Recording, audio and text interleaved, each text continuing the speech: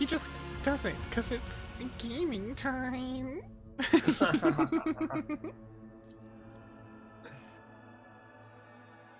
I said don't touch me.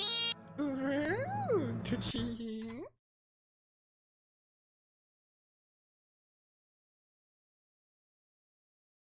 Yeah, I saw you jailed Touchy. Give me a second. Why? Why? He didn't spell my name right, so therefore it doesn't count. I declare mistrial. Melee spotting. Trial. Just imagine the I said don't touch like me. Counter-Strike enemy spotting. Melee spotting.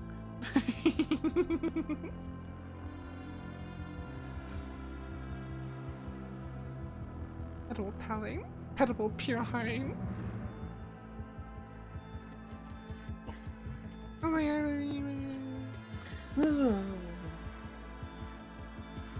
I have put the code in e-chatter.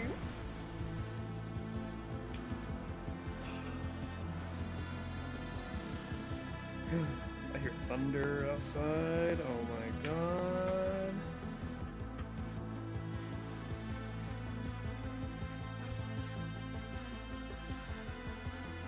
We're gonna get hit by this thing. Let's see.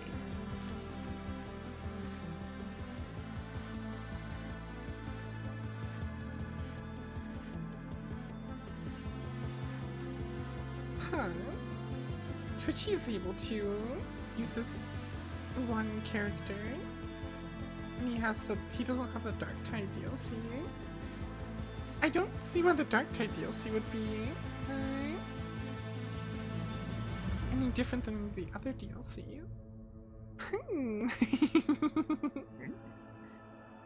Maybe you can have the mercenaries. I mean, I don't see why you wouldn't be able to.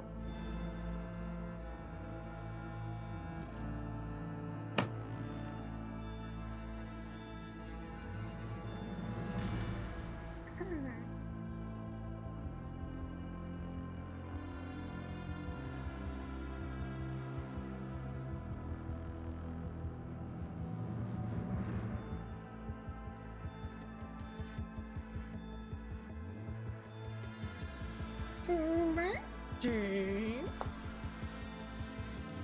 Fire.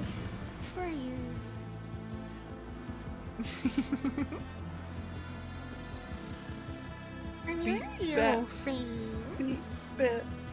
Beat that.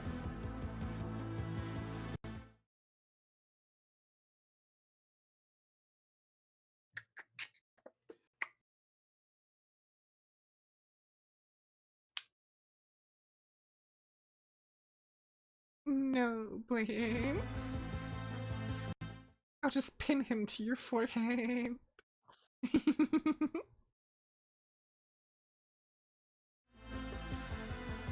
And if this is the final battle of the game, my guess is 10. If this is not the final battle of the game, my guess is a 19. It has to be 19. Twitchy, say something in chat. What do you mean, like in e-chat? In this guy's stream chat, because you're apparently not on the list. Well, while we wait on Futters, I'm gonna go get some water. Ayo, BRB. Burb. You can't do this to me, Futters. I'm still getting water anyway. I'll BRB super quick. I hate you, bullets. Never mind. Again. Again.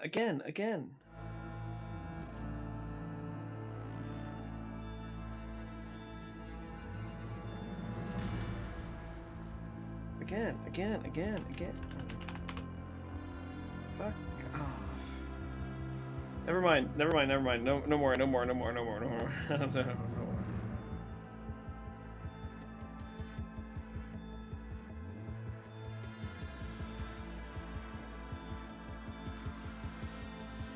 No. No. I can't do it for that amount. I can't. I can't. I will. Fuck. Okay, that's it. That's it. Nope. Nope. How many points do you have now?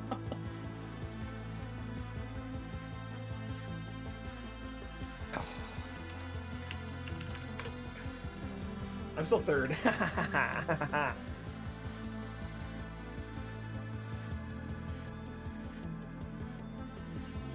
I was well over 200,000.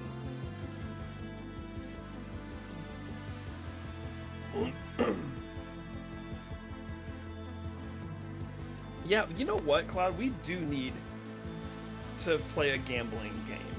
We need a gambling game. You know what? Let me see what we got on Steam for gambling games. Red Dead. Well, I'm thinking something that's more for like actual, like the whole point of the game is gambling. Let's go gambling. Let's go gambling. But it has to have skill. It has to have some kind of. It's got to be blackjack or poker or something. You know, we could go to the casino in GTA 5. I don't have it. I don't have it installed, but we could play. We could go to the casino. I don't have it installed either. I said don't touch I actually, for some reason, have it installed. I forget why. But if we do that, I'm rocket punching Twitchy across the map. Rude, fudders. But thank you, Alco and I Pierre. said don't touch me. Hey, Ashley. Back up to 60. Rude, Fitchy. The Four Kings casinos and slots. This I is still think Red multiplayer? Dead has the better.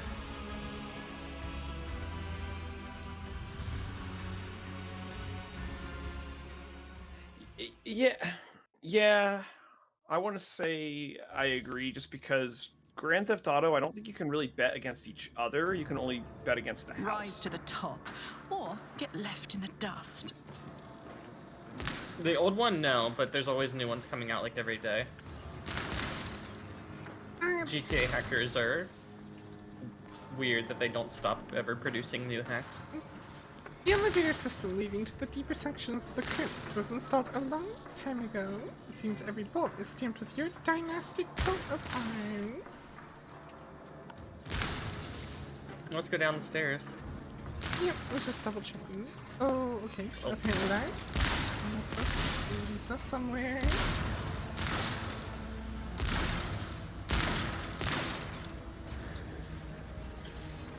Oh, it's one of those.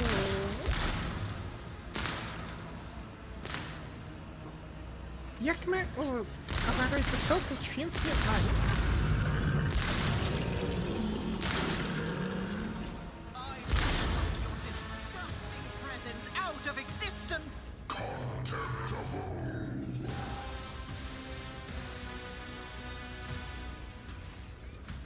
Oh god, I'm far away. Twitch and or Flutters could get over to where this death mark is and snipe down. Yeah. Honestly, It's gonna take me a while to get over there. no, it wouldn't. Just come over here where I am. I mean, all the little Necrons are honestly Actually, yeah, here's fine. they're really weak. This is the only. Okay, this one and this one. And the big guy are really the only ones with health bars. Like, at all.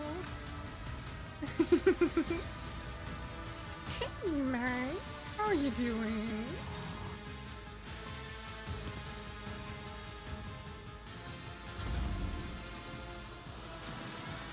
We need to kill as many of the smaller Necrons as we can. The boss guy gets everyone critical chance. Everyone crits if there's more than 3 Necrons. Just don't get hit. You're doing well. Well, that's good to hear.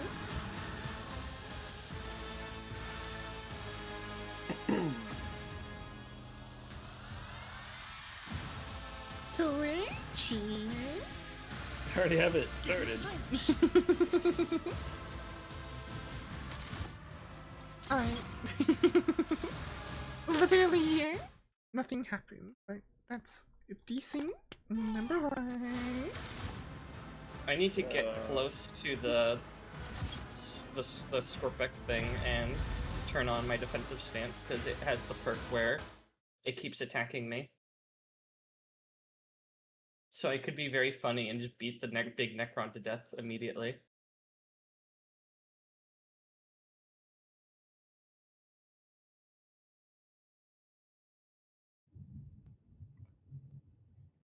I can hear that thunder. Yep.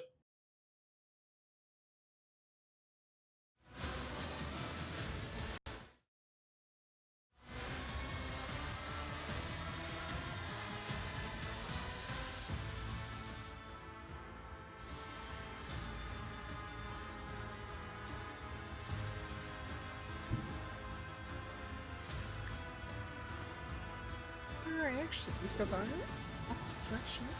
Now that I think about it. I'll make it happen.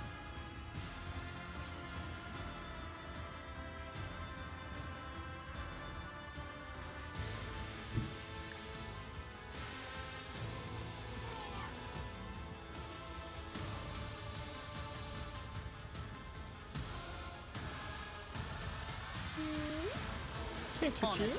You get a little extra boost. Hooray! Hooray! An I'll extra make it little happen. extra boost. And an extra little boost.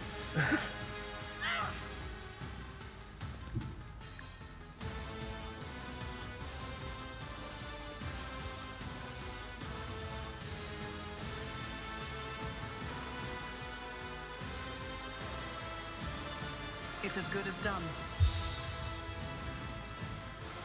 I'll see to it personally. I'll make it happen. I'll see to it personally. Who, if not me? Right.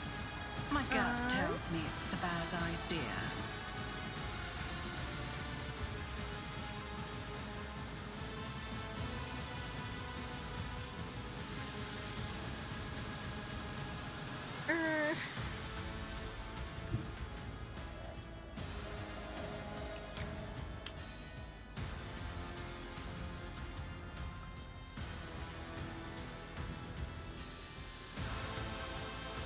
If I give you the thingy bricks, do you think you could get to the cryptogeometric sentinel? Like the full turn? If you gave me the small turn first, probably. I don't know if I can reach you all the way over there. I can't.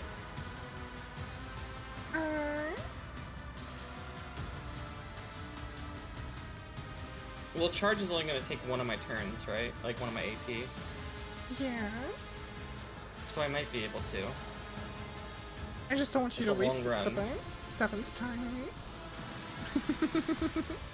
Then wait to give it to me for when I can get close. I have the last in turn, so the moment I move up, it's gonna be your turn again, and you can give it to me. Kind of wasting momentum then, though.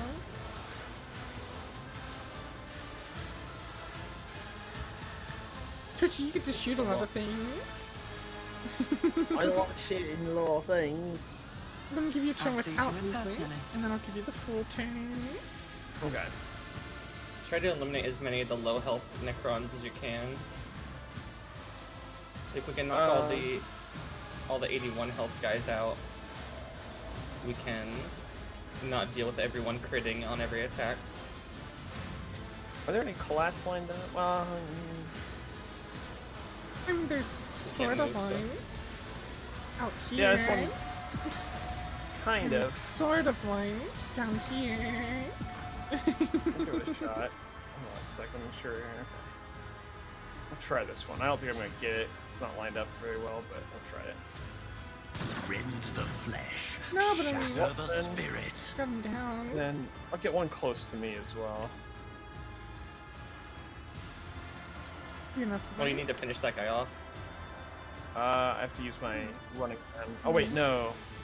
If you I don't run, have any- if you run and gun, it'll be a free shine It's a free shot. because it reduces the attacks by 1 EP. Can I get?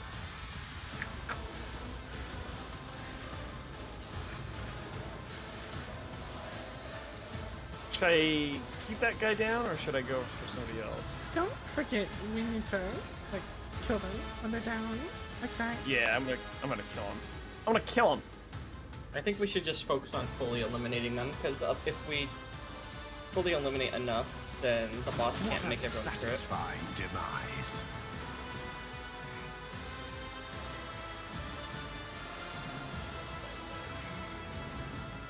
Yeah, you're gonna have to end your turn, and then I can give you that full turn unless you just blast a bunch.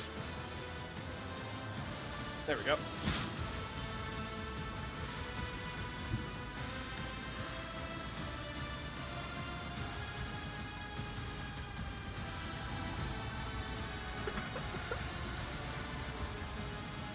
This guy's dying.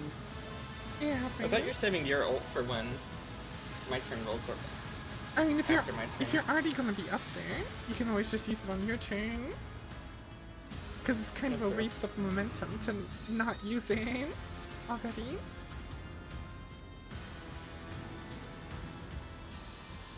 This will just. Over here on Twitchy over here. I'll see to it So this is about personally. to go. To the back line on me for the It's as good as dodge.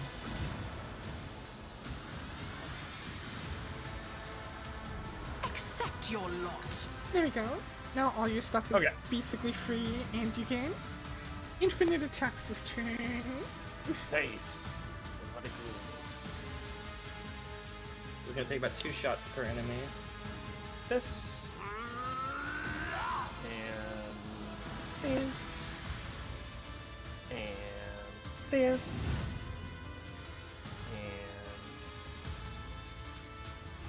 And this.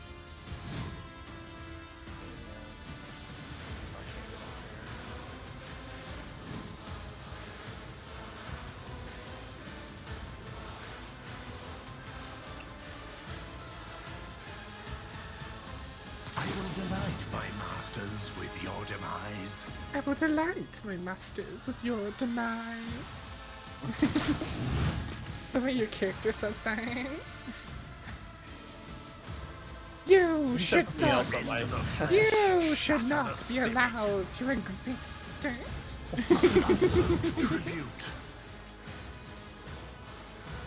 Oh, I can't. Oh, you got a Revel and Slaughter. Did. Yeah, that you get run and gun, which should be free. Which should then give you a free attack. There's 2 more over Ooh, here. look at you Yep. go!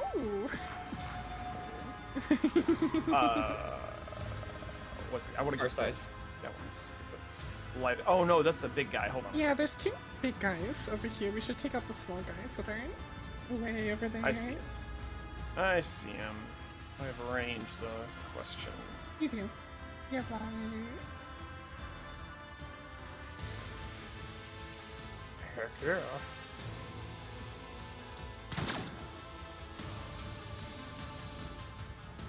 That was a weird thing to get a notification for.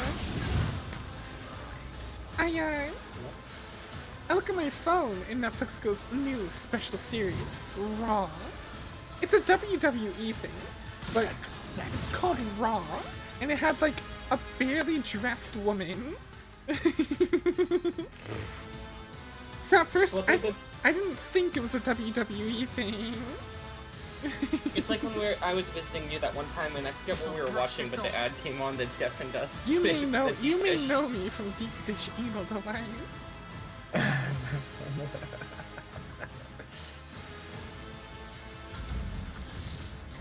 That was something you just said.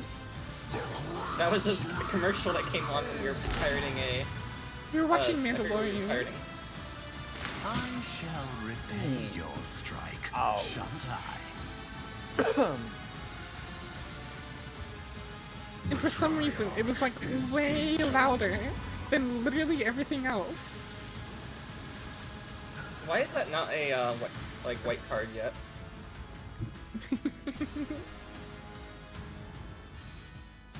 Oh, I should have sent Ulfar at the other guy.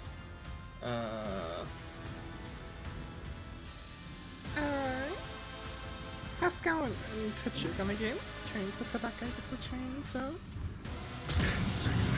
That's not what I meant to do.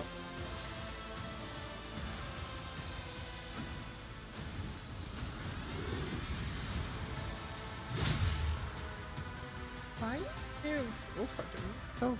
Why does Ulfar have minus 20?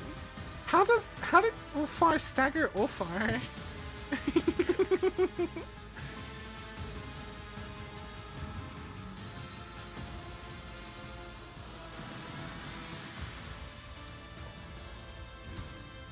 Also, Fudders, I was watching things with Blades. That'd be a really thing to watch with, you know, my significant other. I think it's a normal, healthy thing. Deep dish, anal delight. Yeah. Uh-huh. Normal.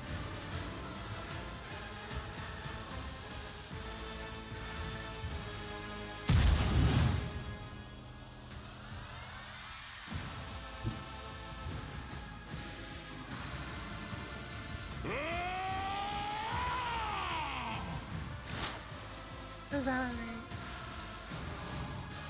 Flatters.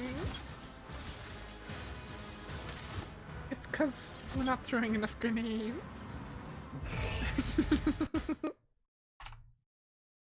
Me too. I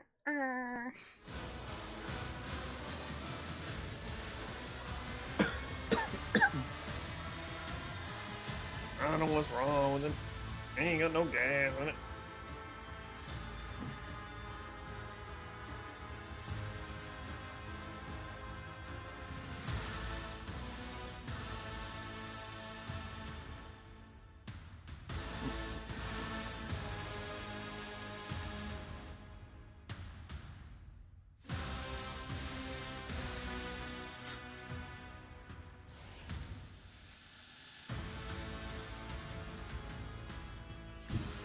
They're slowly adding 1 E to their VM for every DC.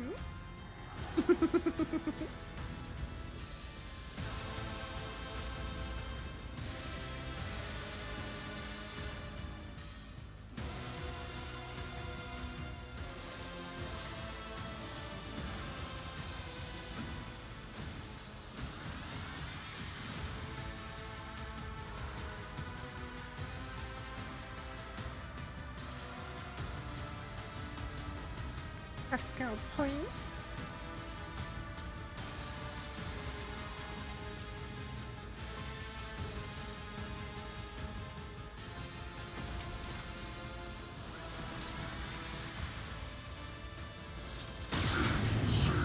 Ah, I see you. That does a little damage.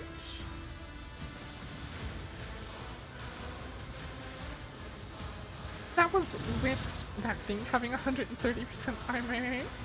Granted, Pascal's thing ignores like 120s or like 100 something, so.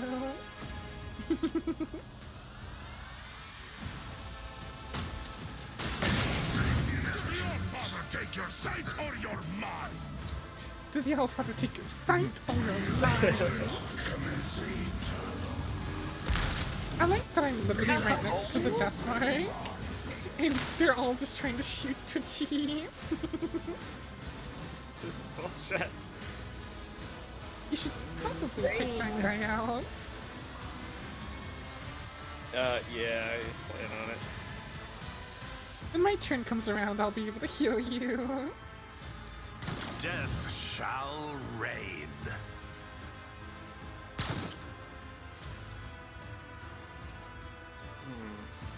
You can now revel in the slaughter.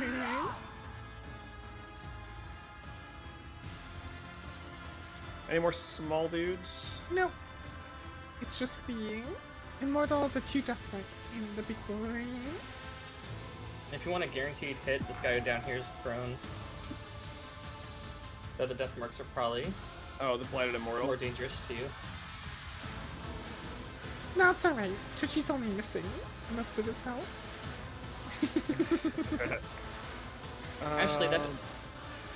Actually, that doesn't work. They're already a great unclean one.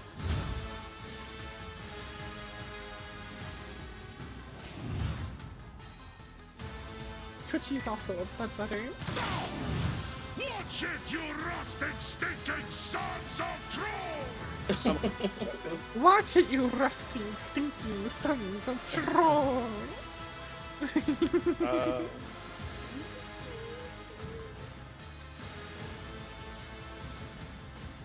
Hold on. Make sure not to blow you up too, Blitz. I mean, we'll fucking take it.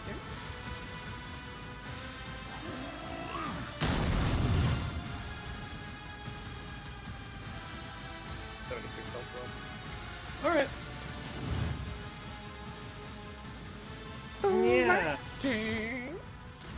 Yeah. Let's do that. The game just doesn't want it to end.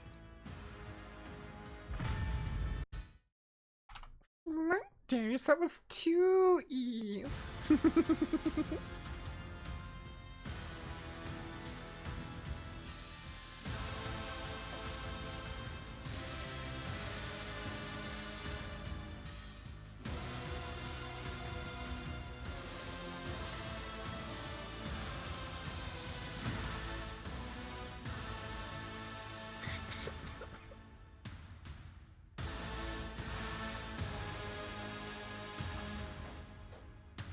Ugh.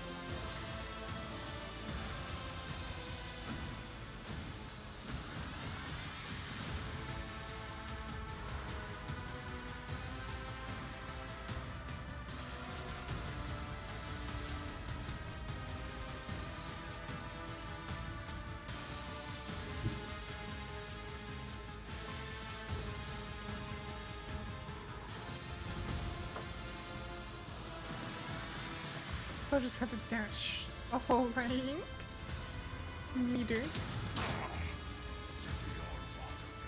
Everyone's apparently hitting Ulfar.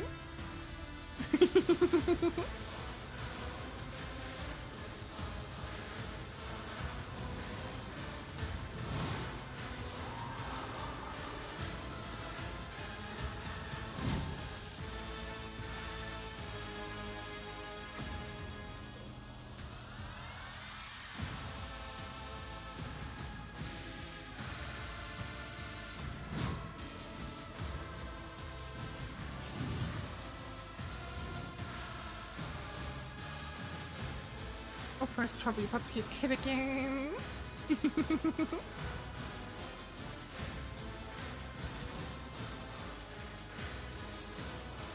And it's gonna be fun.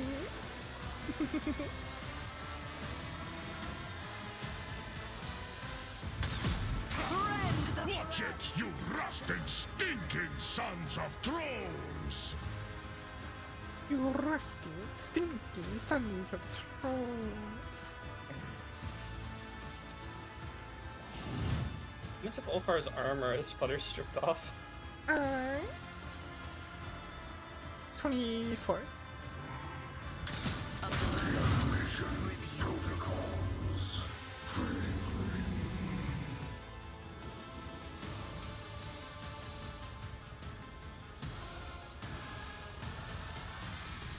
High momentum. And look, we got that. Thank you, just in time, Blades. You just need to go get closer to it.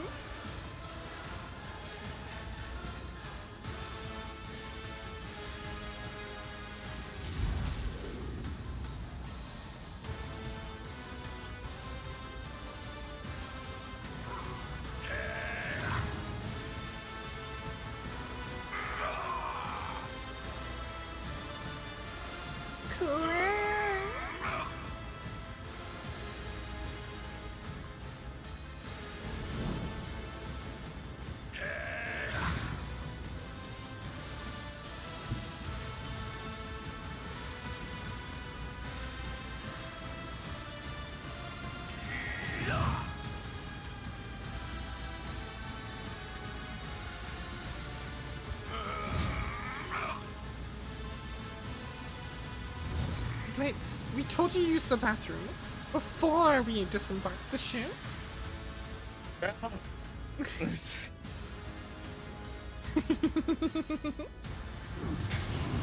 To rip.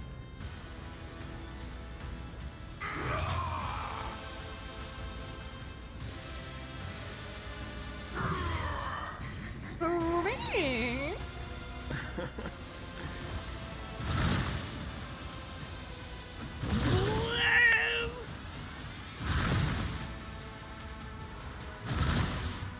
Not my fault.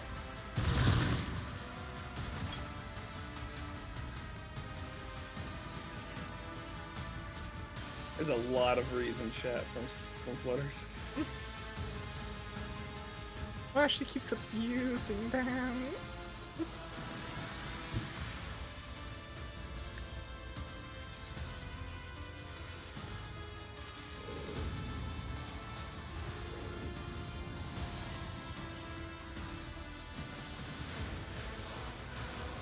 I'll see to it personally. I'll make it happen. On it.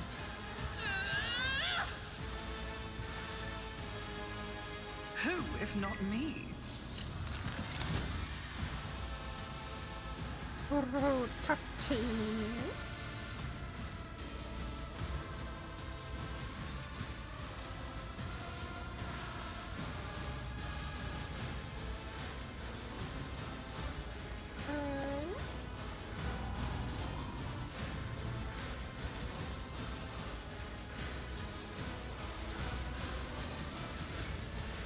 Here, Blitz. I Smack him. won't compromise my principles.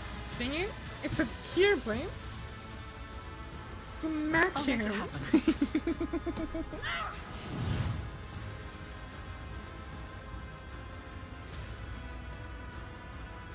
Nothing. Your defiance Me? is futile.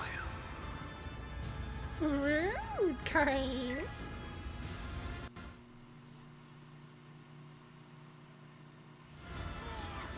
That's not what I meant to use.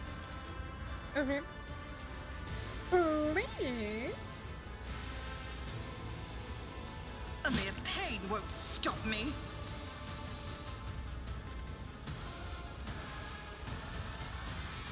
It's as good as done.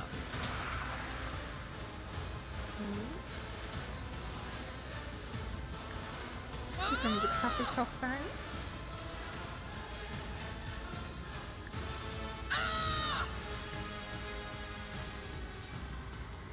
It's whatever. I want him to hit me. Don't let your guard down.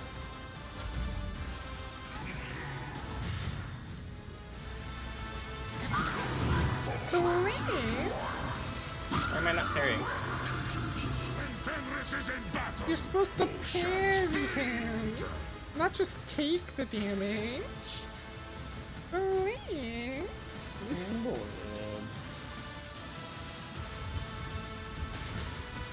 My hand is thunder. My strike is ruin. I will carve runes out of your bones.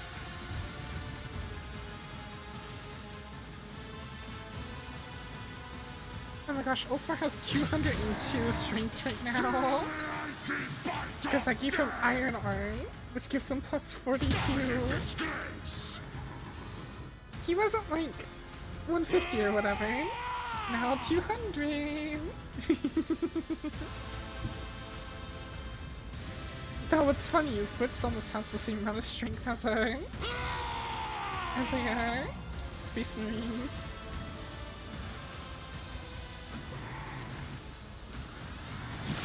Skitya, my Karamite hide is strong.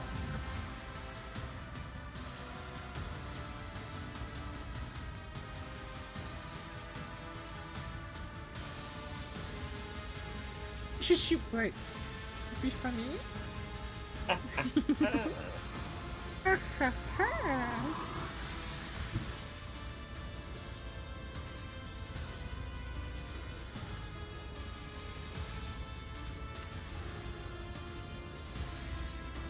But what about the collaterals? They don't have to collect. That thing just automatically arcs.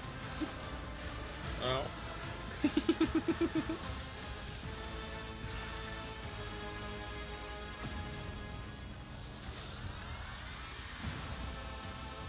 As long as it's within 10 cells of the target, it arcs. The thing was made for flutters.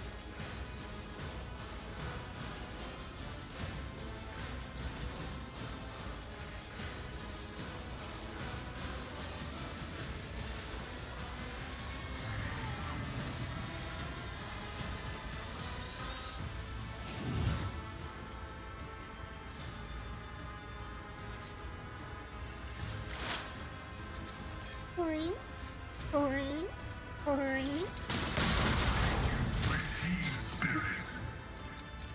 You know, they're all down. Oh, Twitchy's dead.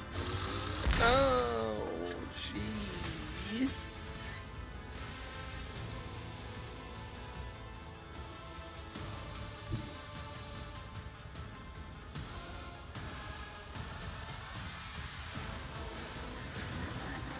Twitchy, why'd you die?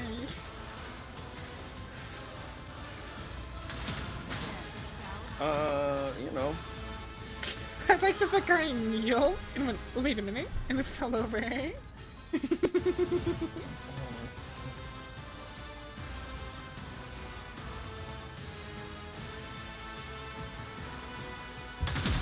delight with your demise. I like that the death mark went insignificant, but Flutter's kinda took off half of its health. Accept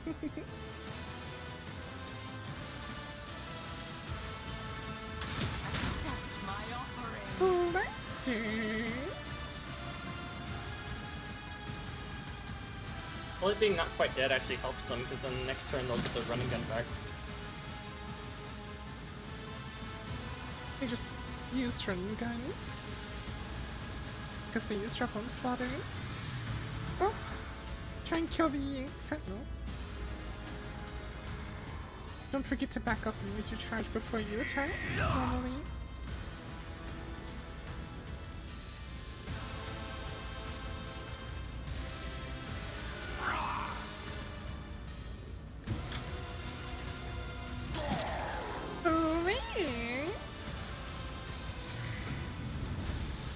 You have been judged and found wanting.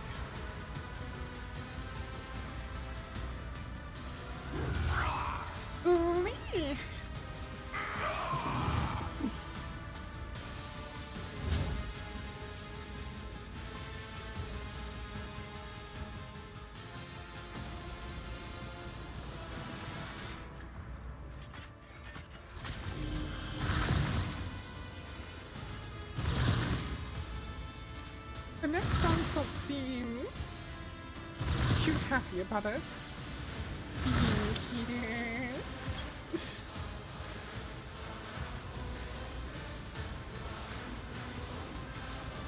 Does he have a thing where he just keeps spawning enemies if we don't kill him? I'll make it happen. I don't know.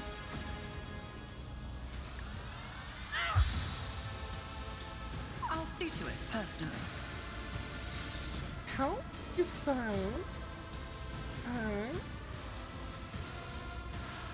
how's the veil not like super degrading?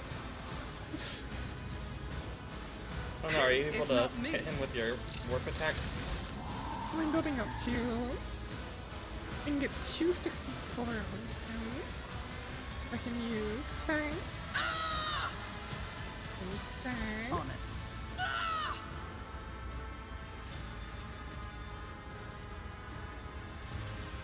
That's not the ability I thought it was. I'm not using that. Ooh, get back here, Blinks! I don't need luck. I have strategy. Smack him once.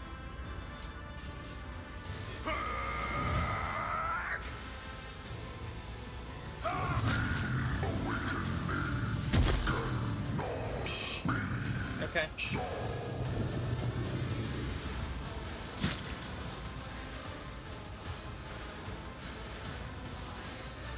It's as good as done.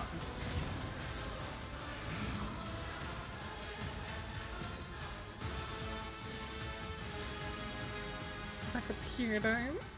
Feel touchy. I'll see to it personally. Don't mind me just running literally across the arena.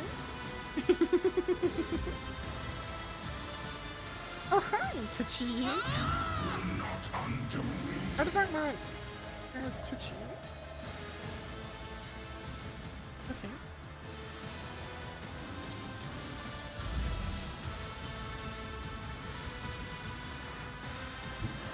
Am I not risible? I think I had like a smidge of damage on myself. So that health didn't end up going to you.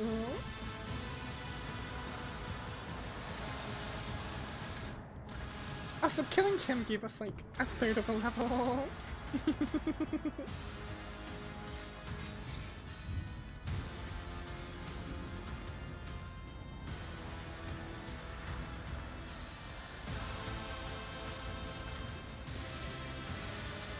Disconnected from the server. Yeah, disconnected from me too. I am the leader now. I blame Twitchy. Oh, my headset died. I still blame Twitchy. There's the code.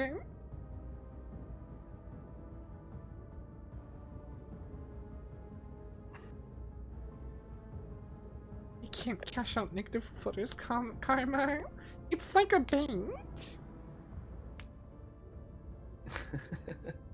I think they're trying to do like a integer overflow glitch. Hey, Shadow, how are you doing?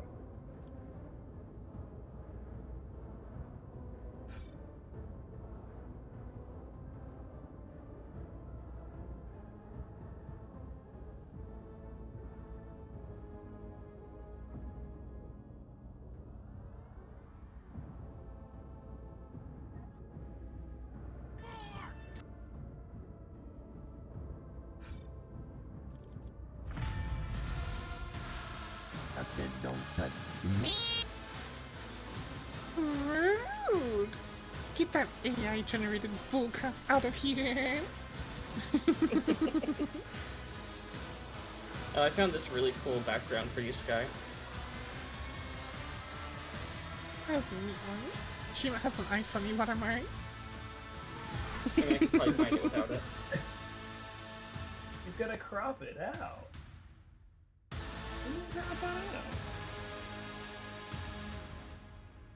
But, I haven't changed my backgrounds for, like, forever. I know. You have the same background you had when I met you. Uh-huh. Well, actually, no, I made you change it. Because I have a... Here, hold on.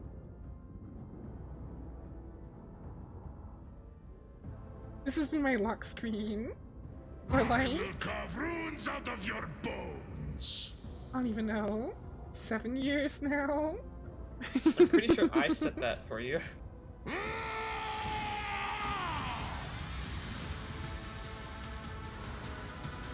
You see, Ivan, when hold pistol like me, you never shoot the inaccurate because of fear of shooting who.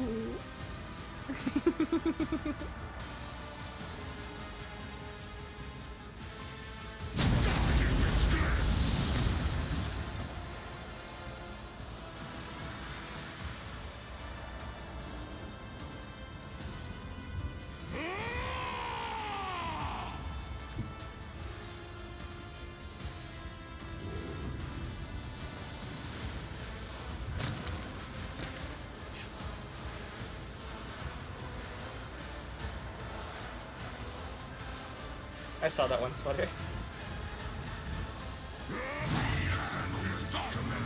My strike is ruin.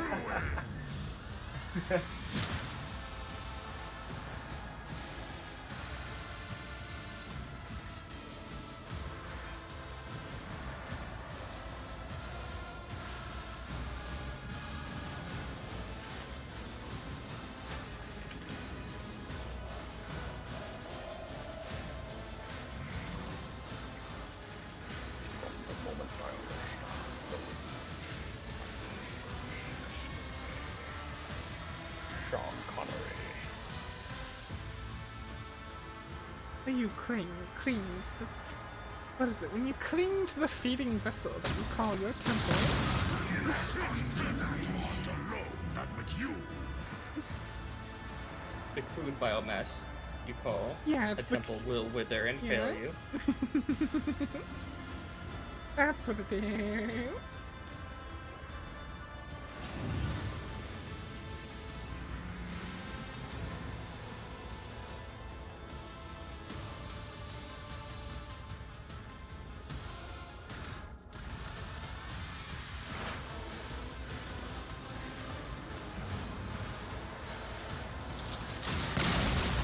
Did the All-Father take your sight or your mind? That apparently downed Ulfar.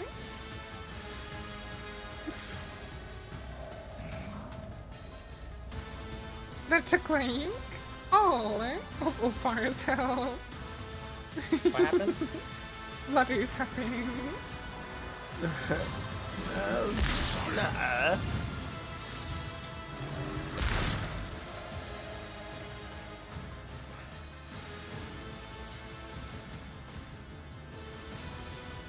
Schlagship Kanon. Jans. Ja.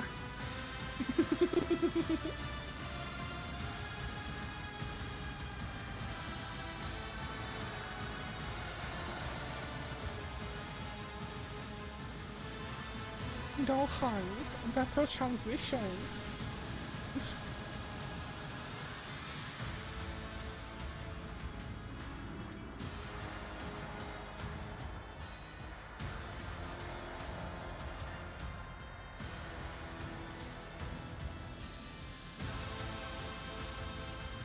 Because both me and Ulfar are melee floaters.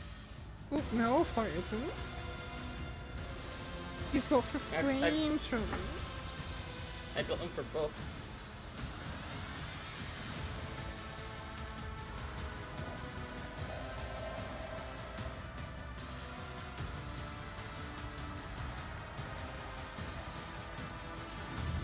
I will delight my master with your demise.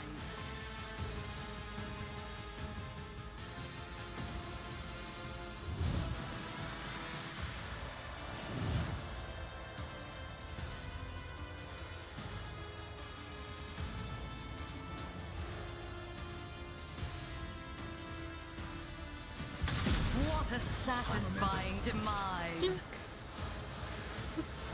Go wild floaters. Murder.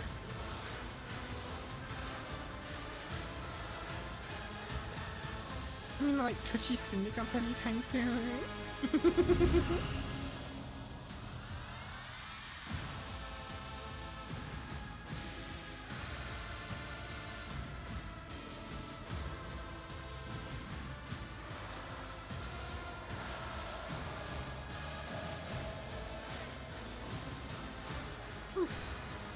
I didn't realize the Deathmark does disrupting shots, which make me lose 2 action points and 4 movement points for my next turn. I just realized that the whole Tomb World's waking up.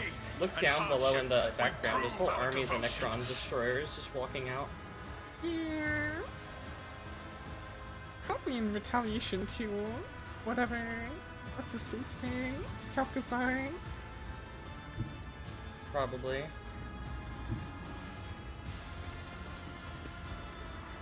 Hi, friend.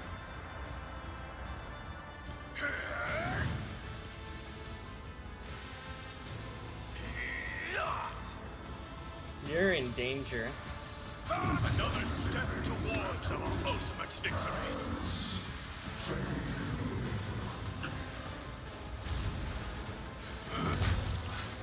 Bonk.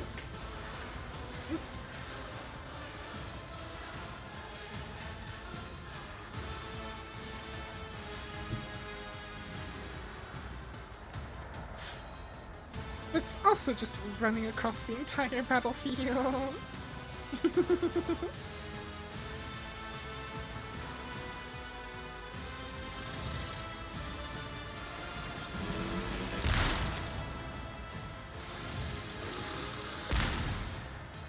Reassemblement commencing. Twitchy, stop being so sleepy. I'm ready for whatever Now is not the comes. time for eating. 5 more minutes. Twitchy.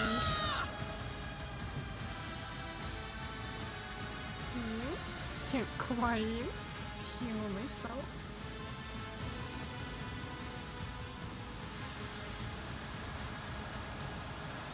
I'll make it happen. There we go. Now I can.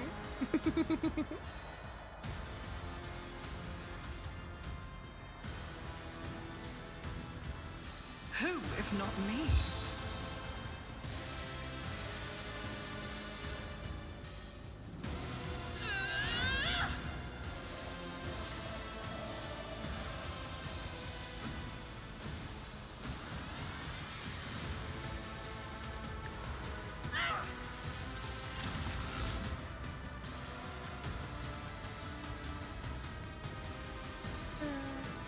On it. I'll see to it perfectly. Ah, good. I finally destroyed the veil. Yes, yes. Good morning. It's as good as done. Hey you, you're finally awake.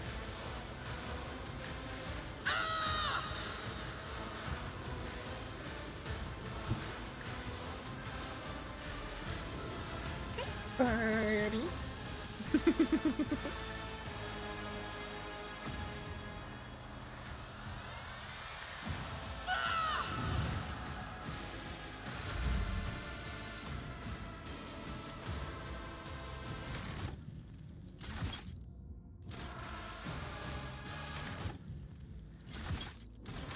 Twitchy. I'll do it again. Oh, fucking do it again.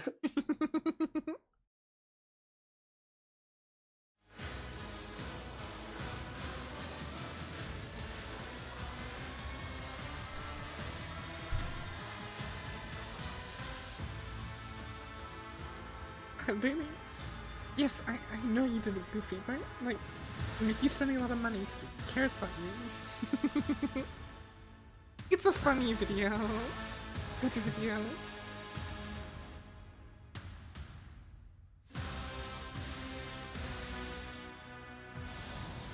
So, you should probably try and kill that guy.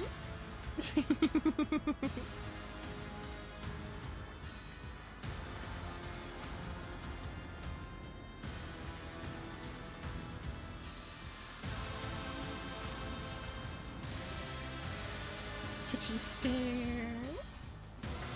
Oh, I'm alive. Hey. That's why I said good morning. Ah, I see. But yeah, you should probably kill that guy before he kills you again. Oh, blighted Deathmark? Yeah, the guy behind me.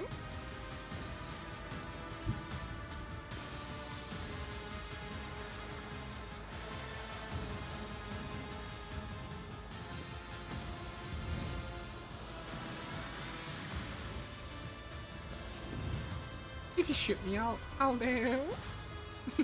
When I shoot you. Yeah, I'll live. Or I'll dodge it.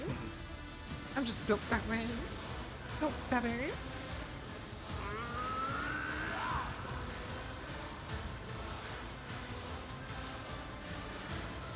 Well, I mean, you still gotta, you know, finish him, but...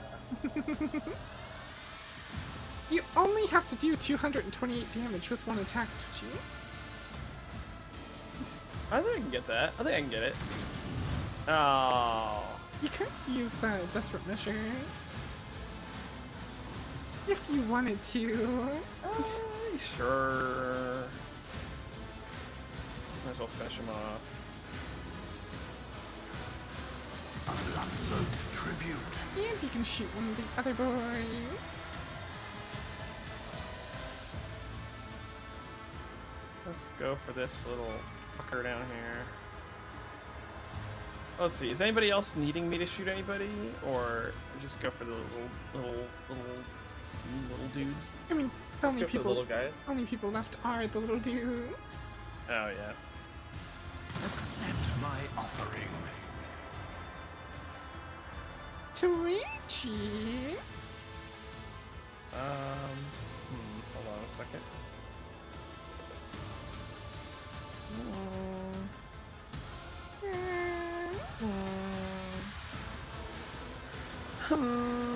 I mean, these guys are dead before you get another turn, probably. Yeah, probably. They're dead before they even get the turn, probably. Full masters.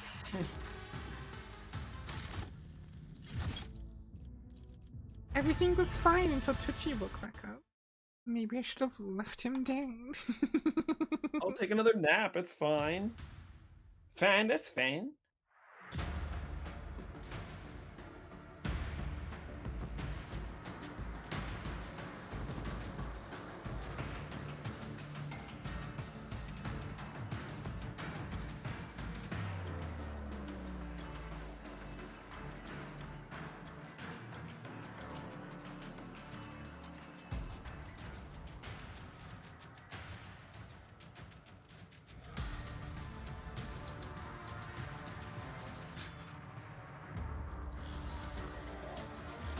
Sick him, Pascal. Lick him, Pascal. Get him, Pascal. I don't think Pascal has that. Huh? A tongue? He's got a Yeah. vox. Maybe he has like a synth tongue. No, I doubt it. It's probably just a tube. If you can just kill this guy first, they'll both die and like end combat.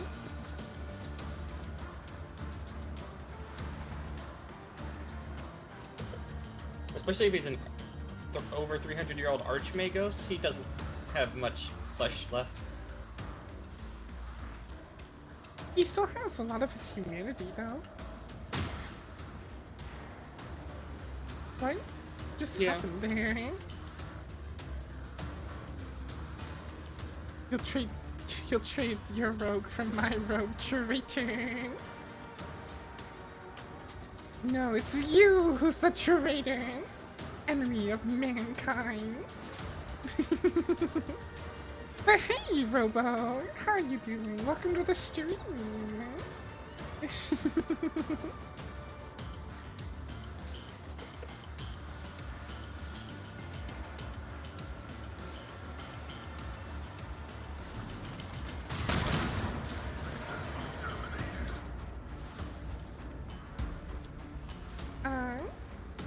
Damage taken by the Necron Warrior 16, what? The Colossal Warrior's formidable underframe can no longer bear his weight. With armor plates clinging, his great bulk slumps. A low sound is born in his chest, which your elucidator turns into the words. Do one of you guys want to read this? Let woe befall the unworthy Yakmat dynasty. Sleep is nearing its end, and thraldom returns. In my vestment of shame, I peer into the stormy horizons of the future. You notice the convulsions in the Xeno's lens. The light is flickering in his eyes. Perhaps something went wrong during this monster's awakening from stasis, damaging his engrams and plunging him into madness. What are you? The Xenos limbs shiver at the sound of your voice. The Elucidator takes on a tone of revulsion.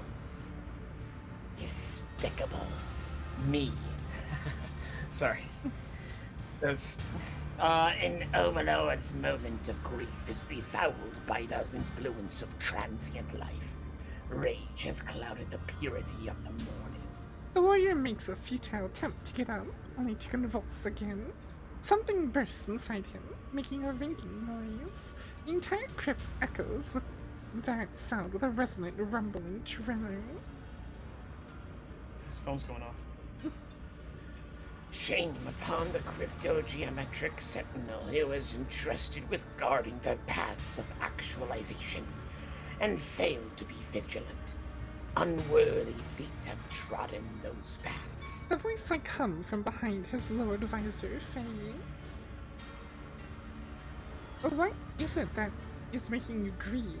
Is it your imminent death? The warrior turns his gaze directly on you. The green light in his eyes flares up like a bonfire. Inexistence is entropically preordained. It is no cause for grief. The egregious mistakes are. The violated imperatives are. The Yakmeth dynasty took watch of the seed of the cataclysm. The seed was neglected. A cataclysm has sprouted from it. Honor has been trampled underfoot. Clearing his throat, Ulfar grudgingly admits. He speaks of honor before death. These ancient Xenos certainly have an understanding of battle courage and honor. Perhaps the old ones are right, and everything has become degraded over the centuries, even in humans. You appear to be looking at the overlord of a minor dynasty of the Xenos. He's clearly a member of a destructive cult that loathes living flesh with a visceral passion. However, as much as he resembles an animated metallic statue, he was once a living being, and the ideals of duty and valor that used to guide him still exist in his mind. What is this cataclysm unfolding here? The Star Devourer is asleep yet awake. His breath is a poisonous pestilence. His dreams are engrammatic acid. Quantum uncertainty is his shroud, and that which came to pass is entangled in it and interwoven with that which came not to pass. Possibility becomes actuality. Actuality unbecomes itself. So brazen a violation of the laws of existence set by the Omnissiah. The very idea is infinitely blasphemous. So blasphemous as to almost be sacred. What? It's because the Necron's talking about the Void Dragon. He's talking about the Omnissiah. The Tech Priests are just misinterpreting the Void Dragon a little bit. The monster's madness is clearly overtaking him as his speech turns into a tangle of incoherent exclamations. I don't want to unite. Let them go back to sleep. Instead of fighting each other, we should unite to halt the impending nightmare. The fallen warrior scrapes the floor with his claws and screeches furiously. Unacceptable! The rot of transient life must be eradicated. That's not what the Silent King wants, buddy. We'll grant the ancient warrior an honorable death. Your watch is over. Do I have to walk all the way over there? I think I do. Just give me a moment.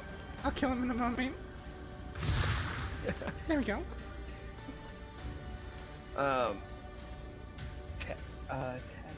Tachyonic. Take tachyonic. May tachyonic wind carry my words. May the oceans of subatomic resonance reflect it, and may it resound until the world grows old. Convulsions begin to affect the metallic body, and the entire crypt is quivering along. The walls seem more fragile with each passing second. Impossible anomalies are now rampant in them. Let the Yakmet dynasty be cursed. A terrible rumble comes from somewhere deep inside the crypt as soon as the green fire goes out in the fallen warrior's eyes. The glow of the glyphs upon the walls become chaotic and disarray. Something just broke irreparably in this crypt. Did we do that? Oh, she. Make sure we heal the Twitchy's wounds. Yep. All he has to do is I use have one head of that. trauma. Whoa. All you gotta do is use one of that. Skin patches. And don't forget to restock grenades, too. Oh, yeah. Good idea. Bon idée. That there's a good idea. I'll be right back. I do say.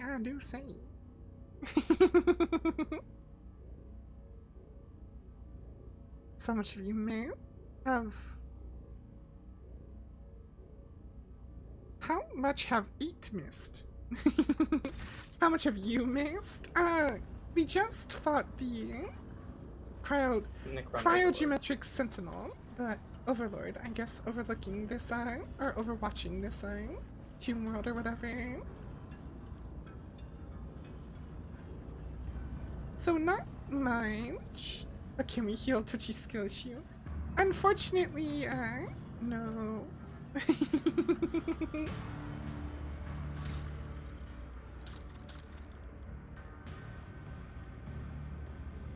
We have gained a total of 109,033 experience this playthrough so far. Just a little bit.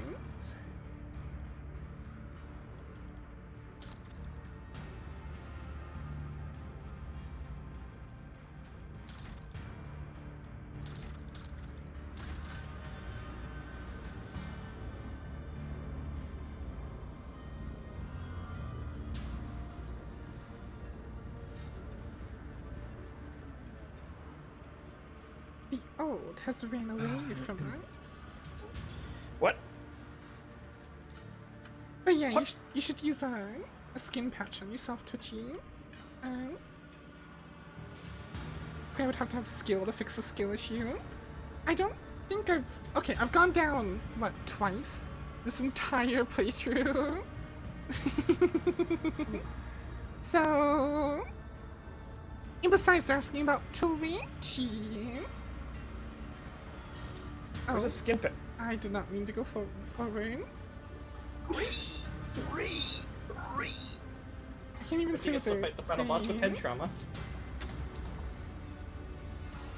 Oh, they're letting us in. Okay, now you can do the skin patching. Is the skin patches in notable? Or where is that? Usable? It's a consumable. It's like a healing patch.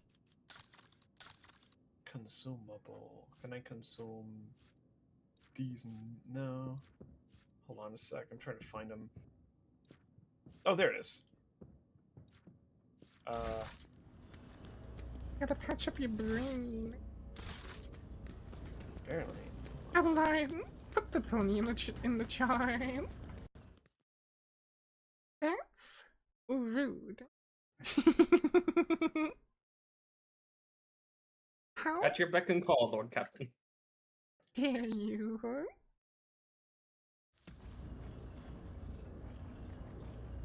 As you wish, Lord Captain. Oh, I'm up.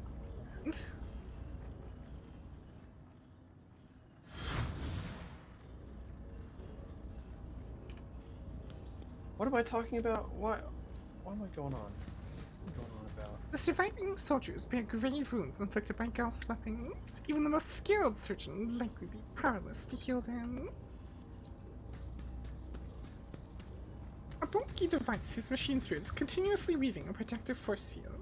This must be what is holding the Xenos at bay, but looking at its unsteady flickering, one cannot help but wonder how long this barrier will last.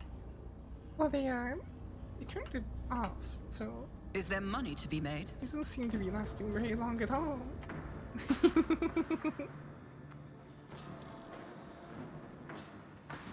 Oh, Twitchy's down here. Onwards! Onward and upward.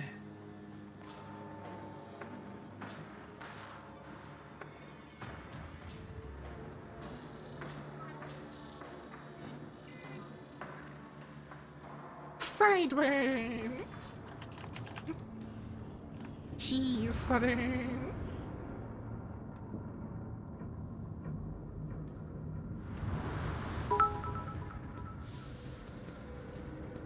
Pet, pet, pet, pet, pet, pet, pet. Pet you. Well, that's one of those Bass Pro Shops, but it's not the typical Bass Pro Shop.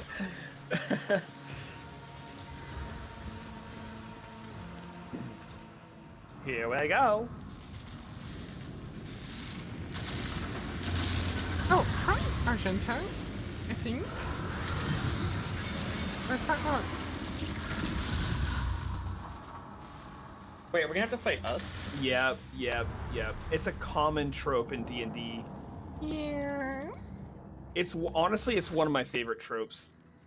Reality, Alright, I call Twitchy. reality bubbles before you and bursts with an agonizing shriek. A few silhouettes now stand in your way. 3 of them seem to have your face, and yet the differences are striking. Each has been marked by other accomplishments and different experiences, making you feel like the protagonist of a tale about a pair of twins separated at birth. Emperor Well, I think these are all supposed to Who is be that? me. Oh, are they? Just like Oh, good. different versions mind. of me. Emperor, bestow strength upon me to smite yet another obstacle as I carry out your will. We're fighting a mirror. If you are sentient creatures and not mere eidolons, I suggest you back down without a fight. I did not come here to claim your lives. My master changer of ways, is this of your making? No, I can feel it is not. You are not playing tricks on me. You are sending me prey for a great sacrifice. Look at where our doppelgangers came from. The blatant abuse of the fabric of existence is causing the motes of reality to flare up. Ah yes, the motes of reality. Something I knew of very well. You see the mirages of the Coronis expanse in their glow, altered past recognitions by the decisions you have made, or could have made in some other world. So one of my versions chose to serve the archenemy. I do not serve. I reign. You grovel, but I dominate and rise even higher. Wait, a Tesseract Labyrinth. That's one of those moments in time that are captured, isn't it? Mm-hmm. So, oh my gosh, so this is 9? This is supposed to be, like, not the first time we've been here, quote unquote. Yeah, I guess this is just repeating over and over. You notice that your replica is sporting elaborate makeup. Under a layer of powder, the doppelganger's face looks strange, its skin covered in wrinkles. Somehow they remind you of closed eyelids. Adira opens her mouth, and you see the blackness between her teeth in place of her tongue. 100 otherworldly warp voices speak instead of her voice. I think that's what they're going for, Flutters. I don't remember how Adira even sounded. We literally killed her in Act 1.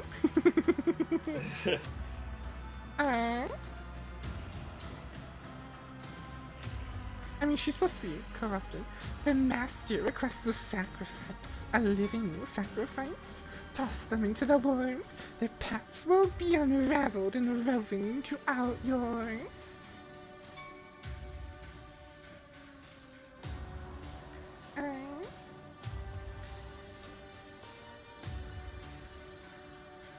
You are disgusting. Ew, gross. You won't believe how little I care about what you think.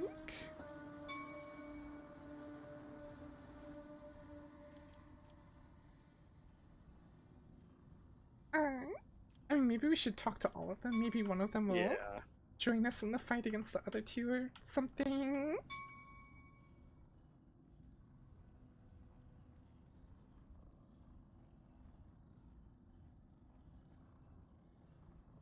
If you... I didn't even know you could get Marizaki as a... Dang, we just kind of always make him angry and crash out. Yeah, it was really funny bullying him. We'll address the peaceful copy. You seem to be the only one who isn't trying to pick a fight.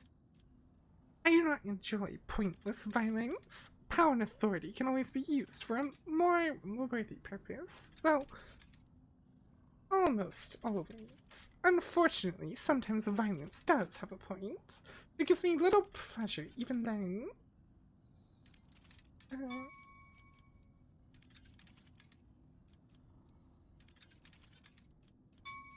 So what brings you to this dangerous place, most peaceful one?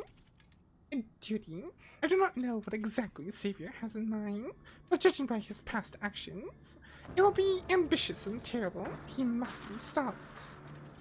Your doppelganger resolutely clenches her fist around an oddly shaped wraithbone talisman. Yodari wears such amulets as a token of a special bond with someone, or token of remembrance for the day. Oh, so, I guess, what's it called? You they got killed by Calcazar or something in this reflection.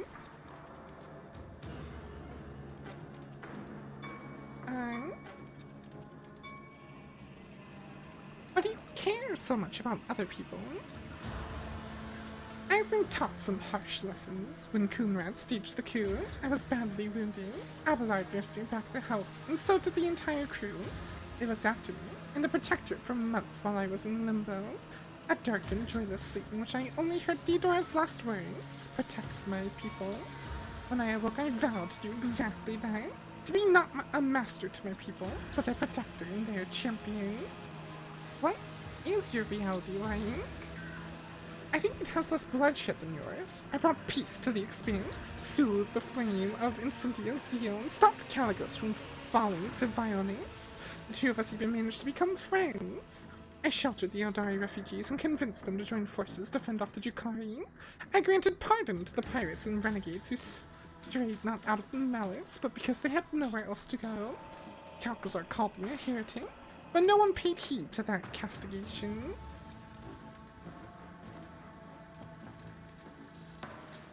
The Fellowship of the Void became a respectable merchant guild. Lodium shed almost all his thuggish habits, but died when Xavier turned footfall into a colossal projectile, which he crashed into Euphrates II after it was captured by Erlon the Cruel.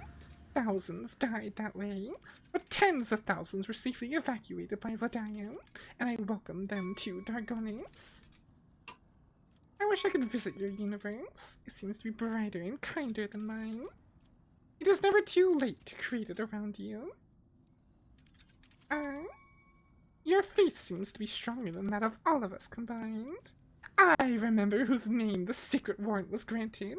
I remembered by whose hand I am ordained to exist. I believe in my faith is a bright light driving back the darkness. But your faith is cold embers, and when I look at you, I feel ashamed of myself. Did you come here to help, Calcazar? And yeah, apparently in that one he did. The future is not known to me. The Lord Inquisitor did not give me the full details of Operation Precious Sentinel, but he mentioned its importance to the entire Imperium. I've come to lend him my aid, or to stop him if his plans go against the will of the God Emperor. Bro thinks he is him. Yeah, she seems, to be very full of herself. Your doppelganger vigorously chops the air with her hand, and you notice some stiffness in the movements, as well as a subtle grimace of pain. As you look closer, you realize that lurking under your replica's clothes are chains of pennants with jagged hooks sticking to her flesh. Such instruments of humility are only worn by the most fervent believers.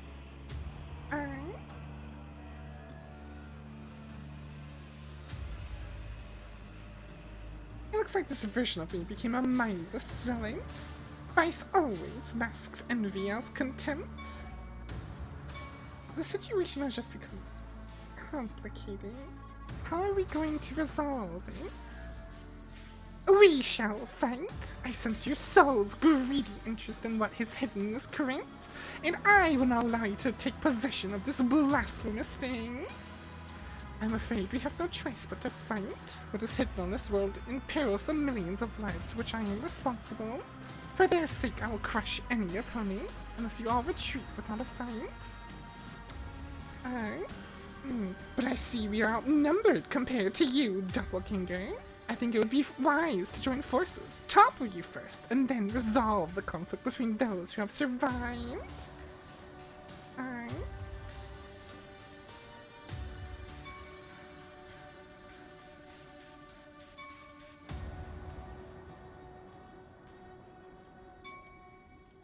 I am going to give you a chance to settle this affair peacefully and avoid self-destruction in every sense of the word.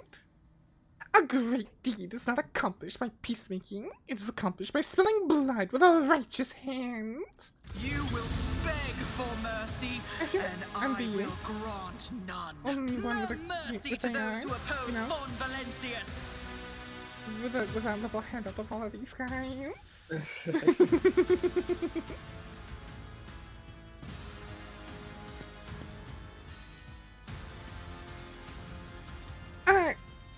We're not too sure, Cloud. It may be what was it, Tesseract Vault or whatever, where it literally just captures a moment in time. I think that's what he's using to spawn in our reflections. Maybe.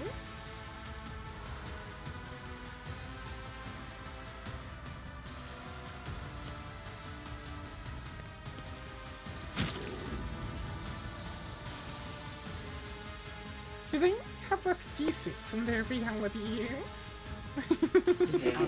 Personally. That's what the desync is. It's they're trying to sync with ours.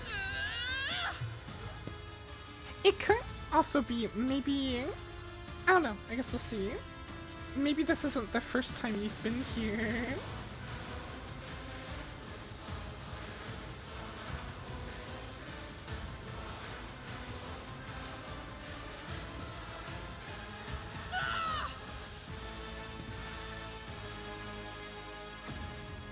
I'll make it happen.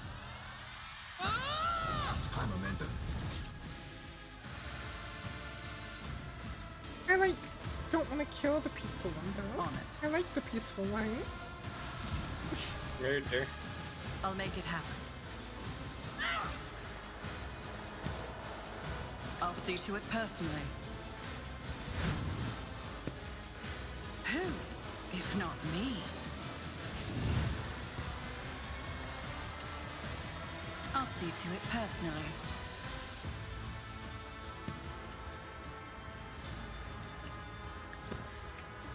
Abelard, bring me your own balls.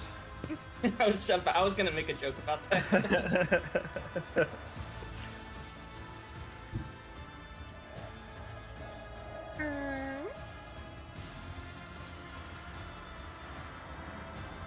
It's as good as done. On it. Here, Blinks. Who, if Charge not me? on the merciful line. And Abelard. One of the two.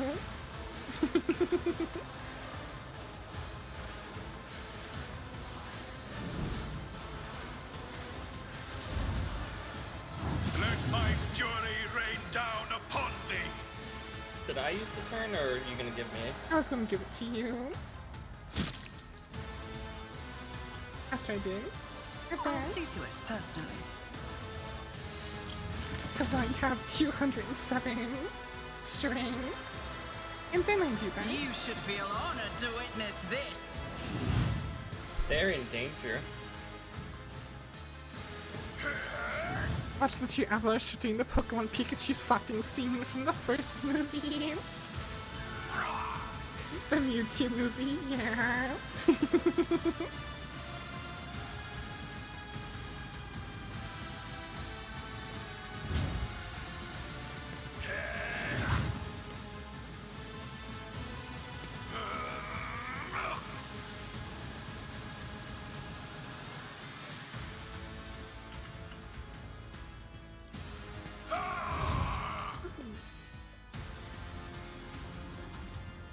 Has been judged and found wanting.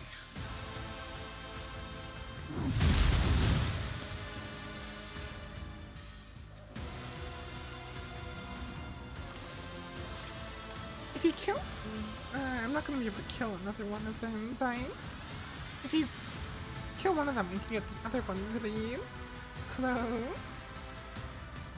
I might kill Abelard with this. Need to tough it out. I'm blocked with 30 health.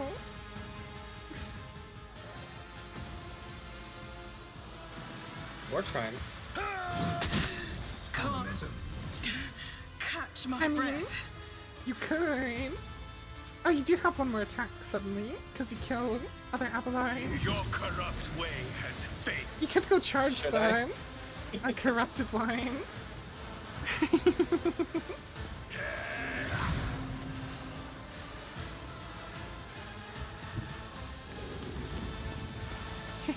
They're in danger. 7 individual attacks. I think you do more No. damage with 7 individual. You think? I think Yeah, so. probably. You Who could do not- we want to You wipe could out? if you kill Idira, Ulfar gonna turn directly after me. Let my fury rain down upon thee. Wait, what did she just yell? My prescience has failed me. It sounded like she just yelled, "Stop it." Feel cold. Let this be the warning to all. Oh no, Adira. Oh no, we killed her again. Oh no. Anyway. Blades.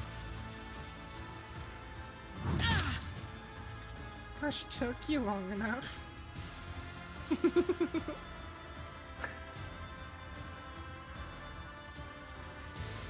How can I not see?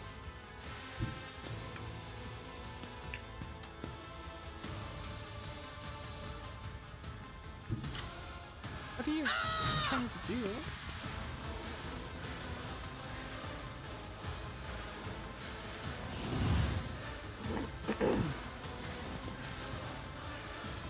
I face worse than this.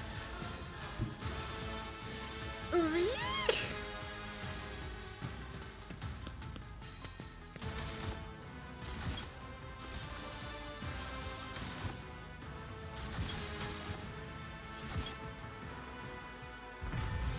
Six.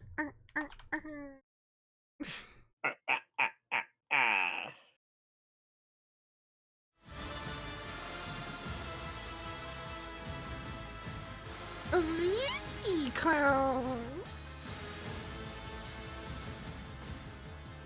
Nothing, don't touch me. Ooh, Florence.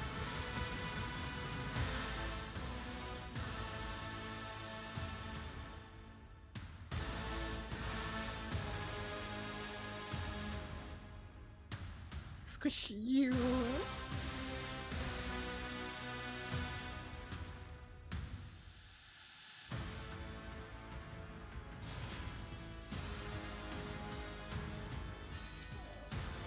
It's as good as done.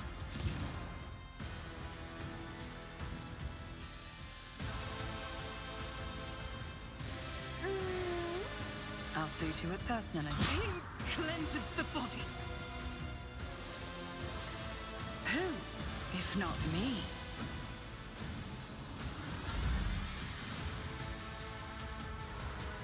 Hey, get him, Blades. With Ulfar.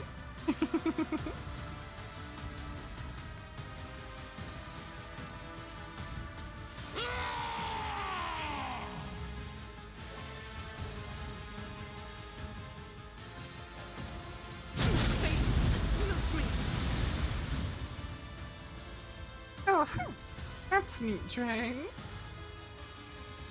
I'm not injured. I'm enraged.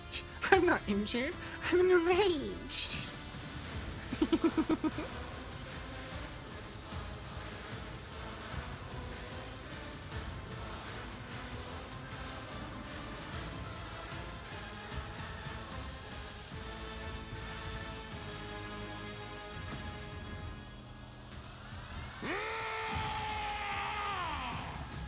Alright. Valor.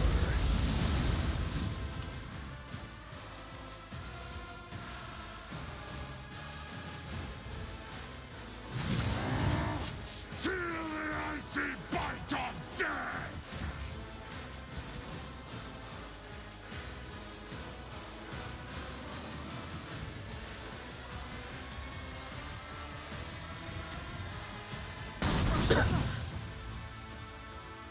Let's make some opportunities. Oh my gosh. Where the heck are they going? I wonder if we... Scared, apparently. I wonder if we fully committed to like, I will one fade thing, this if one of these battlefield in people would not righteous be fury. here. I find it hard to believe in second chances. I find it hard to believe in second chances. I need your aegis, O Emperor. I like that Twitchy Flutters and Pascal have just been all crouched half on that half cover watching this go down.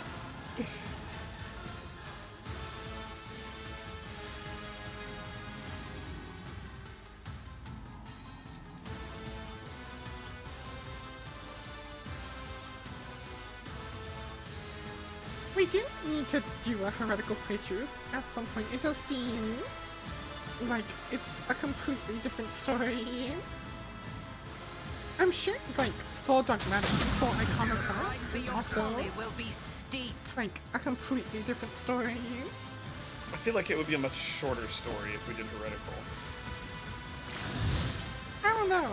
I'm sure, like, the Chaos Gods will make us go do something, or something like that. That'd be cool. Oh wait, didn't the heretical one cost us a desync? After Pascal's turn, I'll reload.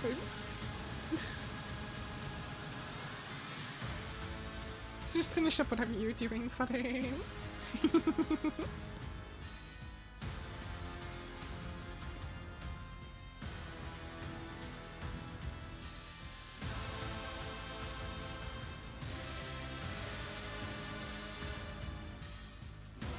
Argento's gonna die on their turn. I don't think Flutter's gun is gonna care.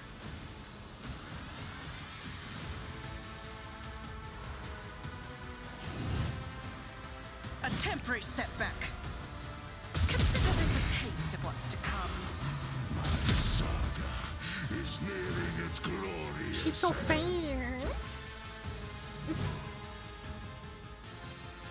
Point. Don't let your guard down. She apparently took Ulfar down.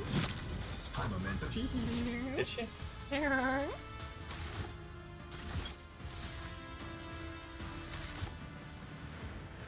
Just need to tough it out. 7.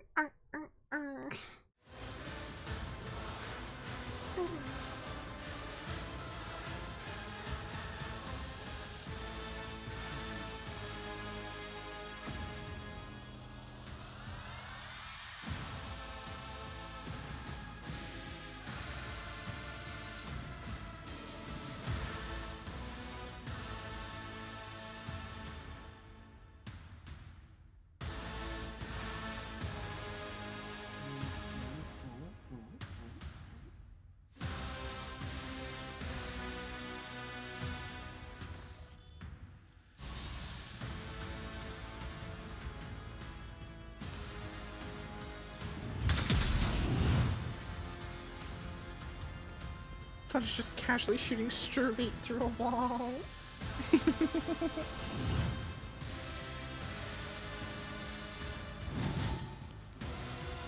If you make use of the heroic, do feel free to do so, Flutter. Rend the flesh, shatter the spirit. Catch my breath. Oh, you can apparently see the cursed reflection all the way down there. And never mind.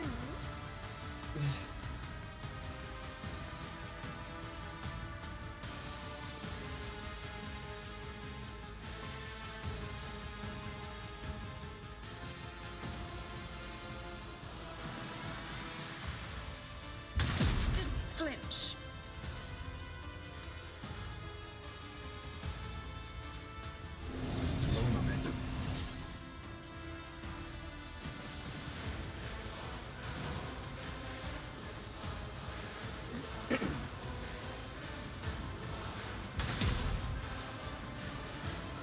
Flutters. Death shall reign.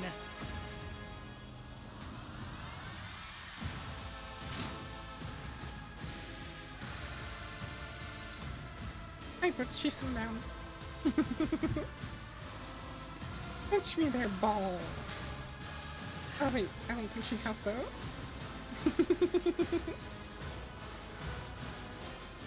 Remember, Rookie, if you get yourself a girl, make sure she has balls.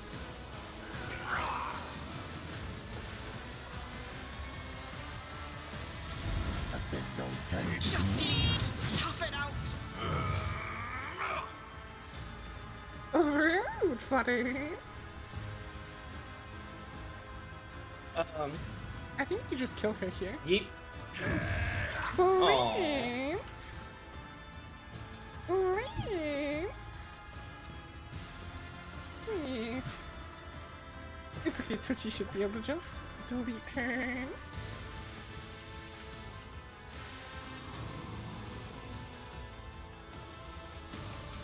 I do kinda wish it was like our builds against ourselves instead of like different reflections of ourselves. Yeah. Because it would have been kind of funny to see Blitz get deleted by his own build. Both turn on the counter stance, both just start beating the shit out of each other. First one to fall in. Am I taking down Argenta, or who am I taking down? The other person. This one all the way over here. Argenta's gonna die on her turn. Yeah, I was gonna say. It's Andor, I kill her.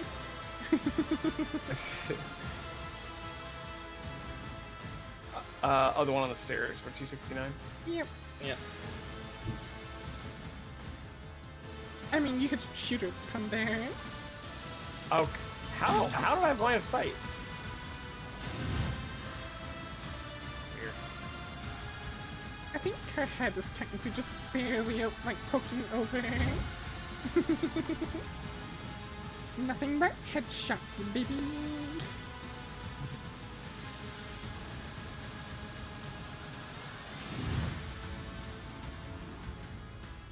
We kind of killed them before they had any chance to even make a move. Yeah. Yeah, they deserved it though. I do kind of find it kind of funny that the curse reflection literally ran away before they, like, the first chance they could get. They saw me charge in and rip the other two in half, and then beat Idira to death in front of her, and she said, "Fuck this." Well, just kill Idira, Twitchy. Not Idira, Argentine.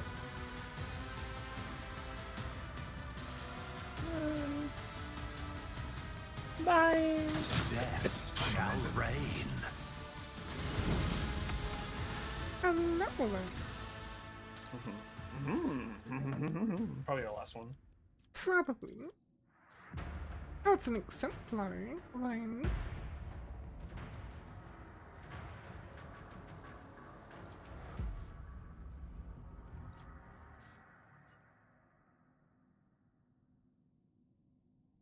We got a new staff, Sky. It's in the box. I'll check it out.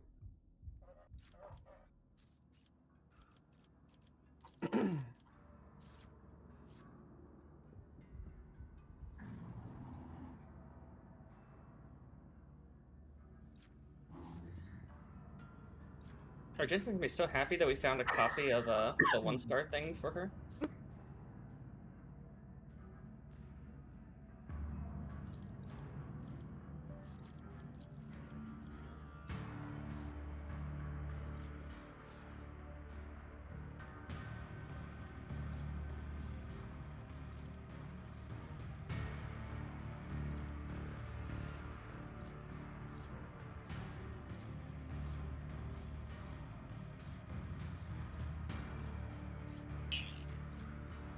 Oh, dang. Short.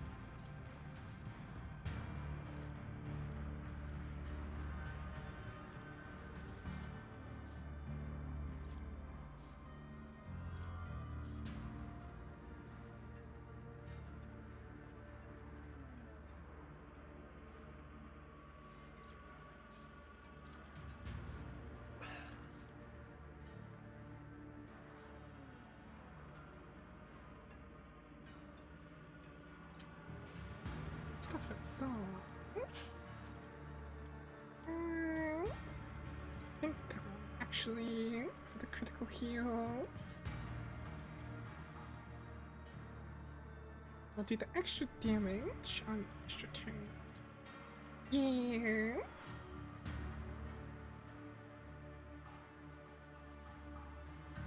made it all the way to almost level 51. I see. I think that was meant. I think that was meant to be a harder fight than it was.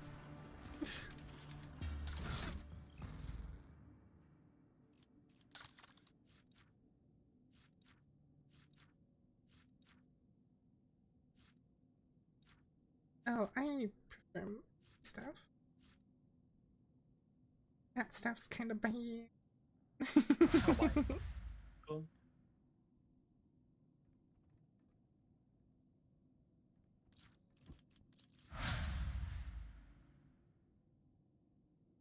Oh. Hmm?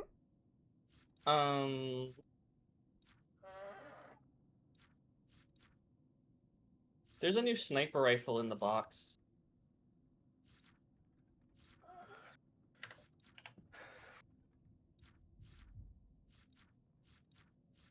Ah, Exodus long lad.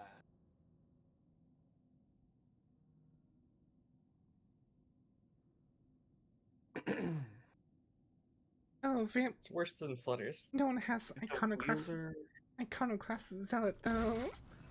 We would have had to focus a single like thing to be able to do that. Oh, vamp. Is Flutter's sniper better than this one? Well, Flutter's It's still better, yeah. Flutter's still choosing levels, so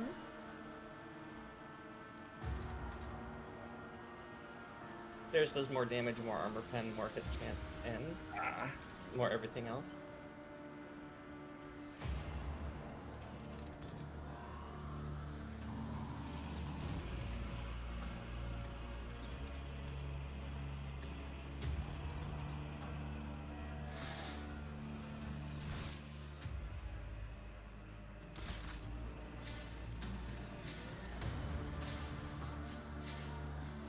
I am curious why there were like reflections. I always keep my options open. Me. They were all kind of cruddy, to be honest. I do wonder if I go, like, if we were to go, have gone fully down a path. If we, like, Dogmatic Heretic, Iconoclast, if one of them would not have appeared or joined us or something.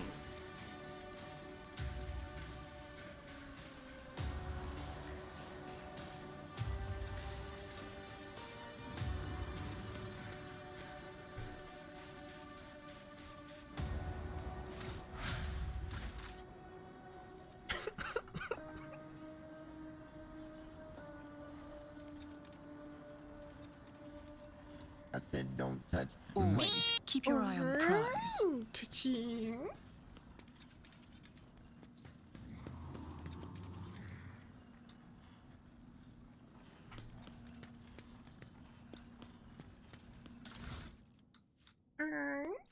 New plasma weapon as well.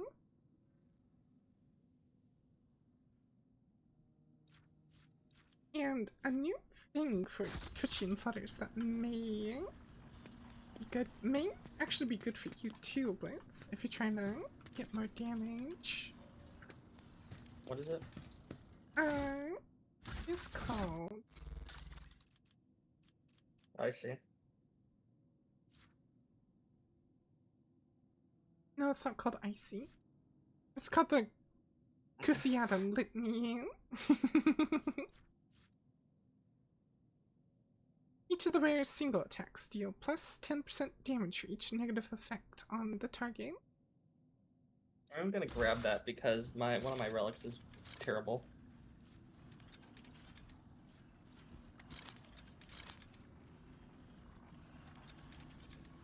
Success is the only outcome I One of the accept. images stands out among the rest. This sniper used to be the symbol of an ancient Xenos dynasty. Keep your wits about you. Whenever you're done looking at stuff, Flutters, there is a tech use check over here next to me.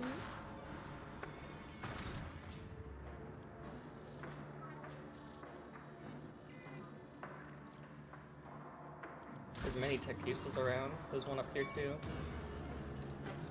Yeah, a little bit Futters. I figured you would end up liking it. Where is it? On Pascal now, I assume. No.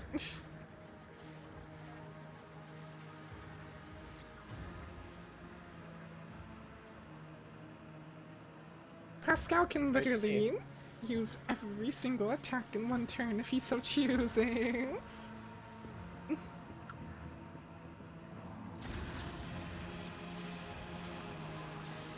There's a lot of tech uses up here. Butters. What's happening?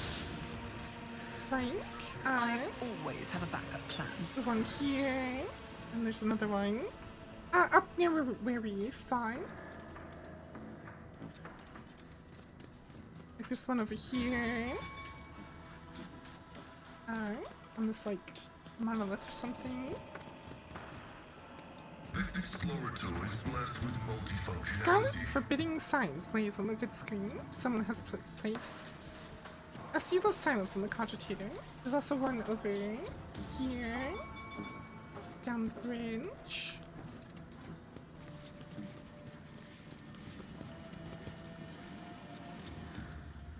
My success is an irrefutable certainty. What?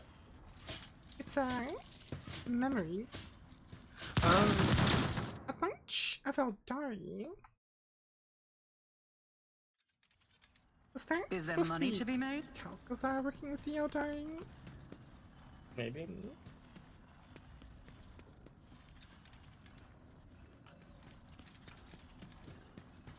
And there's a bunch Heading down the of stairs. tech use down the stairs. Or well, a tech use.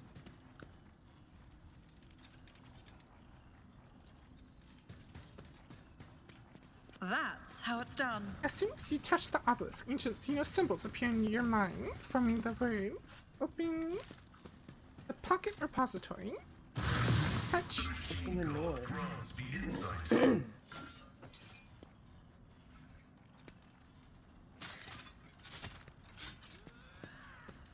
think that's Theodora. Lord Inquisitor, we are progressing according to plan. Our troops have already reached the target. I think you're right. That is Theodora.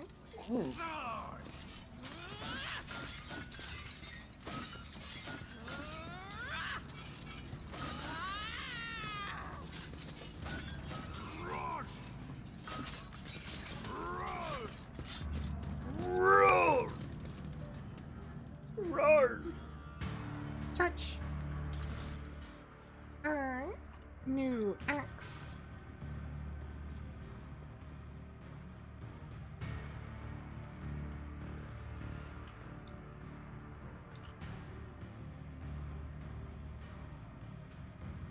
That helmet's pretty good for you, Sky.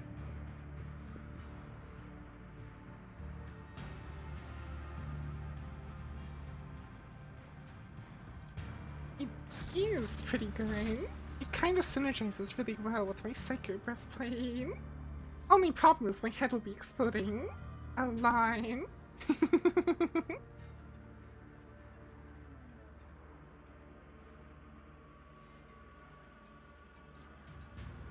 But yeah, I'm gonna do that.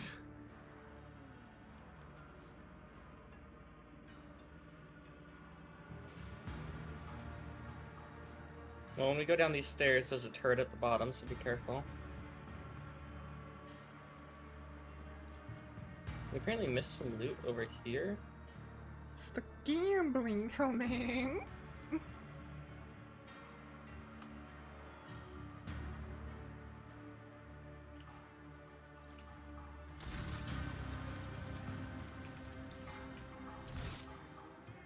Are we ready to go down the stairs?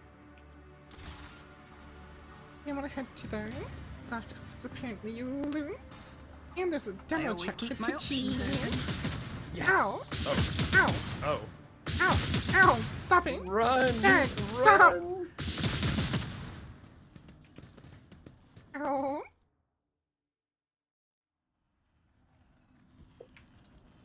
I'll make it happen.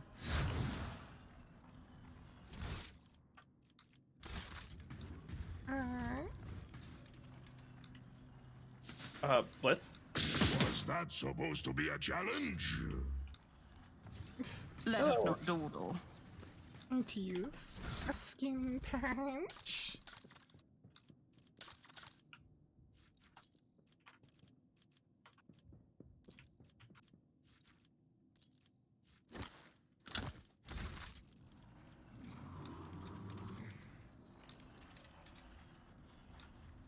Where am I?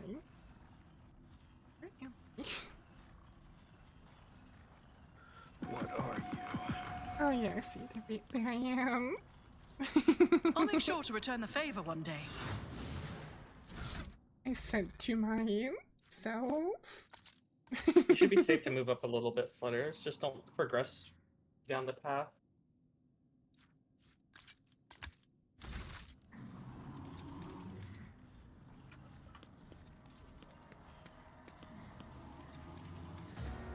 Right. Moving down the long Rise to strip. the top, or get left in the dust.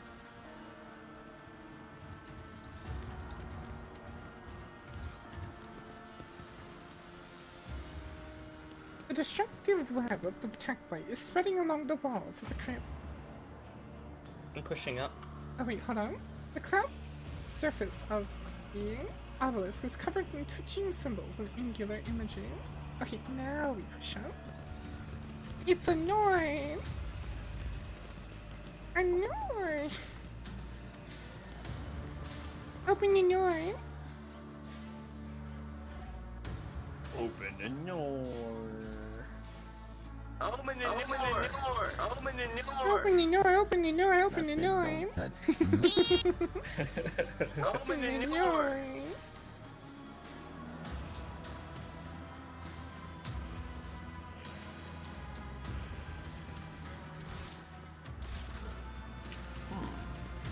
Oh, hello there.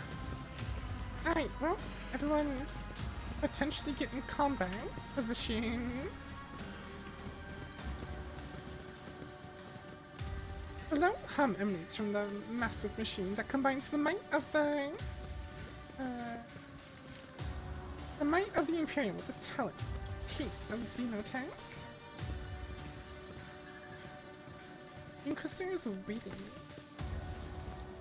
Always watching.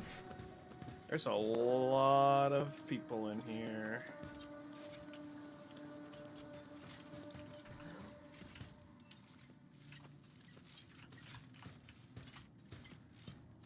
We'll kill them all if we have to. Always keep your eye on I'm the sure we prize. will. Right, well. The Tesseract don't prison touch vibrates restlessly, barely containing the power within. How do you know that, Flutters?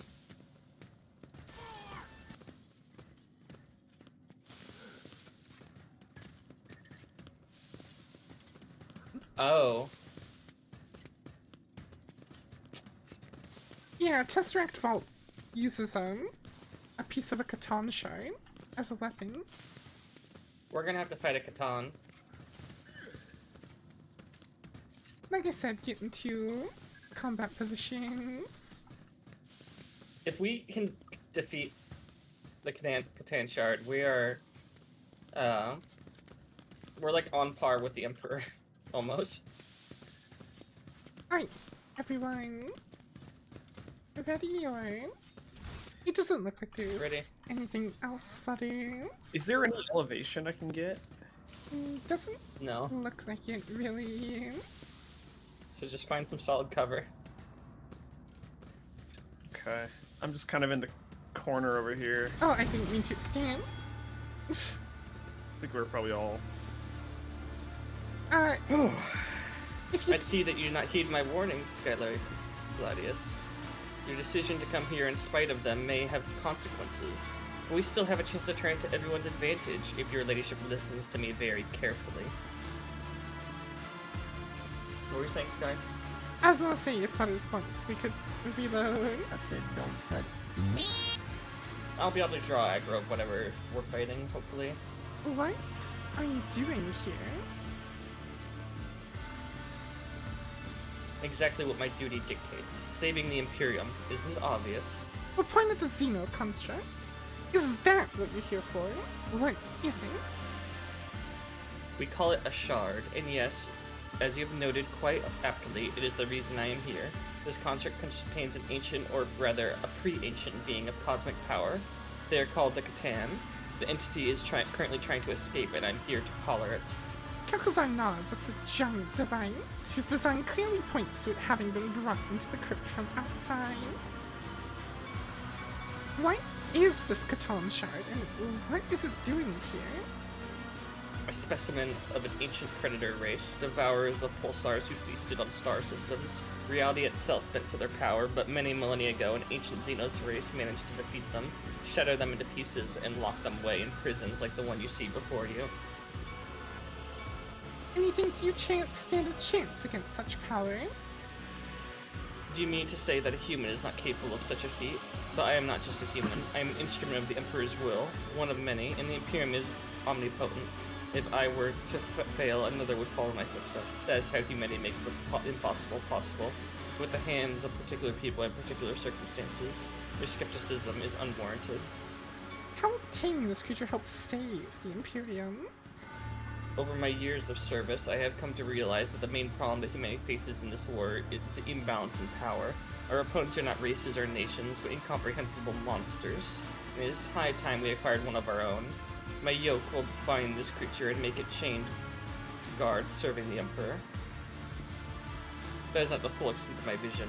There are other shards similar to this one, scattered across the galaxy. I plan on seeking them out and confiding them all inside the yoke. Each conquered monstrosity will bolster our defenses. I don't think he stands any chance against wielding a Catan shard. No. I still have many questions for you. Given the circumstances of our meeting, I do not see why I should hide anything. I seriously doubt that you will share this information with anyone else, for one reason or another. How did this thing end up in your possession? Thanks to your predecessor, I arrived in the Expanse at the call of the Explorer fleet to deal with Archmagos Armonauts' heresy, but I quickly came to the realization that across Expanse's problems ran much deeper than tech heresy. Unprecedented piracy running wild, blatant smuggling of Xenos artifacts, willful and impetuous rogue traders, and the growing threat of the ruinous powers, all this in a region that the Drukhari consider their domain.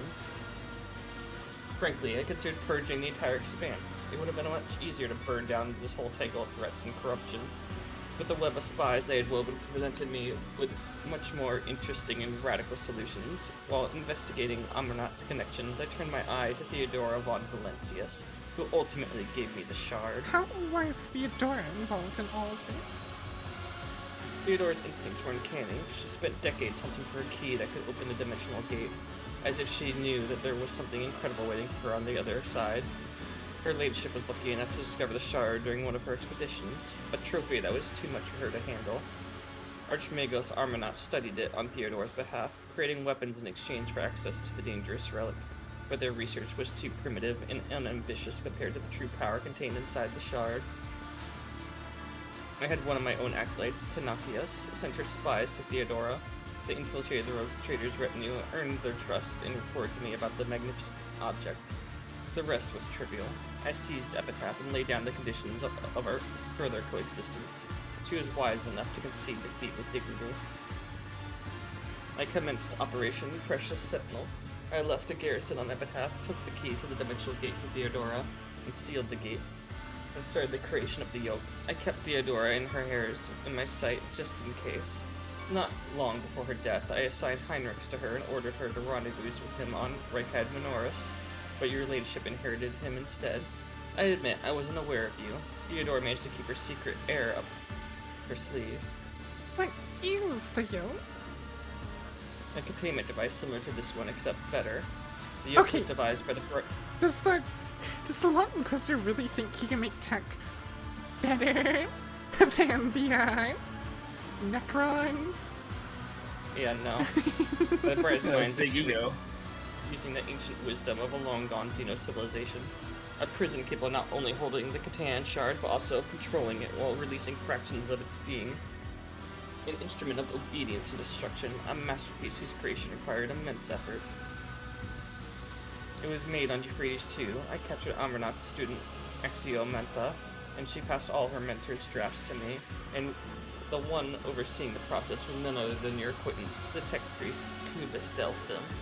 His fall was regrettable. It seems that the unorthodox daring things he did at my behest drove him to break his vows and sink into heresy. But the human mind could never have comprehended the shard.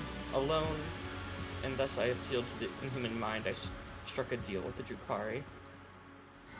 Theft of sacraments and secrets of the Adeptus Mechanistus registering, inciting a devout tech priest to commit heresy, registering, blasphemous merging of sacred technologies with forbidden ones, registering, further transgression, registration, discontinued, Julian Pascal's Mechadendrite screeches in fury. You collaborated with the Drukhari?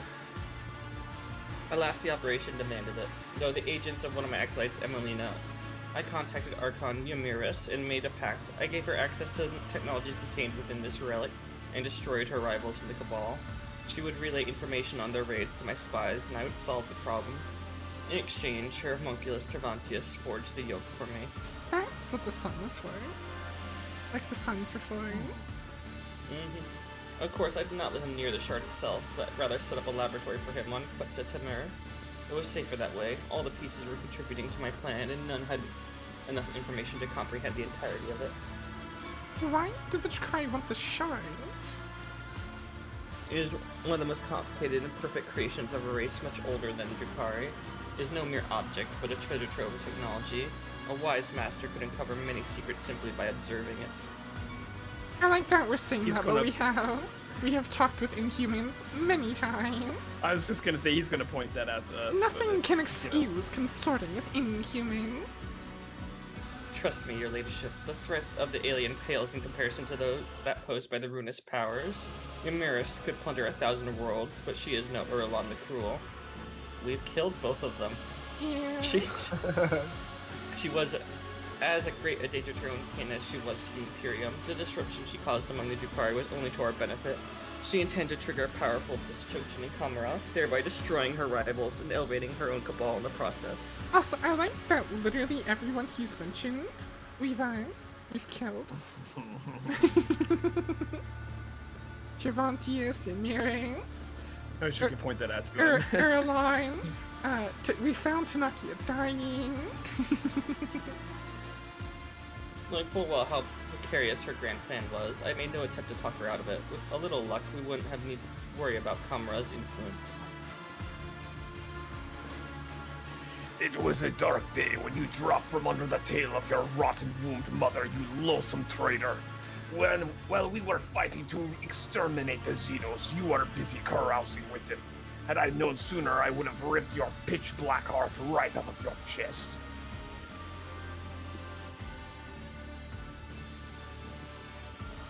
God damn it. I readily believe that. Since we are being so candid, I must note that you proved to be a much less convenient tool than I had anticipated. This new information about our pact, combined with the astro observation data collected in the star system, resolves the inconsistencies identified earlier.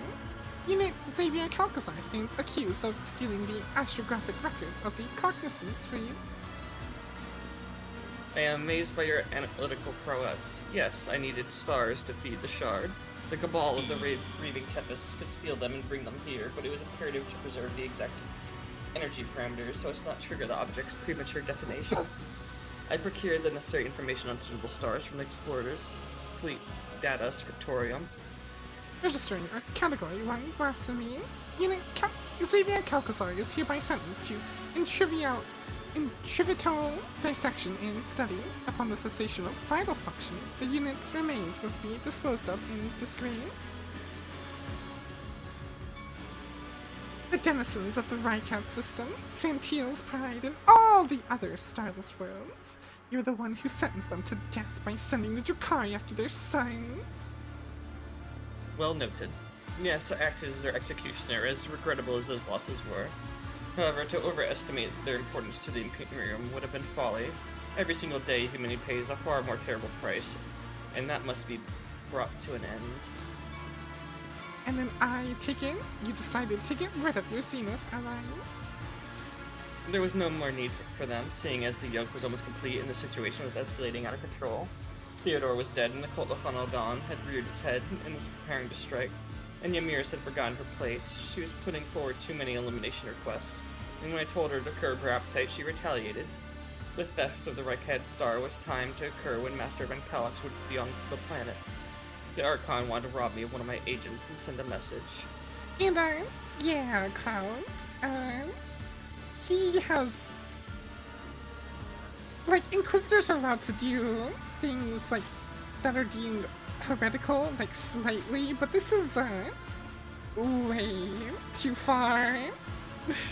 Like, way too far.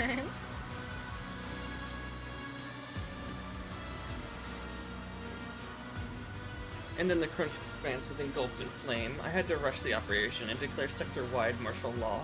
The webway gate that Yamiris warriors had been using was destroyed, and the facility on Quetzaltemur razed. I evacuated half of the yoke that Tavantius had completed, but that was too late to retrieve the second half of the Euphrates too. So we kind of put a stop to his plans. Cubis Delphi and revealed to Erlon the Cruel where he should strike, and that almost spelled the end of Operation Precious Sentinel. I appreciate your efforts in resolving this problem. In fact, you turned out to be much more useful than Theodora ever was. Why did you call for these Stardies to come to your aid? I needed a remarkably strong force to keep my Xenos allies in check. The Emperor's Angels were just the weapon I was looking for, except considering the sensitive nature of my operation, I couldn't very well risk requesting aid from my allies in the Death Watch, could I? And I remembered an old debt owed to me by the Space Wolves, great company, so I decided to call in a favor. They were an asset at first. The Wolves helped me close the dimensional gate by overwhelming security systems. I'd test them with hunting the Xenos condemned by Yamiris, but eventually they started prying, and that was unacceptable. I could control Thorvald by giving him more tempting targets, but the baleful Howl Pack... They raided an outpost where my agents had been meeting with Drakari. The pack took prisoners, but lost the esteemed brother Ulfar. I hoped they would give their all to search, but instead the wolves forced the system's coordinates out of the captives and came crashing down on my head. They had no gate to transport them. They used nothing but their warp engines, thankfully. They realized their situation too late, so Tanakia managed to neutralize them. Ulfar stares coldly at him, the deadly frost of Fenris crackling in his voice as he speaks. You will pay for this, Xavier. Calcazar. Know that will have my blood vengeance. I will have your death. I see. You have come so far in pursuit of answers, Skylar Claudius. It'd be too cruel to leave your curiosity unsatisfied. Flutter says, can we just let Ulfar handle it? Seeing as the inhabitants of this place almost killed you, I know that something went wrong with this plan of yours.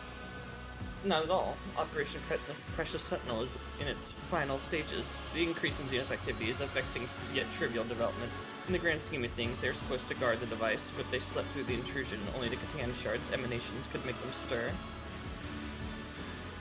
Theodore's research destabilized the Shard's prison, and my project only made it worse. Whenever particles of the Catan Shard's energy seep out, many curious phenomena occur. The destruction of the crypt, the warped reality. When I tame the monster, I will order to stop disrupting the laws of the universe. So, it's the energy of the Catan Shard that caused our reflections to be here.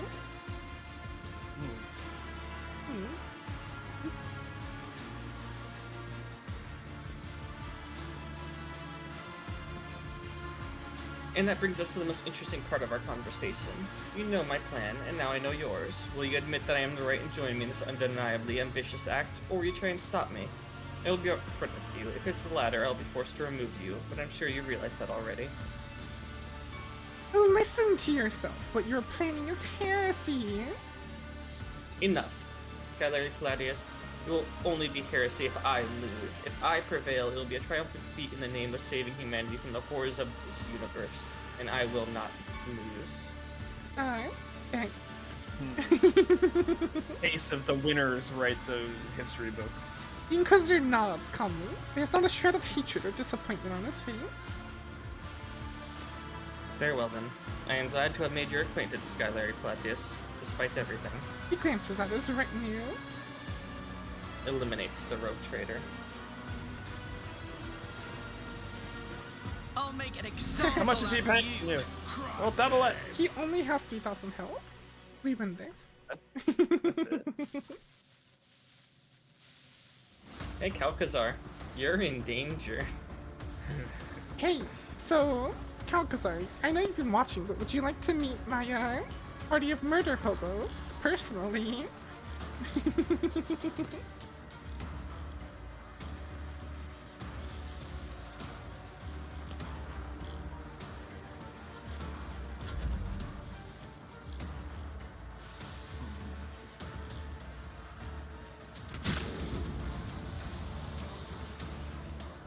Also, Kalkazar, thank you for this It's as ring. good as done. I shall spell your demise. I'll see to it personally.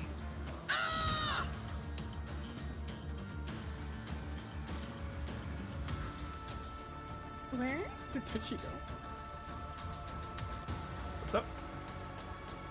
I'm trying to figure out where you are on the battlefield. I'm hidden. I'm in the shadows. Just guess. Just kidding. Oh, there you are. What's funny is I could have snuck in between these platforms here, the platform and this console. On it. Oh god! Oh! Who, if not me? I just burped in one of my nose. Ow! Fine. It's as good as done. That wasn't pleasant at all. I'll make it happen.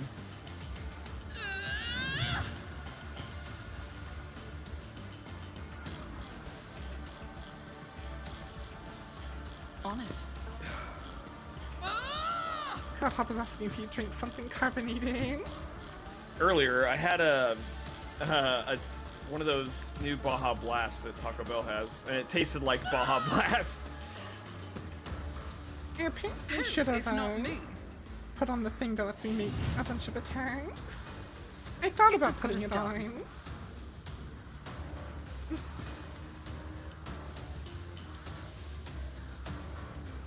Yeah, I think that's what it was, Cloud. It doesn't. He has an anti-psychic module.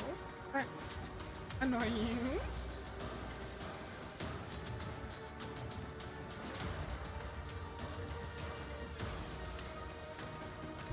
Well, fine then. I'll see to it personally. Your end was inevitable. Oh, didn't count as my attack. Another enemy down. Oh, it didn't count as my attack.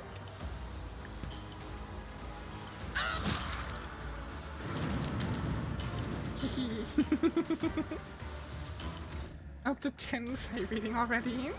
Well, whenever I give you an extra turn blitz, you get plus 15% damage, so charge him. Does that include with the rogue act? When I do the heroic act, yes. You know who does get pets, Cloud? Please. I said don't touch me. Rude. I said don't touch me.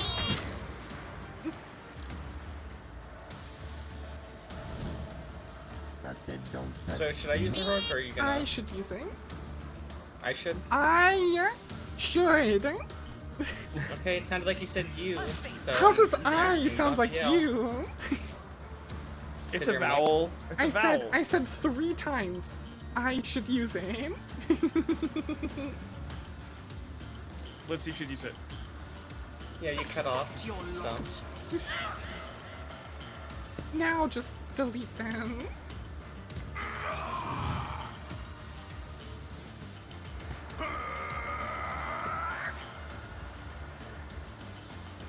You'd also do an extra plus 63 because of Hammer of the Emperor. Plus you have plus 50 strength from Iron Arm. And you're gonna do an extra 15% because of that one ability.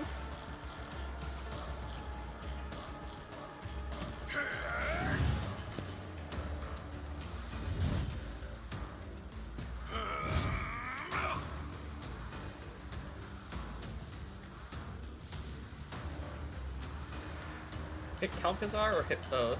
Probably hit both. Probably hit both, at least with the first attack.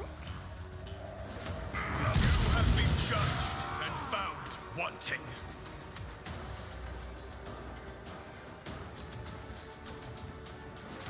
It's probably better for me just keep hitting both. Yeah, probably. Apparently yeeted that man. Well, I guess just smack Calcazar now. So the question, what are we gonna do with the Catan after we kill Calcazar and his cronies? Ah, we'll kill it. Duh. Oh, okay. Fair enough. Do they do warp damage here? I don't think any of them are Psychers. Oh, okay, one of them is Psychers. The Inquisition Enforcer. They are all Psychers. I was waiting for that.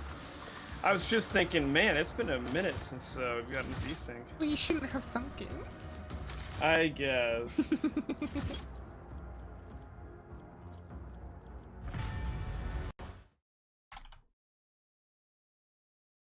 This is of your making, Tachin. Maybe stick it in No the Flutters. No. Flutters really doesn't like Jakari. I mean, We're going to fucking. what happened if you took a Catan to the war and I then it just don't want to go near go that place feral? again. No, I'm pretty sure the Catan are inherently anti-warp, so... I know, that's why I'm curious what would happen if you took them to the war.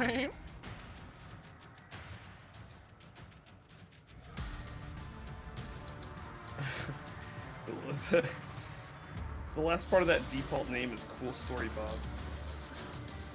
Hey Bob, cool story.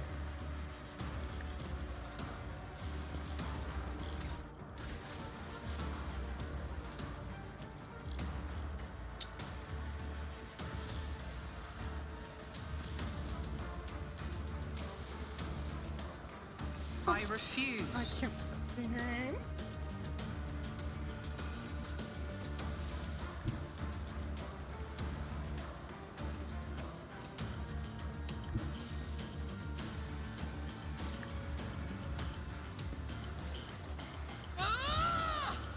Yeah, I know, Jed. That's why I'm asking what would happen if we did take them I don't need luck.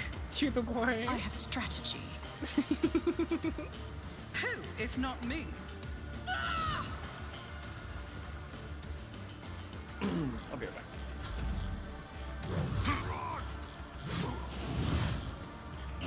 He's got a neat looking eye. A neat under him.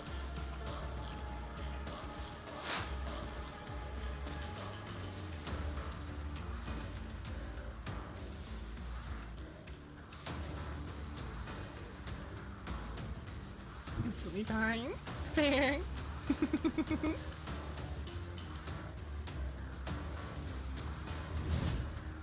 Why don't we just chuck this thing into the warp?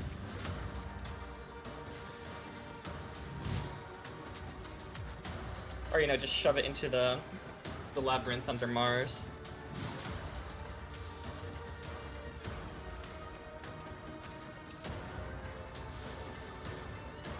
What are you saying? Cool story Blitz about Cloud Hop?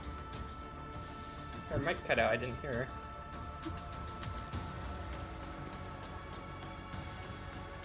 I don't know why Discord's the only thing that drops my mic. Literally everything else works perfectly fine. I think they did something an update recently, because it's only been recently that Mike's been cutting out a lot.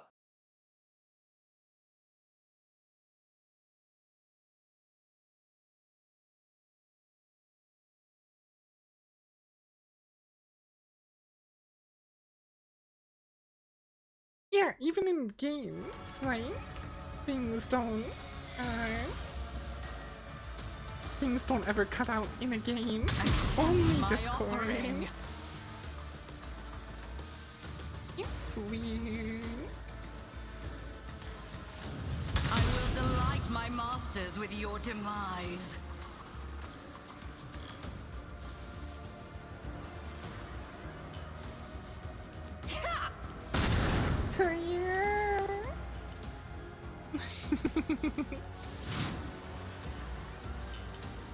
Blitz! 3. How do you do this?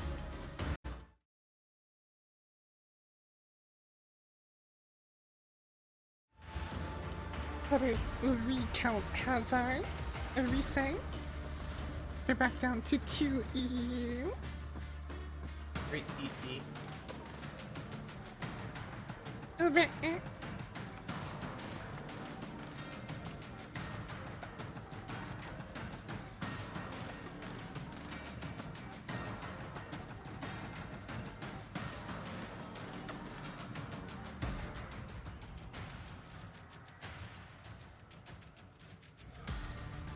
Oh, look, we desynced again. Oh. So when's Cloud Hop making a pony mine for road trading? Okay, so you go back into the toxic cloud. Cloud says no.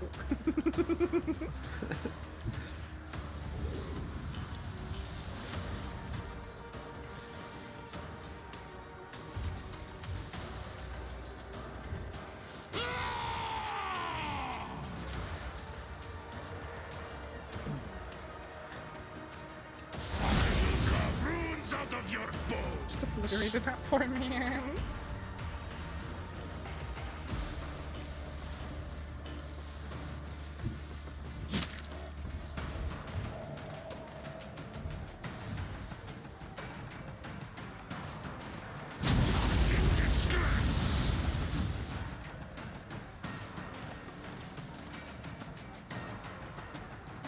So this is the best Kalkazar can bring together. Is thunder.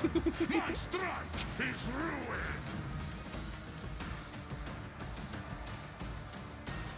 ruin. Literally Cloud's, the Cloud's making an evil pony gotcha game, apparently, for me. I don't even know what a gotcha game is. What is a gotcha game? Loot. Yeah, loot boxes like Oh. Oh my gosh, what's the popular one? Overwatch? No, I mean no. It's like a hero. Yeah, it's like a hero builder. It's a really popular one. That was like Breath of the Wild. I can't think of what you're thinking of. Genshin, yeah. Oh, Genshin Impact? Yeah, Genshin Impact, sorry. Gotcha game.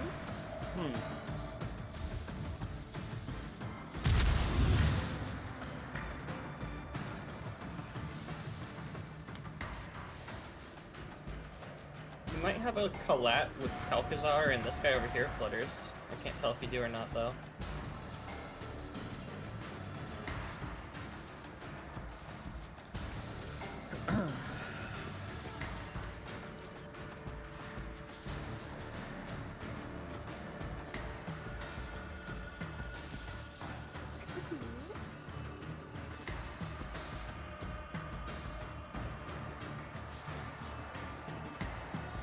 Kalkazar's almost already half health.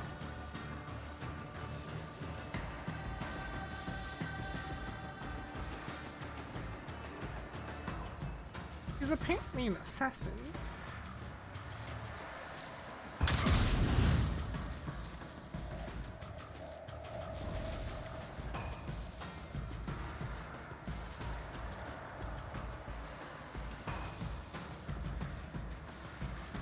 Others has decided to murder others instead. My offering.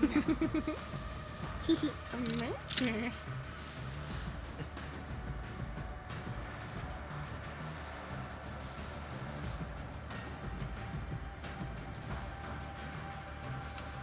Oh, Flutters, about what you said earlier, the MLP mobile game.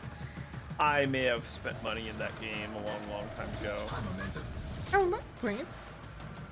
After this reload, you can just kill Kalkazar if he doesn't parry you like 300 times. Just don't let him parry you. Blitz.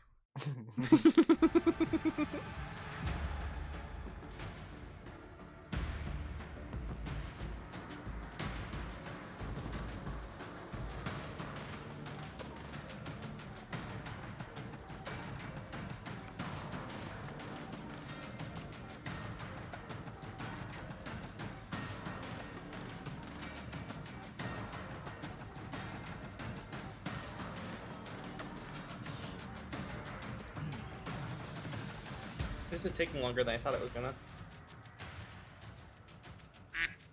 Quick.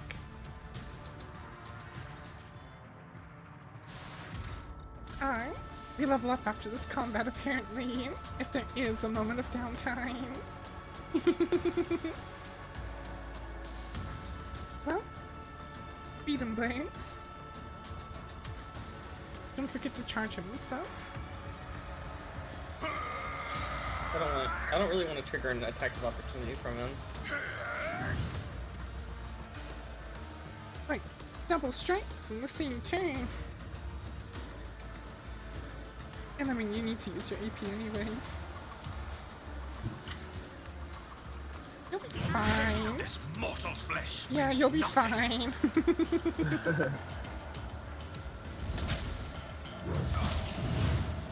Oh! You may Oh my not even have God. to use the heroic act. Did I just see the damage numbers right on that? I mean, that's not the highest damage he's done. How well does an Inquisitor fly? And I mean, and yeah, portrait replacements are easy because they literally give you the stuff to be able to put your own portraits in if you want it. Blades. He has 34 health, 32 health. Why is he inside? He's inside of you, Blitz. Oh, that's cute. I don't think you can attack him anymore. Oh, I think no, you he have does to. not have a health bar. You have to go attack someone else now. Oh, there's a nice juicy 1025 over by Ulfar. And I mean, the most popular mod right now is literally just a toolbox mine. It's futile. Another step towards our Okay. ultimate victory. Jesus. Can you walk over to that guy? Which one? The Inquisition mistake. Just barely can't. Over. I'll rip the Texorcist.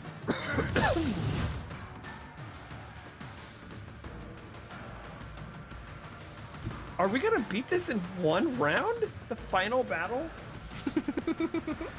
There is no way. Oh, I don't have line of sight on that somehow. I don't know if this is the final battle, though. Oh, there's still other enemies I don't even see around here. That, and also, like, Make it quick.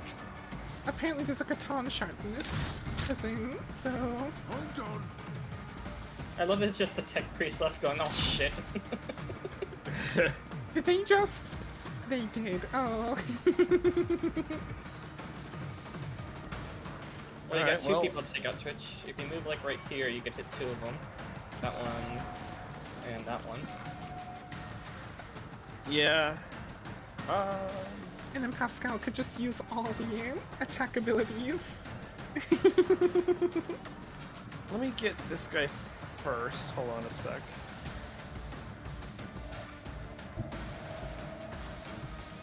Calcazar's like, man, this sucks. He's standing in a cloud of toxic gas and he's on fire. Yeah? Oh no, I didn't attack him. I was gonna say, I think I attacked him, so I think he's poisoned too, but no, I never attacked him. So I think he just doesn't feel good from having a thunder hammer repeatedly brought down on him. You are literally his build, but better. Because he's power armor and thunder hammer. Your power armor, thunder hammer. Yours is just better. I just started stacking crit damage perks once I was invincible. I've also been doing, like, buff everyone else perks.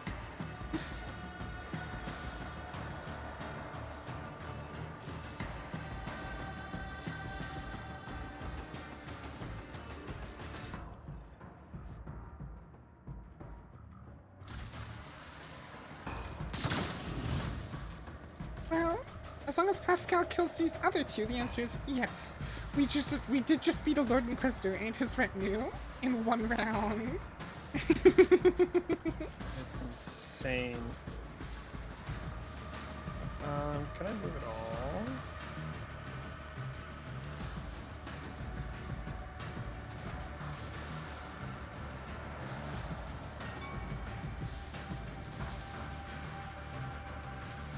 Oh yeah, you could use. You could have used Rebel. Not that it really I mean, matters. yeah, I was gonna say.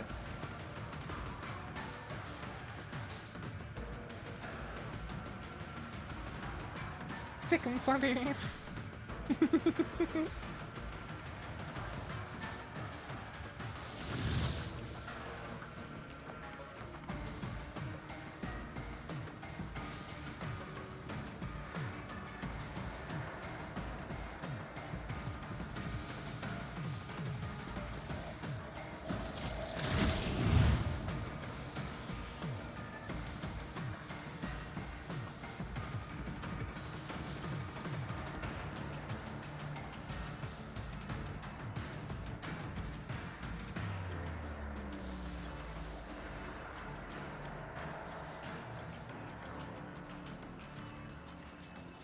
I think Machine Spirit Banishment would actually damage these guys too.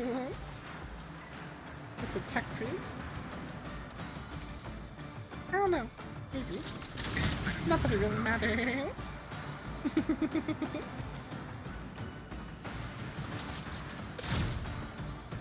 Pascal!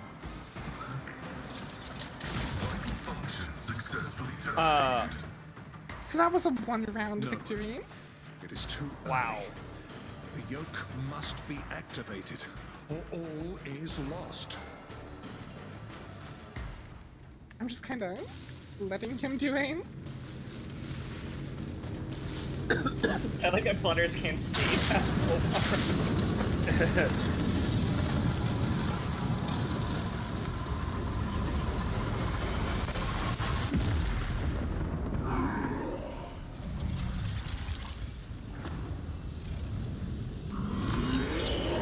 Well, Yeah.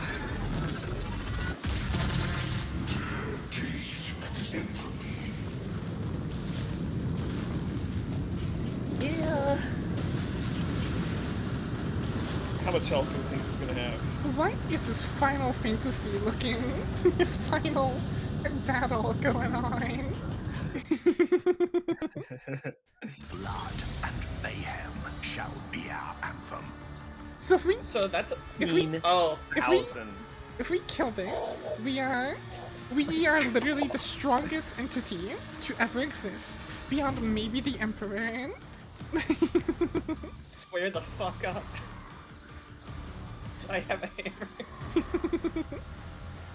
Wait, the Catan shard has 2 attacks in 1 round?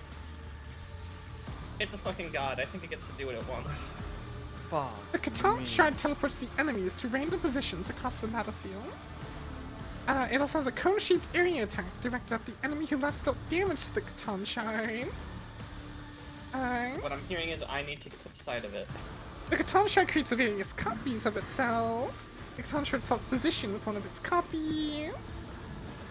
Cannot... Immune to the following effects. Cannot attack, fatigue, disturb, toxin, perplexed, horse the boy. Mental damage dealt to this creature is reduced by -50, and magic machine damage is increased by +30. Do we know what kind of damage it does? Is there a way to tell that?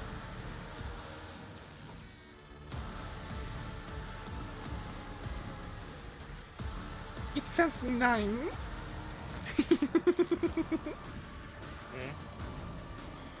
It has 1,000 ammo for plummeting stars.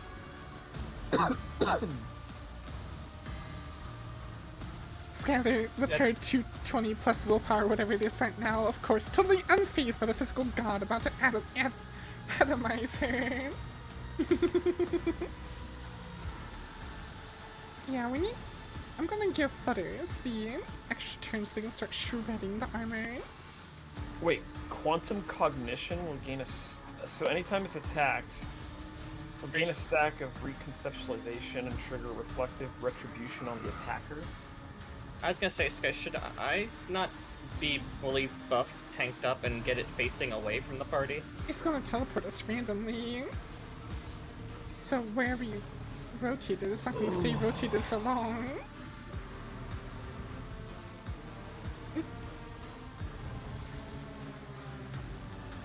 I need to get melee rifle out for this one. It's only 2x2. Does your thing do it for 2x2? I'll make It happen. does, yeah.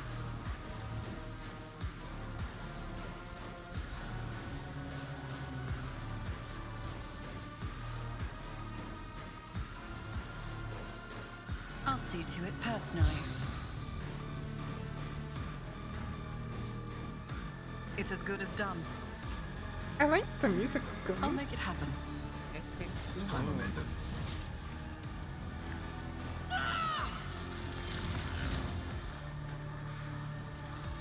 On it. How are we supposed to defeat this? I was going, oh fuck it, things early game that were kind of scary, but this is beyond that. I'll make it happen. Who, if not me? I'm not moving, so if you're gonna put a front line, put it on me. I'll see to it personally. Are you not gonna go towards him? No, I'm gonna put on my defensive things because I'll only have 2 AP.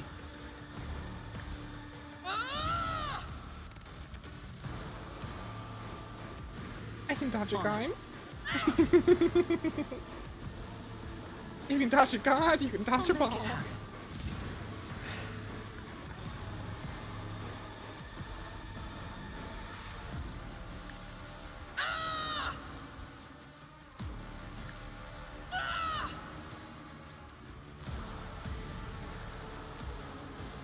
It's as good as done.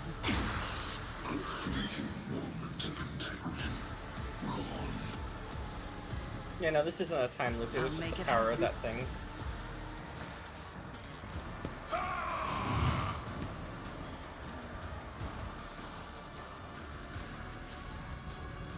Choose your buff plants, you only get one more.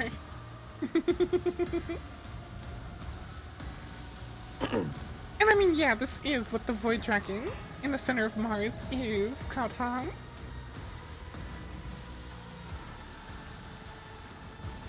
Lights, stairs. I know.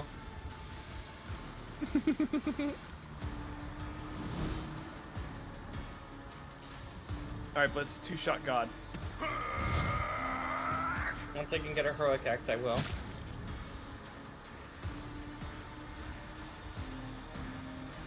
I'll see to it personally. Right, footers. Here's my Shredded perfect armor. moment.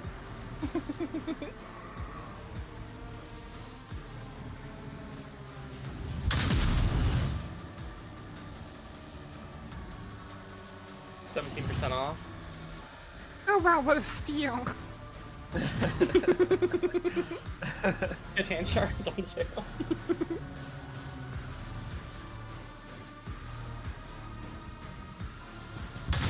Delight my masters with your demise. I'm still confused why we just kind of let Calcazar do what Calcazar did. Rend the flesh, Yeah. shatter the Already down to spirit. 168% from 250. We have to be blessed by the Emperor to be able to take this, because just being near one of these, we should basically be atomized. We are the Emperor. The only way this game is My canon offering. is that, like, Rogue Trader Von Valancius is blessed by the Emperor. Rend the flesh, shatter the spirit. Good. 117% armor.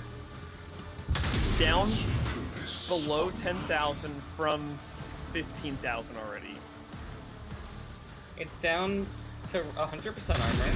Oh, no. That's 92. Oh my god. We're one rounding god. It's okay, he's about to get a turn. Things are about to change. You know, spicy. 46% armor. 33. Oh, of course. Well, time to pray. I need to take all the drugs. I will say, as many D-Sinks as we're getting, it does definitely feel like they're not as bad as the last few days. Thanks, Twitchy. It's just there's less enemies. Probably, yeah. Thanks, Twitchy. It's gonna be worse now. I hope so.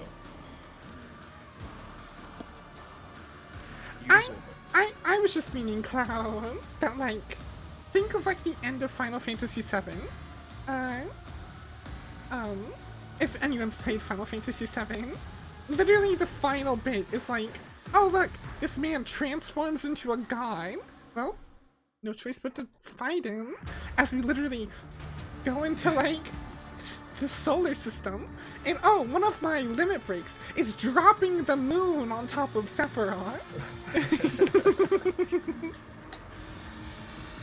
Call that shit Delamoon.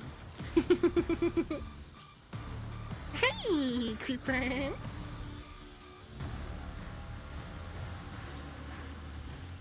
It does kind of like Sphena take out a third of the health of a god in one Wait, was that a reference to a Catan shark? All the Catan looks similar to that. Get teleported to the units. Okay, what did the shards do? Oh. Okay, we need. Oh. They honestly don't do anything worse than the Catan shard. We just need to focus the Catan shard. We just focus on main guy. Okay. Yeah. Especially because Flutters has it down to 33% armor. Where am I just there if we kill the main guy? I'm over here. I should probably... Wait, it moved me. What the hell? Yeah, that's what I've been saying. It doesn't matter where we are or what we do. It's just gonna teleport us. Okay, I thought it was a part of the desync or something. No. You could try and move behind it over here, Twitch. Oh, yeah. You would potentially collateral the other one, not that we really need to. I could, yeah, let me You do know that really what? quick. I got the best stratagem for this fight. The Grand Strategist chooses one of the combat tactic areas. For one round, all enemies in that area are forced to re-roll successful dodge and parry tests against all attacks.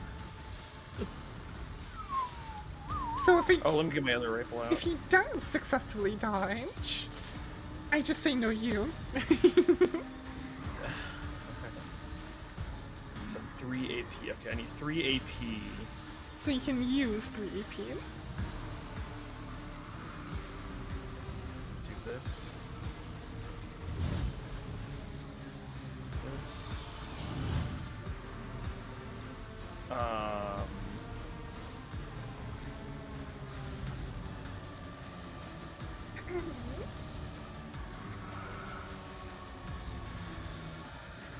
Alright.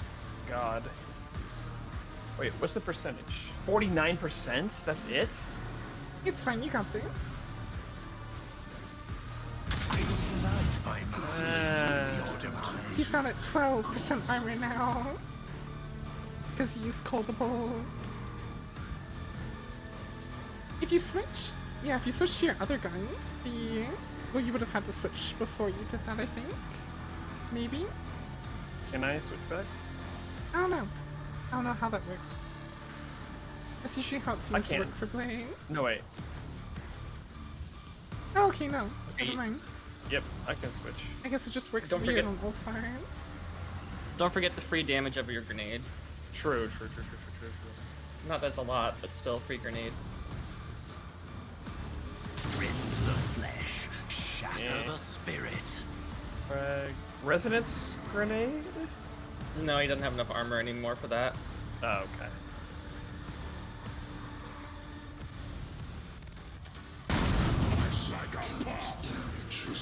I just did 7 damage, that's it. Oh, so every time the Catan Shard takes damage while it has copies out, it is getting more and more defensive. Shit. It is currently reducing damage by about 6%.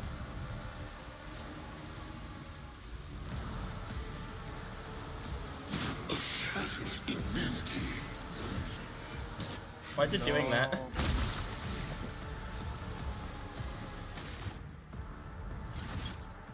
It was kind of weird doing its little like inchworm thing. It was like thrusting its hips as it went forward. He was trying to intimidate Fudders.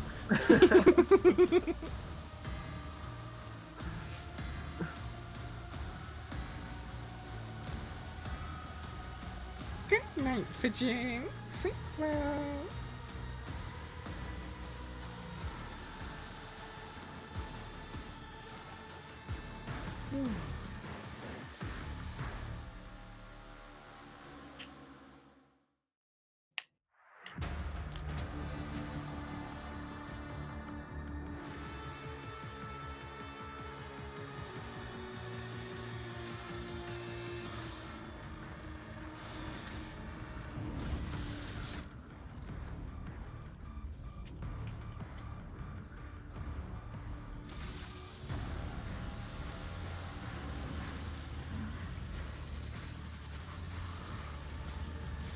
You could probably get a collab with that.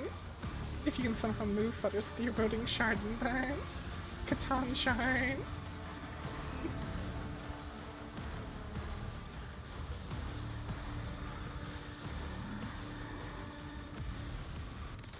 You don't have movement though, unfortunate. I will delight my masters with your demise. Fudders just casually taking off half of the health of a construct created by a guy. It's fine. Damn, Flutter's rifle is really nice. Holy shit.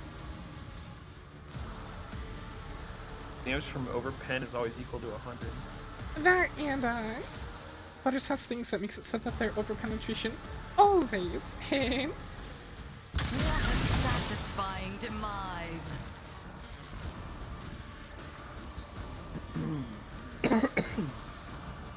The Catan Shark gets so many turns.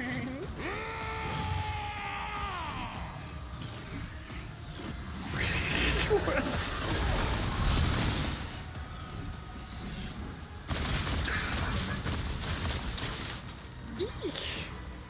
It does not. Hey, Pesca, that's your god. That is a piece of the Omnissiah. Okay, we should probably get rid of the shards if we can. Did he lose the stacks? Because after his turn, he loses them. Yeah. How did he get structural vulnerability? Maybe from us killing.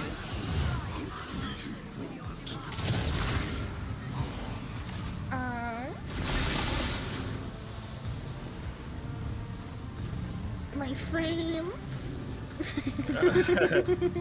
There's a lot of things. What is that? Oh yeah, same. I'm like 30 FPS right now. I don't know. Next turn, the Contempt will explode the orb to deal lethal damage to all enemies. We need to kill that thing now. Okay, we have to focus.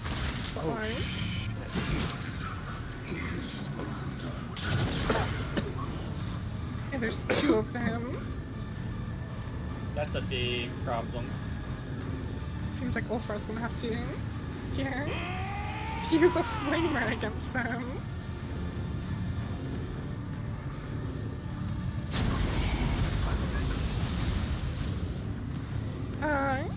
If you have to use the one thing. I'm gonna have to. Maybe. You're gonna have to, unless you can kill them with grenades and stuff. What happens if I kick an energy vortex thing? Apparently it does 81 damage. Wait, he definitely killed one with the sword thingy.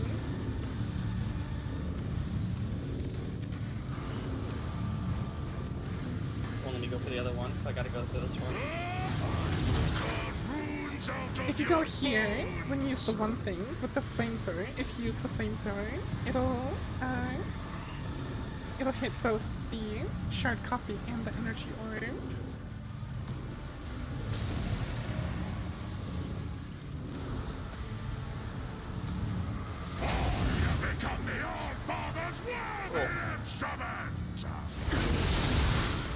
Oh, my frames Those are back. My strike is dire disgrace. Rawr.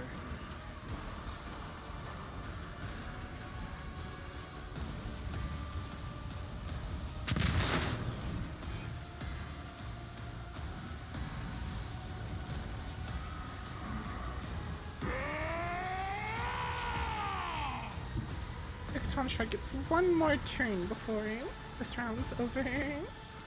You didn't switch to his melee weapon, right? Oh, oops.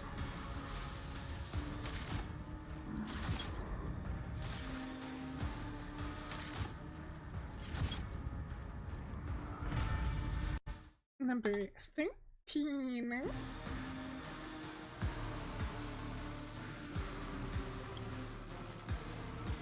I said don't touch me.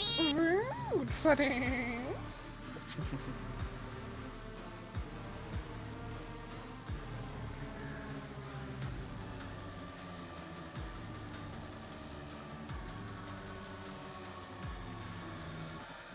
So, you can't actually kill a Catan.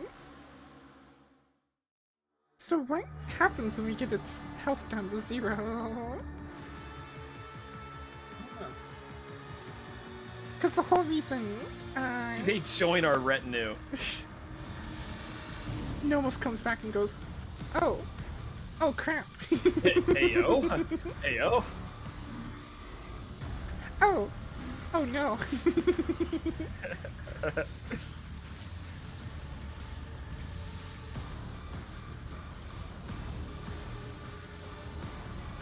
Does anyone else see this like random shard just like right here? Just vibing. There's another one to the side of it. Oh, what the hell? Yeah. Oh yeah, there's one down near Flutters too.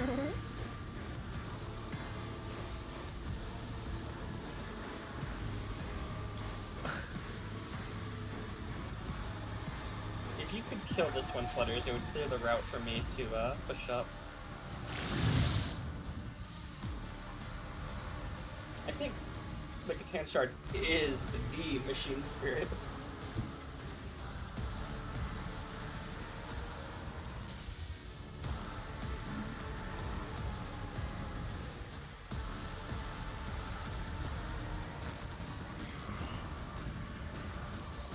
These shards are getting more and more health. This one has 1,000. This one has 700.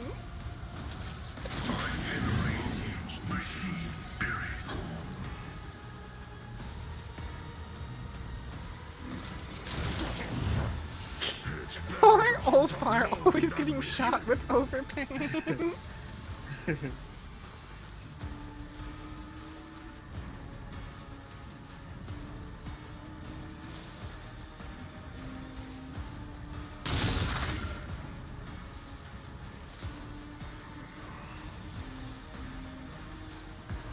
How do we poison and burn a god? Wouldn't you like to know?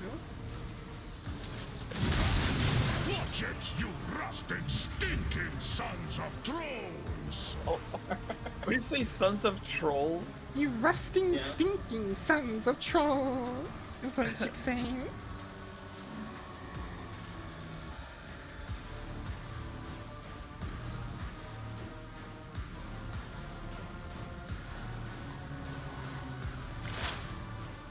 I did not think we'd be fighting Catan Shard. I thought at most we'd be fighting, like, a Necron Overlord or something. But we already did that!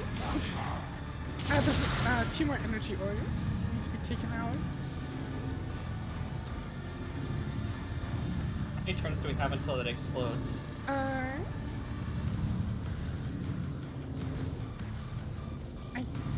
don't know. I think 1, maybe.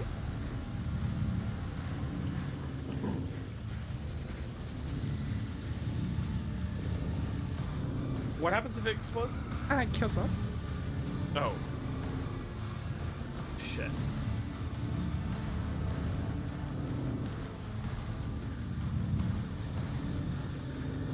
I don't think I'm gonna be able to kill those unless I use like the whole.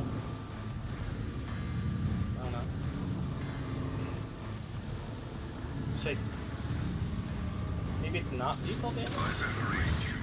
It says lethal damage to all enemies.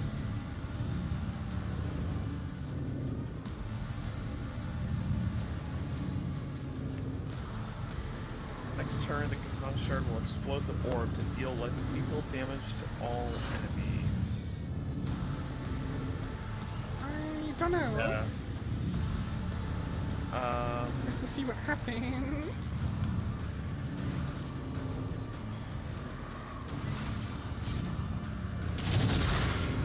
Ah, another orb. So I think we have until the Catan Shards next turn. I don't know. Oh, you got a raid.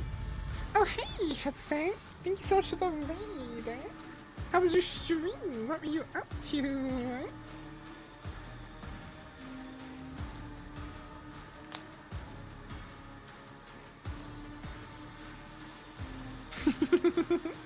That is true. If we can get flutters to get in position for them before the Catan Shark can use them, we can get rid of them.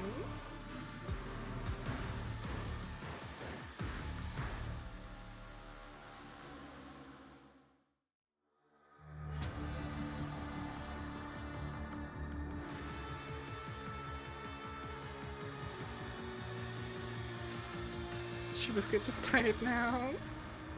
Well, thank you so much for the raid, Hudson. I hope you sleep well.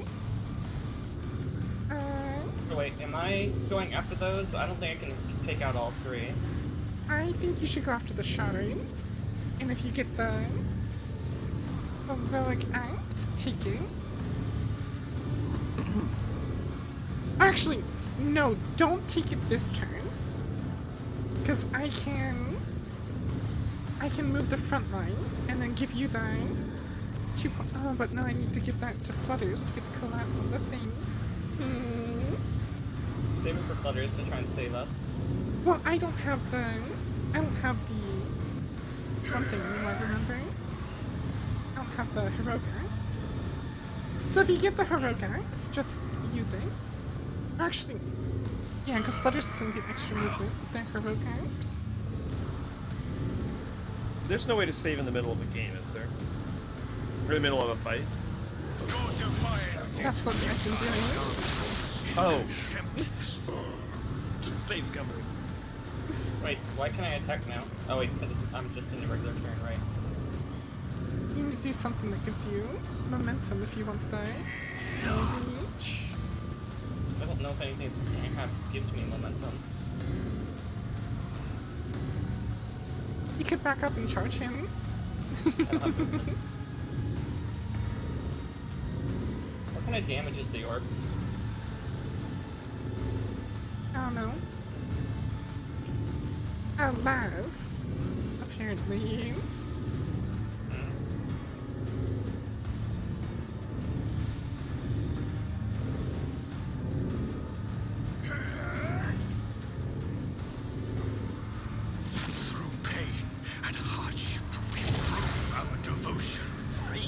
Oh my gosh. Oh my gosh. Can you maybe go there with the daring reach and smack them all? Or should we have let's attack the guy? My thing goes 2 in front of me. It may hit. You'd be able to hit these 3. I could try. I'd say do that. With the daring reach. I do have to resync real quick though. Oh. Just give me a second.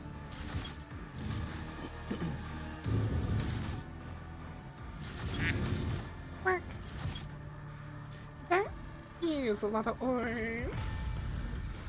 If wine doesn't kill us, 5 definitely will. Yeah.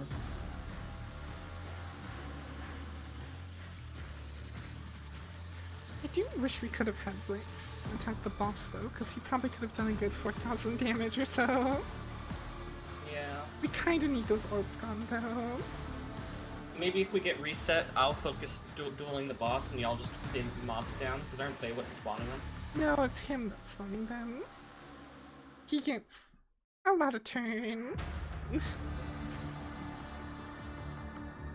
Well, if we do get reset, Flutters brings the boss's armor down again, and I'll focus on dueling the boss while everything else can just focus on keeping orbs and the enemies down. Right, Wings, smack the orbs. I'm gonna use this to get a crit.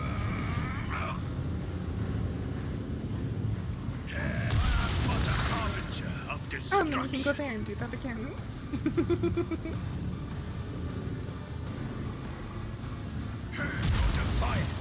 One more time. Well, that... Why does he get... Every time we reset, he gets more turns. That's his plan. He keeps desyncing us, so we never get a turn.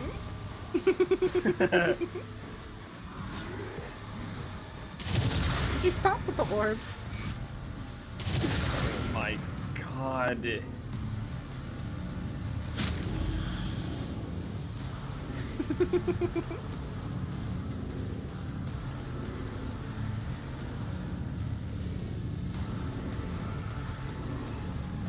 We definitely need to bring all the mobs down and the orbs down. Twitchy has a dash. Okay.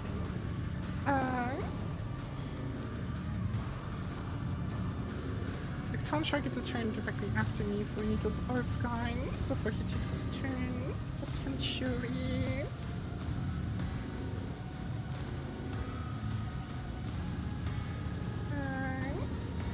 Twitchy doesn't have this. Can you see Pascal? Could Pascal shoot them a bunch? You'd only get 2 EP, you know? I don't think that'd be enough. Unless we're going Where's the bat? not in line with the katana with the thingies. Yeah. This is gonna have to be Twitchy.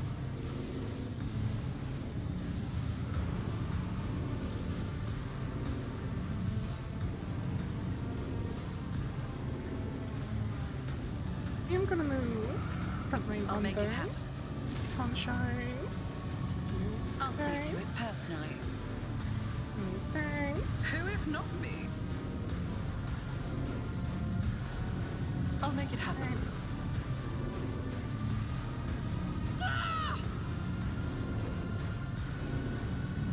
I'll see to it personally.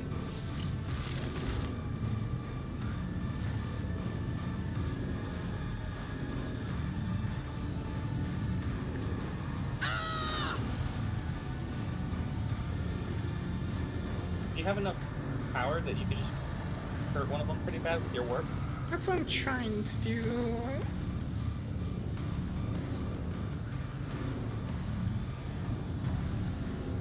Trying to build up It's as good as stuff. done.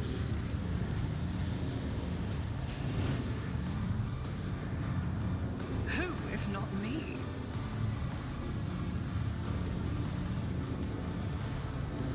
Alright, Twitchy. I'll make it happen. You need to get a call out on those two. So you're gonna have to dodge. Like here. Yeah, I'm gonna... And try and shoot through them. Oh! We need to destroy the copies. The more copies we destroy, the weaker the Catan shard gets. We just haven't had time to attack the copies because Yeah. he keeps doing stupid arms. Yeah. I was just reading the thing.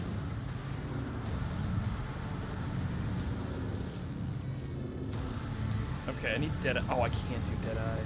Shit. You could switch rifles. Yeah, I'm gonna have to. Can I do... Hold on. You could do 1 AP piercing and then single shot. They Yeah, have no armor. I don't know if that. las guns don't do well with piercing, but I'll give it a shot anyway. Well, piercing shot also gives us 100%. My offering. If only you had hit that other one. Or a grenade? No, I can't. Nope. Use that one up.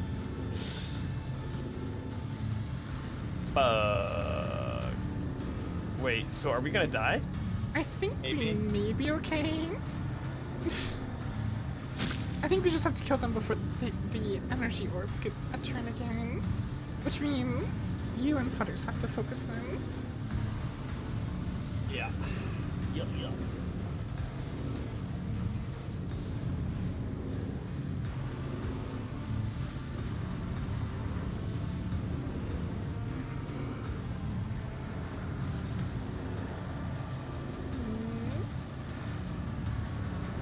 I could put the... I want to put the... yeah, I want to move the front line. I did want to the Catan Shard, right? Getting as much damage on these, especially because it keeps putting them here. It's probably the better option. Yeah, no. Those need to go.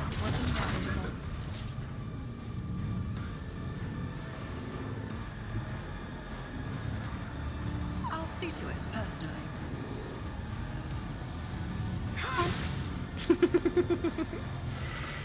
Can you just use your sword for that? You guys hit me, it's fine. I was planning on doing that anyway. I would just... orbs. yeah, shoot through the orbs. Yeah. Well, let me put on my other rifle really quick. Did I shot, which is... If only Sky was there, you could have got a triple collateral. Like I said, if you shoot through me, it's fine. I have 140% armor right now.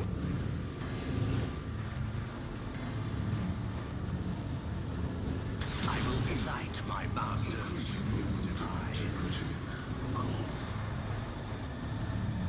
Nice. You could use the firearm mastery. Oh yeah. We're running out of heroic axe though. Yeah.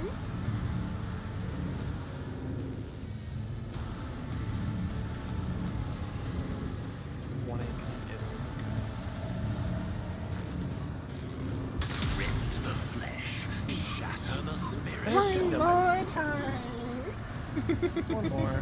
One more. There we go. Flutters will be able to probably get a call out here, maybe. Potentially. And then the other Catan shards are gonna get turns. Probably be a big blow to the main katana if you could kill these somehow, Flutters.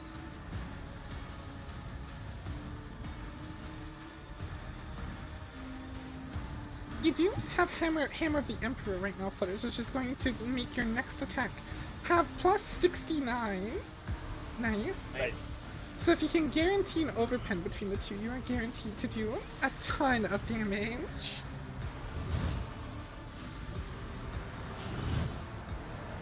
I think Flutters is entirely built for over.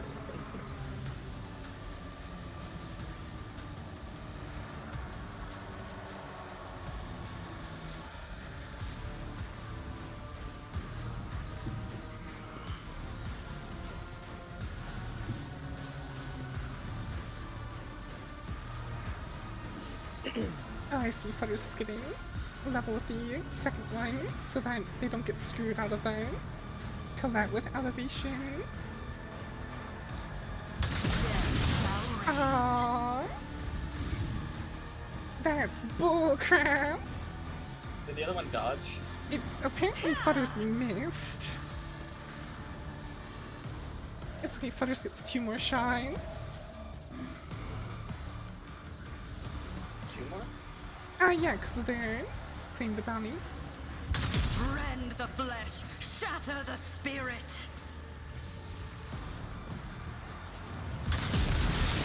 Nice. There's only 1 more copy over here.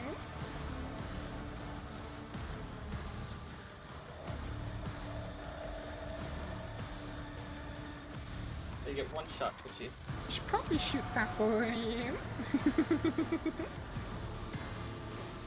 One shot with your other sniper rifle. Yeah.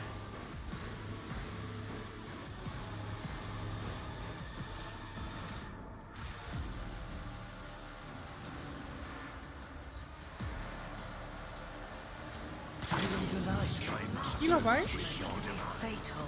Oh, you hit flutters. Oh, did I hit flutters? Are you serious? Is flutters down or is flutters No, down? that'll be okay. Damn it. I mean, good. Oh, unless the shard attacks them. Super massive prominence. Do you mind? More orbs, hooray! You should probably take Like Ulfar to take out the energy orb. Oh, so the orbs are correlated to the To the amount that are there. If you have to shoot at me, I'll be fine.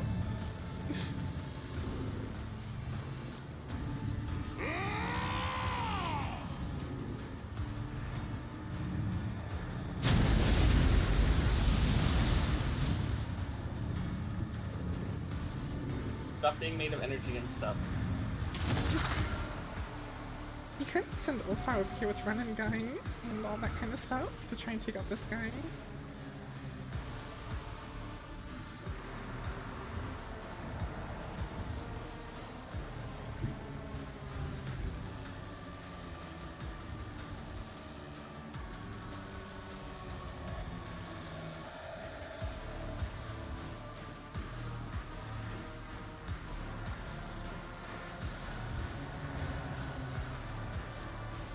Ulfar is back up to 210. Just remains right now.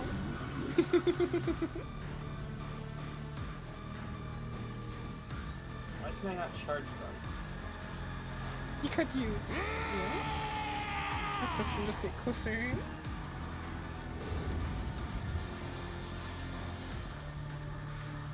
Okay. Is it still not letting you charge him? Apparently, charge it. apparently copies of gods are unchargeable. They didn't let you borrow their charger.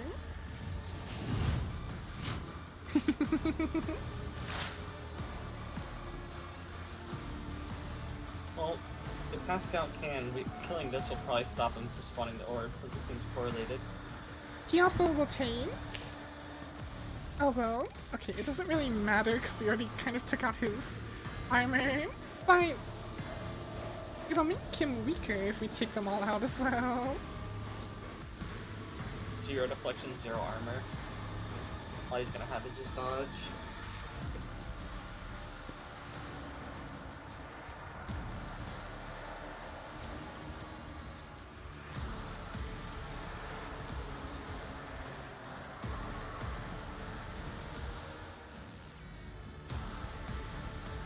Things are a lot less bright than I heard it. Yikes. Rip Pascal's... oh. The overcharge does damage to Pascal. He has a Medicaid syringe built into his back. I mean, I can also just go in, heal him on my turn.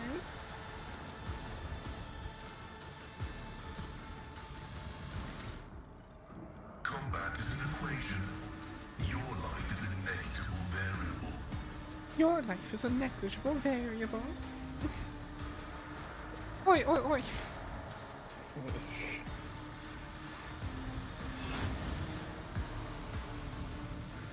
Or Pascal can just do that. I swear to God, if you do another orb, I swear to God! Hey.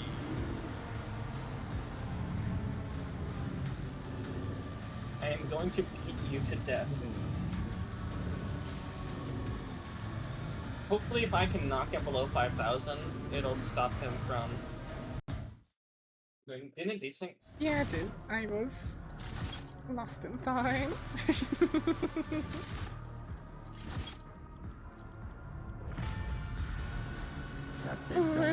Flutters. I was trying to think of like what all we need to do this turn and how soon he'd activate the orb and all that kind of stuff. No, Flutters! I need the brain cell! I am the rogue traitor Scaleri Palladius Von Valances. No, I'm the rogue trader. No, I'm Alfarius. Skylarry Palladius.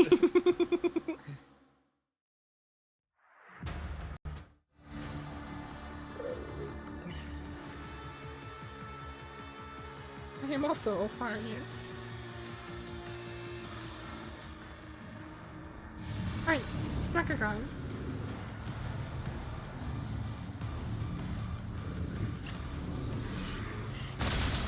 Why did it shoot out Flutters when you're the one who ran away from it? It's like, you know what? Screw you. Actions have Taylor. consequences. Flutters. Flutters is an AI. They're another Catan charge.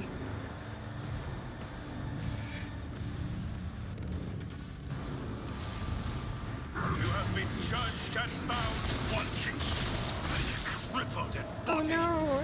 9 damage to you. Whatever will you do, Blitz? Can I push a god? I doubt it, but it'd be funny if you could. It has that one thing where it can't be staggered. Yeah, but that doesn't mean it can't be punched. It probably can't, but I'm gonna try it.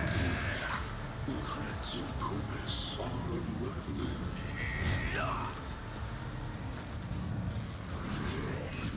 It's gonna make more orbs. The orbs are decent. Just, end your turn, Blitz, or whatever.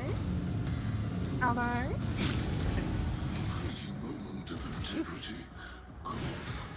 It's learning how to use this. Yeah.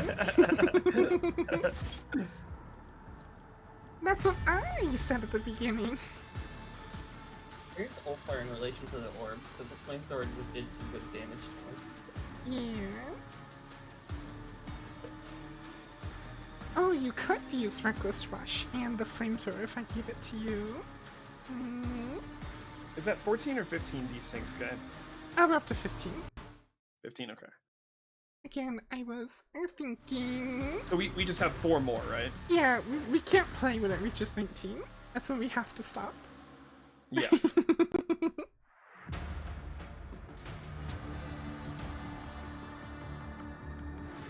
Watch like the end credits roll and it just desyncs. Desyncs mid-credit roll.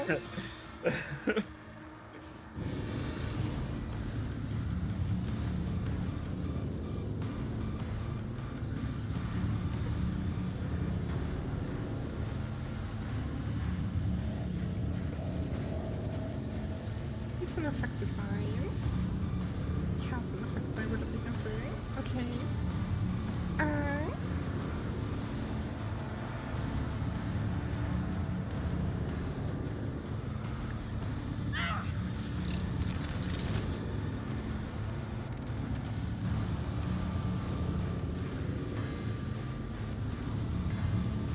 I'll make it happen.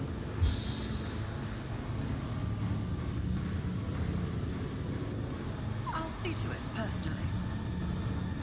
I'll make it happen. Yes. All kinds of goofy warp shenanigans going on. On it.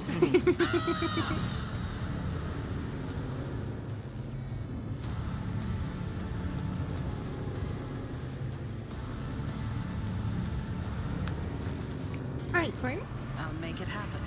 Try and get Ulfar over here.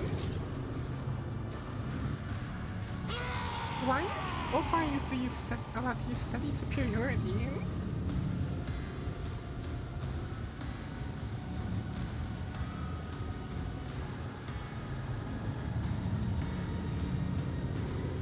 How can I only see 2 of them? Because this wall there is probably nearby you. Just blast what you can. Twitchy and Fighters get a turn before the energy orbs get theirs. could use steady superiority. Just Alpha can always do an extra attack. Sure. Low momentum. Oh, extra attack. Low momentum. Don't hear that very often.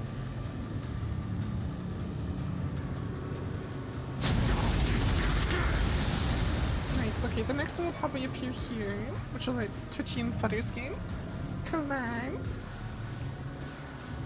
I've faced worse than this.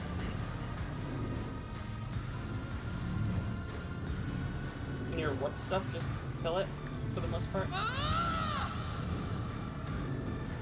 I can do 345 to this one.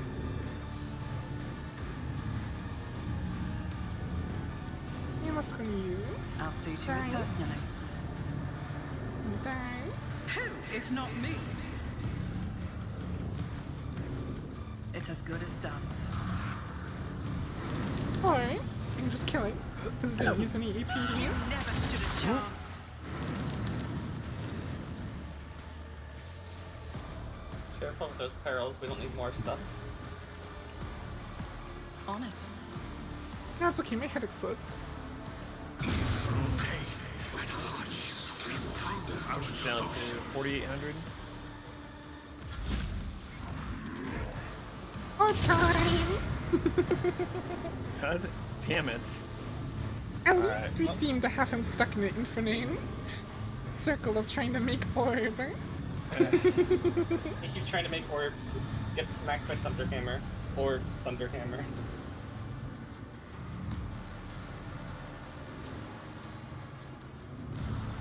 What?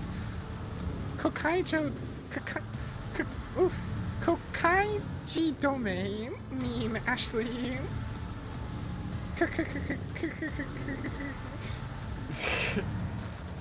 Have you switched your right? Oh wait, are you on your... You're on your big one. Your Deadeye shot's free this turn for some reason. Oh yeah, it is. Weird. Just make sure you don't hit Pascal.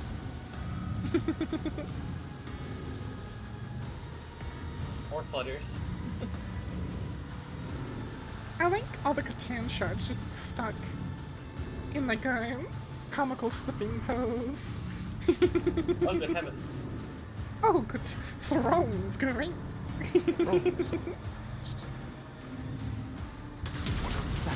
Well, Twitchy can now start focusing on the Catan shard. Ask him what is. Finally.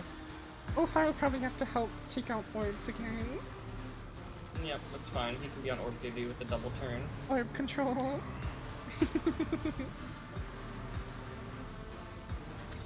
I'm up to 15 psi rating right now. I do. Oh, the damage.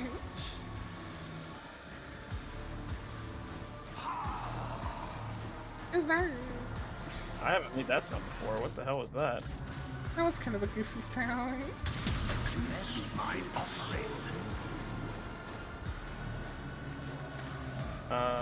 What? I didn't use all my AP though, I swear I didn't. No, you had 3 left and you used your... Did I? Huh. Oh shit. Well. Damn. Okay.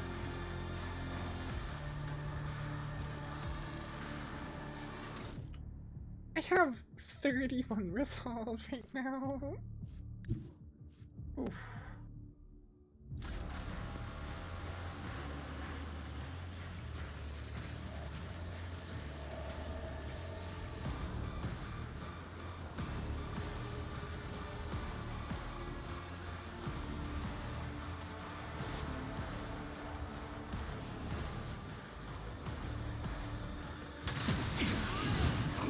$1,066.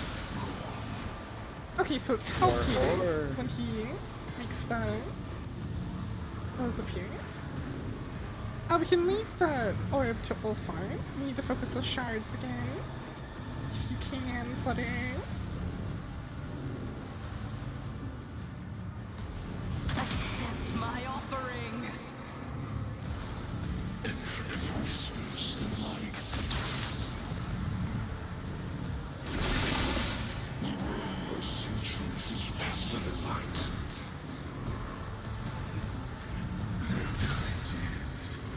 one. As I say, look at those 2 things you can hit now, Blades. Every time he summons this many of those big things, it just kills my frames.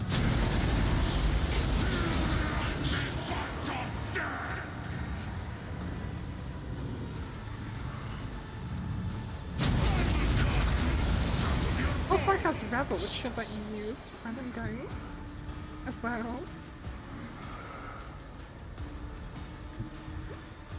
Hang on, I gotta kick a god. Shard of a god.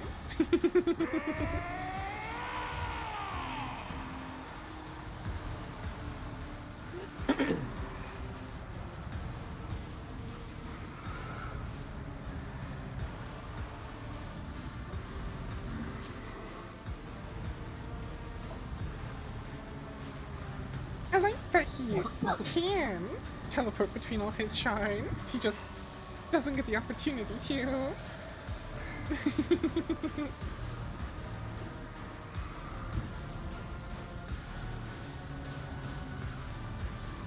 I see if I could get a collat on the other shard with them, but it doesn't look like it. I don't think you can, no.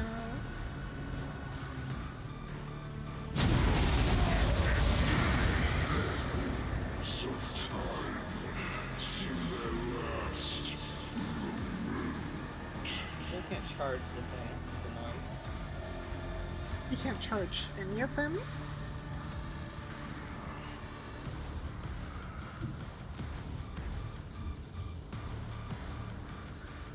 Yeah, I can't.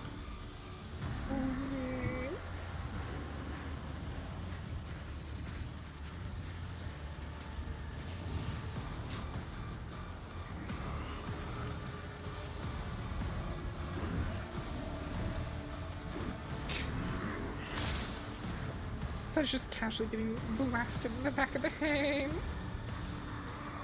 Besides, use the extra damage slot footings, like for the ranged attacks and stuff. Don't know if you knew that or not. Oh, I didn't realize that there's 2 shards that are stacked up behind the skull. Flutters could actually maybe get a really nasty collide if they can get like somewhere back here or something across all of them on Flutter's next turn. Potentially. Oof, 840 on that back line.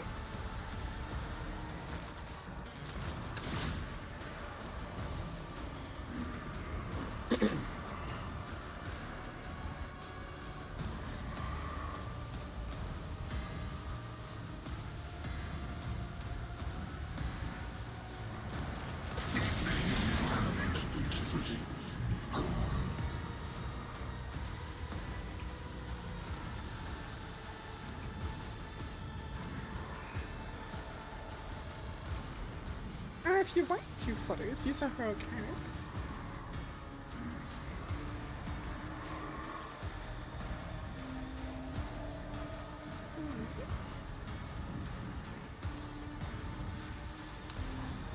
You know, after you exhaust all your EP and whatnot.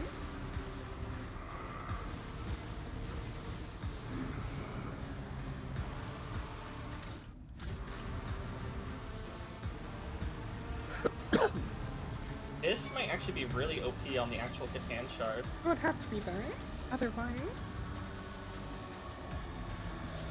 Oh wait, yeah, equal to 25% of the target's missing wounds? You may be able to just kill the Catan shard with that dispatch second weapon.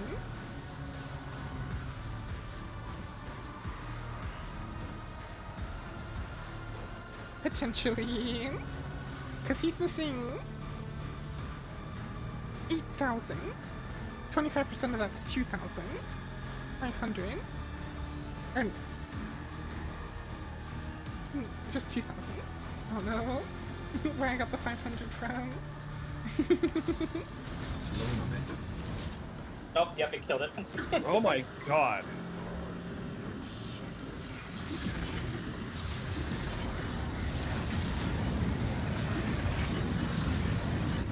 So we're binding it into the yoke, I think.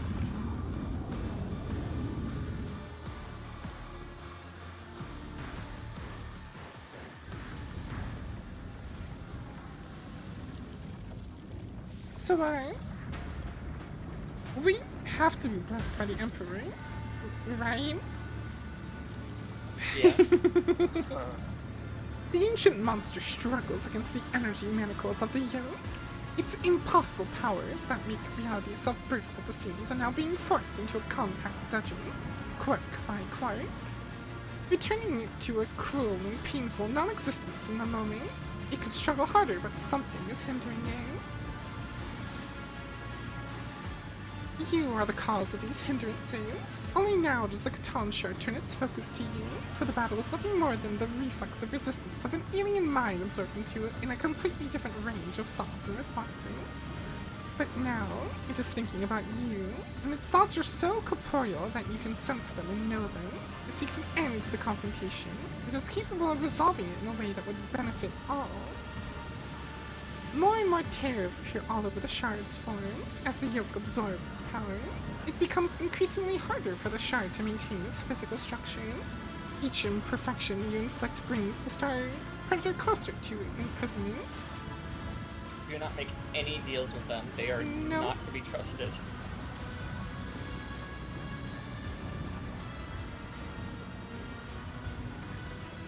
As yet another layer of reality cracks, a figure appears before you. Her. After giving you a probing and appraising look, Theodore permits herself a slight smile.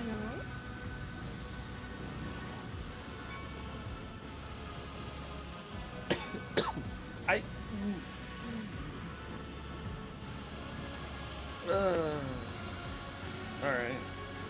I'll try to touch Theodore. Particles of reality around you begin to boil, trying to heal the wound upon existence and preventing her from entering your vision of reality, your version of reality. You and she can exchange words, thoughts, glances, but a physical connection is an impossibility. You're merely fleeting phantoms that could scatter at any moment. She is silent, her gaze is still trained on you, as if she's trying to commit your every feature to memory. You and Calcazar did so many terrible things in pursuit of your ambitions. Tell me, was it worth it? Your smile widens. It is always worth it. You understand this yourself. The wound on reality is healed and the vision of Theodora quickly fades away. You catch her last words. Whatever fate you choose, one can only hope it will be better than mine. Well, think about the Catan. Mental contact is effortless. This is not communication. Such a powerful being cannot comprehend communicating with anyone but its equals.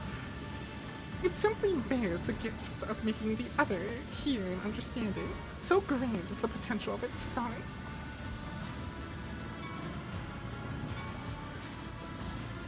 You'll try to sense the motives behind the Catan's actions. The Catan wishes to be. All Catan exists to spread and conquer, not to stay manacled within time. Where it was entombed by the contemptible sentient tools, away from all that is. The Catan wishes to ascend, sate its hunger, and embrace once more the pure exhilaration of claiming and taming reality. While trying to comprehend what the Catan is, the Catan is the pinnacle of reality. It is eternity, dominance, omnipotence, individuality. The Catan is the original purpose behind all existence. The rest was born in order to contain, nourish, and be appropriated by the Catan. To the Catan, space is an illusory variable. To the Catan, time is a young and trivial phenomenon. For existed for an eternity in the gaseous energy fount of the universe before time was eventually born. To the Catan, fact and probability are mere abstractions, between which it can soar on its electromagnetic wings. Currently, the Catan is not whole. It was shattered into lesser pieces, and so were its thoughts and powers. The feeling of emptiness is oppressive, and it yearns to become one again. You hear a whisper from Pascal's voice. I know this feeling, Xenos. We'll try and understand what benefits the Catan promises. Power, eternity, comprehension. The Catan once chose to reign over the short-lived races and forged a new and glorious fate for them. It has learned from its mistakes. Now it will only bestow its gifts upon the chosen few. The The Catan can grant your thoughts falter, for it is difficult for your mind to fathom the full scope of this word. The Catan can grant everything. Well, stop thinking about the Catan. It's much easier for you to stop trying to comprehend the Catan than for anyone who can grasp the world in hundreds of ways to stop comprehending you. Titi, of course, is like, well, alright, what do you want? I have to.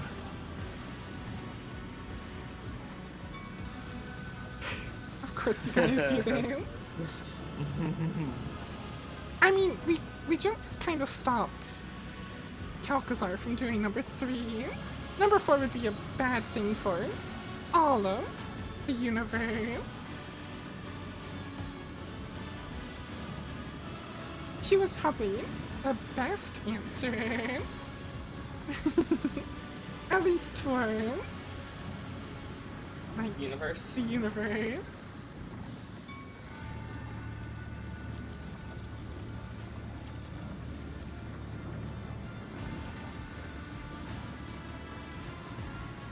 I will hear your guys' reasoning now. Don't fucking trust a Catan, and no one can keep it contained. Yeah. Because people are inevitably going to get tempted by it and release it, or it's going to, we can't control its power. It's too strong. Honestly, though, is a Catan the equivalent of, like, a genie in Warhammer? Catan are everything. They are God. They are a fundamental law of the universe. This one in particular is invention itself. And well, I think 2, we seal the thing and we just leave it alone. I think 3, we actually try to use the power of the Catan that the yoke can provide.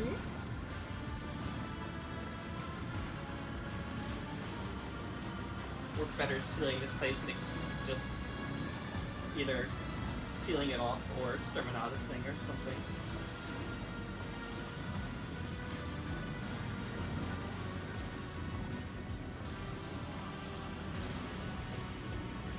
Better not take any chances. Eventually, yeah, for it.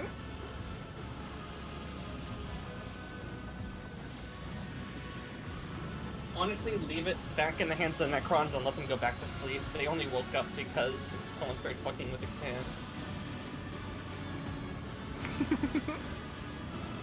I guess we'll deliver the final blow.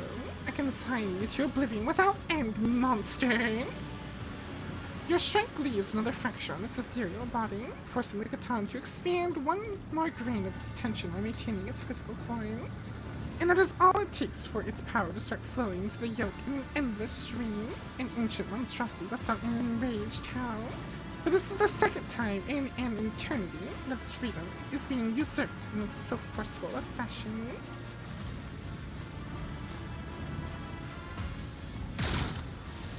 Wait, why did I just shoot a plasma shot out of my staff? As you stand before the yoke's control altar, you gaze upon it, possibly the greatest instrument of destruction in the history of your race. The key that unlocks the gates to the nigh unfettered heights of power. A weapon. The cogitator block that was designed to transmit orders to the imprisoned Catan shatters into pieces. It is a weapon no longer merely a prison.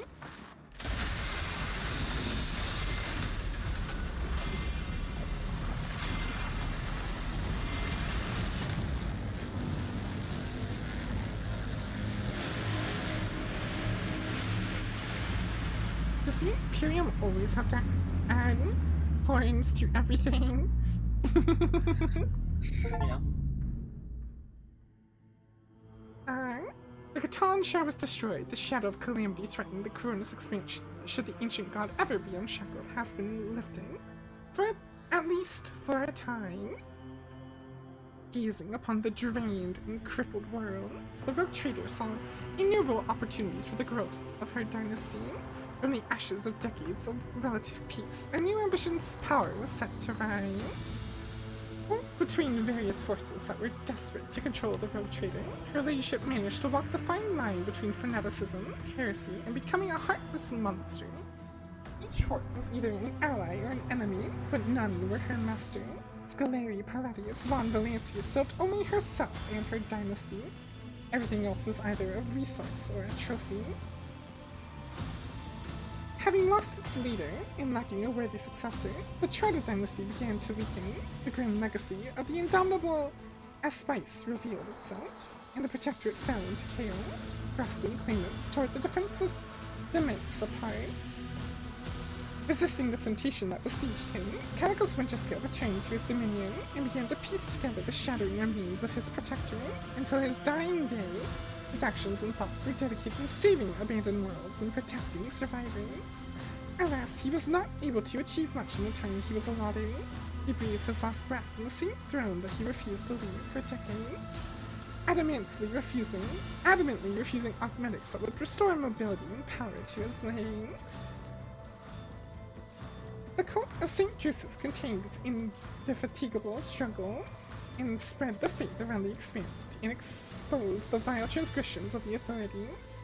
The stronger and wealthier a planet was, the less its rulers wanted to see the black-clad preachers. Riots and assassinations pushed the cult to the place where it felt almost confident, the frontier.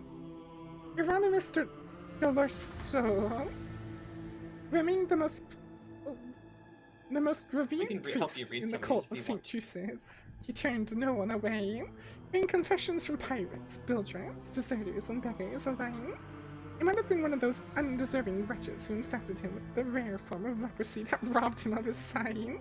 Rare. Yet his heart could always see the corruption in the souls of his repenting children. The deal struck by the Cognizance fleet in the Von Valancius dynasty replenished the explorators' dwindling supplies and allowed them to re-embark on a rapid and unrelenting expansion campaign. With powerful bases established in the expanse, the Omnissiah's scouts bravely ventured forth towards unnamed stars with the same drive that propelled their ancestors to explore the expanse itself. The schism of discontinuing the cycle engulfed the entire Cognizance fleet, and soon the Civil War was over. Disregarding the commandments of their forefathers, the explorers started down a dangerous path of new comprehension, creation, and revision of procedures and algorithms. The fleet was united once more, and in its unity, it was ready to stare down any horror standing in the way of the catechism of maintenance and operation.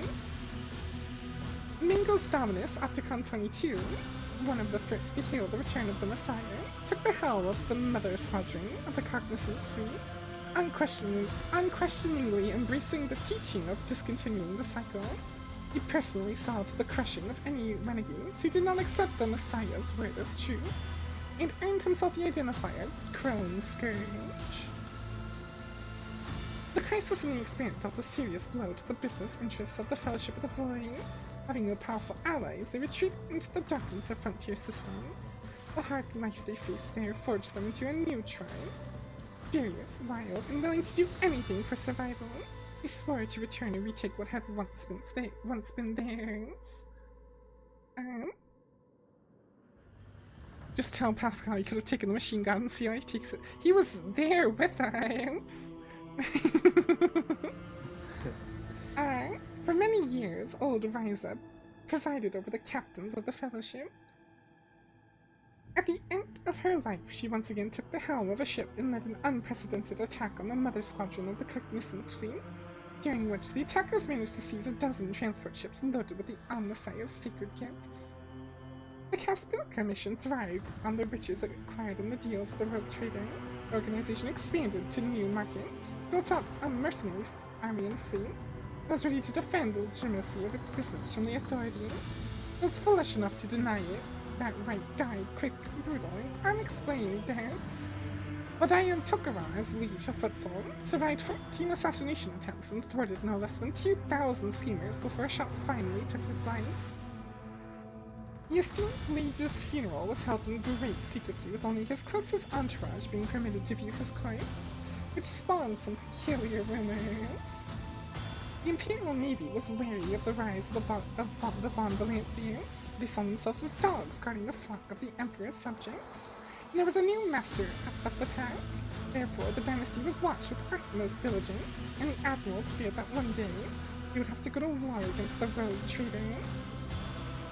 Chartist Captain Austerius Thorfast founded the Thorfast and Companions Merchant Company, excelling in trade and acquiring a substantial escort fleet.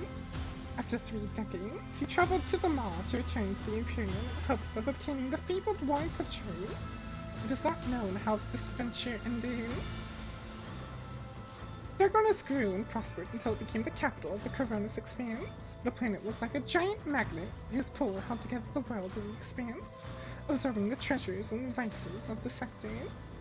Dargonis became the bastion of order in the Expanse. From here, punitive expeditions were dispatched to tainted worlds, and entire spires were occupied by officials and bureaucrats of the Imperium.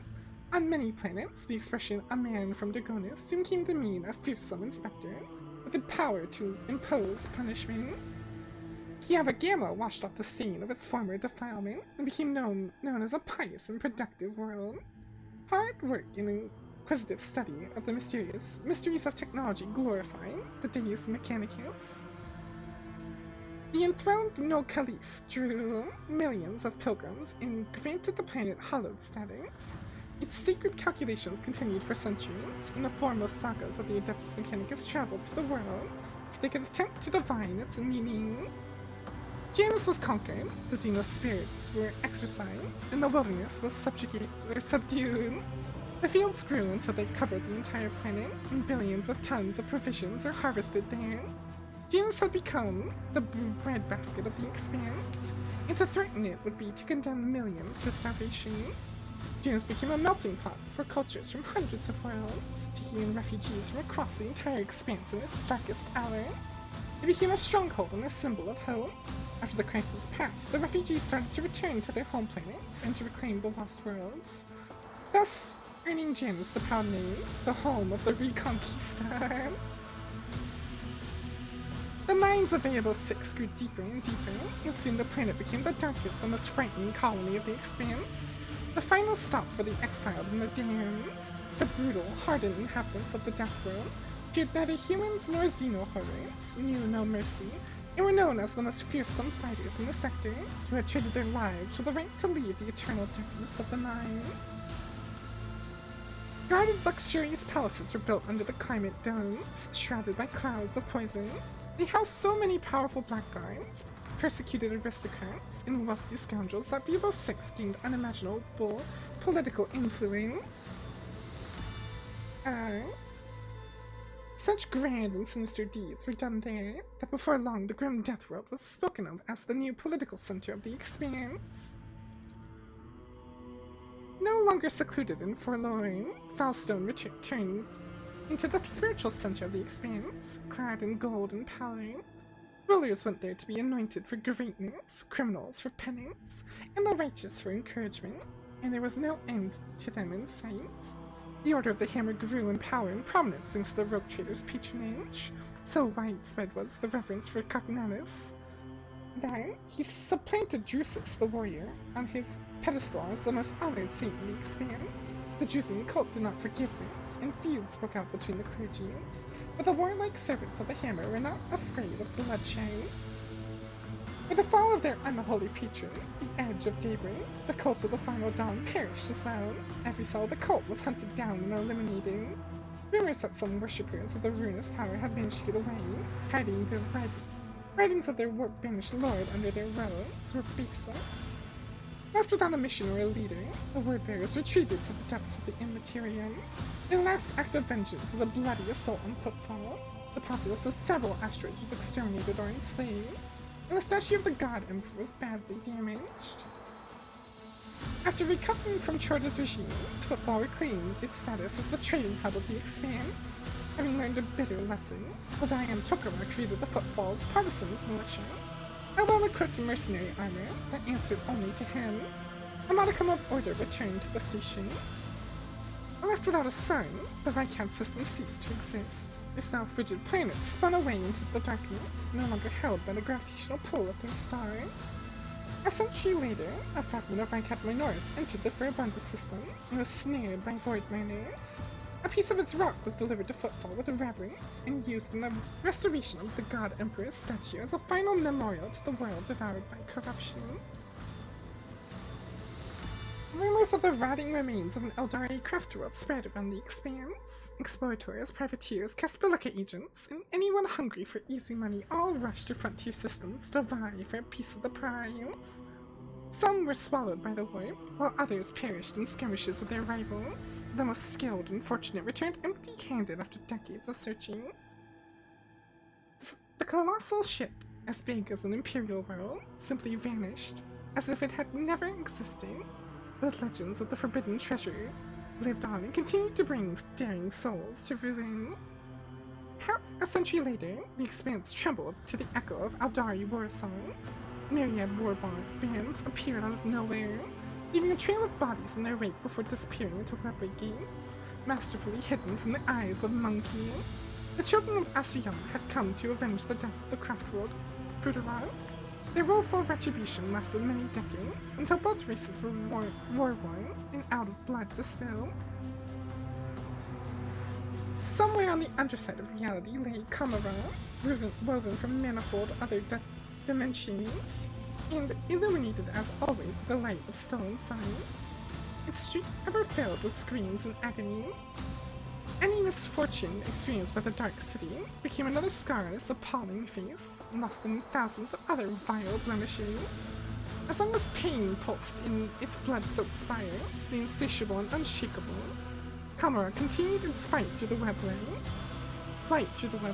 along with its unchanging ruler, leader of the Cabal of the Black Heart and the most dangerous of all Drukhari, Astrubel Vect.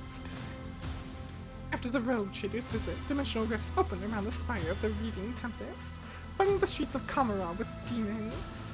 This incursion terrified Kamara. The Cabal of the Black Heart managed to stop it. Some Archons saw the event as a sign of their leader's weakness. Others interpreted it as a grim omen for the entirety of the Dark City. The fall of the Cabal of the Reaving Tempest united Kamara for a brief and bloody moment. The elites of the Dark City set their squabbles aside and found a new game in tearing apart the domain of Archon Ymirians. The fate of the Reaving Tempest reminded the other Cabals that nothing lasts forever in the Dark City, save the city itself. The dimensional gate leading to the Necron Tomb Worlds was sealed, and not a soul knew what transpired on the other side. But now and then, rumors came from the fringes of systems settled by humanity, rumors of sickle-shaped ships that appeared and disappeared suddenly, without showing any signs of hostility, yet. The voice of Voxmaster Victor Oda of the Ptolemaic dynasty was long heard in Cronus Expanse, trumpeting the arrival of the rogue trader. It brought glad tidings to the faithful and stood horror in heretics awaiting righteous retribution. After her death, Victus was granted the honor of being immortalized in the Herald's service hall. For many centuries to come, her voice praised the Von Valancius dynasty, transmitting orders across decks. Master Helmsman Revor diligently executed his duties until his dying day without once stumbling, succumbing to sleep's sweet embrace. Only when a piece of shell penetrated the bridge's armor hull and was stopped by the stern officer's unyielding chest did he finally know the rest, leaning against his trusty helm.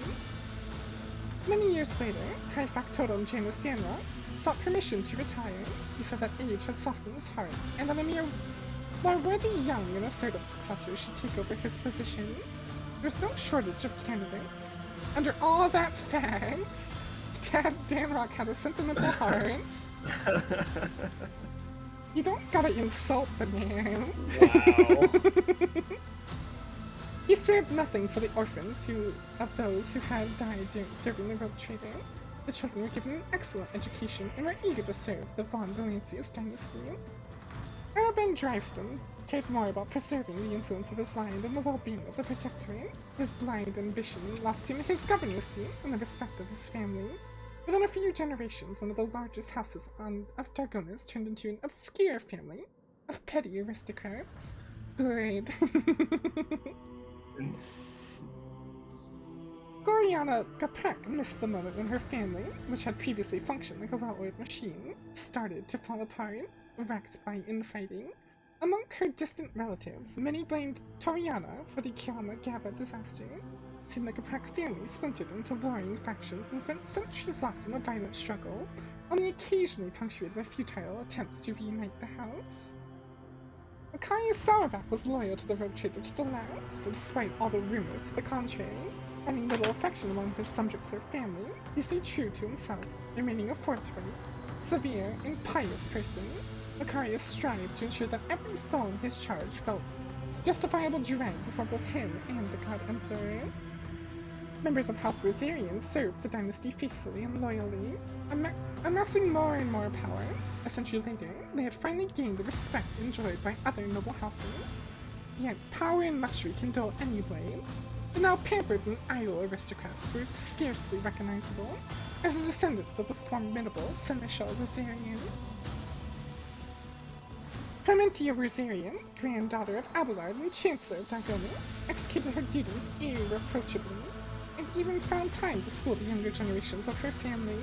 She was an equally skilled mentor, chancellor, and political operative. After a century of immaculate service, she surprised everyone by leaving her position and becoming the first mate on a trade ship. She would later admit, like a true Rosarian, that she had always had a passion for ships and voidfaring. Branches of House Caprak and Rosarian became intertwined for a time after the marriage of Astardia and Vicent. And that's the dude that was simping on Astartia. To the great sadness of the couple and the great amusement of the spiteful Dragonus nobility, their marriage produced no children. Just like her ancestors, Astardia Rosarian Gaprak dedicated her life to service. Crushed by the events that shook the stability of his house and his inability to provide an heir, Vincent lived in his wife's shadow. When his time came, he passed away without notice. A harlequin known as Nocturne of Oblivion visited the Expanse once again. Sneaking into Diagonus, he came to the Rogue Trader's palace and left her a special gift. A case of Eldari crafting, unmistakably ancient and precious, adorned with the rune of an eye inside a triangle. Only the Lord Captain knew what it contained. A harlequin candidly warned her that he was drawing the Von Valancius dynasty into a deadly dance, a shaking doom, that all will freeze within the threads of terror's loom. And he promptly departed, and not without reason. A few hours later, assassins from the Dark City appeared, following his trail and were mercilessly killed. Their armor bore the sign of the Cabal of the Black Heart. After months of searching, Dragonus wardens found the remains of Achilles Scalander on the lowest levels of the hive. Drukhari artifacts and records discovered beside him indicate that the Agent of the Inquisition had been compromised and was working for the Xenos. Having completed his last journey with his Lord Captain, Abelard Rosarian, with the gracious permission of the Rogue Trader, left his post as Seneschal and took over the helm of his large family. House Rosarian rose above its rivals and was never again the target of persecution, even after their esteemed patriarch died decades later, in his bed surrounded by his grieving loved ones. After the victory on Epitaph, Argenta left the Rogue Trader. An insatiable flame burned brighter and brighter in her soul, hungry for vengeance. And so the sister embarked on her own personal crusade.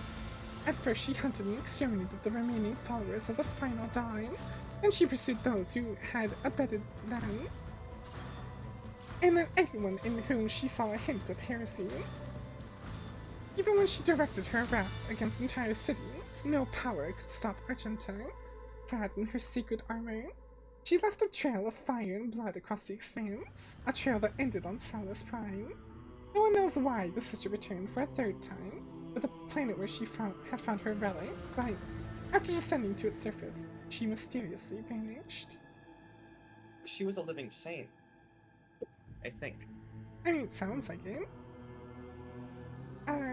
Enjoying the privileges of the Mercatum Tabula Officiale, Jay Hadari found her way into the heart of the Expanse's underworld. She became known as the Baroness of Shadows. Having amassed so much wealth and influence, she came to control the economic fate of the sector. Even the most powerful figures in the Expanse were forced to reckon with her and despise her. For a long time, Jay was able to thwart the attempts on her life, until one day she disappeared. But many continue to believe that she still rules the expanse from shadows even deeper than before. Heinz Van Calix, the former interrogator of the Ordo Xenos, took the mantle of the Lord Inquisitor after his mentor's death, receiving both the Inquisitor's rosette and the duty of defending the sector from the enemies of humanity. Van Calix became the new warden of the Coronis Expanse. Van Calix declared a relentless war against the enemies of humanity, be these Xenos, servants of chaos, or heretics in the Imperium's own ranks. The Inquisitor fearlessly eliminated numerous nests of corruption in the Expanse. A few decades later, there's an attempt on his life by a criminal cartel. Some say he only survived only thanks to an old acquaintance from within the Caspilica mission, who warned the Inquisitor of the coming attack. It was no secret to those who held power in the Expanse that Inquisitor Van Calix and rogue trader Von Valancius had shared a close and fruitful bond.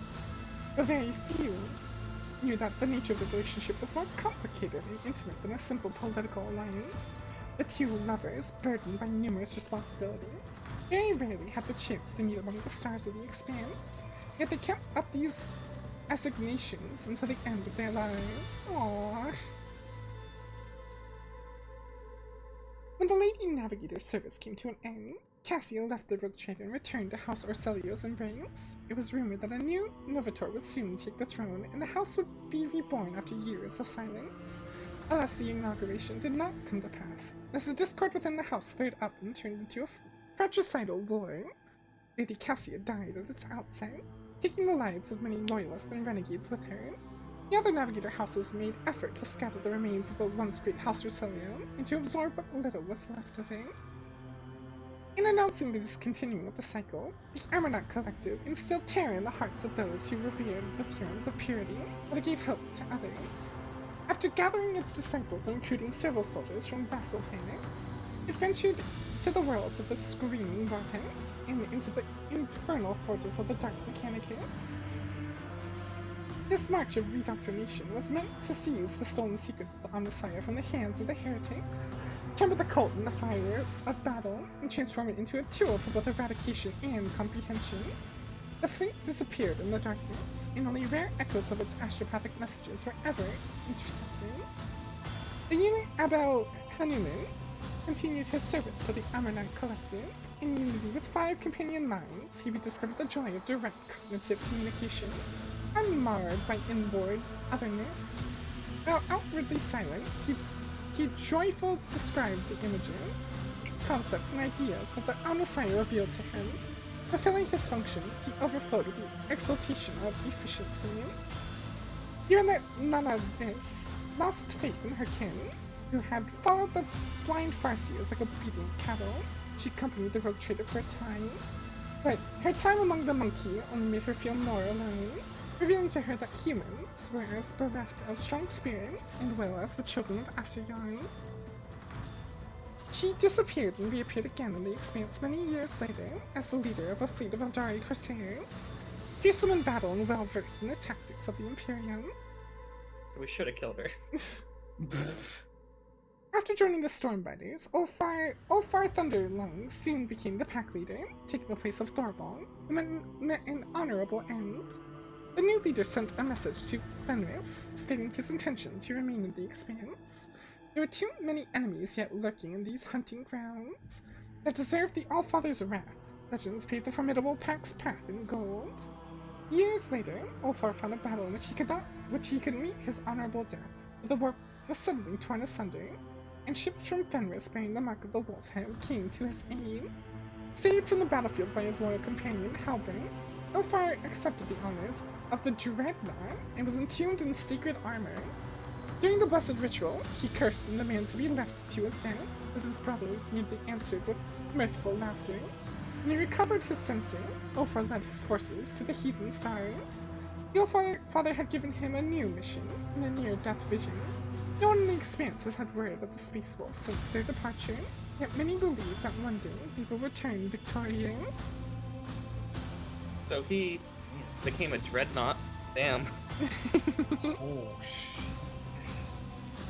It is rumored that the true cause of Thorwald Ironhide's demise was treachery. Faced with a superior enemy, the Space Wolves called on their allies for help, but a nearby squadron of the Cognizance fleet withdrew, defiantly broadcasting that the blood debt to Archmagos Amina is not forgotten.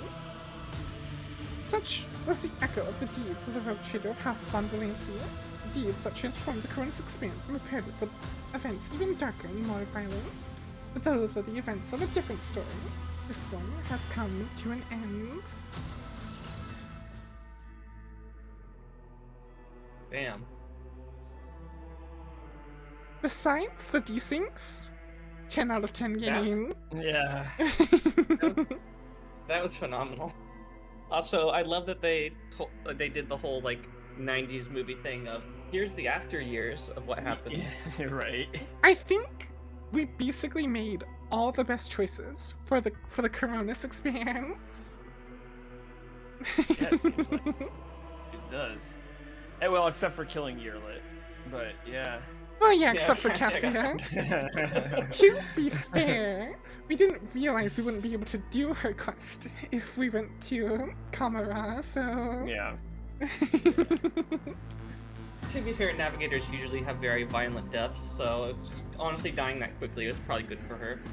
There's a lot of Russians involved with this. What the hell? They all live off. I think this Russian company. Russians love 40k for some reason.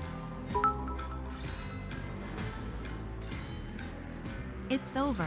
It's finally Like, if you go over. into an older 40k game, Melnikova, Aragov, Karyakov. Oh my god, they're all Russian. like if you go into an old 40k game, Now like what? the first Dawn of War or like the first Space Marine game, everyone who's playing is Russian. Damn. And now I'm probably 7 days. Not tonight, because I think Yeah. Twitch has to get off, but I think the plan is 7 days to die. I got it installed. Sure, I gotta install some mods, but I don't know. We probably won't play with mods. are we going in vanilla? There's not gonna be any mods for the new version. It's gonna be out of date. Oh yeah, Yeah. true. At most, you might be able to get a HUD mod to function. The vehicle mods were super nice footings, but it's on version 2.0. All the mods are still going to be made for like 1.7 or whatever the last version was. I'm sure things will be like while we play, things will come out and then we can implement them because 7 days doesn't. It came out today. Well, technically yesterday. When everyone woke up is when it came out. Well, the unstable experimental came out today. It's like a week until the full stable version comes out, but the unstable works just as good for playing 2.0 because you can just upgrade to stable. And yeah, no, this is their third game, Alco. I am 100% buying the next 40k game Owlcat makes. Oh, by far. Let's see. This really makes me want to play Mechanicus as well. Just put it on your wish list. It goes on sale like every 3 months. And it's usually for like $5. So Did they take the Pathfinder games off Steam? The no, rogue they're still there.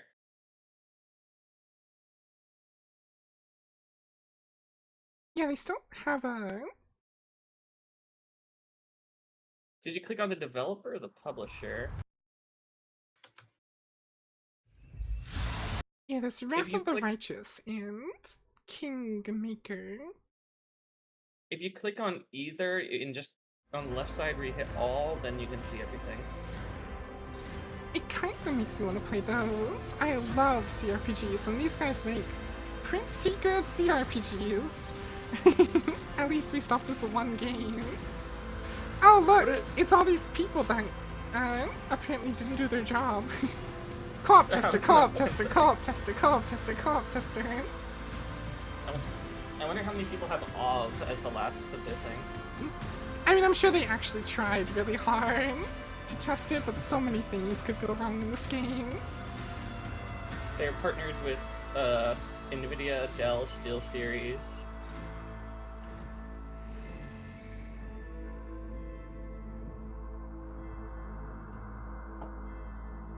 My Damn. only wish is this was voiced. Like, more of it was Yeah. voiced. Mm-hmm. Though, Honestly, that ending thing should have been voiced. Like it all really the should have. outros. I do think this beats Baldur's Gate for me. Just because Oh, yeah. the amount of choices that actually impact things is like at least Everything double. mattered.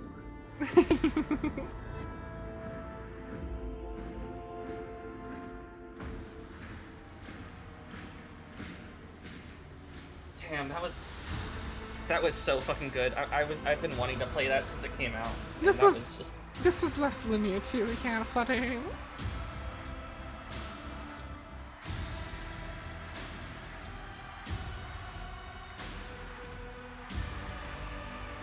And I mean, Baldur's Gate 3 had good music, but this has way better music.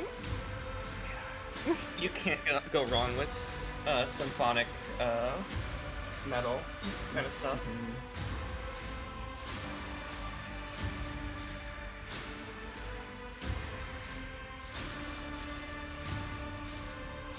This game took us, what, like 3 months to play all the way through? It's Jesus. been a while. Has it been 3 months? I think so. You bought this for everyone on Christmas. We started playing it like in February, I think. I didn't get home till Oh no, it was February, March. Yeah, it was before April because we were playing this on April 1st. So yeah, I think we played it in like March or February, April sometime. It was about 3 months of almost constant putting in like however many hours. And I think Got about 151 hours. I think this actually, like, time-wise, took longer than Baldur's Gate. But By like about 20 hours, I think. I think we did play, like, Baldur's Gate for, like, 4 months or something. Just because we kept having to not play it. Apparently, we are in the top 5% of players who've completed on daring difficulty or above. I mean, Most people just went in at the default difficulty. Yeah. with the D-Syncs, it probably added, like, a week worth of playtime. I wonder if there was any single event that caused the game to start to unravel. Like we did something and didn't. Oh, that's cool. They put the names of all the, like, instrumentalists. Yeah. Why is the choir just empty? Oh, because it's soloists, sopranos, altos. That was like a header to the headers. They could have used a different font or something. To make it look bigger. Danikov, Dmitriyov, Yanikov, Kamenov, Tesvetkov, Angelov, Jushkov, Goshpadanov, Petrov, Dakov, Madzarov. Do you remember the video that I linked? I don't know if you ever saw it. It was the live choir Oh, of yeah. them singing. Oh yeah. I did think a couple of those guys looked very, very Russian now that I'm thinking about it. Like, especially the skinny dude with the glasses, like the stern face or whatever. Like, yeah, okay, that makes sense. Now that I'm thinking about it. This probably was these same guys that did the music for this.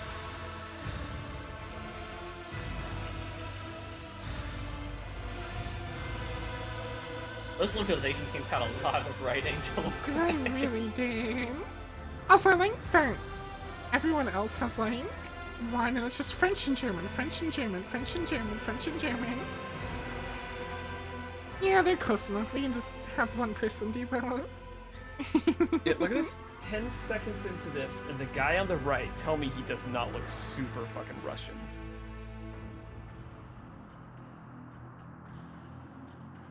That's the guy I'm thinking of. Probably Ashley. They all look very Russian to me.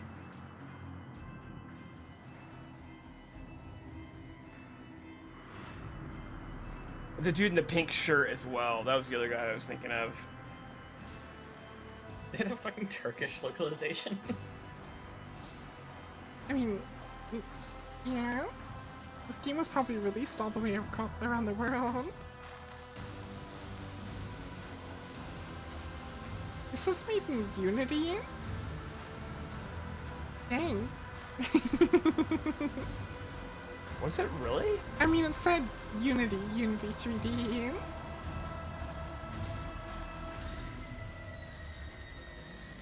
Oh, these must be all the supporters. You know what?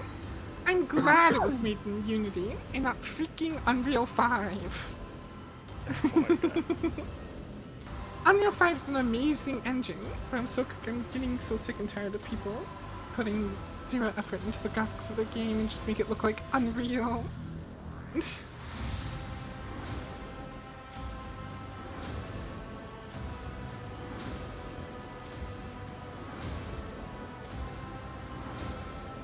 Alcant has a ton of supporters.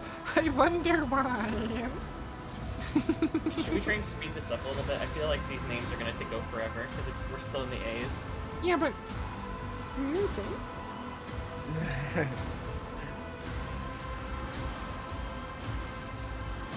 Well, I gotta get up for the night.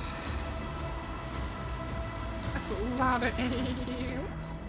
I'm holding down the button. Oh my gosh, the amount of Anthony's. Who are these you're looking for? These like These are like the people who supported the game and stuff. Oh. You know.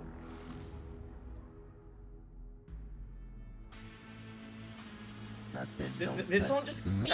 I passed it quickly, but it said someone put in their thing as Big Chungus. It's in the fucking credits. I'm fucking sure. Chunbang.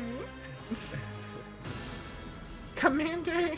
Someone put like their full title. Scaleri Palladius von Valancius.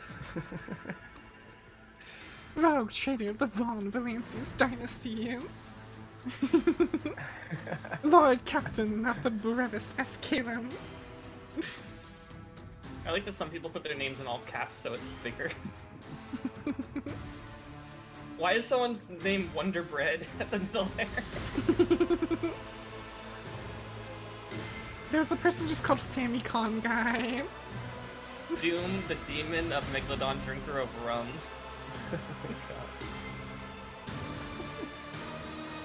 Alright, good night, y'all. Guy. Good night, Chichi. Chichi. Sleep well. I'm in the eyes. That's a lot of James. Oh my gosh, that's a lot of James. Oh look, there's a bunch of Jeremys. Johns. Oh my gosh, the amount of Johns.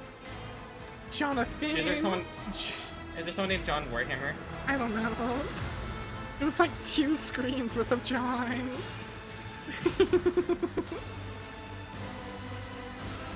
I'll check for it. Ton of Kyles.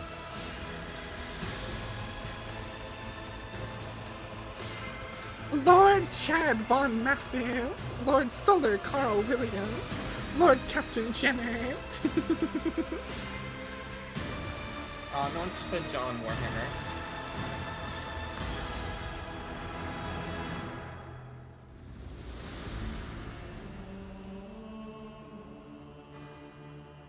That's a lot of Matthews and Matthias. Ah, I've reached the Michaels. Ah, that's a lot of Michaels.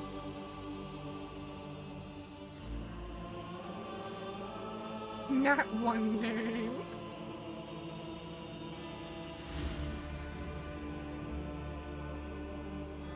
Nuclear Messiah, Nuclear Winter.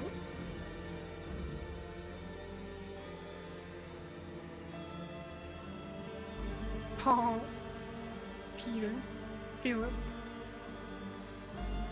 Lots of those. Primaris Librarian. Oh, Rasputin. Remus D. Ravenfield. That's like, I'm sure that's that dude's actual name, but, like, that sounds very 40k.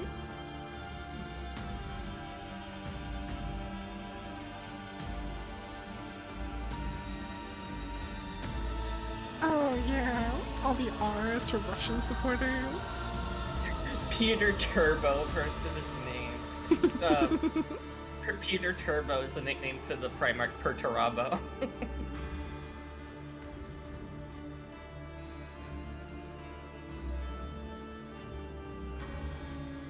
There's a lot of Thomases.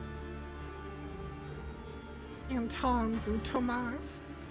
In the R's right now. Oh, were there 2 Sigmiles? Vladimir.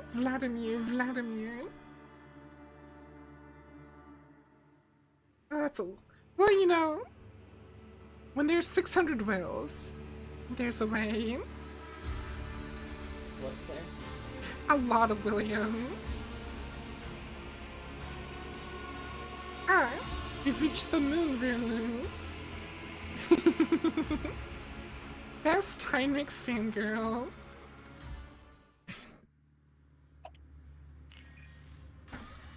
Well? Huh.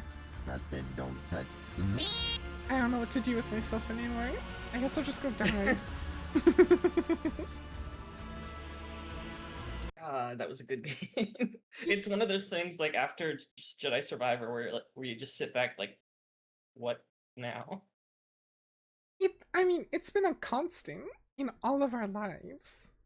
For like... 3 months. Yeah.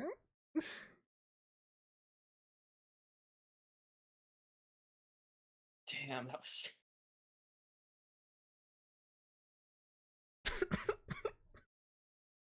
Actually time got to uninstall. 39% of the achievements. Make How- sure that's a fair chunk. How big is We this got game? this. 35 gigs. Excuse me? Fuck you, AAA devs, you can't optimize shit. How big was Baldur's? 144! This thing was bigger than Baldur's. We need to go back to Unity. Can Unity become the standard again?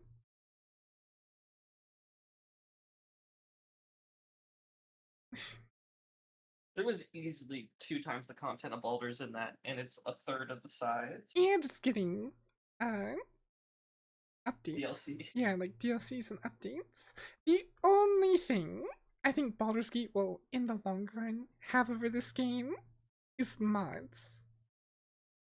Because the Baldur's Gate devs literally gave the community everything, and we're like, look, we're not gonna work on it, but you can. Honestly, this game doesn't even really need mods. It has literally everything a 40k fan could want. There's so many factions that are in it. I mean, more stories Well, yeah. is really the only thing. Why can't you sink? Because you're stinky. Lance. What is the stink? Pink is the stink. Yeah, something like that, Flutters. I'm sure someone will eventually figure out how to mod it. How many supporters do you think that was? I think at least 10,000. There was a lot of names there.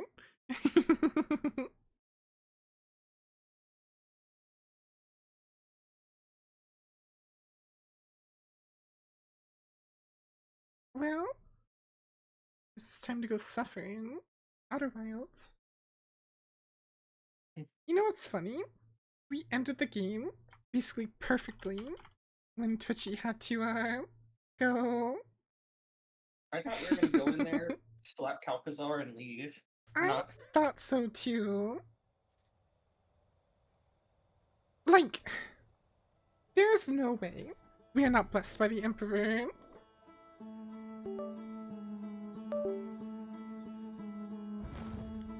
Welcome back, Cloud. Right now.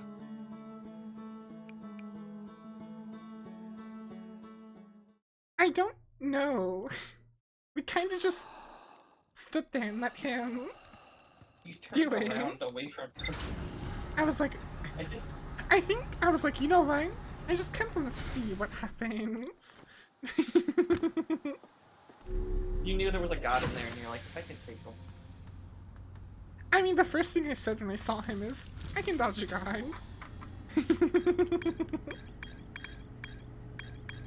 I do find it ironic that the tech priest is the one who ultimately killed the Catan shard. Good night, Alco. Sleep well. Oh right, I want to go check out the black hole footage. Which means I need to go...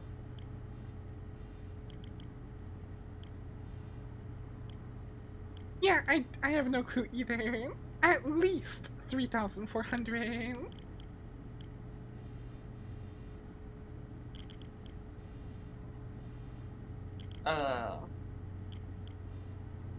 On your 7 Days to Die flutters, make sure you opt into the beta for the latest experimental and download it for tomorrow. You don't have to wait to download tomorrow. So we need to go to Brittle Hollow. And... well, that's just me.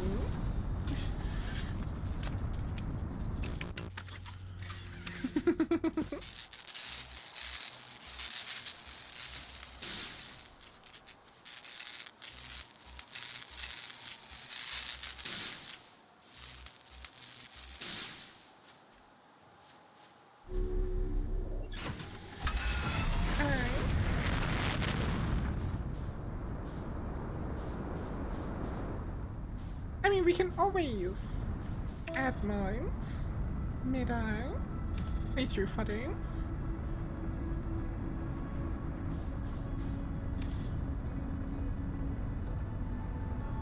And also, I think this is like the first time Twitchies played the game, so probably wouldn't be a bad idea.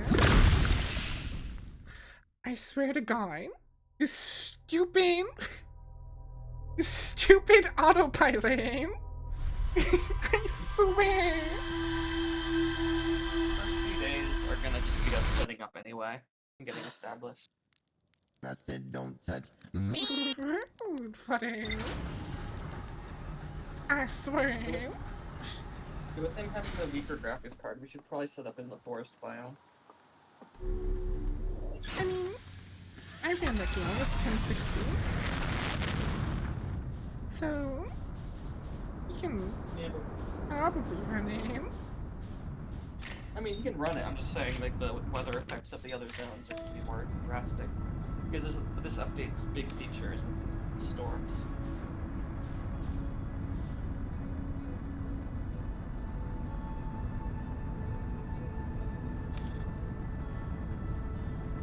I am kind of annoyed for Twitchy.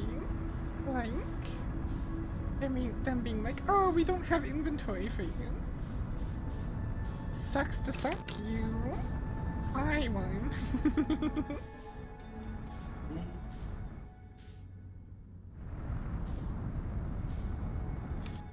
Like, they have to get one forum, right? That's the whole point of a warranty. That's true, Flutters. Yeah. Yeah. Isn't that breach of contract of warranty? They don't follow through on their warranty? I mean, I think they technically are still following through. They just are like, oh, we're trying to follow through, we just don't have it yet. I'll be right back.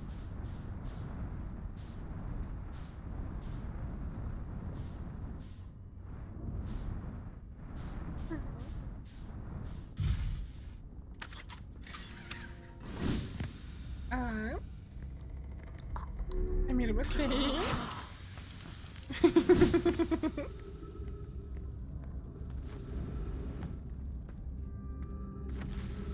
I usually immediately put my suit on.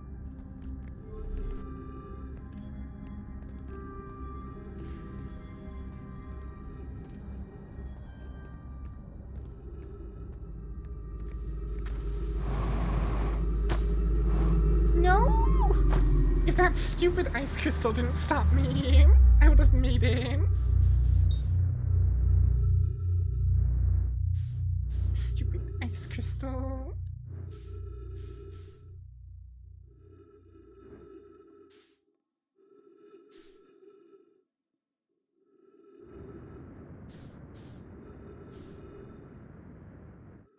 But you have to wait so long for the sands on Ash Twin to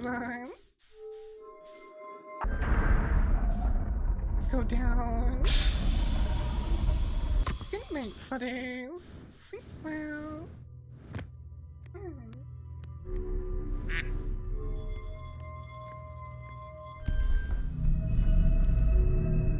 No, I know. I just don't like wasting my time. Also, if you watch the VOD, Cloud Hub, you get to listen to my terrible voice reading things for like a good solid 15 minutes.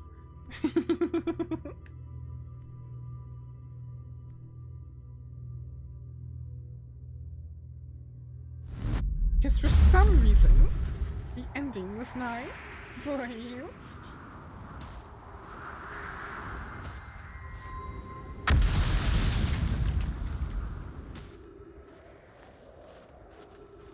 This guy's beautiful voice is half the reason you watch the stream. Your loss. No, I mean, I'm glad people enjoy it.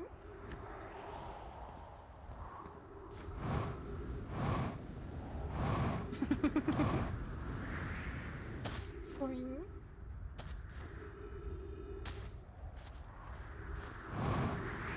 I honestly, when I started reading it, I didn't expect it to be that much reading. Because you were like, oh, some of us can read it. And I just kept reading because I was like, you know, it's probably not that much.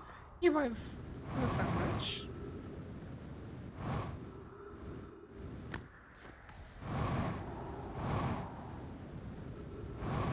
I said don't touch me. Rude. People apparently enjoy your voice and you're like, but whatever. No, I mean, like, I'm glad people like my voice. Sometimes I like my voice too. Sometimes. Other times, it's like terrible. Ha ha ha, here autopilot strikes again. Ty Cloud. Oh my gosh, has anyone here played Final Fantasy X? Are you talking about Ha ha ha ha ha ha ha. the one laugh that's famous? Yeah. I mean, like, it serves a story purpose. It's meant to be, like, kinda cringe, but it's just... Is it Kefka's laugh? Is that the name of it? No. The character who does it is Titus. Oh, I don't know that. I thought you were talking about the famous laugh. Oh, the like, oh, kind of noise.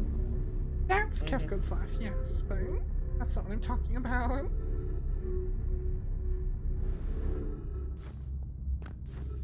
There is a reason Final Fantasy X is one of the most popular Final Fantasy games. It's a good one.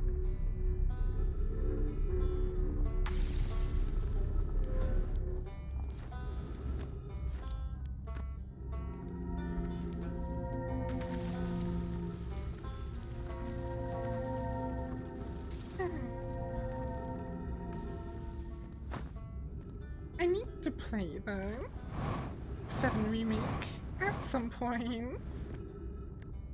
I'm sure you'll get time for it. Maybe that'll be the next single player game after Stalker, which is going to be after this. No, but I have so many other games I want to play. And that one's not a Redeemer game. There's You want to maybe go do some War Thunder? I'm still trying to get through this game. Because I feel like I'm slowly discovering the end, I think.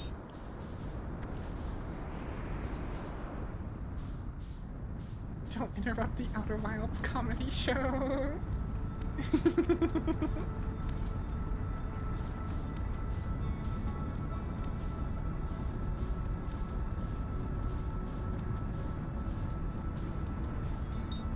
Okay, I'm getting well out of the way of the sign.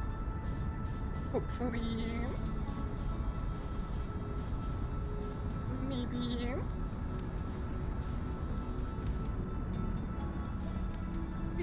Yeah, Final Fantasy X was good. Final Fantasy X is like really good.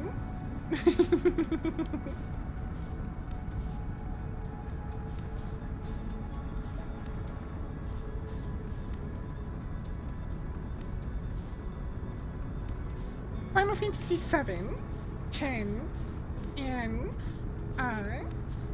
14 are considered like some of the best Final Fantasies. 14 just because it's an MMO and the player base is refusing to die. I may be included in that, refusing to die.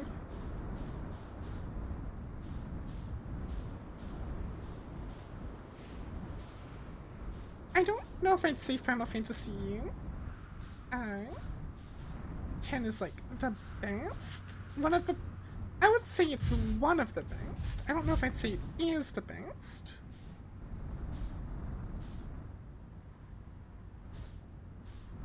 I think my favorite Final Fantasy is 15.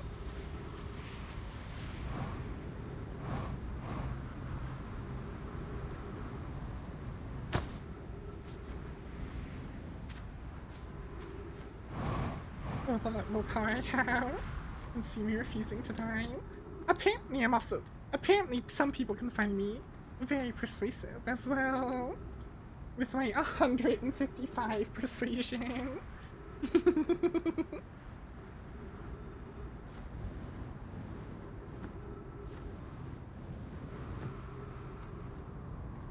Oh, really, Pierre?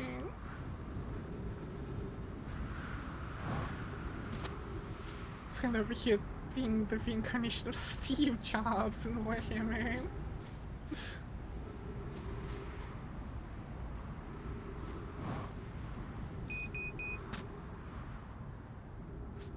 Well, that's a problem that I will not fix right now.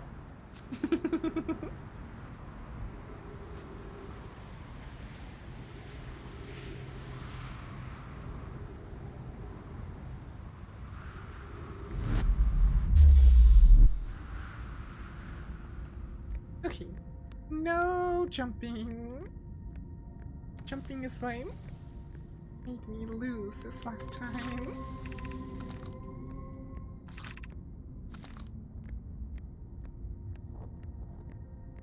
Onwards to the Black Hole Forge.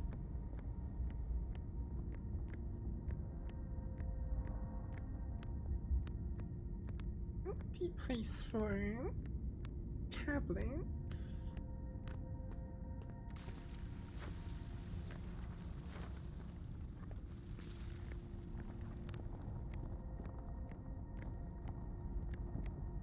I feel like using these consistently would be really disorienting. Where am I taking this first black hole core? And where am I taking the remaining cores once they're ready? All of the warp towers are being constructed on Ash Twin, so the black hole cores will go there.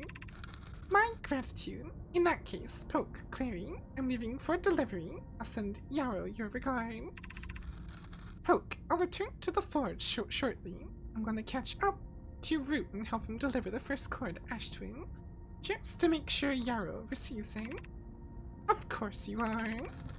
The white hole cores are for the warp receivers. Each of the 6 receivers are being constructed at different locations, so those deliveries will be a greater pain in your cervical spine. The tower designs in the high energy lab on Ember to reveal each receiver's location. Ask Yarrow. He's familiar with them.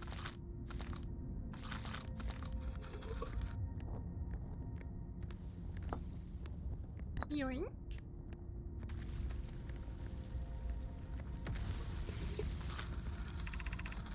Of note, Yarrow believes he spotted a flaw in the warp tower designs, namely that one of the warp towers on Ash Twin will never activate because its warp receiver will never align overhead. Does your romantic interest think a warp tower's alignment point is its receiver? Does he not know that a warp tower always aligns with the center of its corresponding astral body? That it's an unreasonable belief, given the receiver does have to be located on, or in close orbit around, the relevant astral body. I seem to recall that was your understanding of warp technology at first. No, Yarrow understands the distinction. He likely doesn't realize that Hourglass twins are so close together. They function as a single astral body, with a shared alignment point in between them.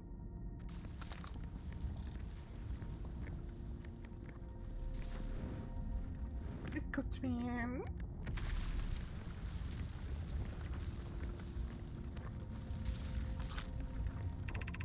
Regarding the warp towers on Ash Twin, does each tower have to be perfectly aligned with the center of the astral body to which it's tuned? I enjoy precision as much as the next know mine. Like, if, for example, a tower's base were to shift up even slightly, a tower might no longer align with its astral body.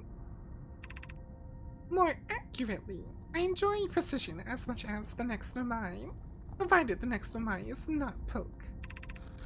We don't need the alignment angle to be exact. It only needs to be within 5 degrees of the astral body center. Of note, this gives us a slightly longer warp window. I imagine this window will last roughly several seconds. As such, any Nomai stepping onto the warp platform during the active window will be immediately warped. We will need to be careful around the platform for the duration of the time it's active to avoid accidental transportation. Ash Twin Project Stone. I think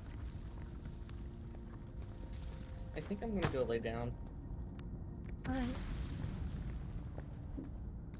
Love you. Love you.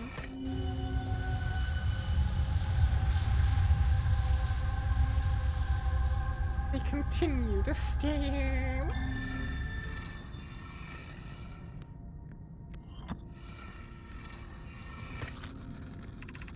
We have good news, Yarrow. Good news, everyone! The advanced warp core is ready to be installed in the central chamber of Ash Twin. I'm intrigued, love. Everyone here working on the Ash Twin project is excited to see you. Pi is besides herself with joy. No, it isn't. Is everything well at the forge? Don't worry, love. Poke is only nervous. The core is extraordinary, and her design work is beautifully clever. The core's durability could still be improved. I need more time. Ignore her, Yarrow. The core is finished, and if my sister tells you otherwise, then she will be finished as well. That's vaguely ominous.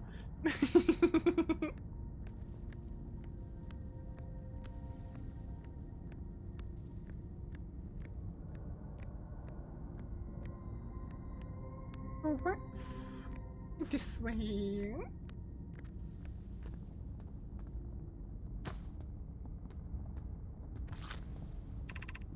Exit to surface.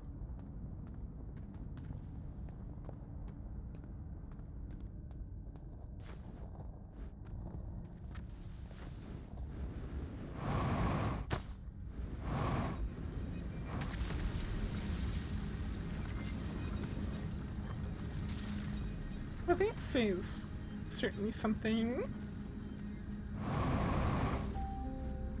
There we go. I just... Why does it end so abruptly?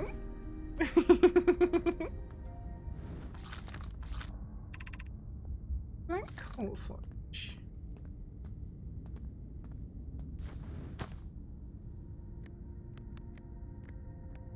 Right, I guess this is everything.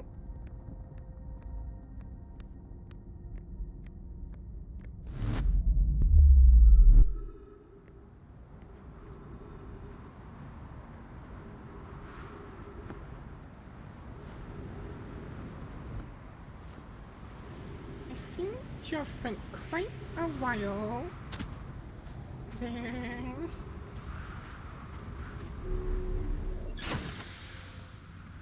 Okay, so what did I learn? Apparently, not a lot.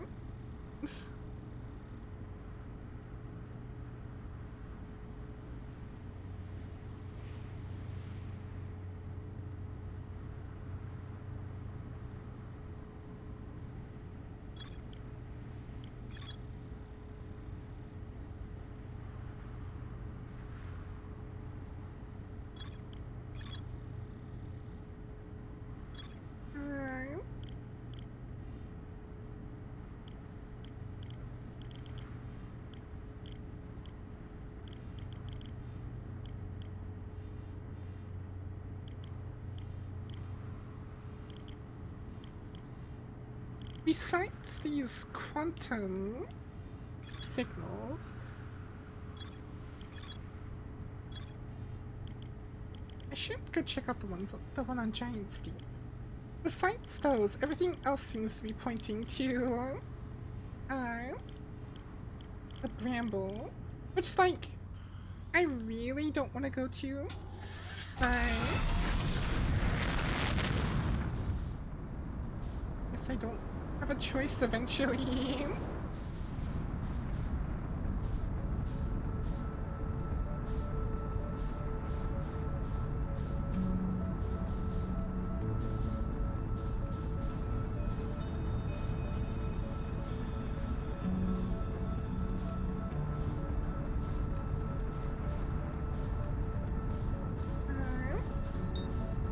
That's Timber Hearth.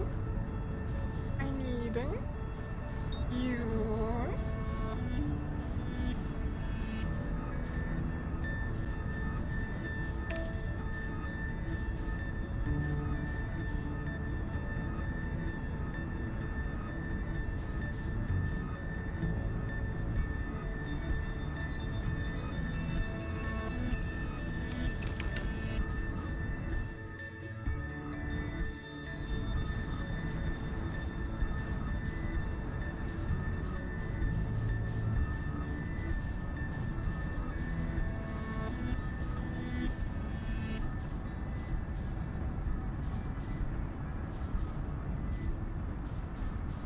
It's time for me.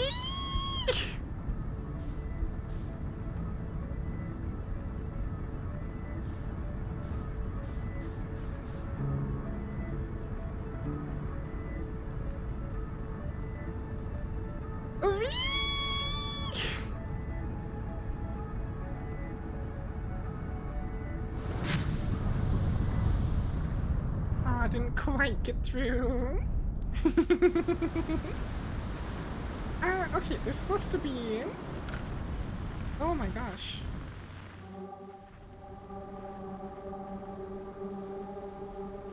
The frame drops.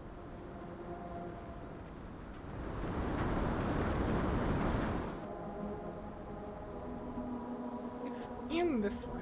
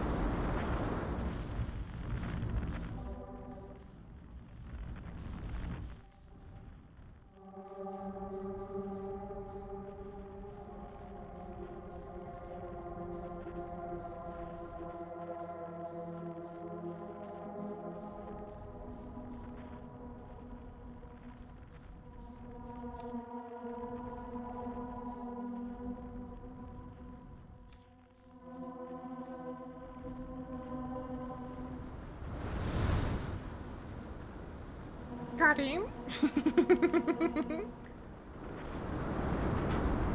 Hugh Hugh.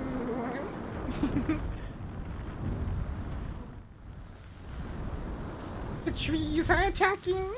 Ooh.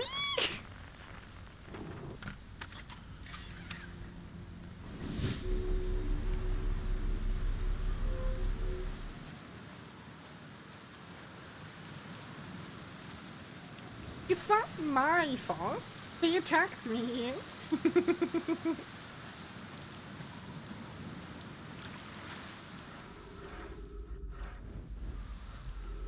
Oh shoot. I need to go get what you call it? Fuel.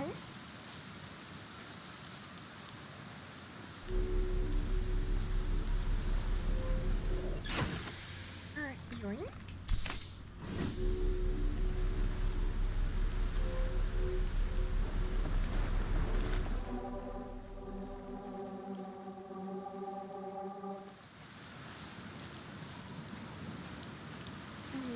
Curious what here is.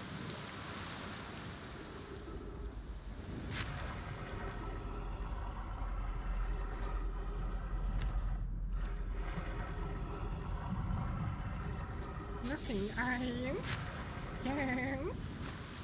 At least for now.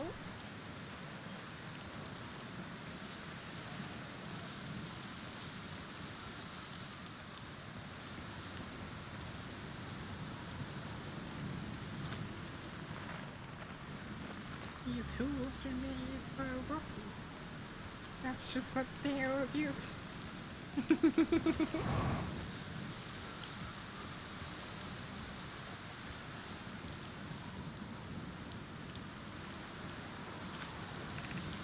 Be welcomed in this place. This tower shares with all who ask the knowledge needed to make his or her first quantum journey.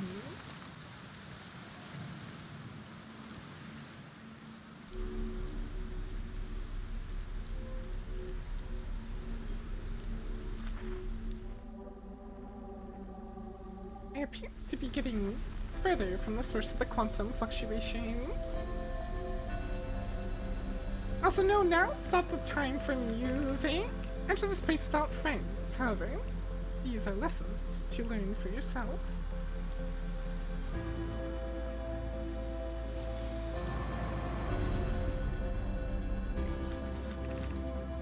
Seek the Wandering Arch.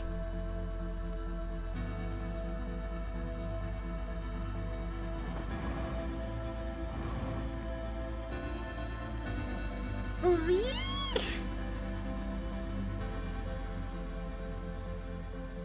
It's fine, I still have a little bit of time.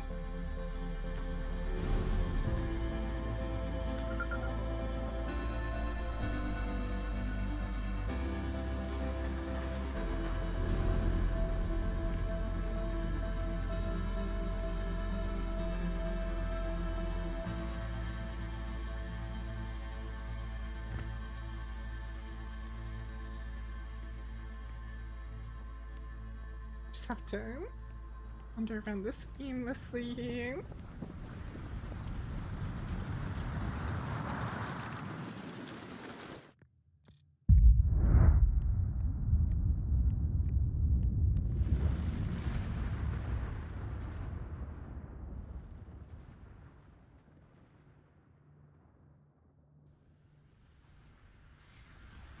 Rotate.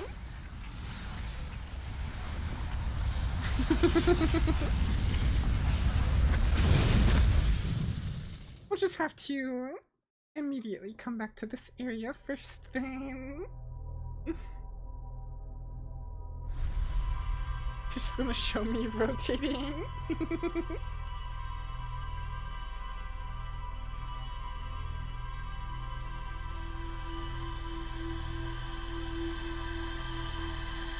Well, that was a fairly productive cycle.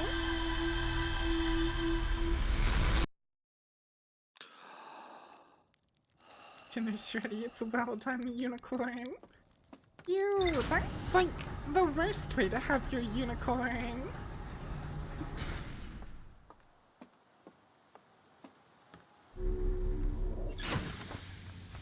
better to have the medium rare.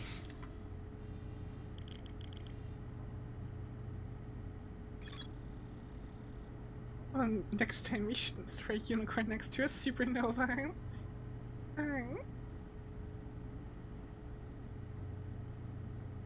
Observing a quantum object and observing an image of a quantum object. These are the same.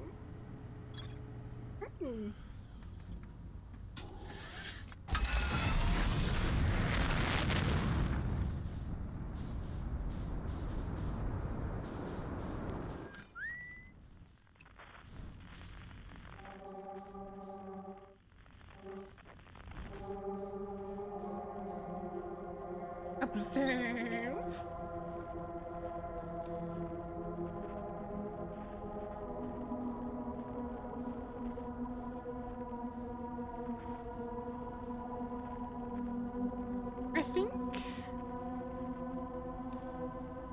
I think the thing was on the North Pole. Or I guess the South Pole. It's on one of the poles.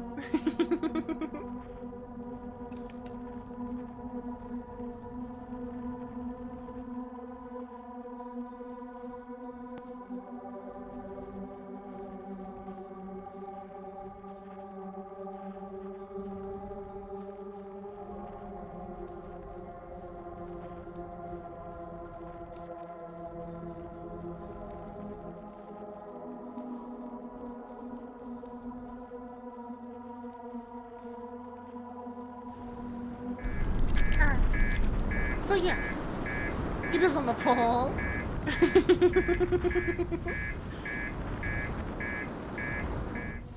I think I was a little too accurate.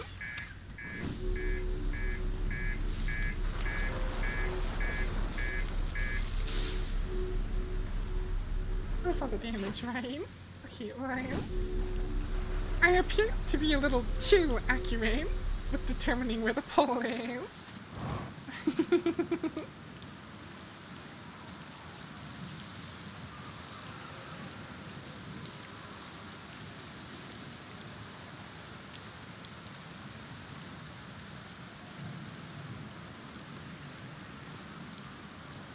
Well, it wasn't 800 meters a second, it was more like 50, but still.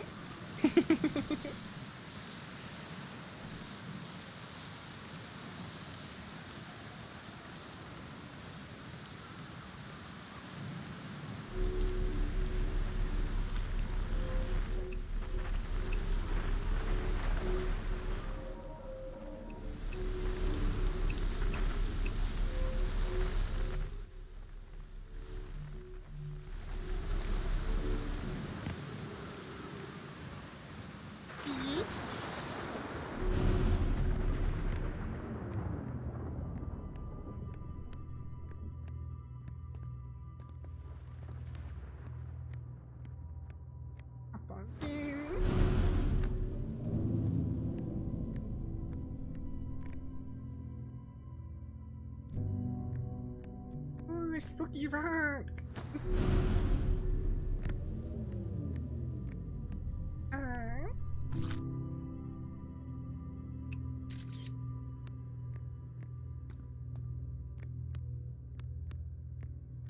Aha! I got the big brain.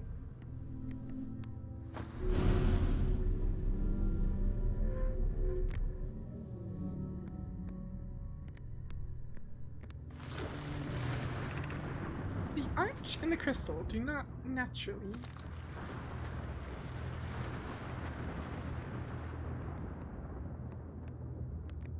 So I have to...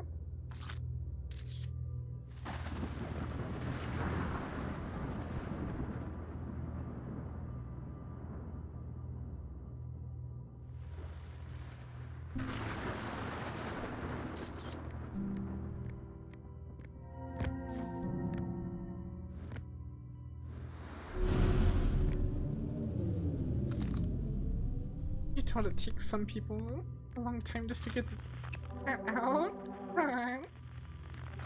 I mean, My first thought was, oh, maybe there's like an image somewhere. But then I was like, wait, there's no images on the walls. I guess I'm just using the picture. This is the last one, but we made it harder.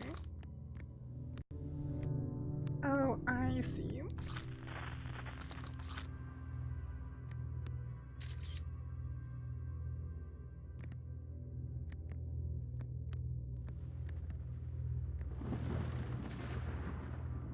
I see him.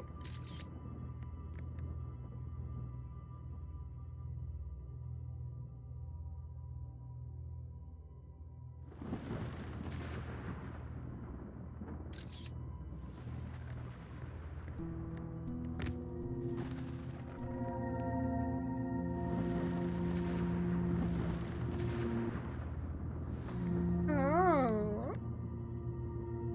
Because when I go past it, I can't see it anymore.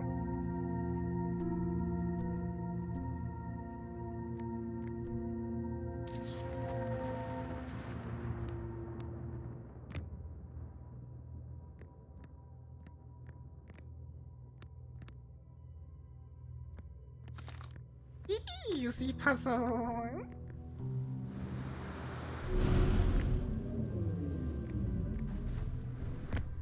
The biggest brain.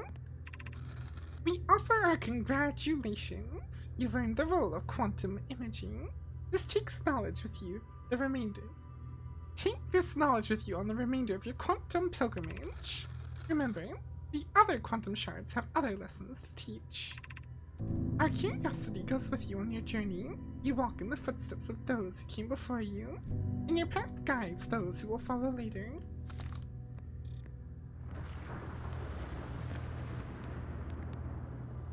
So, if I want to keep a quantum object in place, I have to take a picture of him.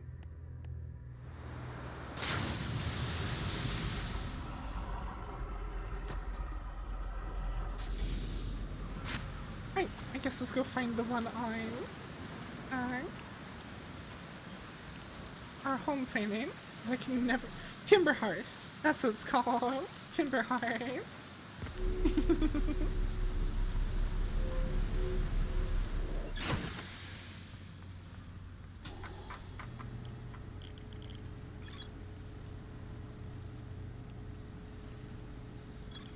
This is another quantum signal. There.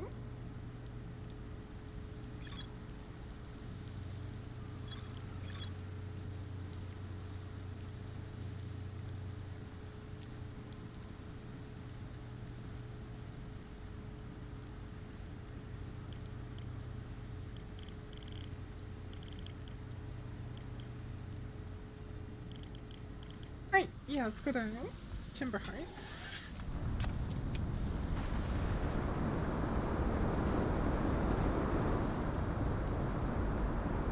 I still need to figure out how to,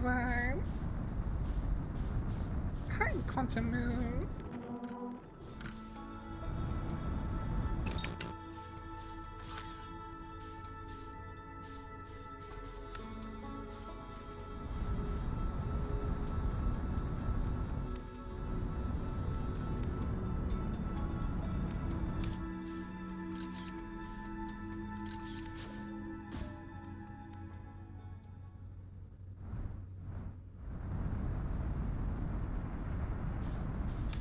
It seems to have eaten the... Seems to have eaten the, scout.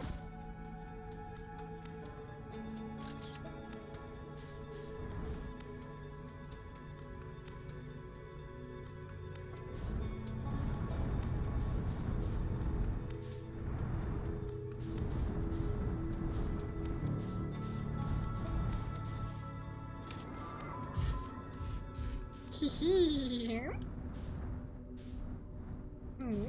What am I gonna do when I leave?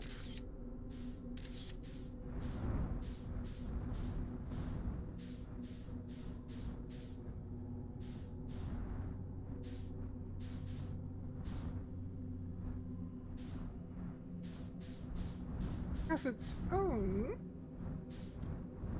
tornado on its pole.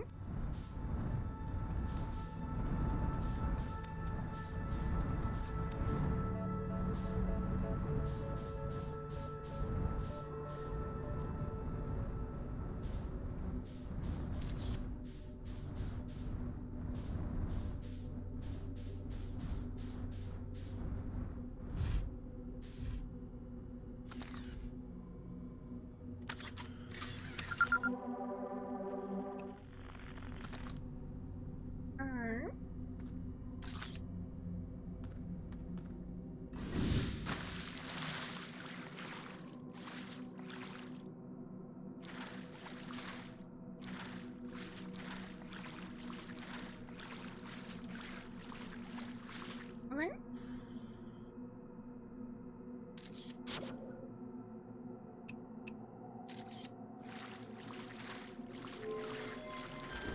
Just so that doesn't, you know, disappear.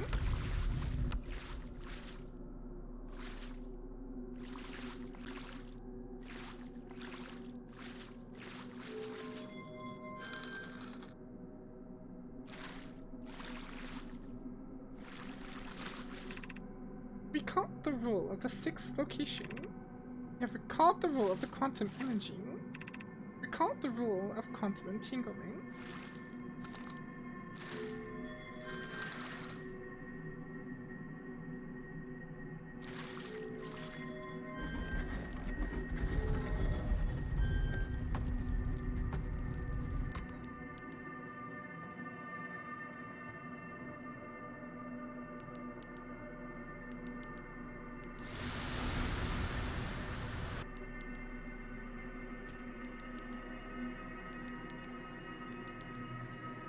Sparta, down, down.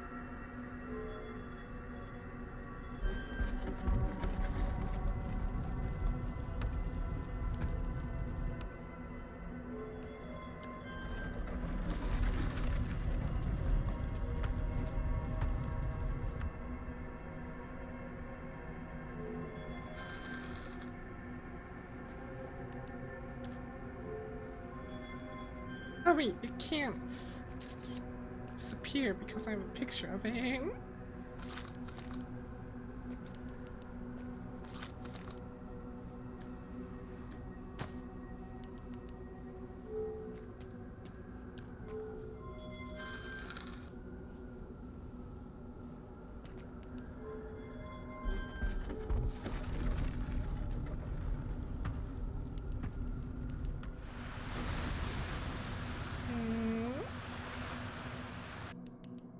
I feel like I am potentially, you know, missing something.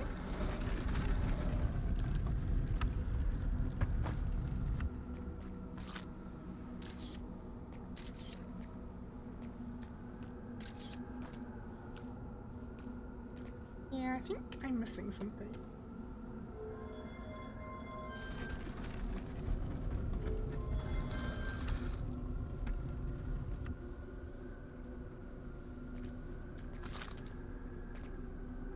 I've called the rule of the sixth location.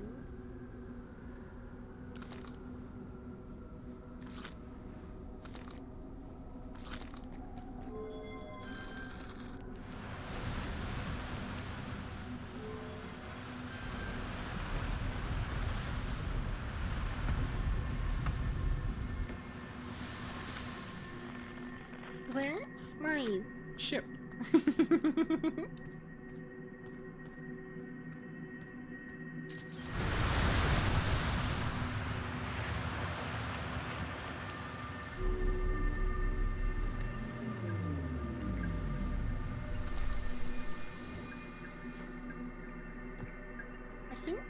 been on this before. Yeah, it's the one where the guy talks about. He's landed on the planet. But yeah, where's my ship?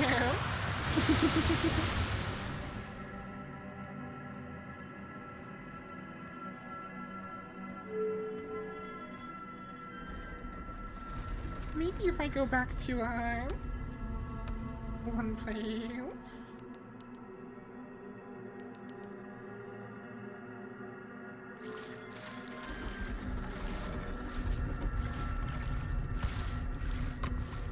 Sure.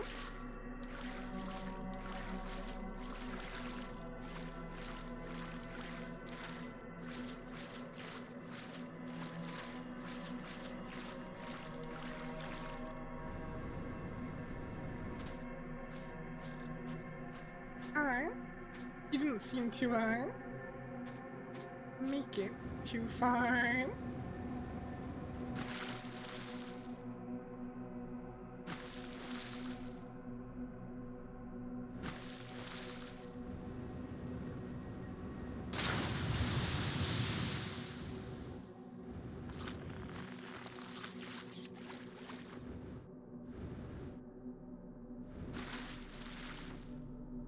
There's the ship.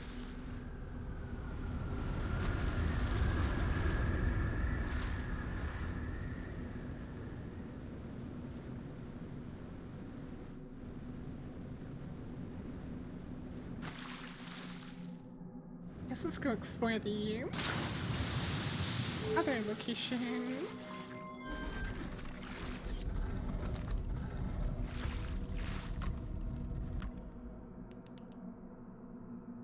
I've explored the Timber Hearth.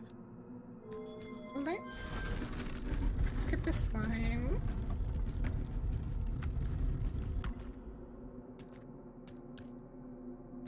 Oh, this is the Bramble. Well, I don't like this one.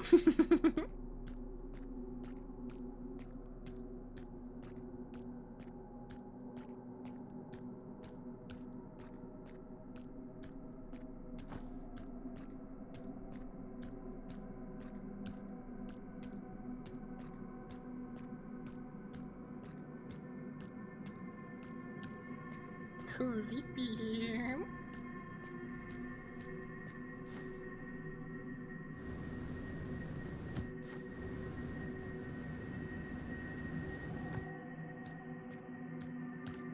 Random texture.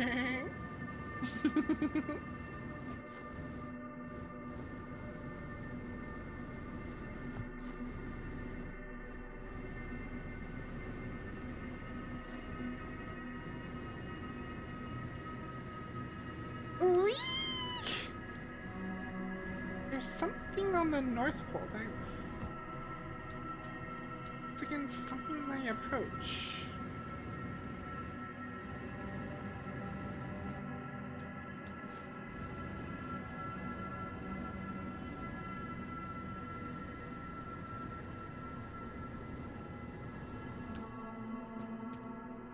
That is such a trippy mechanic.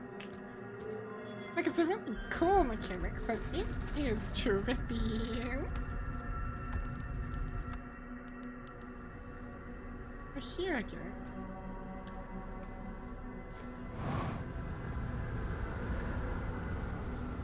It's fucking windy out there. But still, I can't go through.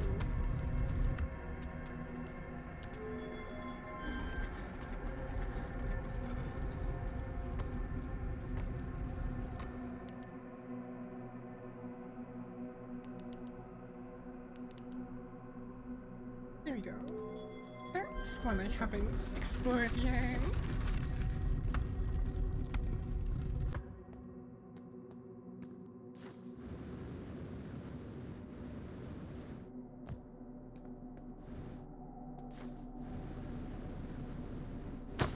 God, imagine like a game with this like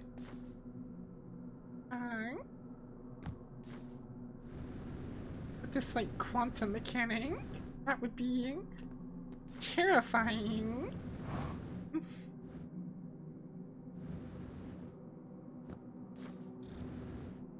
You know what? They did say at one point you have to be on the South Pole or something like that. Like it always starts you on the South Pole. So what if the South Pole is like a safe spot?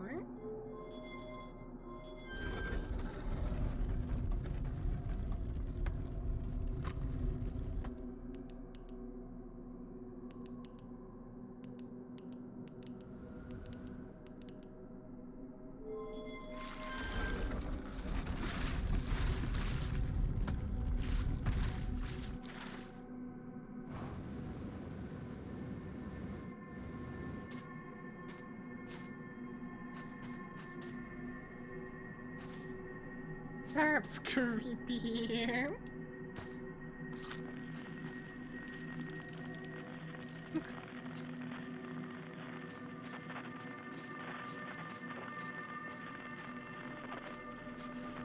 Really?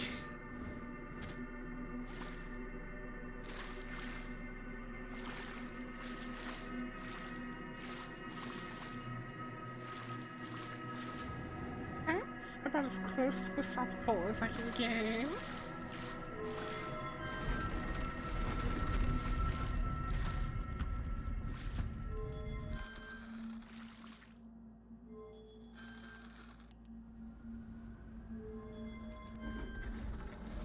Well, that was not the answer.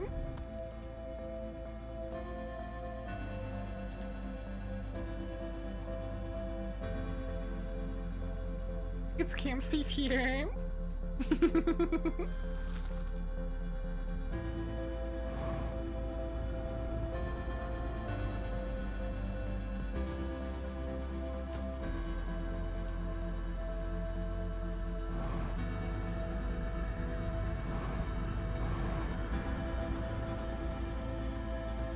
I'll just hang out here with the eye and eventually suffocate or something.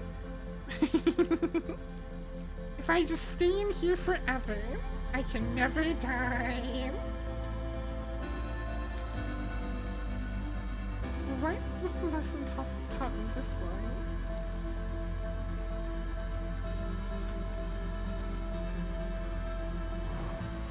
I feel like that's the lesson I'm forgetting.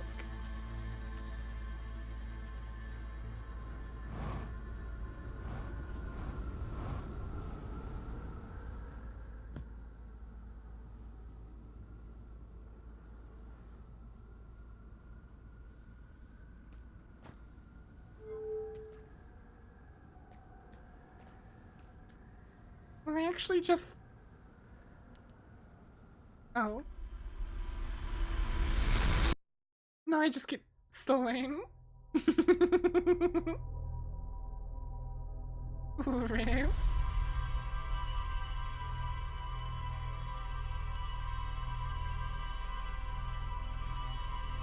Yeah, I didn't die, I just got stolen.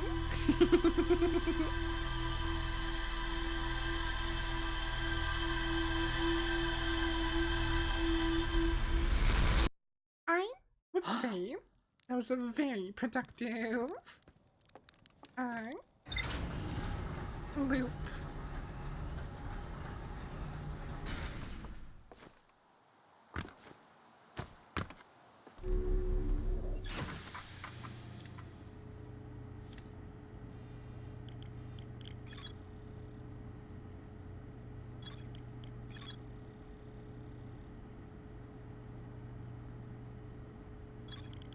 What are the rules of where is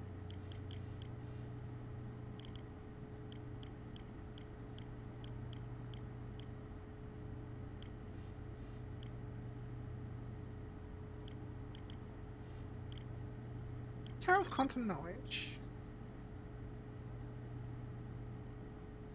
To explore the sixth location, the shrine must be on the moon's north pole.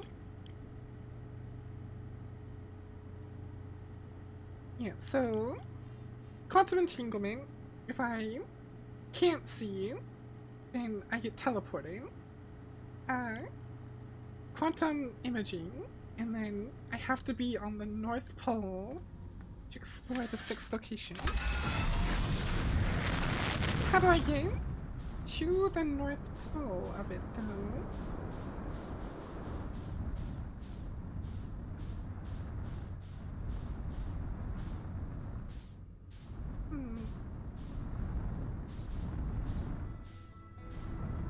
Let's see.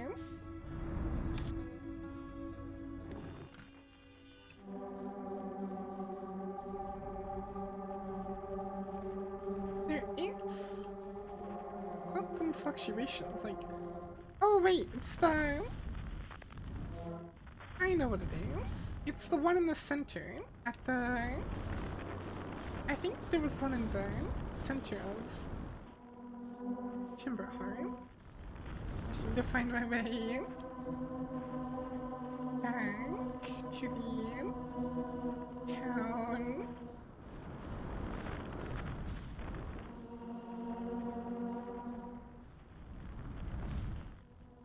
Or it's this one.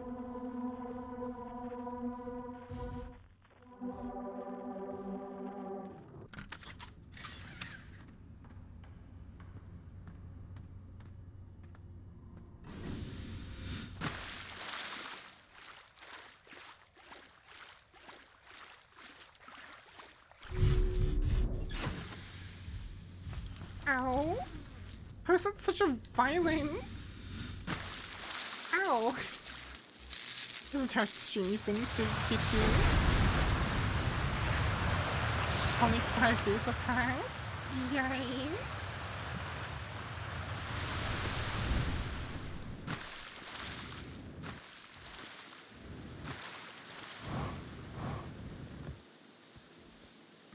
A quiet shade across old bark in the ancient glade. It's always dark.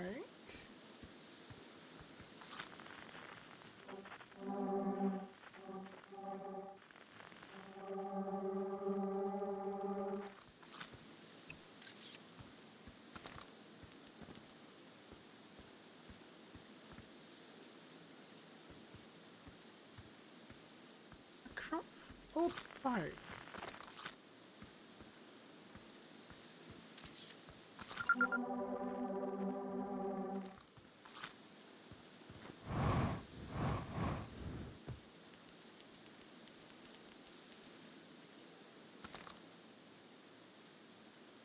The ship's being stolen.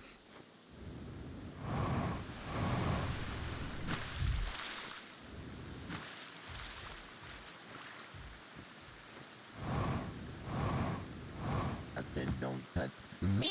Rude, Cloud.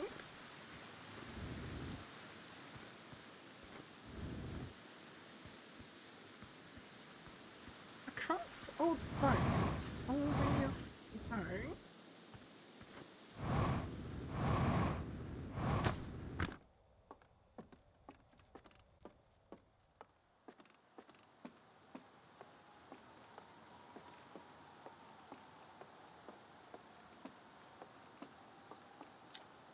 Chert's research notes. Property of Chert. I detected a strange signal coming from somewhere within the grove in this crater. It's very similar to the signal emanated by the quantum moon, so it stands to reason the two signals are probably related. We don't know much about the quantum moon, seeing as no one's ever been able to land on it, but hopefully studying the signal in the grove will reveal more about it.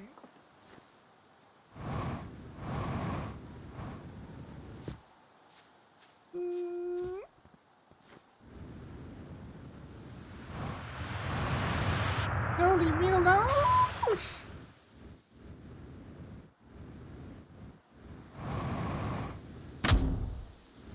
It's fine, my knees are just crunchy.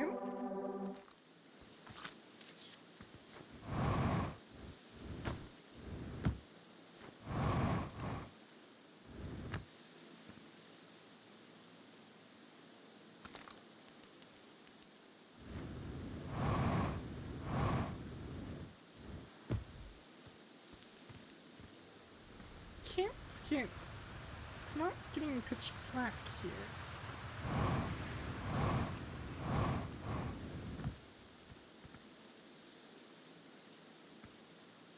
Across old bark, it's always dark in the ancient glade, the quiet shade. Is there maybe... Is the glade itself changing? The glade itself is changing.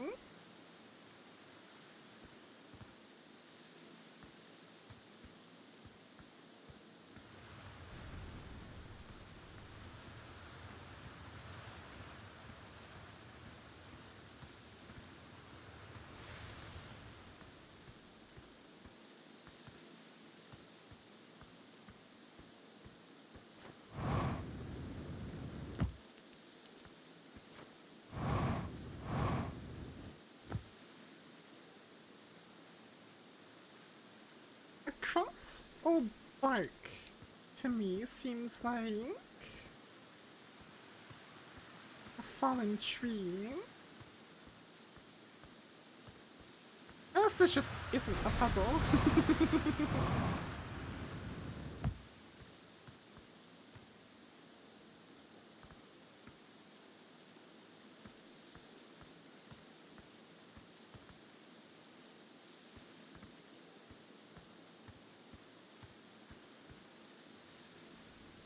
The entrance seems to always be the same, though.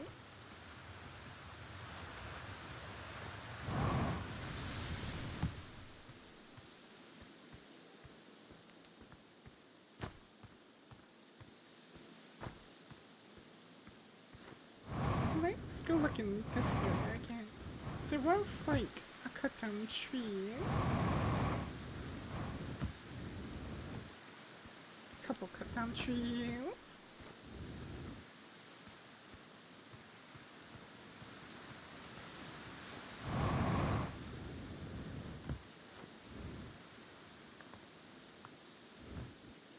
I don't think it's anything to do with here.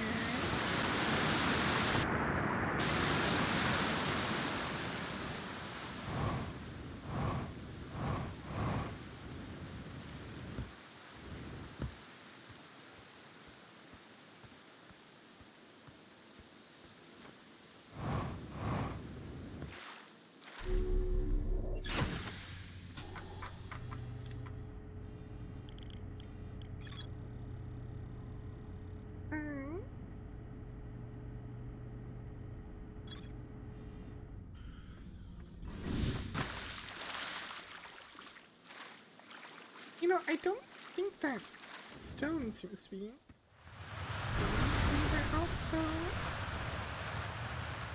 I think it is.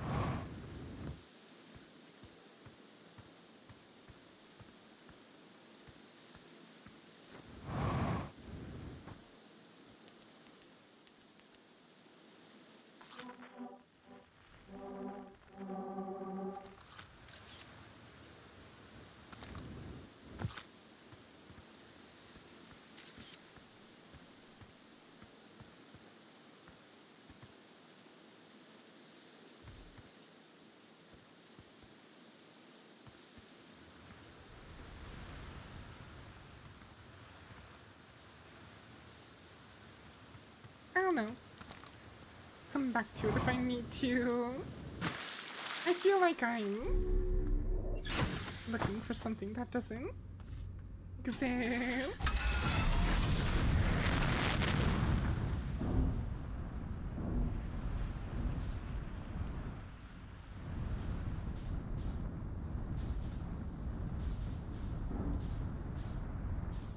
Oh hey, Quantum Moon!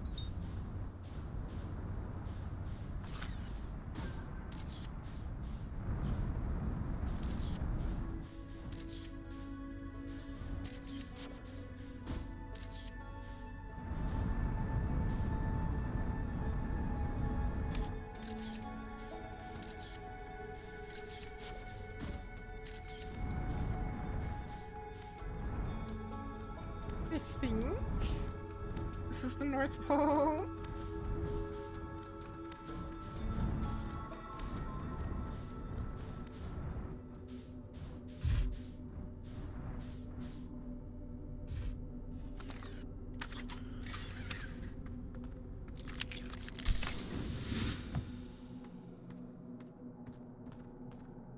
No, this is the South Pole.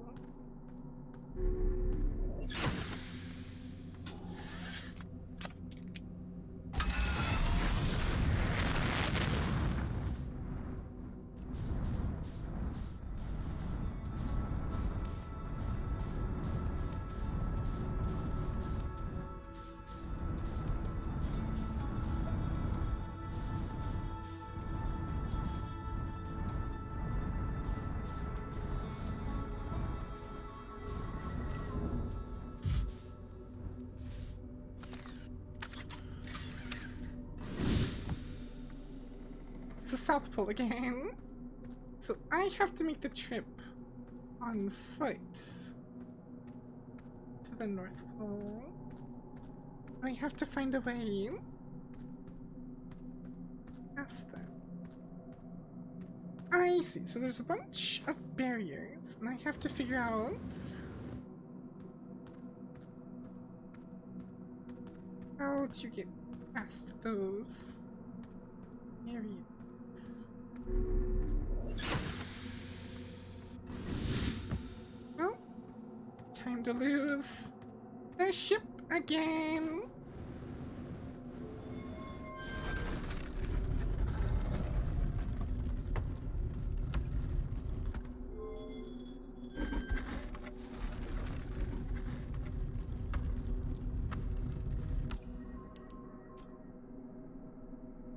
I don't think I've explored this version yet.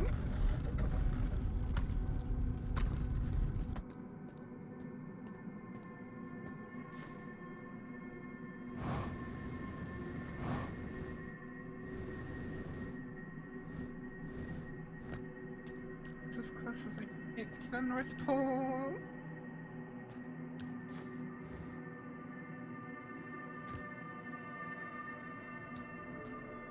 Does that count, though? I don't think so.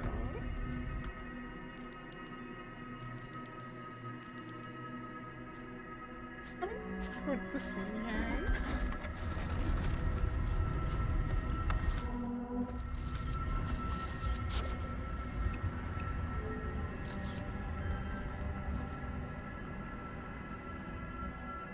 Wait a minute.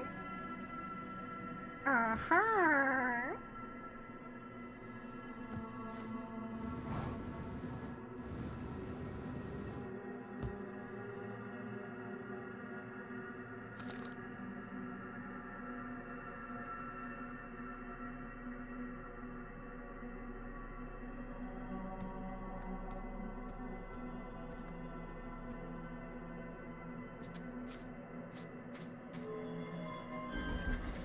Big brain!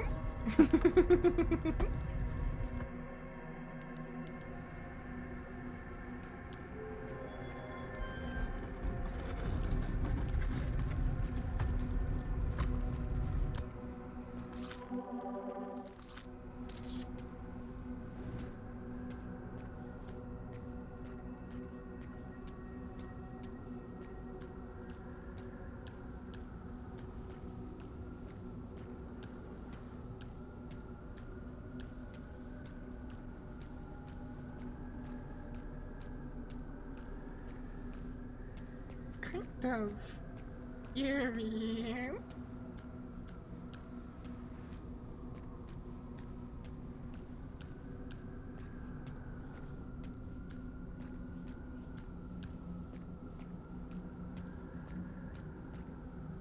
Hello? Who are you?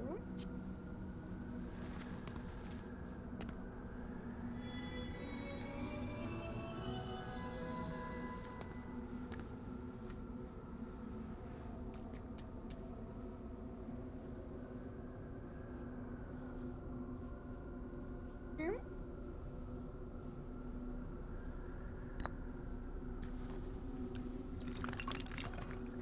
Explain, Stone. Explain.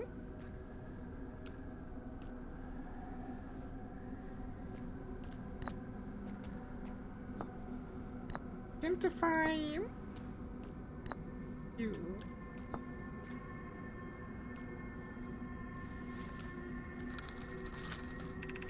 I am Solanum, a Nomine. My clan arrived in the star system before my birth, and we now call it home.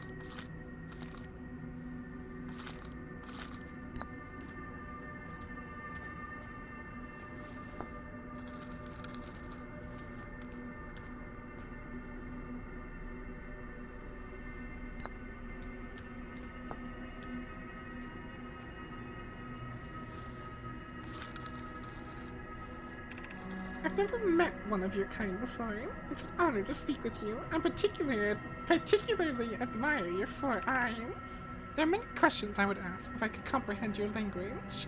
I have my gratitude for understanding mine. Oh, I like Solanum. He's my friend.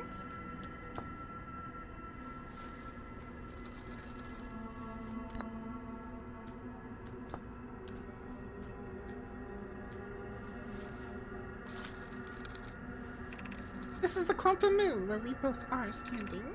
Despite also orbiting other celestial bodies, the quantum moon is the eye of the universe's moon.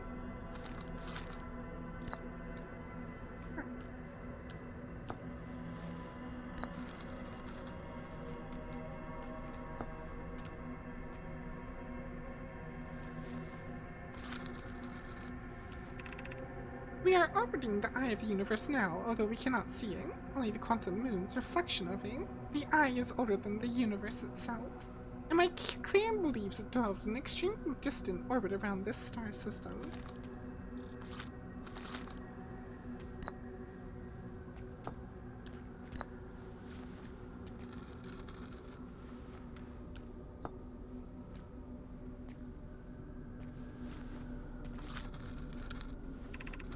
There is fundamental uncertainty throughout the universe. Normally, this uncertainty is only observable on a very small scale. As one approaches the eye, however, that uncertainty grows enormously. The quantum moon probably exhibits macroscopic quantum behavior because of its proximity to the eye. Shards that break off from the quantum moon have a similar effect, as I imagine you've seen elsewhere in this star system.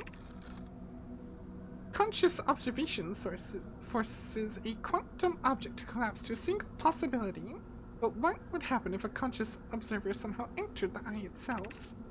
Over time, this has become my clan's greatest question.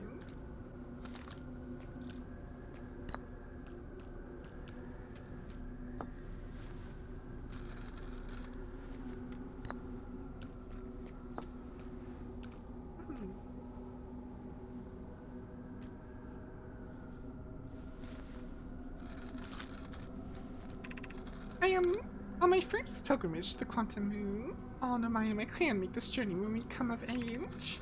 Even though the eye cannot be reached from here, the quantum moon remains special to us, as it carries us nearer to the eye than any other place we know. I've journeyed here to be close to the eye. While the eye is obscured from our sight, we can see the quantum moon's reflection of the eye in the sky above us.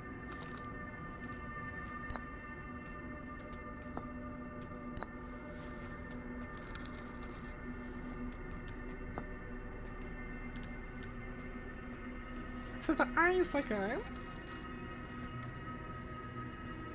black hole, I guess? Have you encountered a quantum shard on another planet? The shards look the same as the quantum moon's surface does now, while at the eye. From this, we can reasonably infer the quantum moon's natural state is as we see it now, and that the eye is its primary location.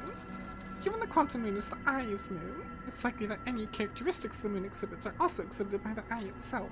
The quantum moon and its shards, for instance, are quantum, thus the eye is likely also quantum.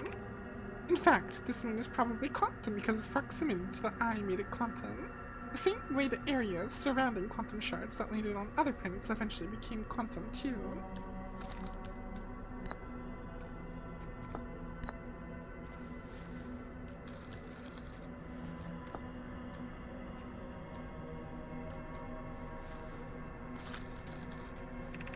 I imagine your purpose here is the same as mine, to learn about and to find the eye of the universe. I'm unsure how you arrived here, however perhaps you came from another star system, as my clan originally did.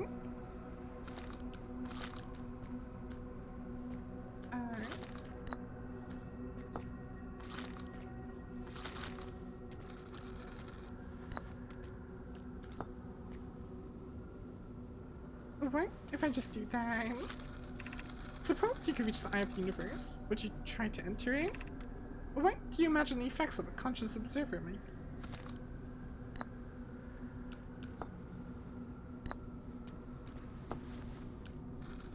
I like Solanum. He's my friend. We do not have much connection, you and I.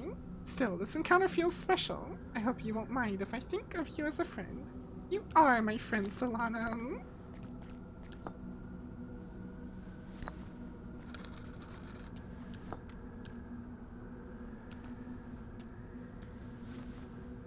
He is friend-shaped.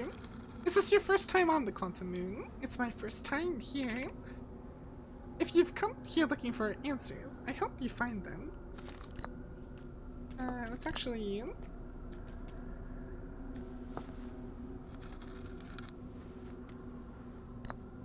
You, Quantum Moon.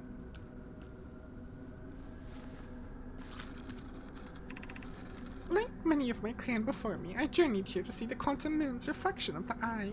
This is the closest any of us have come to seeing the eye itself. You may think I'm strange, but I have a hypothesis that I may not be entirely alive. Perhaps my journey has reached its end. That's very self-aware of you.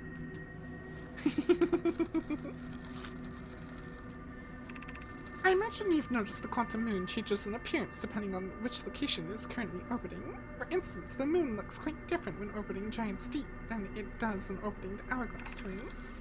Because the Quantum Moon clearly changes in its different forms, the Eye, being the Moon's primary location, must be similarly malleable. From this, we can hypothesize that the Eye represents extreme changeability. That said, despite its malleable nature, the Quantum Moon becomes locked to one specific version of itself when it is consciously observed. But what would happen if a conscious observer were to enter the Eye?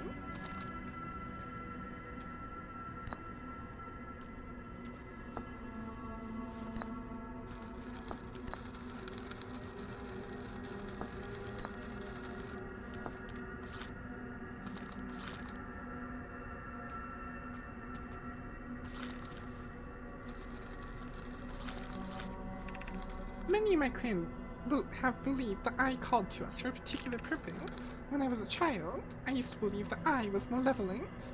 I have lured my clan to this star system only to then vanish from them so completely. But I don't fear the Eye anymore. In fact, it became my fondest hope to see the Eye itself someday. But I fear this may be beyond my reach. You may think I'm strange, but I have a hypothesis that I may not be entirely alive. Perhaps my journey has reached its end. I think that's all the combinations.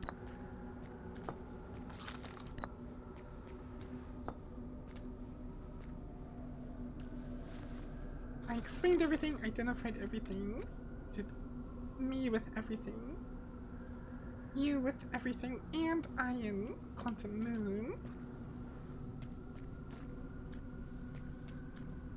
Well, goodbye, Solanum. It is time I journeyed into the Eye itself. Actually, oh, I guess I get stolen anyway.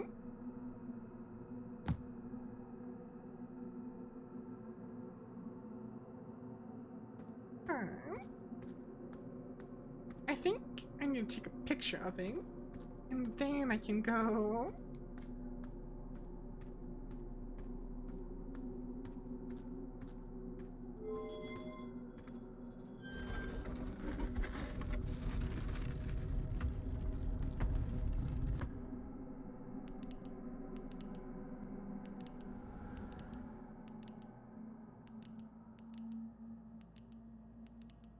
Back to Ash Twin dinging.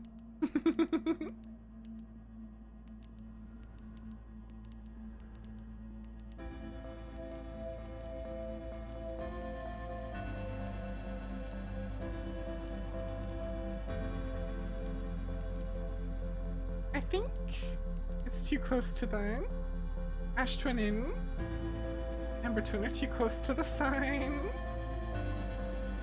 so it can't take me there. that's fine. I'll just survive.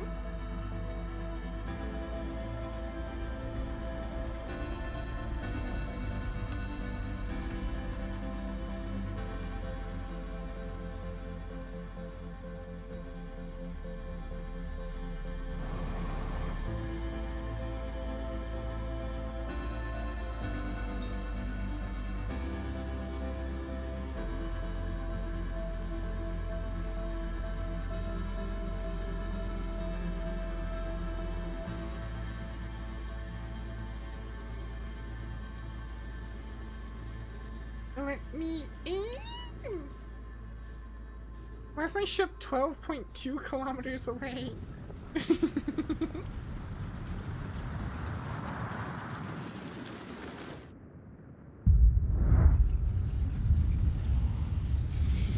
Pretty colors.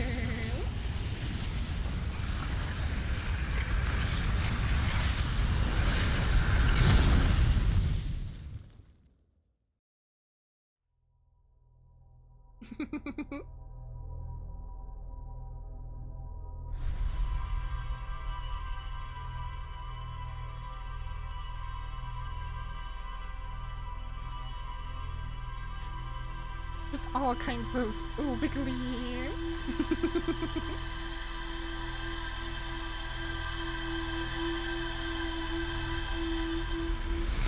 And nice, Kirby. You lived.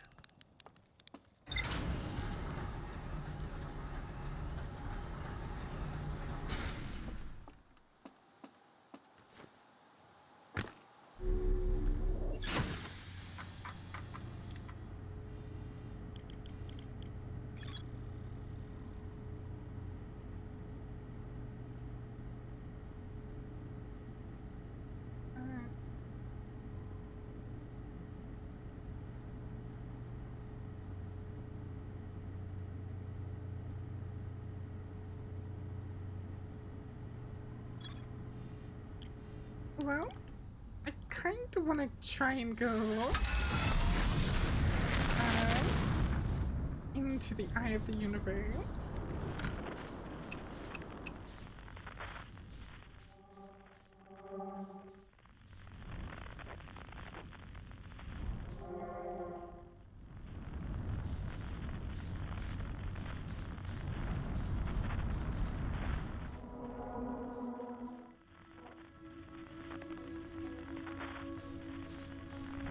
Hehe.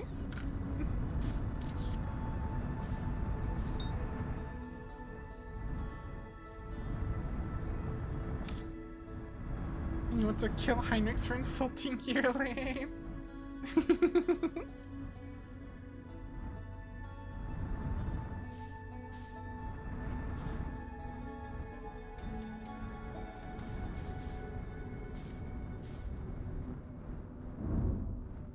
Honk.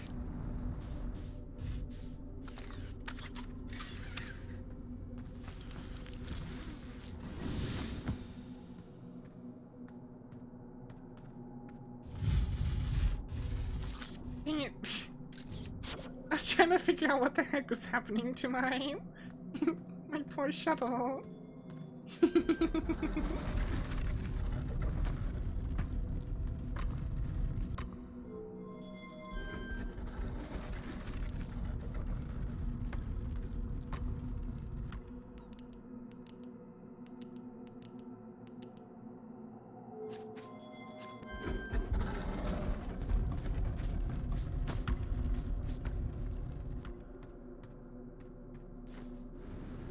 Oh, I have to. I see. Okay, I have to go elsewhere. I need to go. I need to go elsewhere. And so I can get close to the North Pole, and then use this to get to Ash Twin. Oh yeah, it's all coming together. Even though I already kind of put it all together. Just entered Act 4, nice. Oh, we just beat the game. Like, literally an hour and a half ago. I hope you're enjoying it though.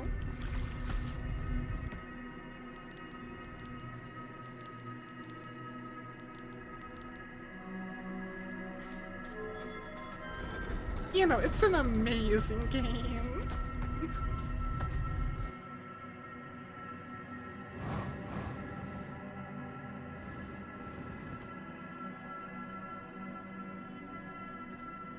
Come on. Oh, you wanna?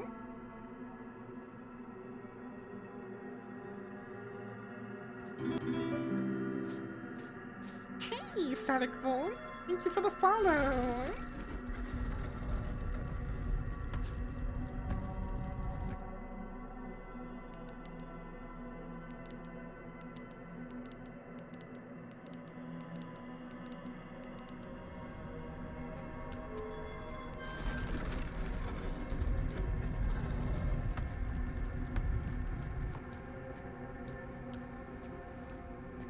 It's time to go again. Except this time, I want to... Do I need to take a picture of the eye, or do I need to take a picture of the moon? Maybe I can manage both, like that.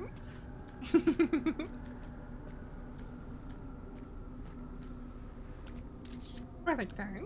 I think that's a better one.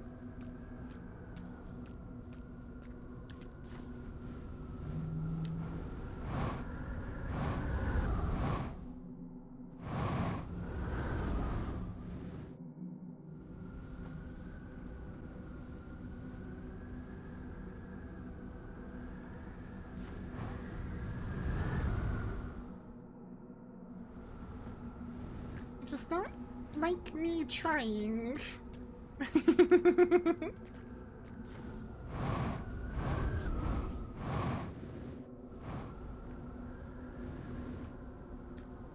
Yeah, I was trying to enter the eye, but I guess I'm not allowed to.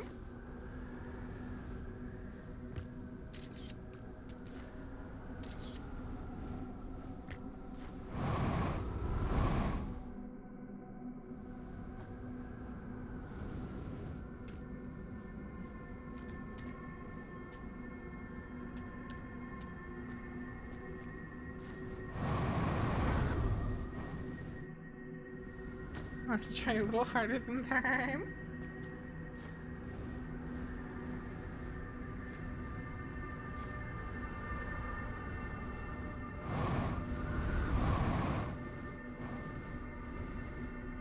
Okay, maybe I need to come back here with a different idea.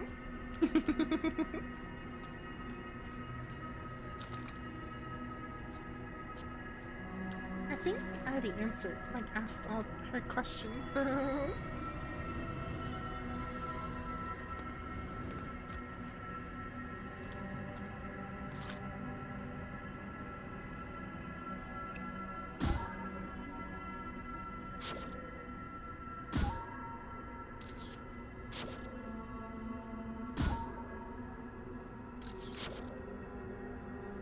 Apparently the scout's not allowed to live up there.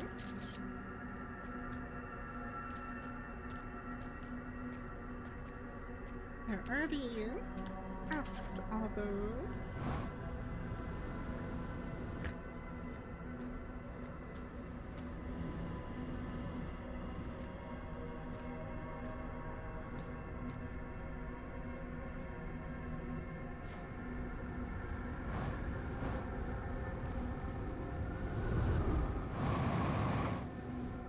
Oh, here. I'll have to come back with a different plan.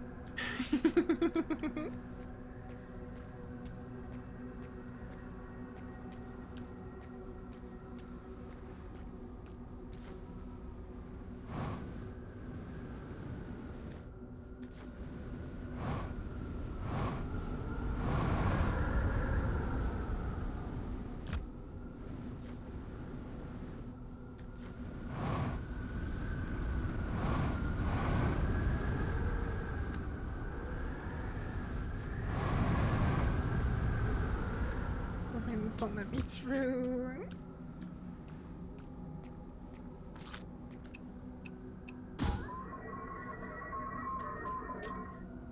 I have to formulate a new plan.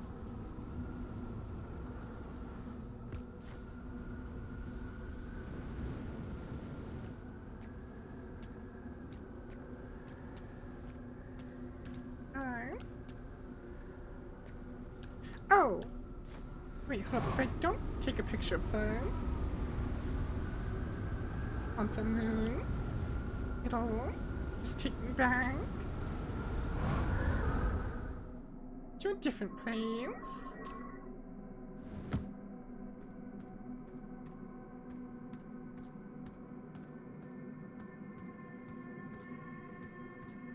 Rotate!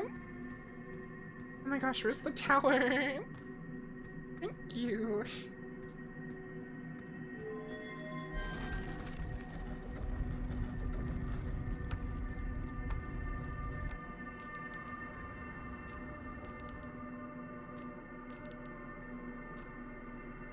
Okay. That one. There we go. That one's better. What happens if I go on the north on all these other locations?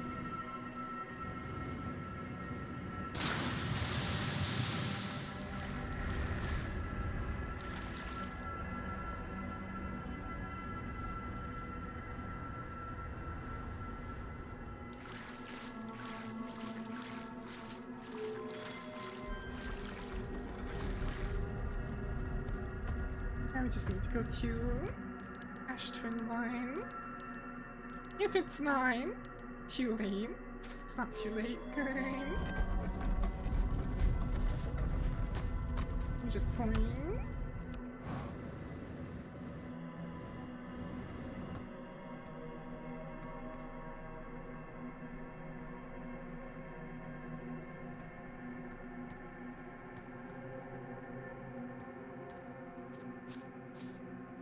So what if I go...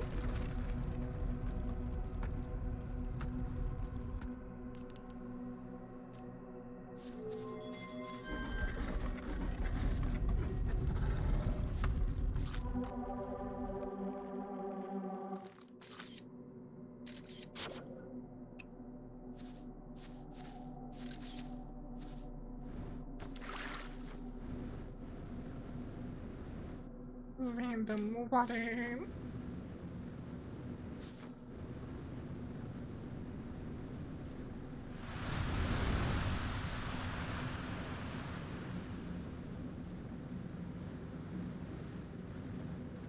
Seems to be nothing here.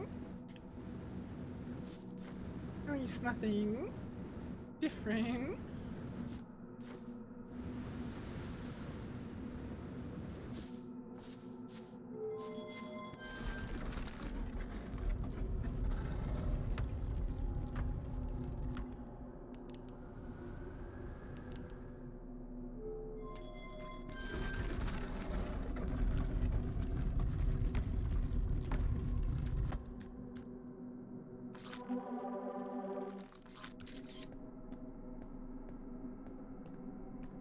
Literally just inside a giant vine, I guess.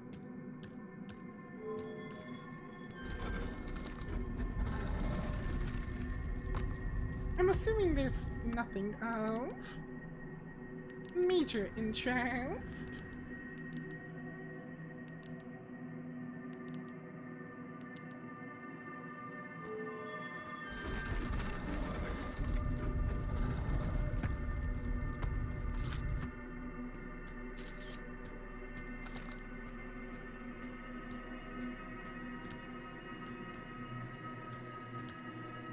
I am stupid. I put this stupid thing away.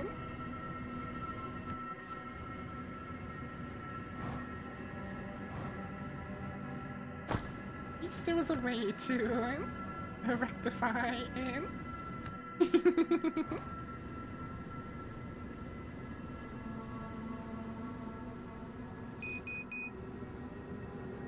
Right, nothing special here either, it looks like. The ship randomly appeared.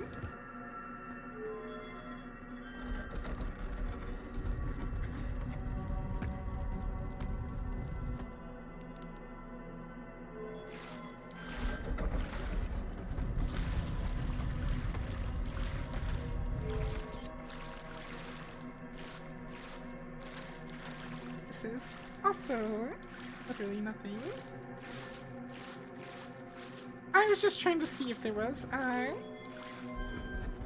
something special in the North Poles. Well, originally the goal was trying to enter the eye, but that didn't exactly work.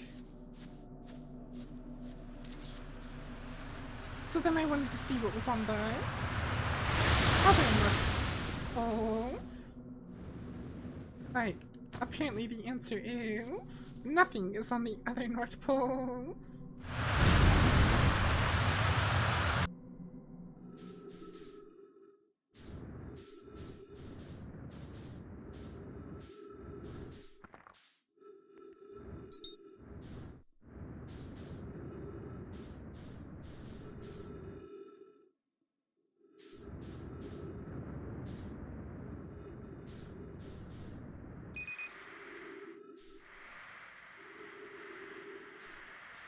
I can make game.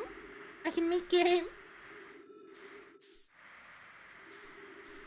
If I don't crash into the surface, I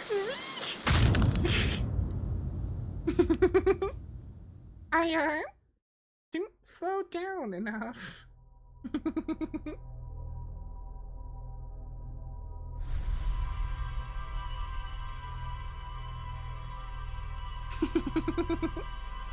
I tried.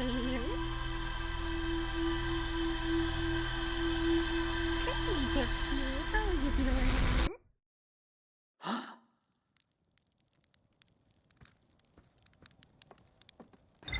Well,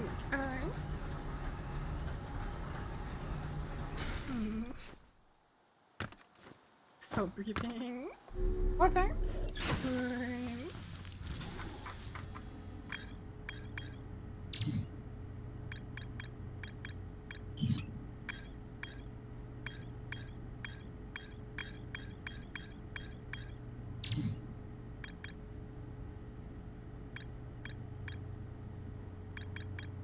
I'm confused why the control module is still like big old question mark.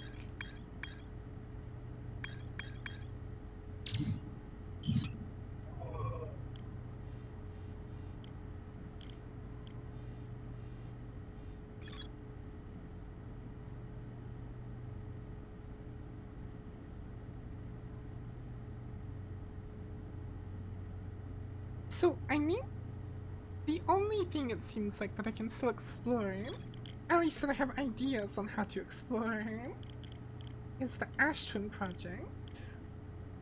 I don't know how to get through the large protective shell. Also don't know how to get through the ocean depths. I guess it's time to go to the bramble. Hold up, I need to read up on... We did the thing with the anglerfish. What's the thing on the anglerfish? I'm thinking I have to use the probe to, like, distract them, maybe?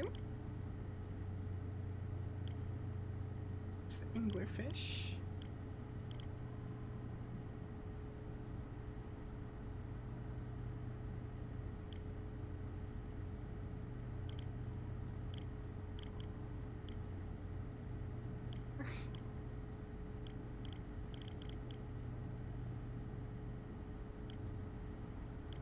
There it is.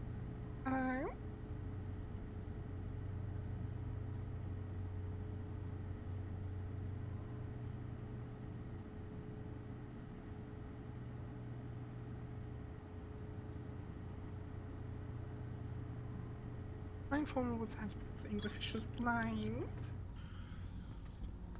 I'm thinking the one thing has something to do with it.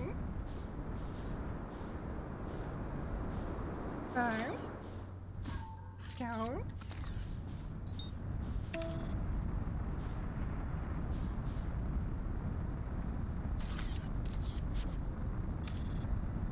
Please don't. Stop it. Stop. You're gonna take me into the sun again. Stop that. Just no. Stop.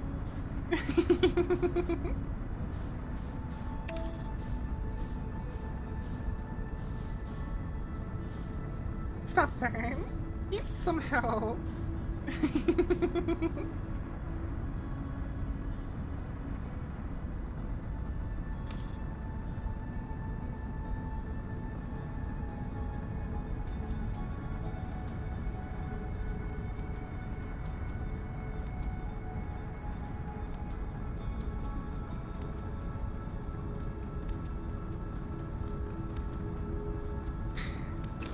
Well, here we go.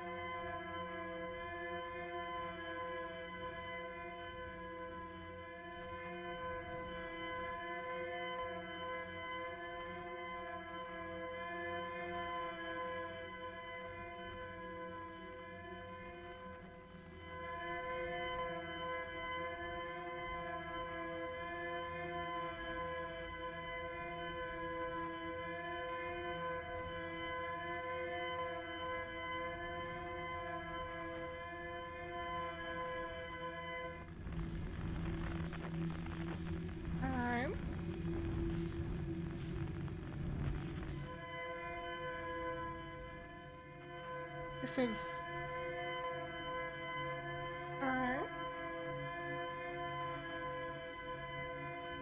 quantum, I guess. Or is it like a maze?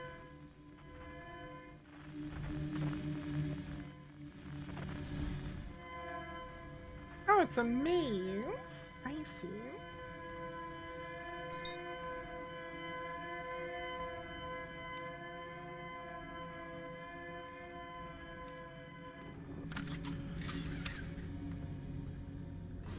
Discovered if you use the booster with 2 lines or less, the fish can't catch you. Oh, well, that's good to know.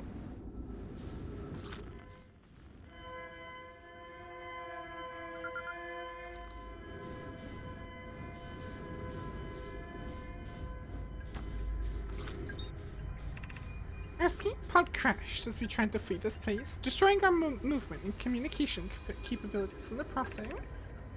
We've held out as long as we could here, but this pod's supply of breathable air is nearly depleted, and the anglerfish attack more and more frequently. Our best chance of survival is to return to the vessel, to either repair the damage or more probably await rescue. Second, is the message finished? The vessel's beacon is already growing fainter. It'll be gone in a matter of hours. We need to leave here. Quickly.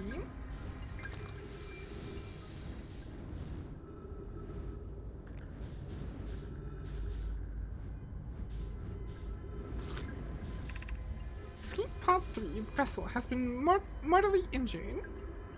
Emergency sequence activated. Awaiting departure from vessel. Now launching Escape Pod 3. Multiple collisions have altered Pod's trajectory. Significant damage to Pod detected. Navigation error. Life support error. Propulsion error.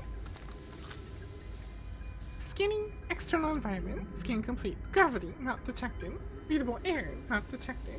Multiple life forms detected. Potentially hostile. Verdict. Do not exit pod.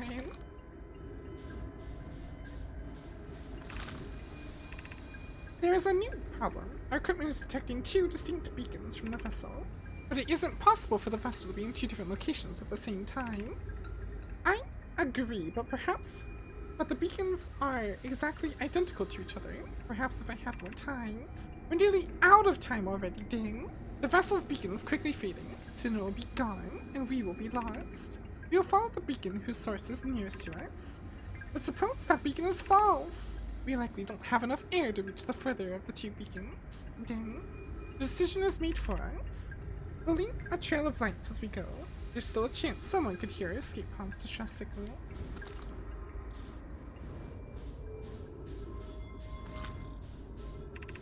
Emergency escape hatch.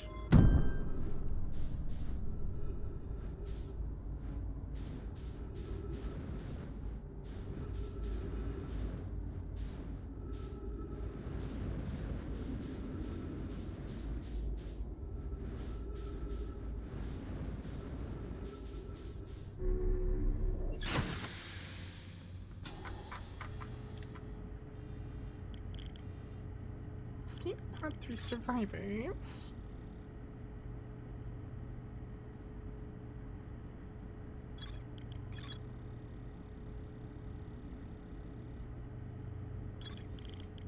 Well,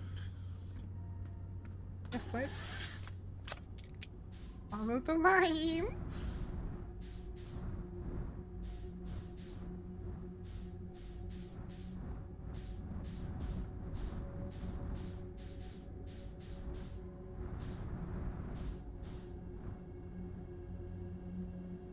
Moth pony roleplay time.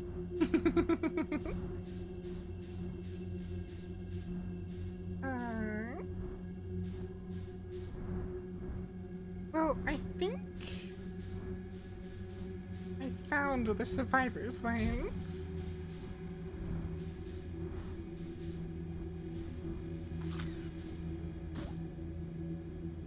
Duplicate signal.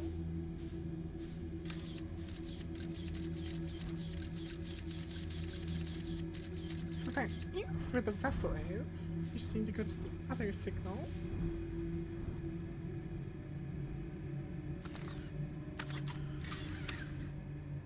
Yeah, that's what I'm going for. Static.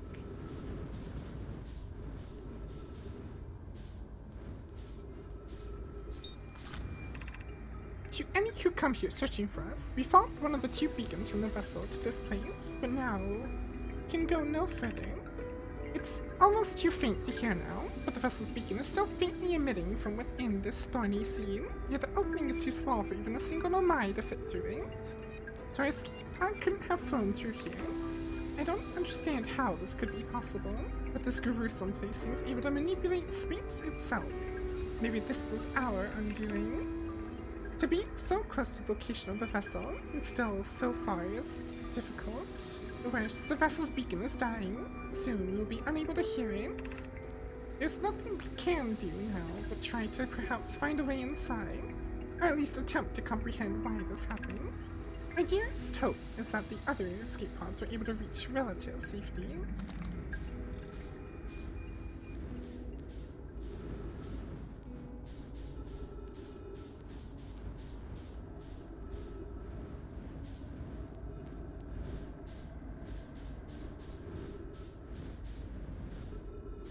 That looks like the only thing to read. Yes, fine. Let's go on a hunt for the duplicate signal.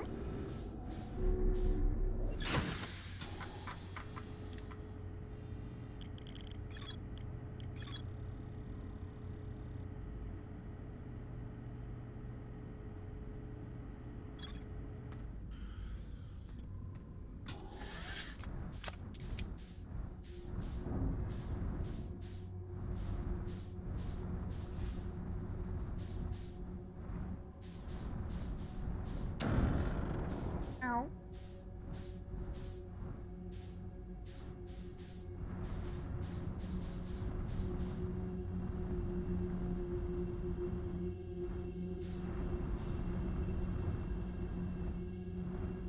That's apparently where the signal is coming from. Alright. Uh...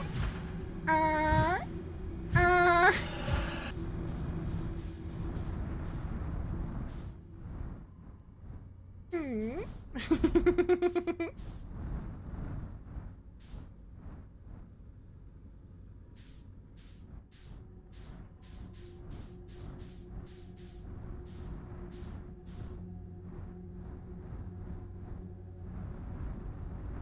I'm just a god gamer.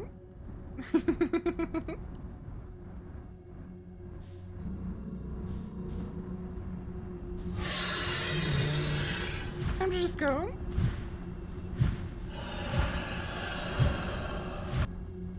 Oh, alright. Right into the mouth of another one.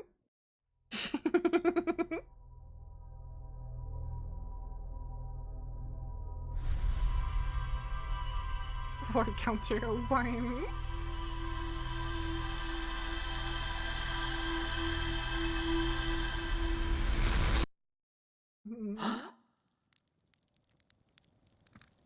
Acclimate here, SMH.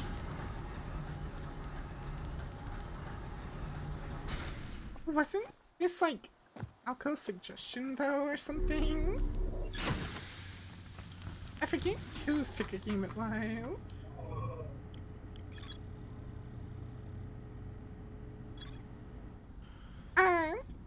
Vor. Vor is how I die.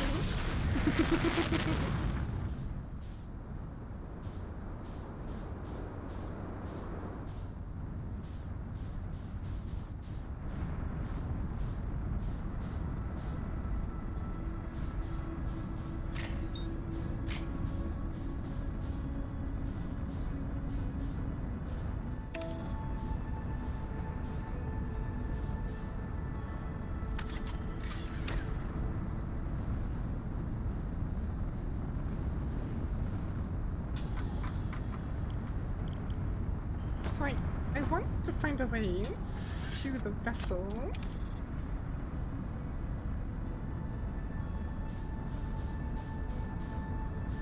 So I need to find the distress beacon again, and I need to find the seed again.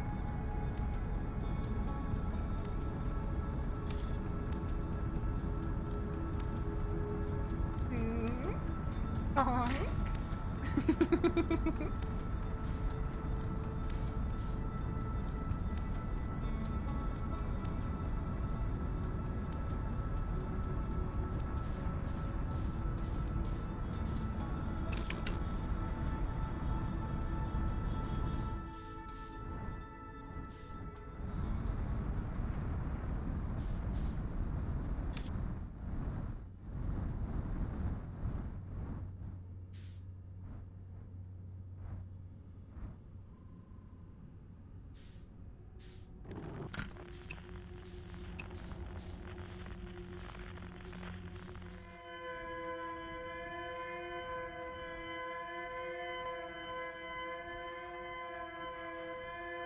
Just gotta carefully make my way over.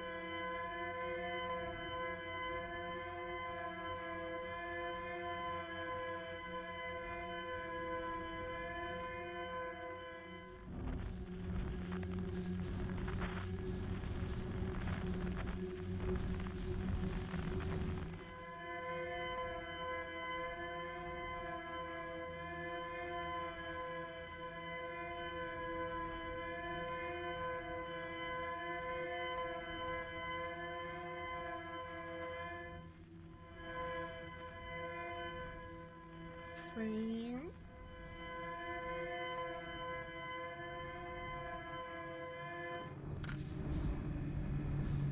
And then we follow the lines.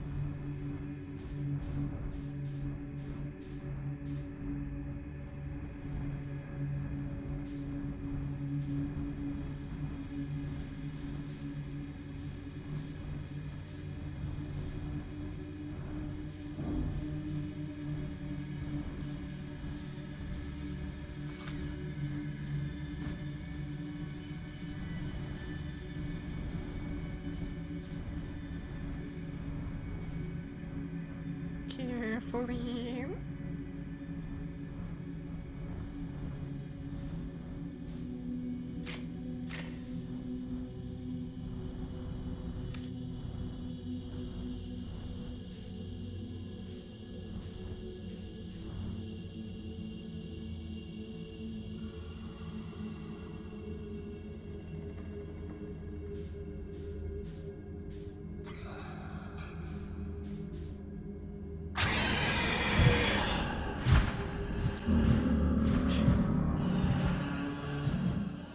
Maybe if I just go Mach speed.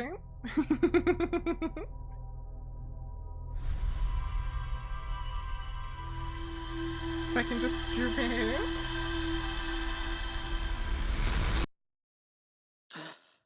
Maybe.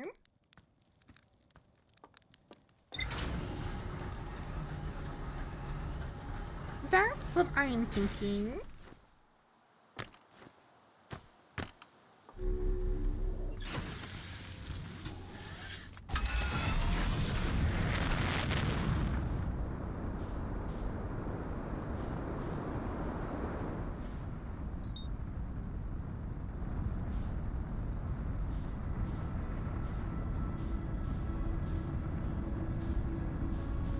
Always have to get past the frickin' sign.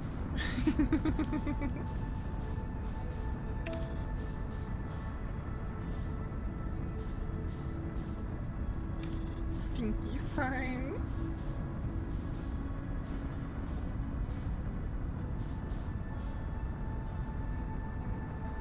Or try going 2 lines booster. I think they, like, come in too sharply for me to just try and rush through. Oh hey, Hakure! You got me this time. How was your stream? What were you up to? Thank you so much for the raid. Hakure!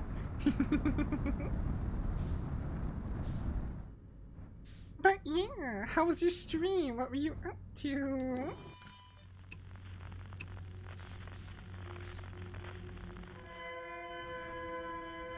I said don't touch Rude, me. Florence. You agreed to go to bed.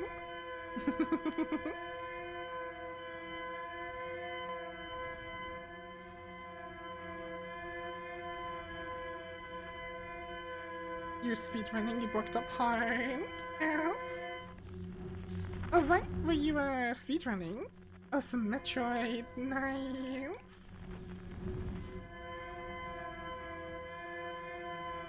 It's been forever since I've played any Metroid game.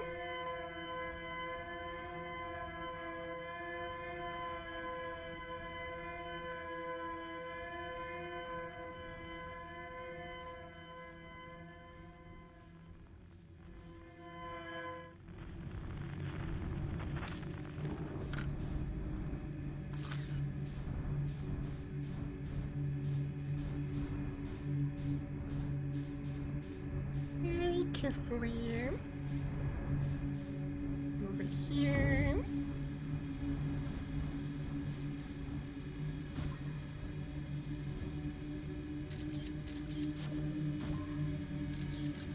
It's getting stuck on the corpses. Dang it.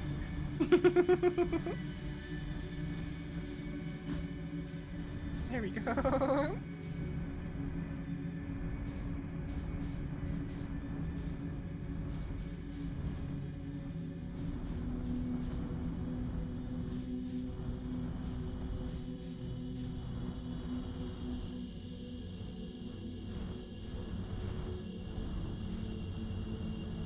Okay. Line up.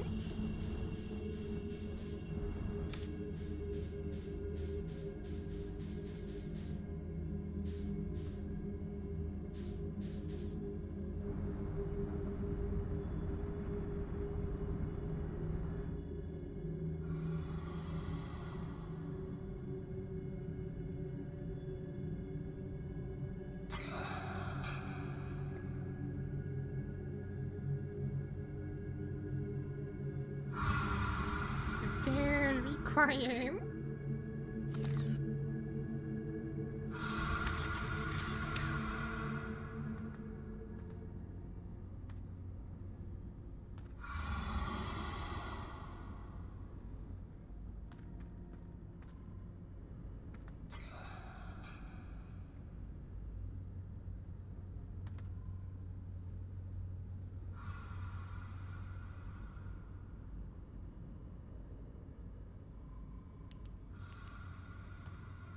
What is at the...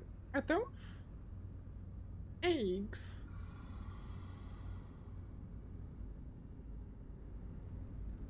I think those are eggs.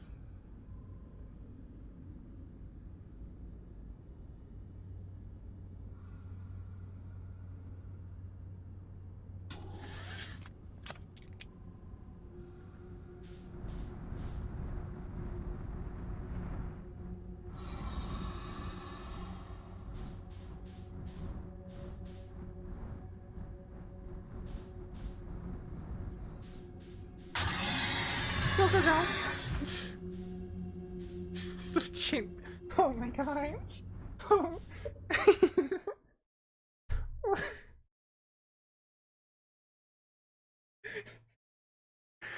uh, did not need the... did not need the adrenaline rush. My god.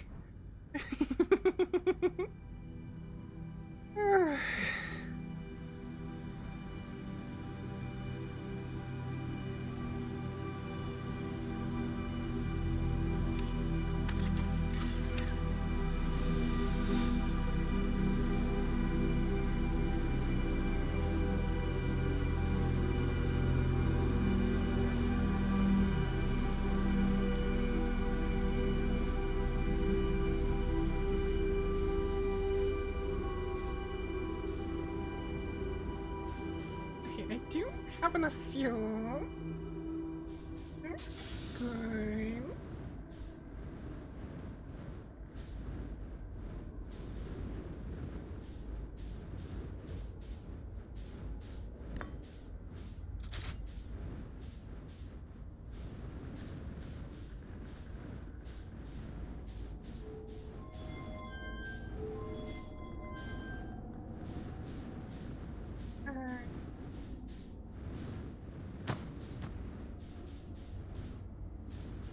Stuff to read.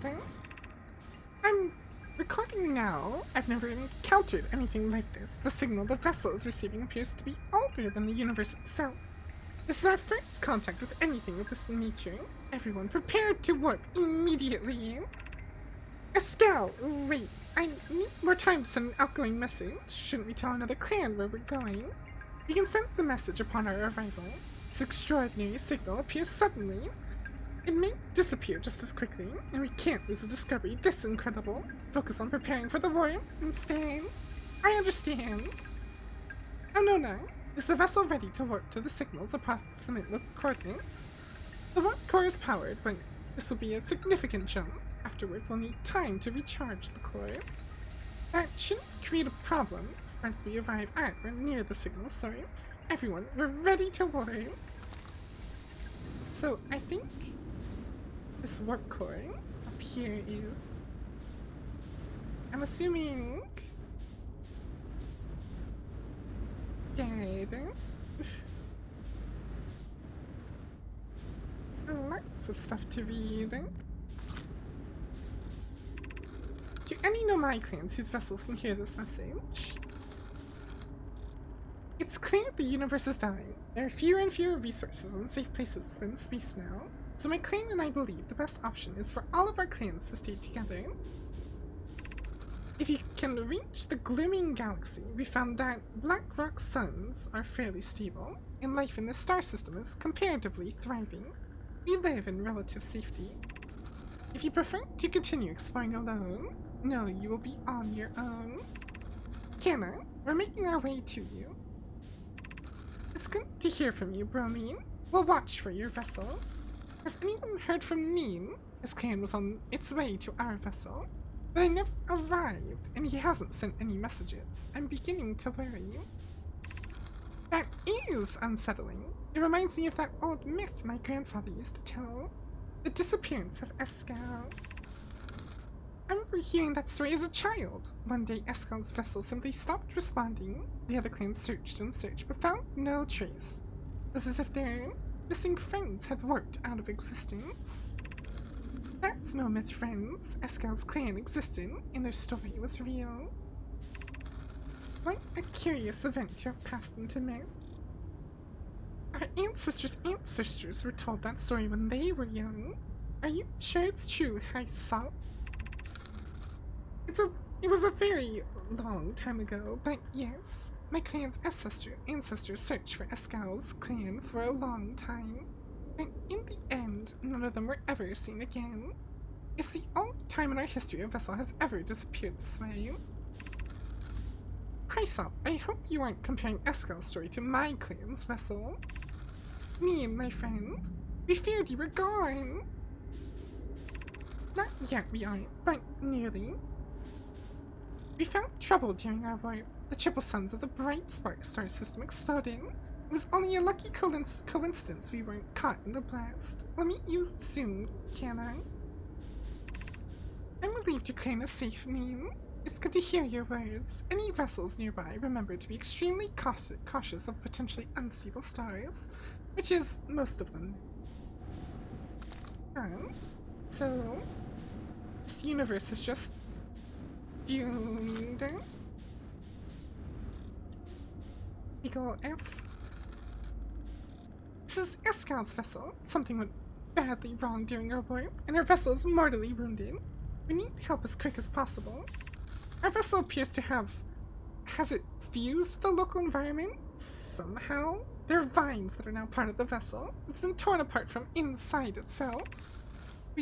We are abandoning our vessel. Any Nomai clans or spaceflight-capable species receiving this message, I implore you, we need your help. Is this broken? Can anyone hear me? Our vessel is dying! We need immediate assistance.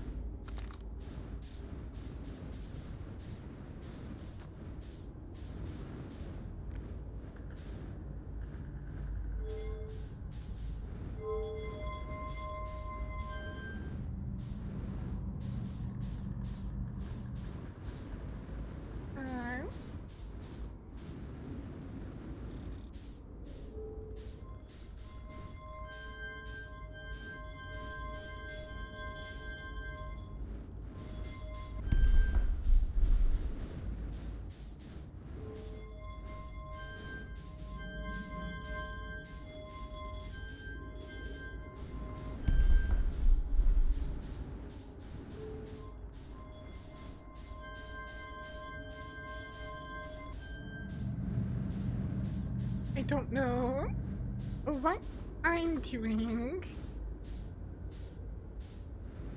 Whatever it was, I don't think I did it properly.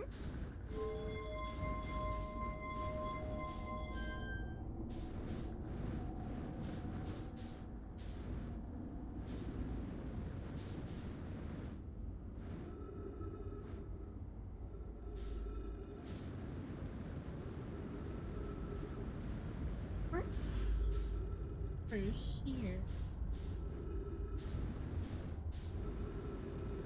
Nothing, it seems.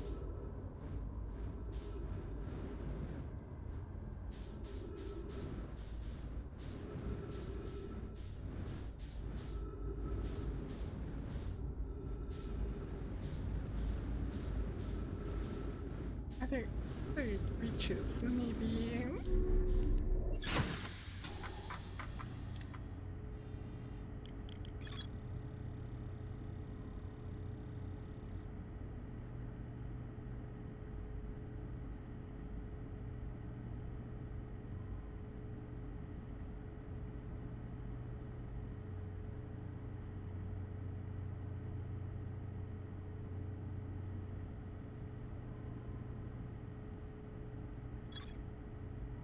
So the vessel's warp core is broken.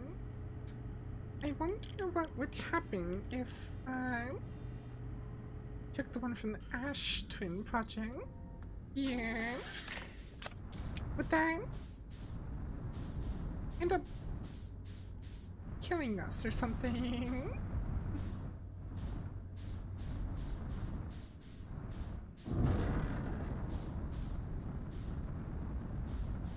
Rotate. And yeah, no, I love how the, like, Nomai, right? It's also, like, really, ow, pretty.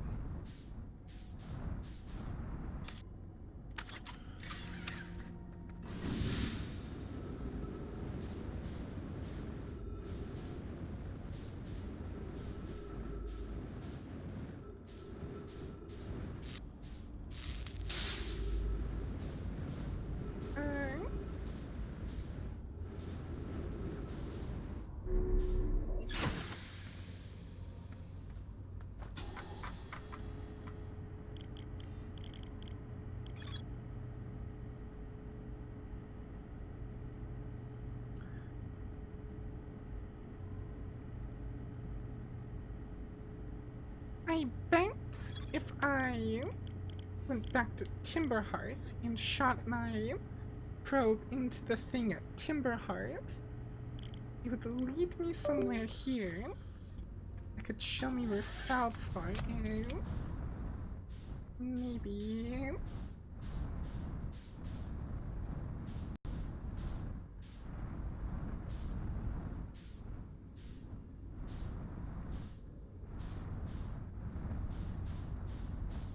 Question is, how do I get out of here? Assuming this way.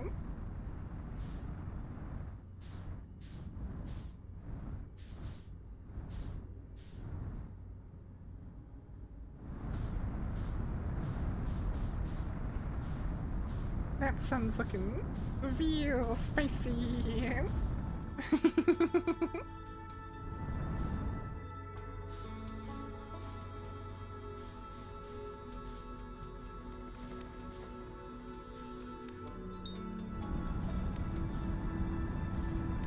There's Timberhearth.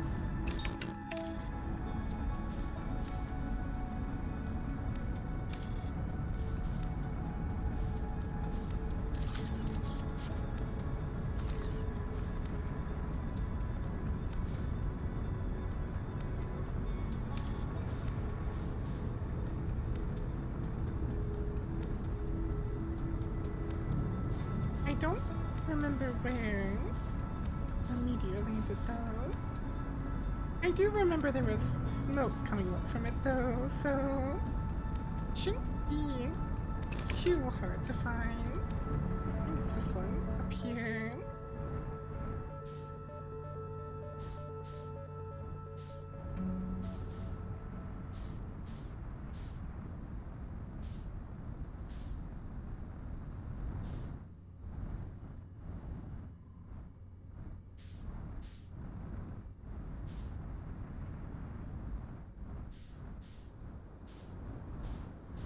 I don't know if I have enough time to do this.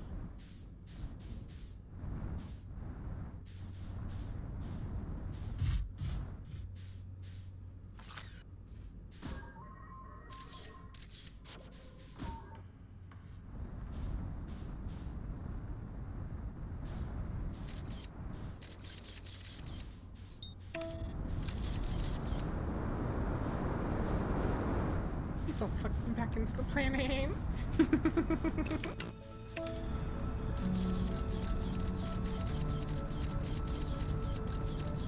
Just like a English corpse.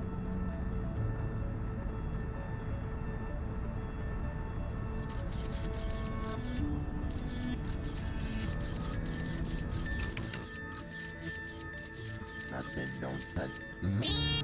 Rude, Static.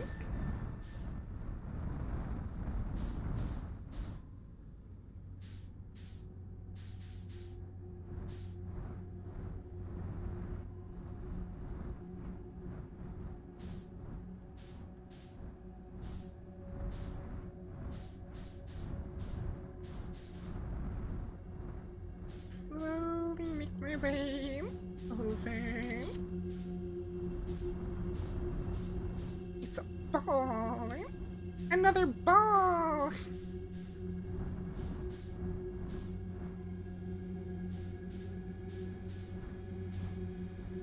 Well, that appears to be a problem. Let's just start going for the bottom first.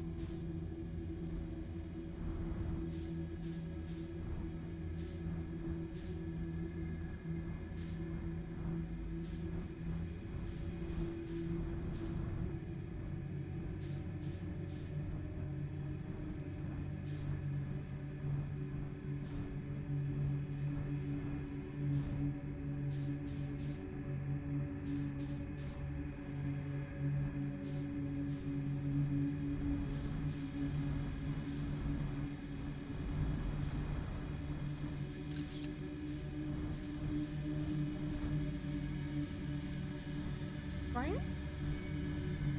is this?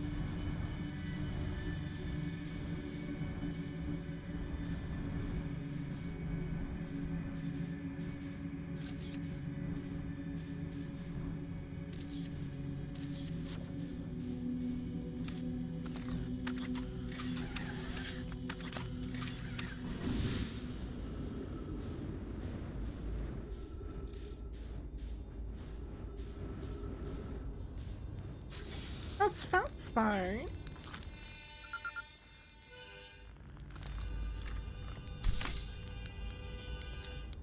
Oh, whoa!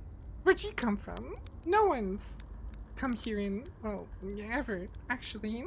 That makes you the second Hearthian to ever reach Dark Bramble. After me, of course. Well done!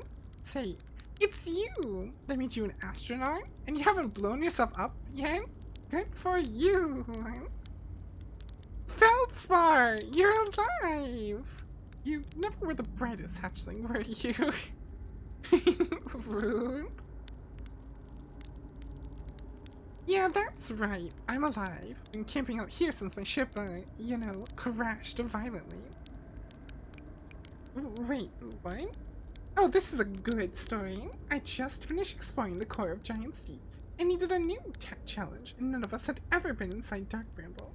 So I think, hey, let's give that a try.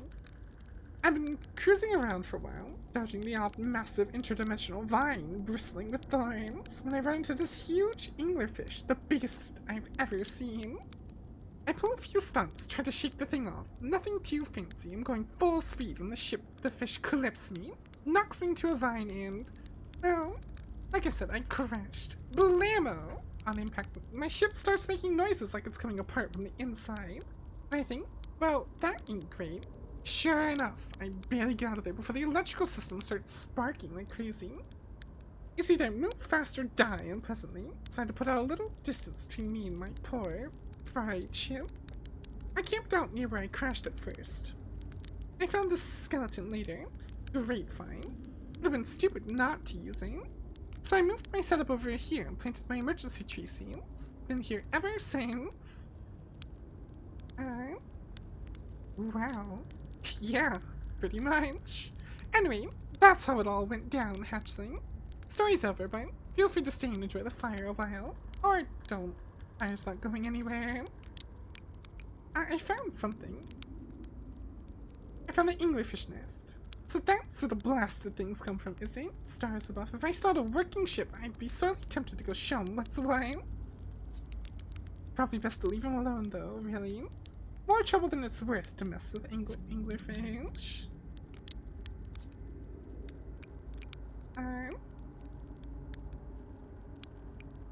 You've reached the core of Giant Steep. How'd you do it? A Giant Steep core, huh? Ah, that's a wild one. But since you're asking, I gotta assume you haven't made it down there yourself yet, right? If I tell you how, it kinda feels like cheating. On a completely unrelated note, it sure was a big hollow vine my ship crashed into. Yep. If I were you, I'd go take a walk and see where it ends. You'll want to go to the trail end of this anglerfish skeleton here and look for a flickering light in the fog. That'll be my old ship. Path starts there.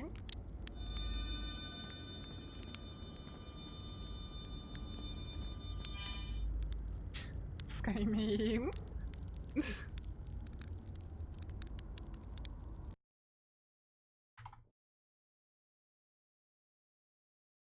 Look what you've done!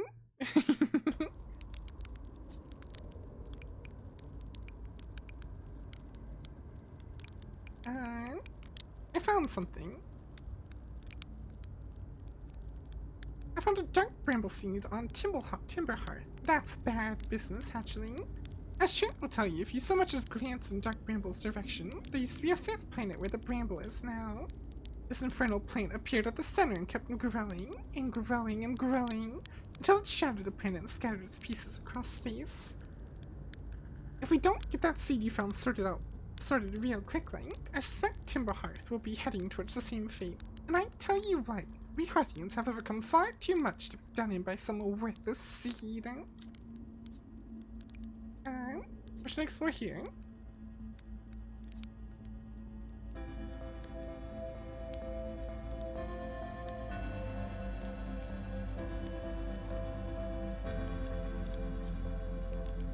Okay, he wants us to explore there. Found something. No higher to the blind.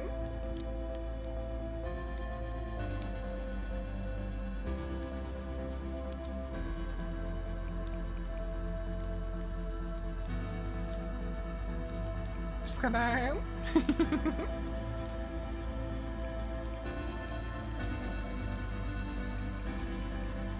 just gonna go through all his stuff. Alright, there we go. So we need to come back here. We need to go towards that flickering light.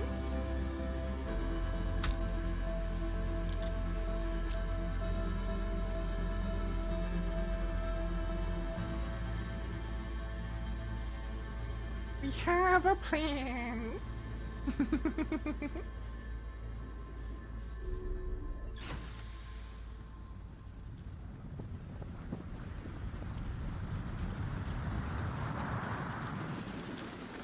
I mean, since I'm in like a weird interdimensional portal, shouldn't I be fine? I'll be fine.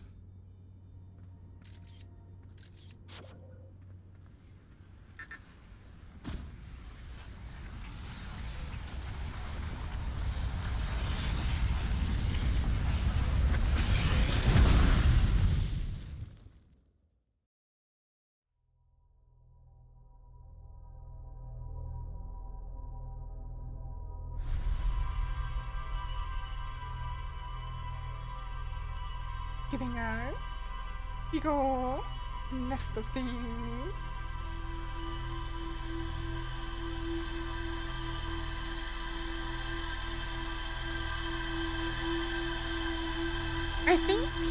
I think you got launched in there, Static, when Hakure read in. Huh?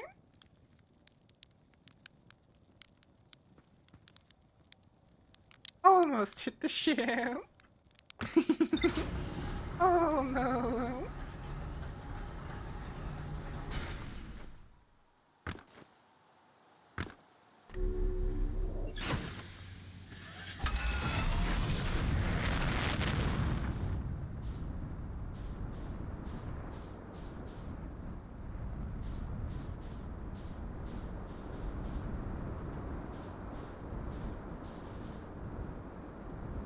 There's a video of someone's ship getting directly hit by the probe.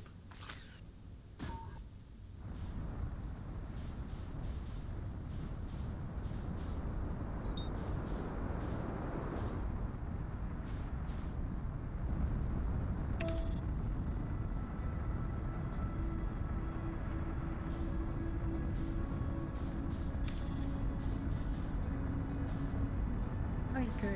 We're far away from the sign. Should be far away from the sign. Okay, we're good.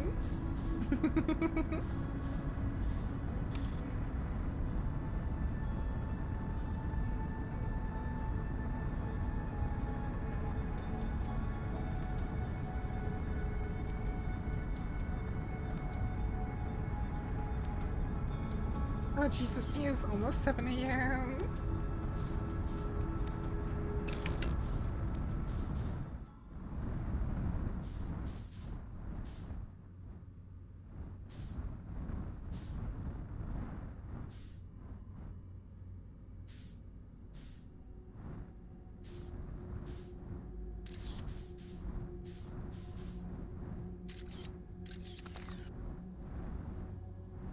Just gotta carefully make our way down here.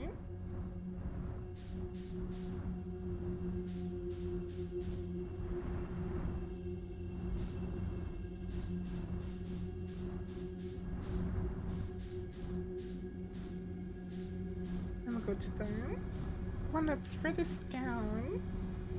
Because that worked last time.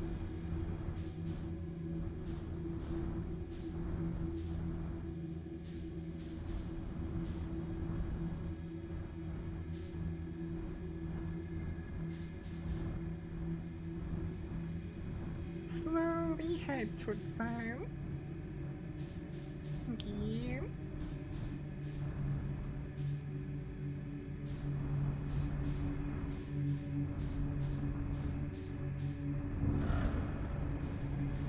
Honk.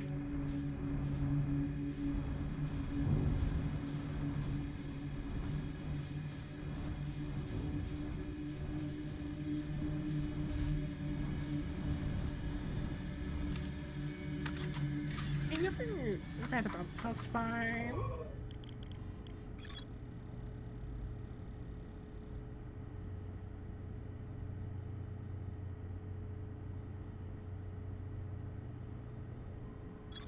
Apparently Feldspar really enjoys his time.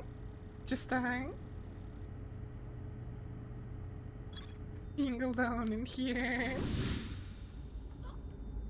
Oh.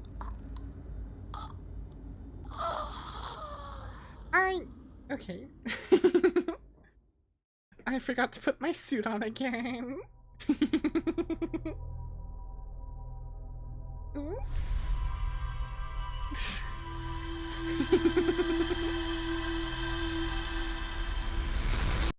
I was so confused why it wouldn't let me use the thing for a second.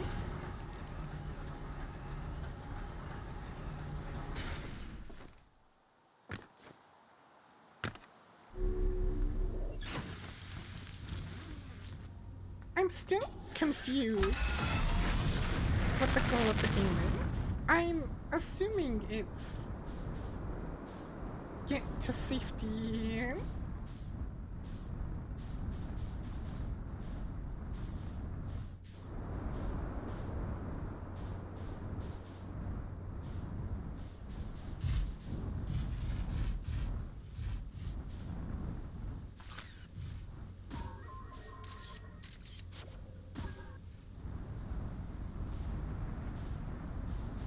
I guess I'll figure out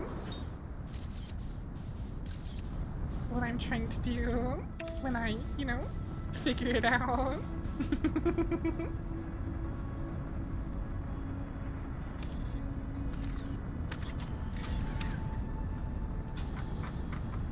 I'm sure I'll get a lot of answers from the tracker module, because I know the tracker module is in the center of one place.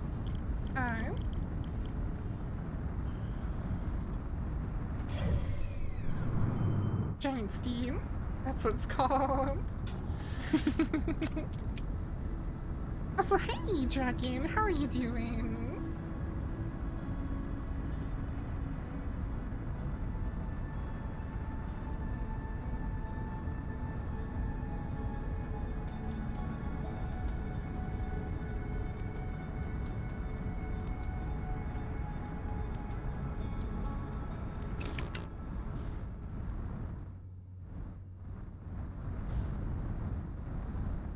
Doing good, Dragon. Trying to figure out the few things I appear to be missing. The problem of this game, for you, the problem of this game was you wish you had the info but didn't interpret well or remembering.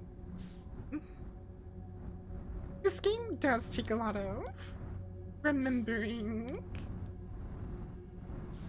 It's almost as much of a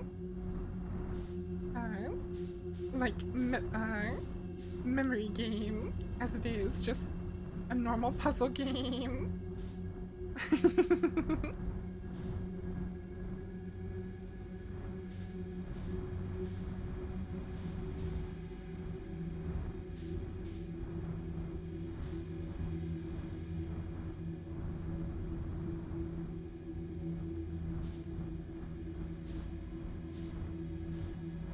Let me go to Outspine.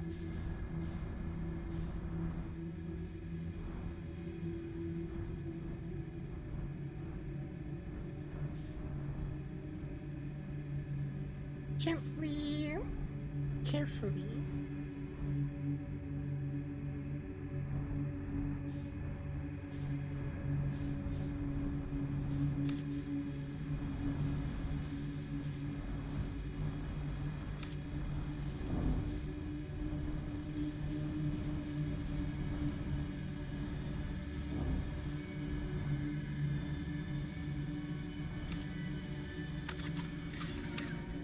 Okay, I do have my suit on.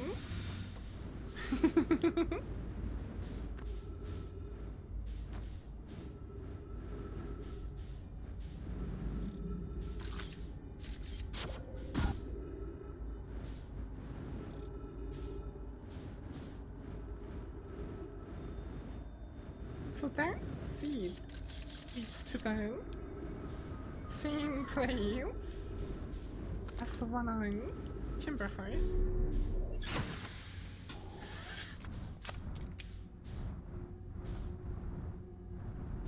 Weird.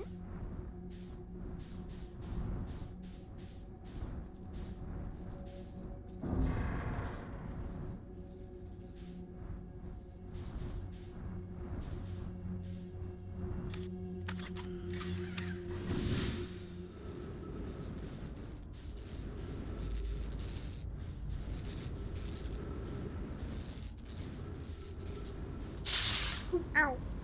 I was just trying to look at it, you jerk. Don't have to zap me. Fine, I don't look at you anyway. Stinky.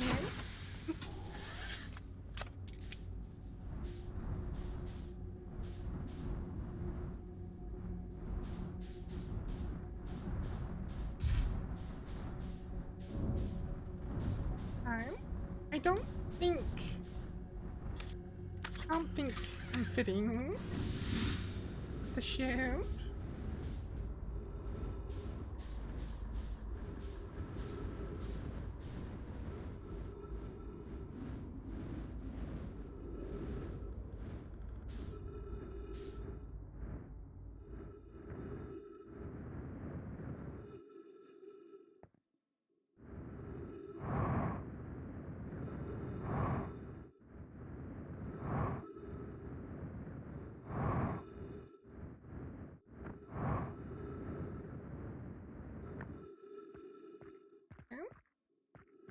Where?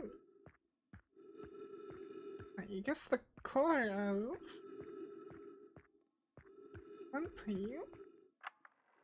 Troop 4, entry number, I'm gonna say not 1, crashes 3, boring crashes 0, a personal best.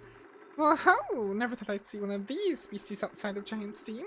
They were awfully useful back there. Maybe jellyfish could be useful here, too.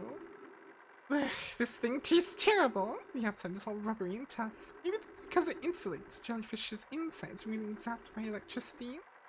Alright, I'm going inside of this jellyfish's interior cavity to see if what's in there tastes any better.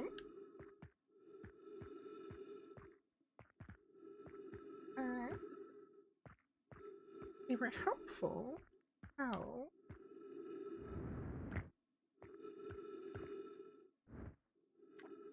Not to Feldspar, do not eat this even if you are dying. It'd be too sad if this were the last thing you ever eat in this life. guess those jellyfish are only useful for insulation from electricity. Again, do not eat. Love, Feldspark. Oh, there's a cavity down here. Wonder if I can... right up under it.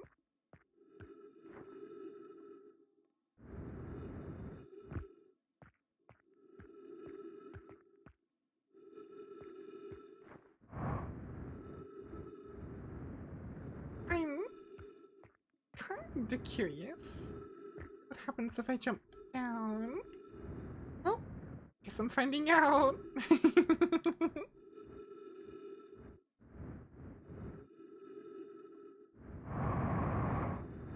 Please. Please. Mercy.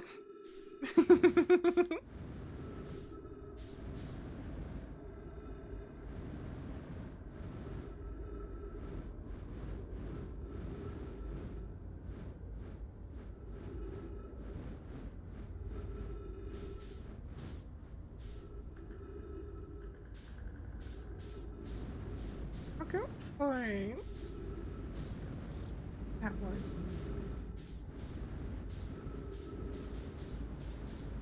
Yeah, we'll go for that one.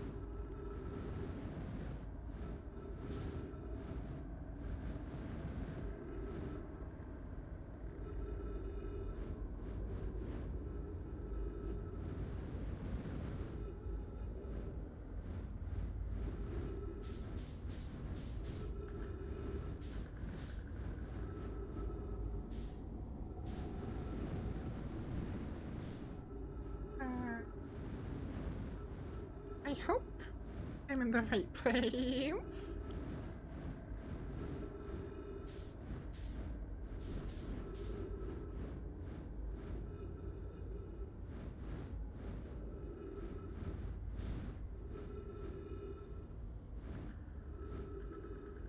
Because otherwise I'm about to be eaten.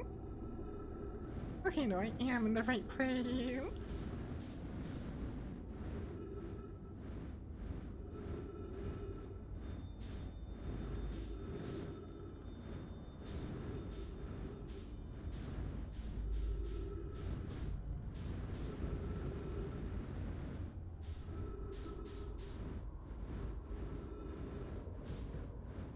Very carefully, just nudge my way through here.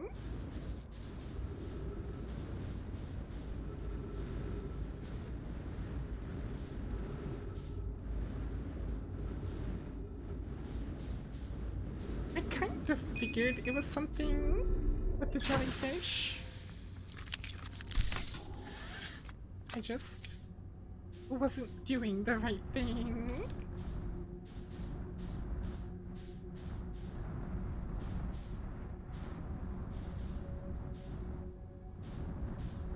I need to get out of here.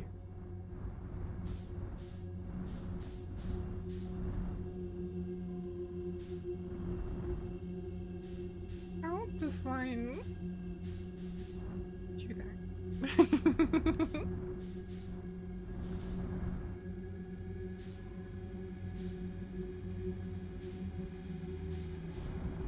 What are you doing, Sparta?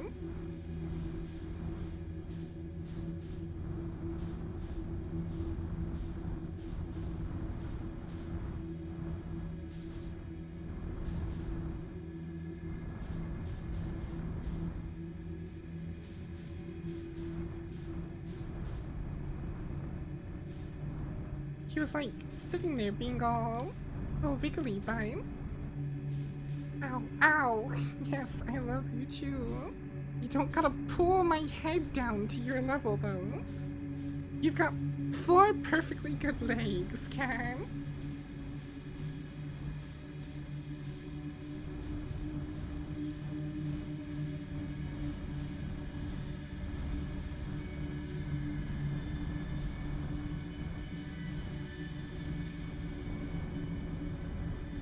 Okay, there's an exit.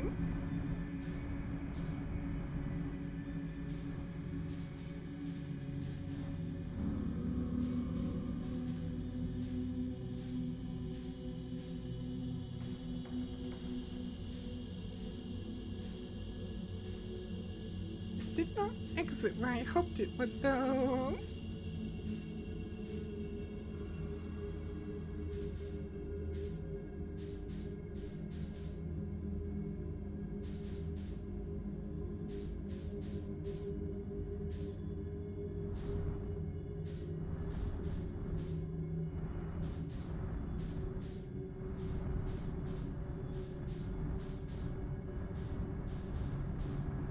I wish to leave.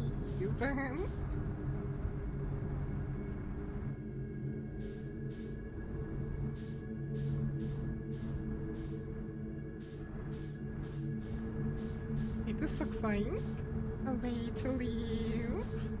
Maybe.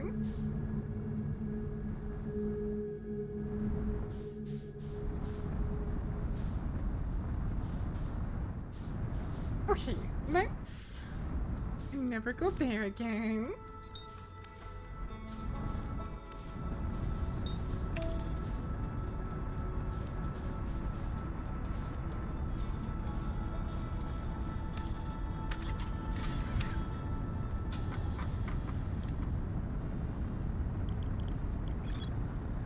That's why it documented their attempts to eat the cinnamon jellyfish was in there.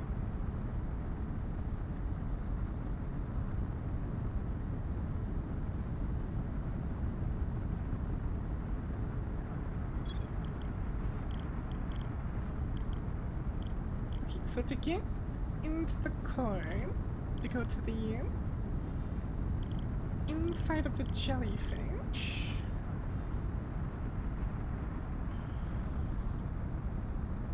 We also need to somehow figure out how to Quantum Moon go into the jellyfish and into the Ash Twin project.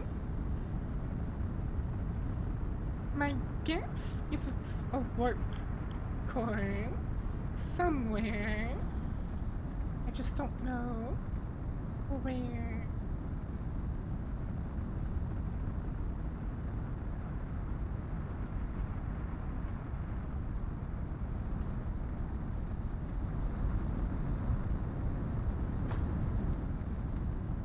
Hey, Battle!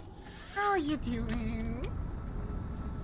I said don't touch me. Rude!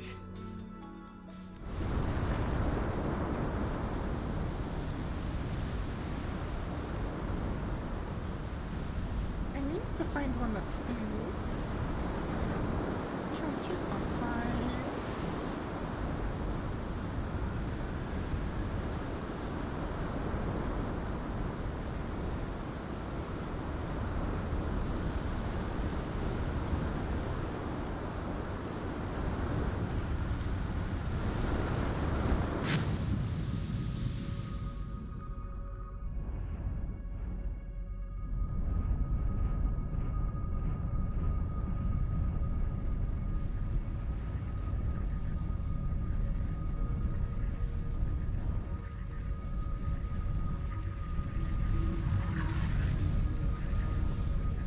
How do I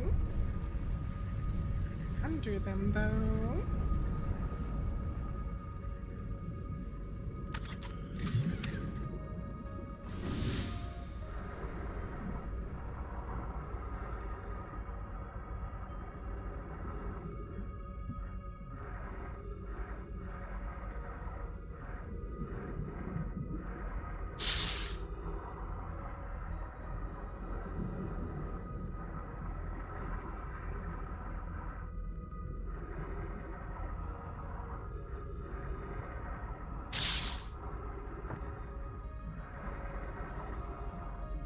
Can I land on top of them, maybe? As they're going under?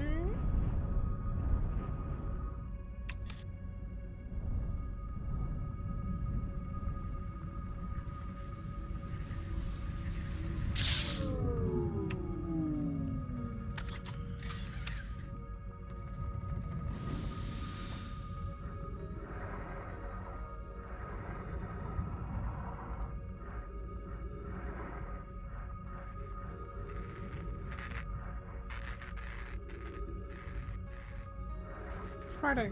Wee!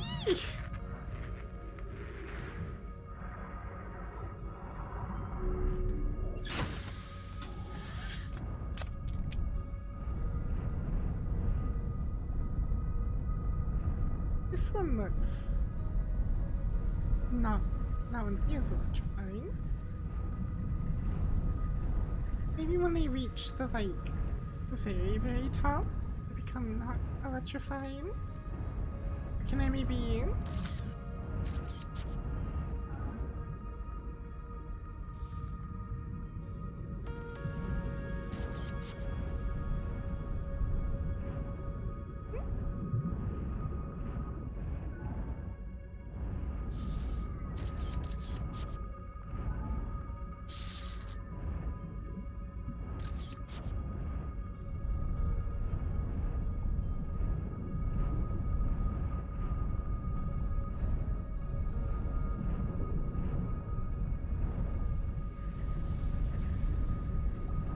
This is like the one thing that's eluding me.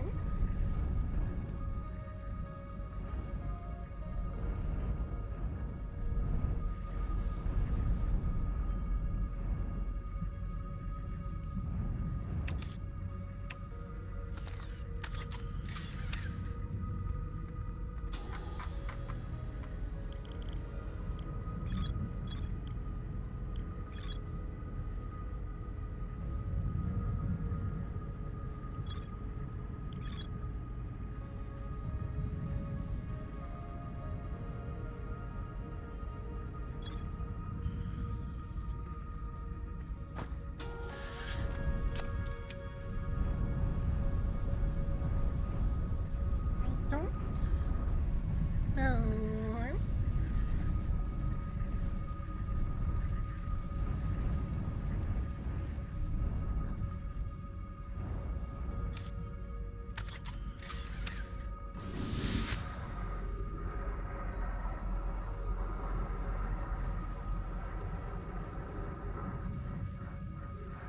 Ah, it's only the outside.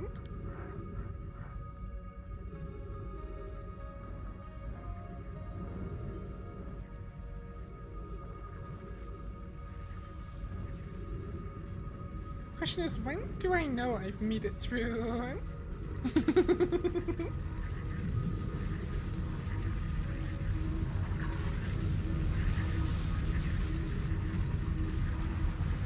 I think that's how I know when I've made it through.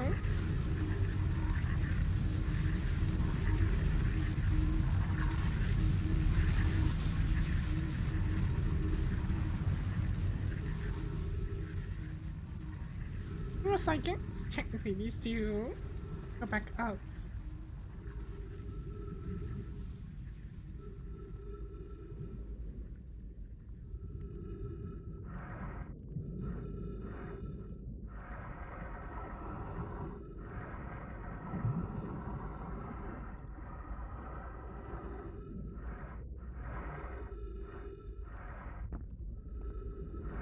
Nice. Interesting looking.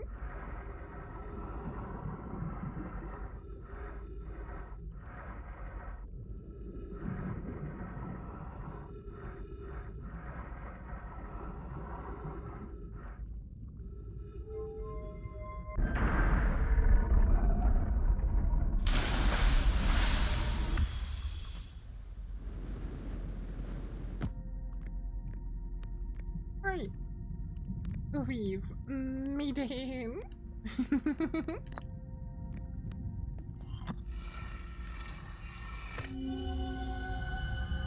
Oh my gosh.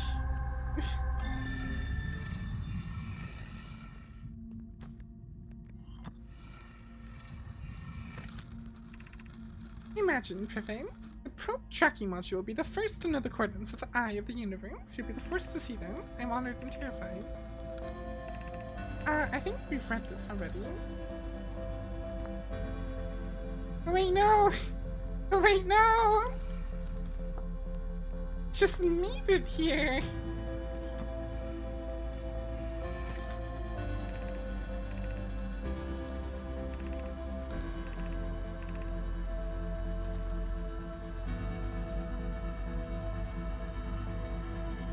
I really get to read them.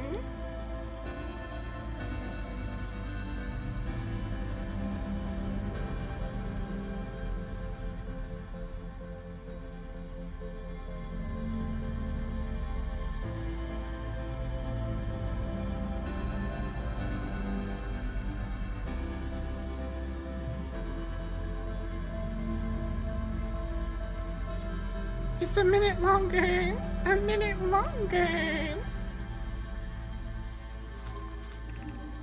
Achieving from Ashtwin, displaying coordinates for the Eye of the Universe.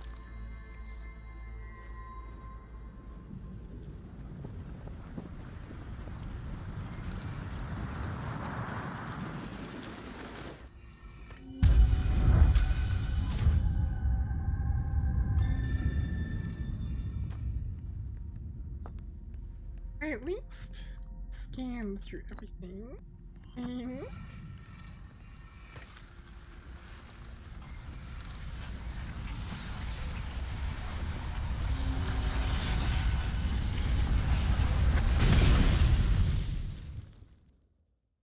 I didn't get to read any of it, but we at least gained the information.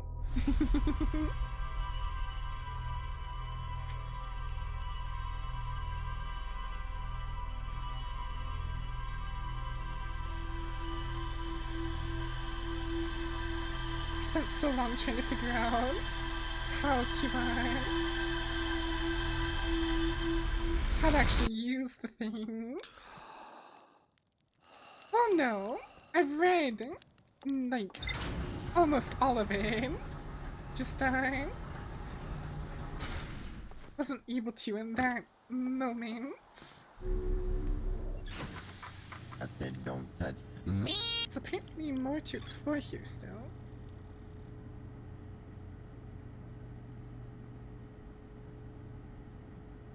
The statue and the probe tracking module automatically records each probe's trajectory and transmits the data to the Ashtwin project.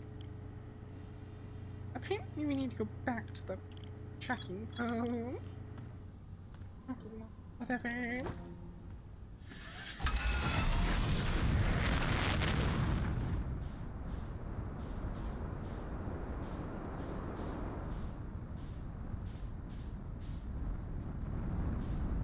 Where's Giants?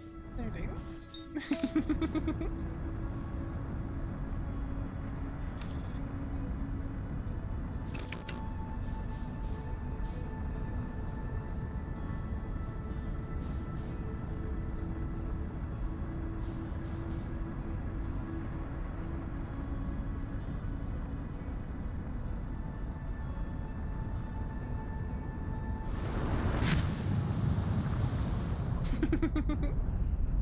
The best way to land on Giant Steam.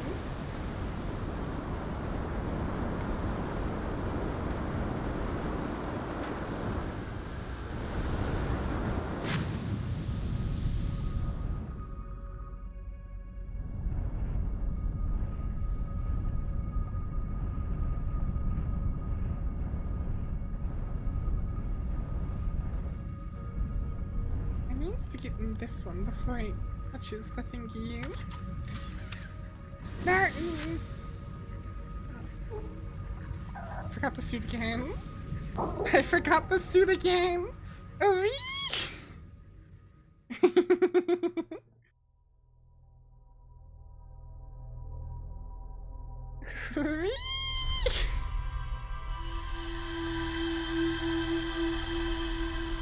was in so much of a hurry, I forgot the suit.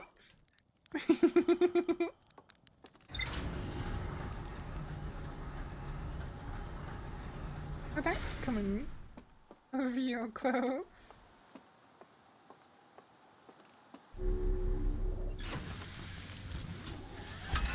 Didn't forget the suit this time.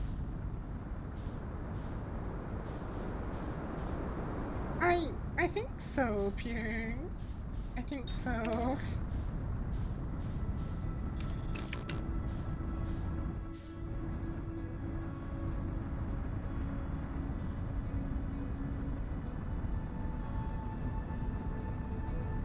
happens.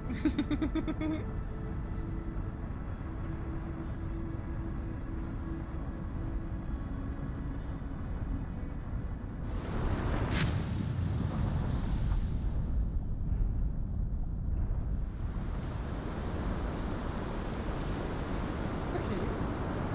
I need to double check for the suit, even though I know I put it on.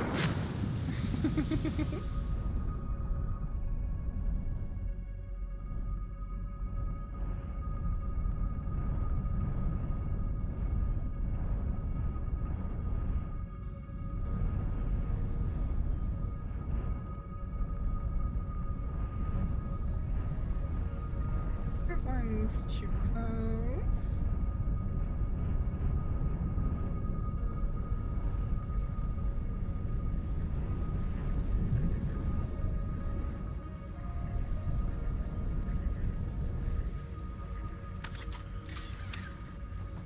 Yes, suit is on.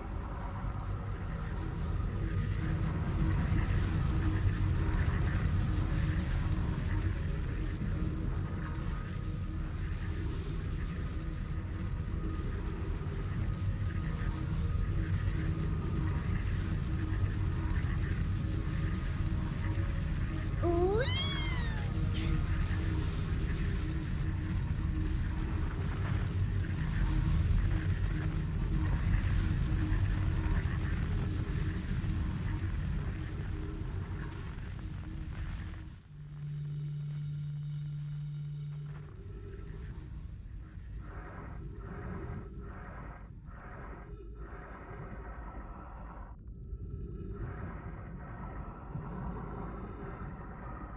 You wonder what this ranch down, like this thing down here is. It looks really organic.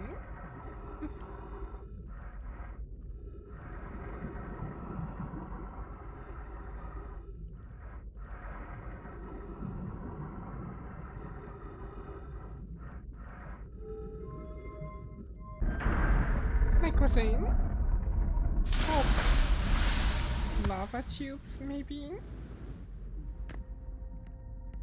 or was it maybe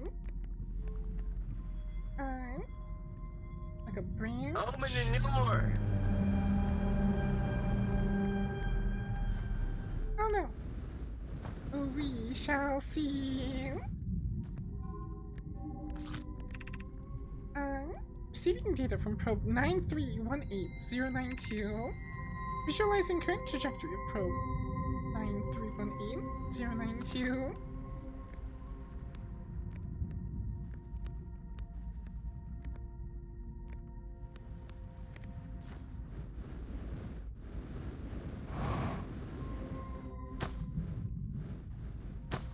The answer is the probe went very far.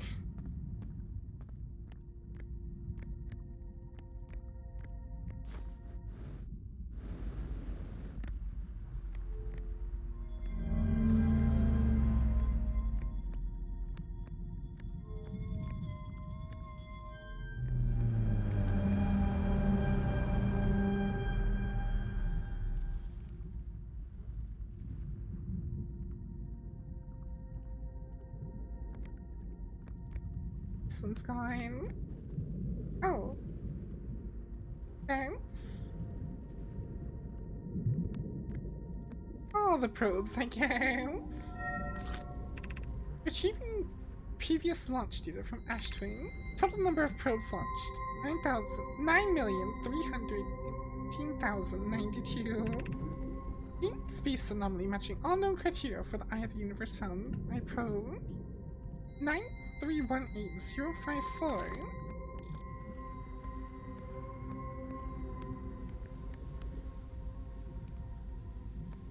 Good morning, Ben. How are you doing?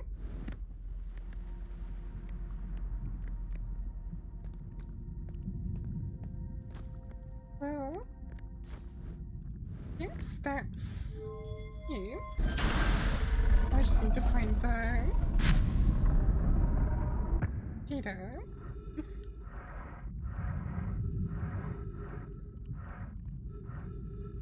But how'd you sleep, Ben? I said don't touch me. Rude, Battle! Where is jellyfish? I mean, jellyfish. You know what that means? Fish.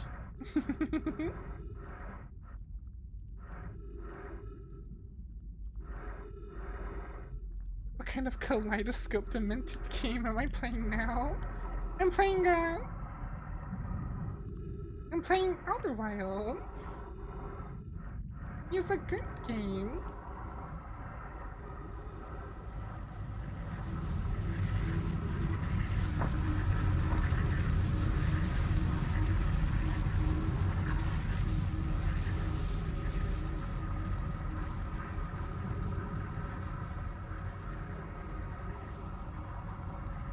Your morning's not so good. You've got pain in your teeth and you're off to your dentist. Oh, it's nothing bad.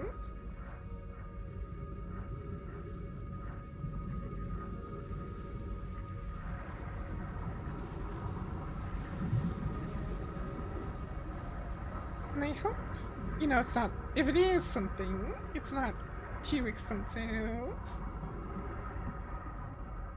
Where did my ship go? Why is my ship, like, on the surface?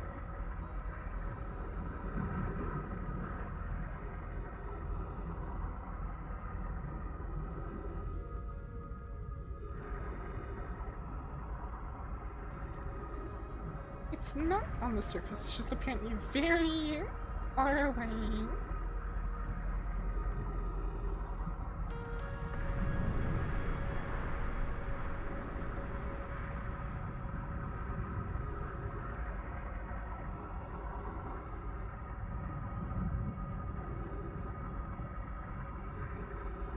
Apparently this is a very long trip. I'm still confused how it got so high up. I parked it, like, right next to the core.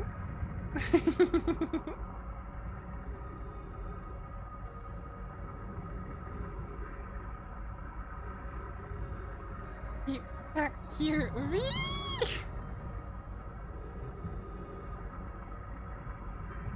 Hopefully not, Binks.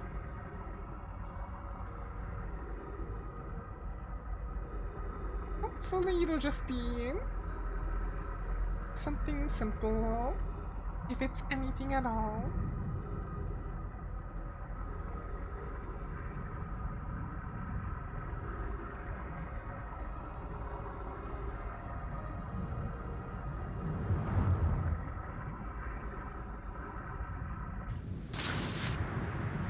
It is on the surface. Why the heck is it on the surface?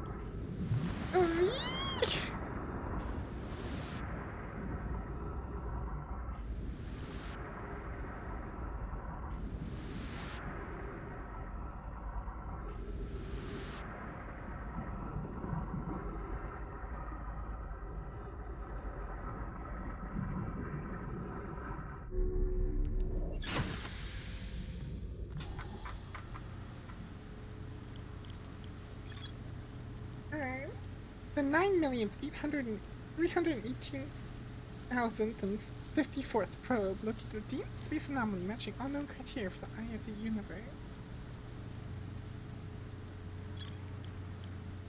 I said Apparently don't we touch haven't me. gotten enough stuff for the control module.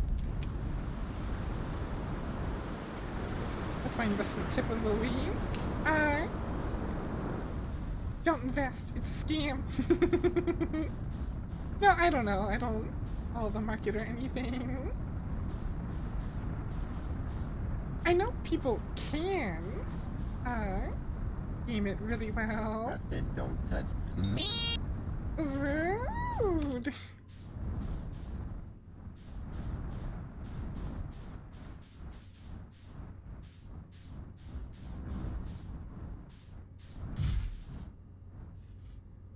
Oh, Merit of the Lake, what is your wisdom?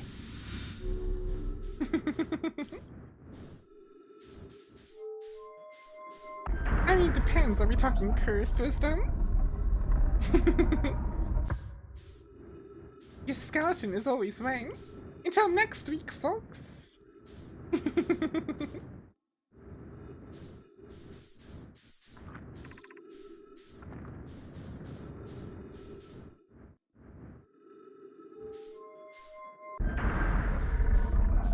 That's good wisdom.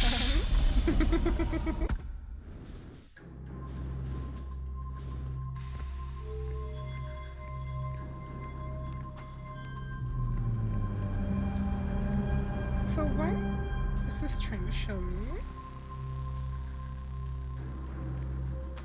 You gonna pop up? 10 minutes, 55 seconds ago. Request to launch probe received from Ashton Project. Cannon aligned with randomly selected probe trajectory. Gravity field activated.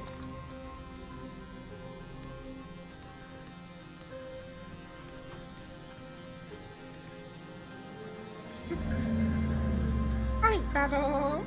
Hope you have a good rest of your day. Take care of yourself.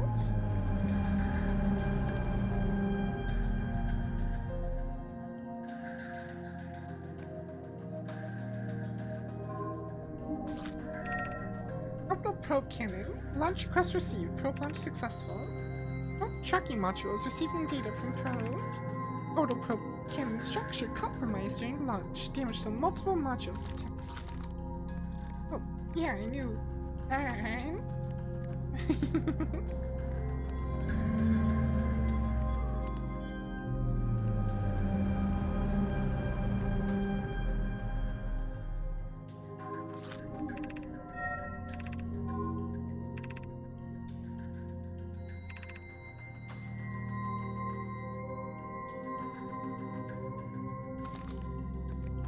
So that doesn't have anything new. I already read that.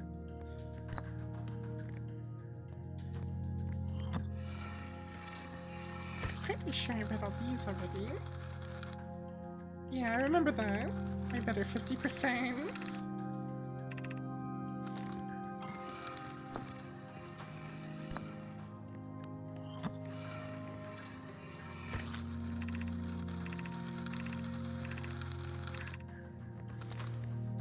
And I read that too.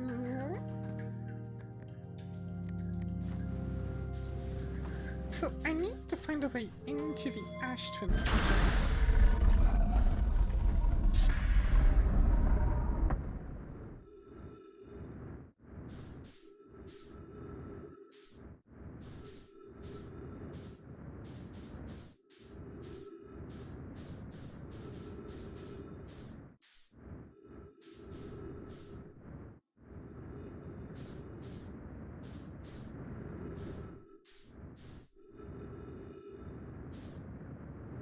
At least that's what I think.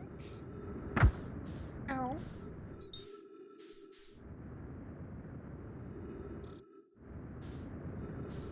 Ow. Oh, hi, Quantum Moon.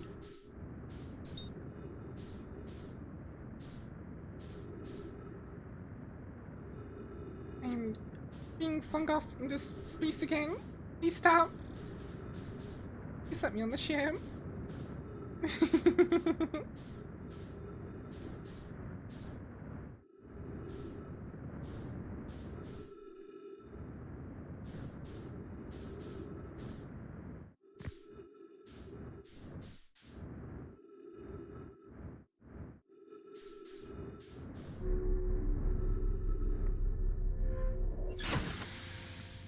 Okay.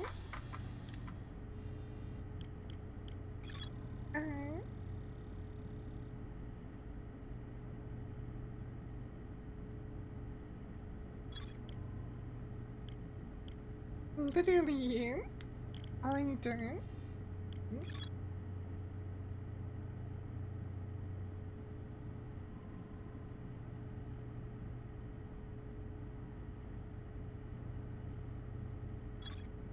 Maybe this connects here somewhere.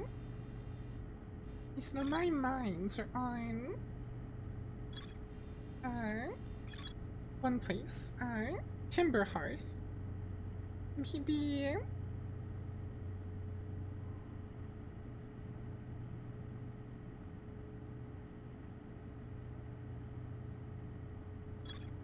maybe we can figure out something there.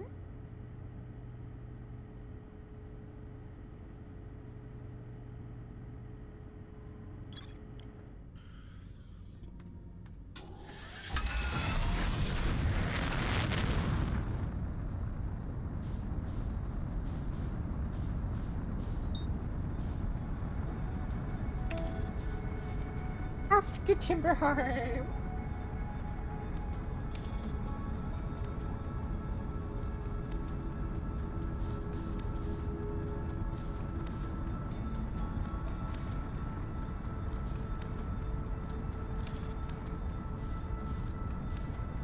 I think it was on the northern glacier, I think.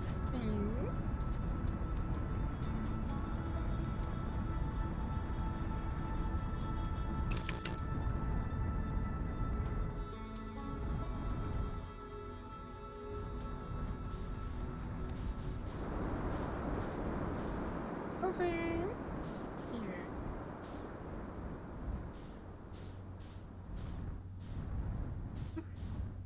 Hey, Luke.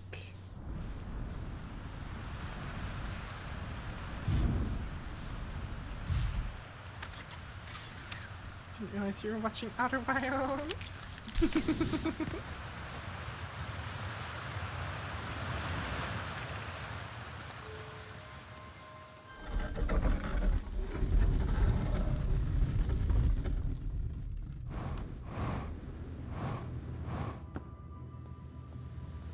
Does look like there's a bunch of stuff.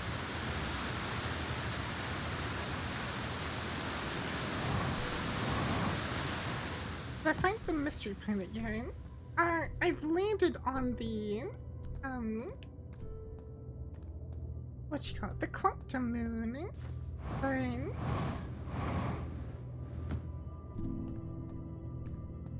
beyond... if you're meaning something beyond that, maybe not.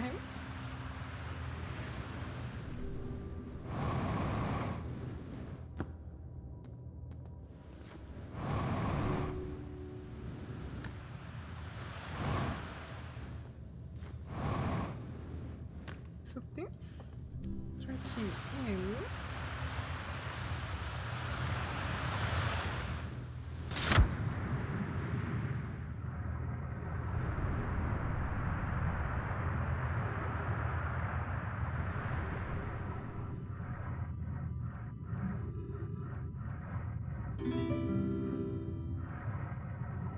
It was added a couple years ago. If it's part of the DLC, I don't have the DLC yet. I was planning on grabbing it once I finished this game. Because everyone has told me to do the DLC afterwards. If it's not part of the DLC, well then, no, I haven't found it. But thank you so much for the follow, Luke!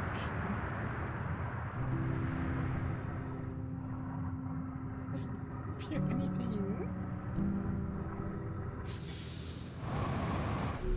What else is really here?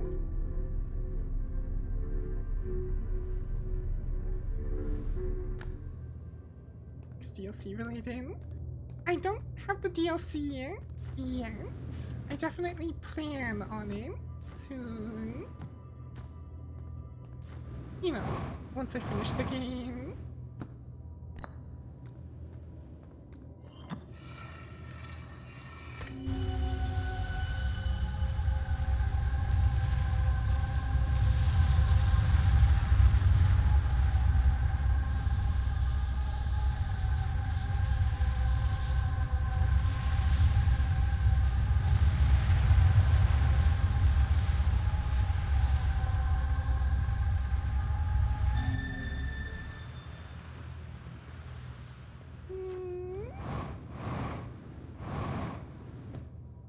That's what I've heard too. I am definitely looking forward to it.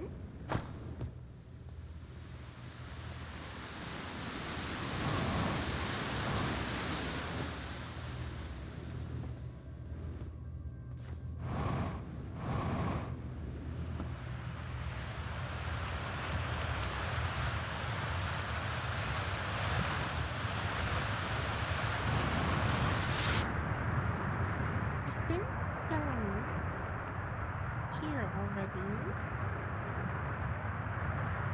I think.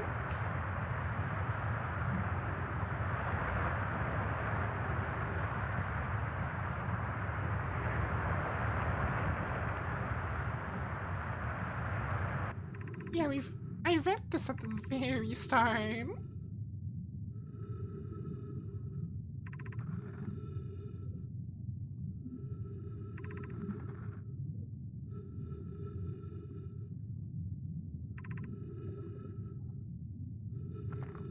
So where's Site 2A? Over... I can't go that way. I can go in this way though.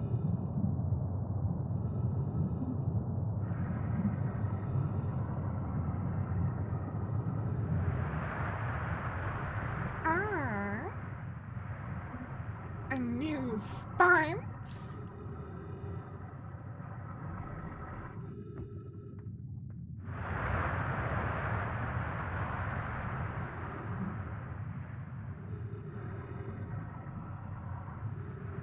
Where am I though? I'm assuming I'm under the geysers.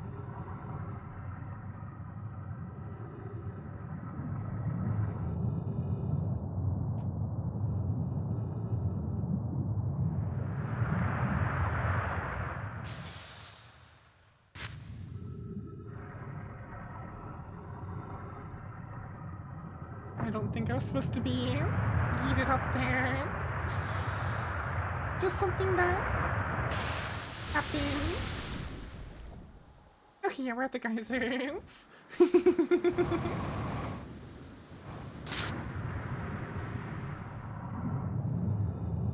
Well, at least that was confirmed.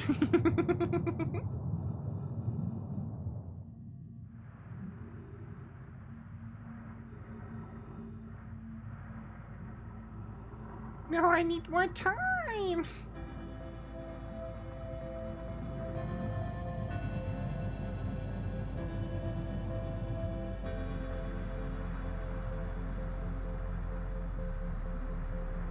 I can at least go and explore this way.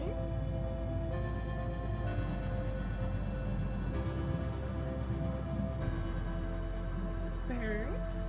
Here I kinda wanna... see where it leads.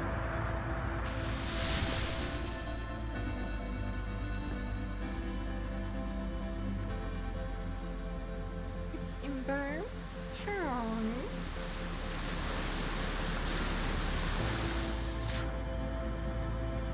Oh, so that's how all that stuff ended up here.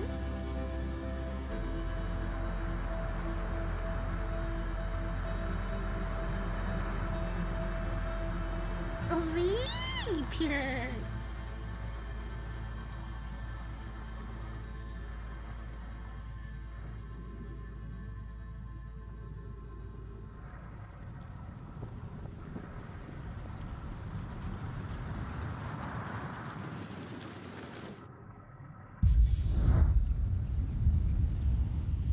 Why are they deserved?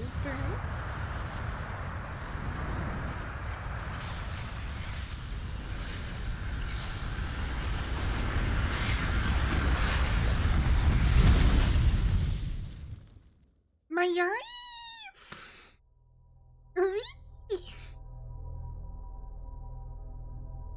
There has to be something there, right? You said something about mining site 2A.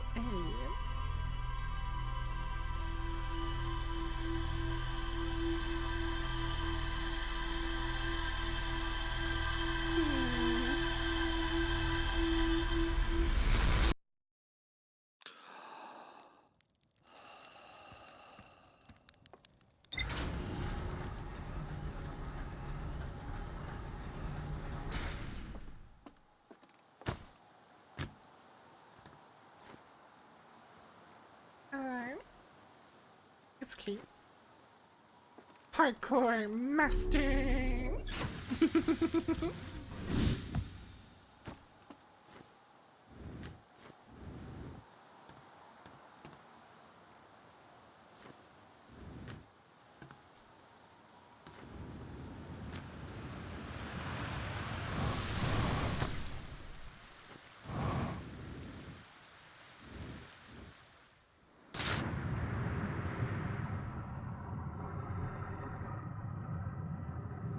Let's check out this way, maybe.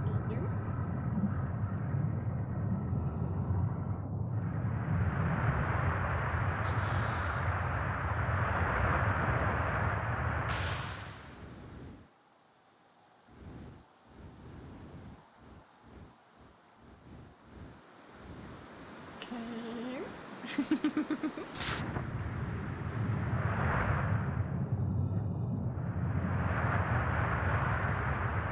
I'm guessing this is one of the ones. Oh. I'm guessing this is one of the ones that are just nearby.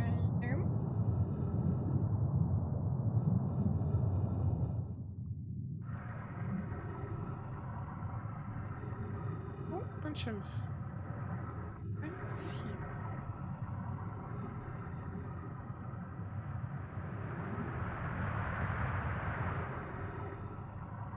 Where's this? I'm assuming it's just kinda nearby.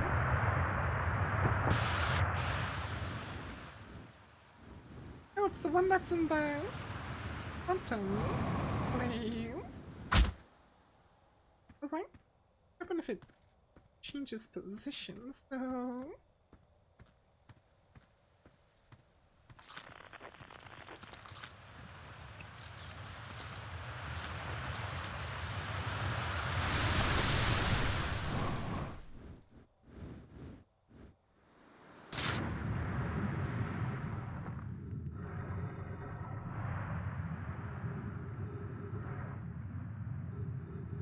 So the moment I'm down here, it no longer is quantum.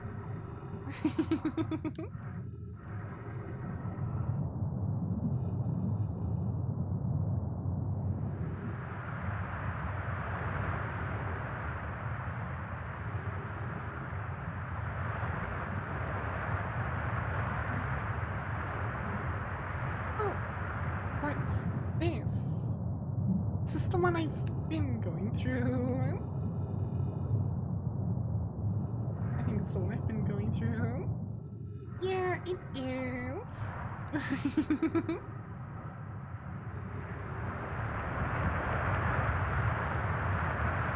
don't understand the appeal to this game from watching since I started. It definitely seems like it would be a game that's a lot more fun to play. This is all just a... It's all just a puzzle game.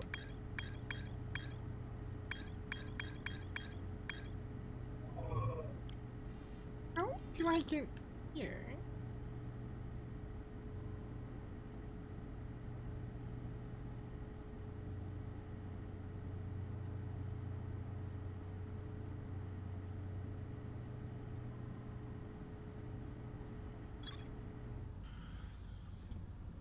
How do I get...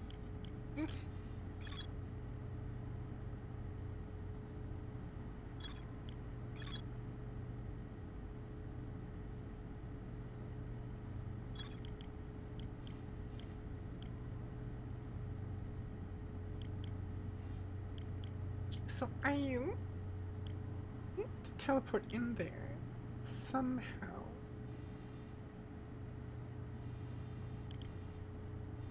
Like, how?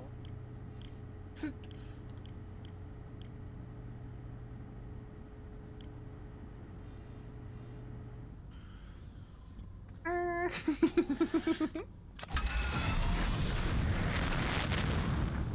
You hate puzzles, that makes sense.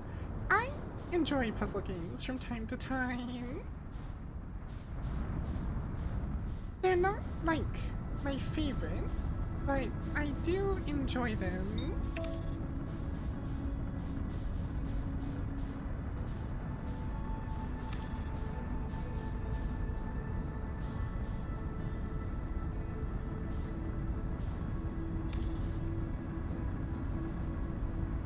Alrighty, Pierre. Hope you have a good rest of your day. After this cycle, I'll probably end up getting off as well.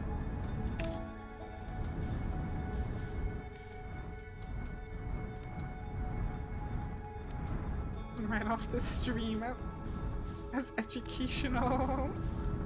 Yes, nothing is more educational than the Marelets screaming.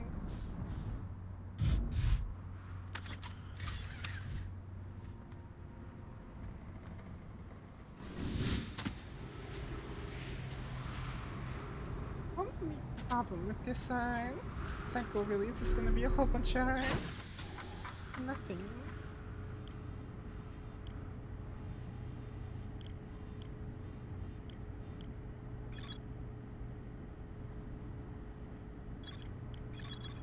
It's so weird. It's all just like independent over here. I feel like it shouldn't be.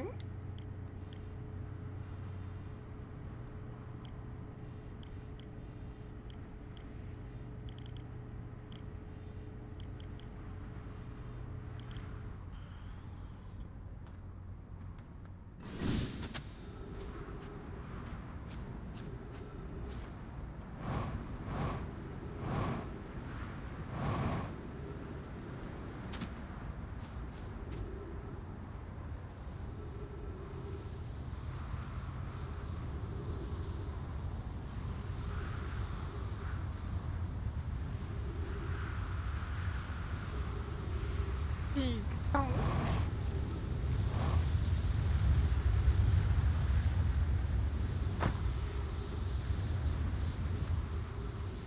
Gonna hurt my little brain.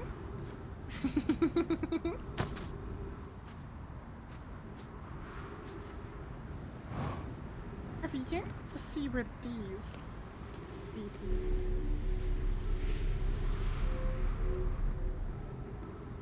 Oh, I am pretty sure I've already read this scroll.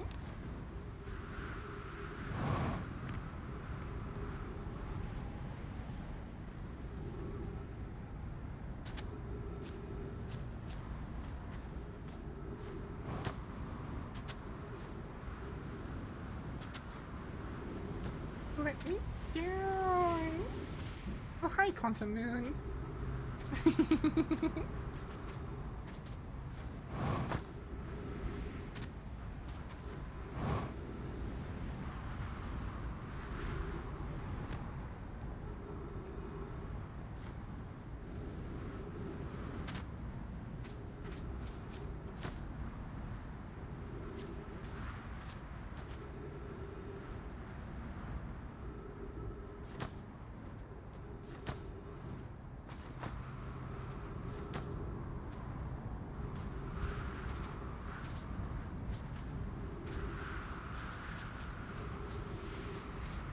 Just gotta put this back nicely on the shelf.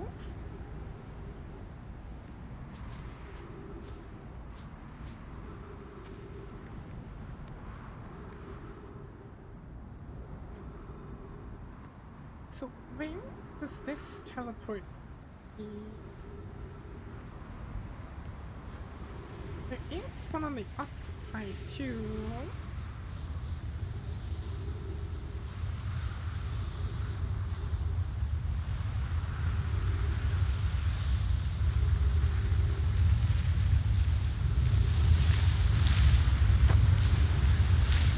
No, let me free!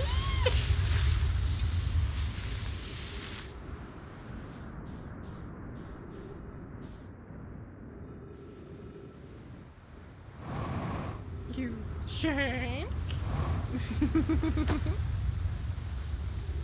It stole my moment from me! Probably should have been on this one.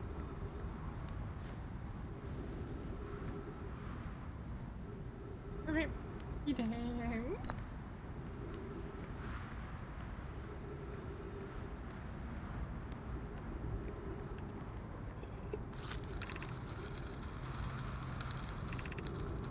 Okay, yeah, I've already read that one.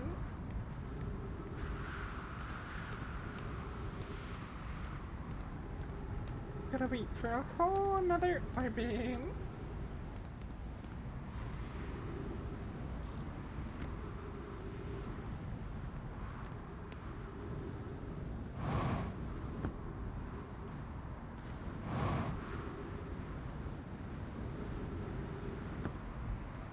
We shall now stare.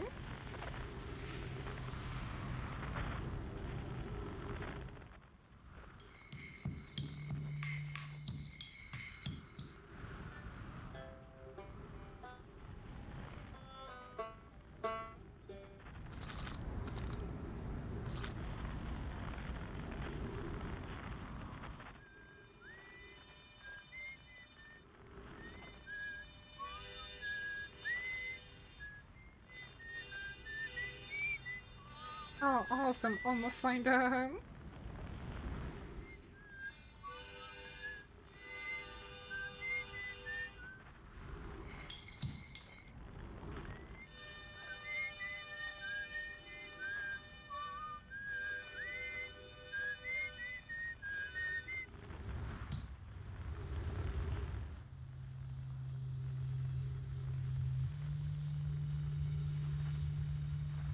Right, let's see where this takes me.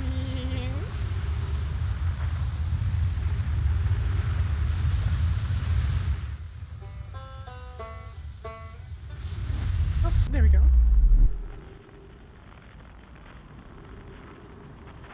Took me to one of the poles.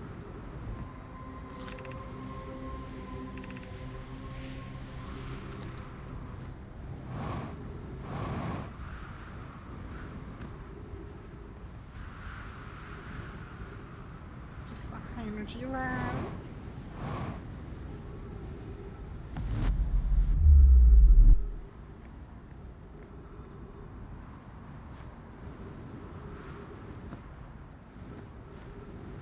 How do I enter then? Yes.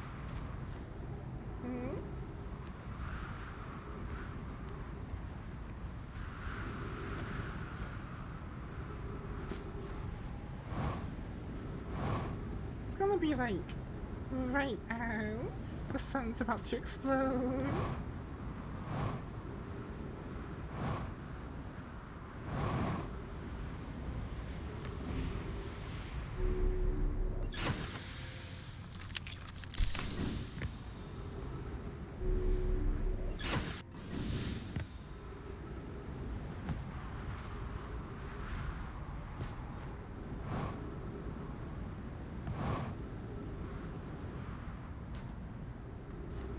Unless, like,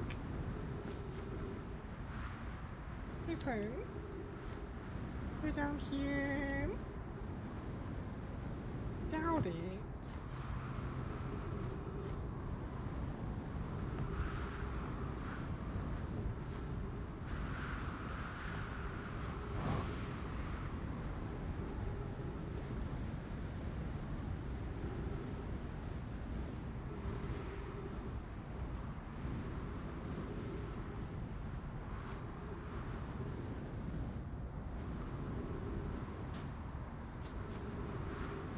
Still got a ways to go.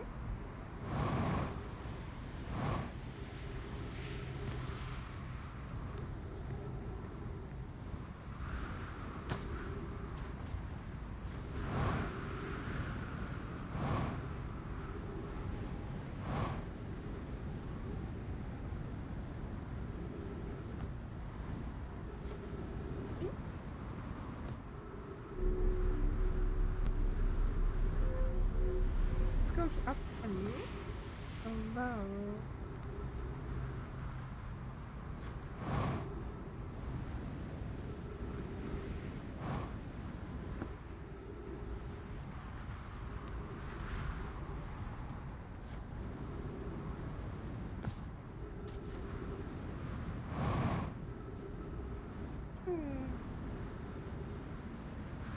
I feel like a whole lot of nothing's gonna get achieved.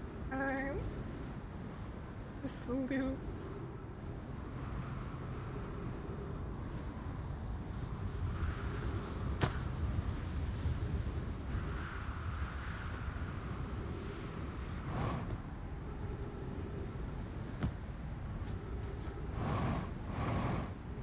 definitely feel like I need to look into it, but I don't know how.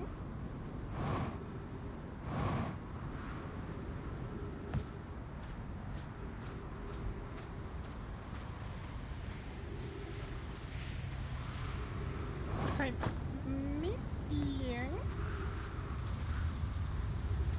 maybe the experiment on in the high energy lab leads here. Maybe.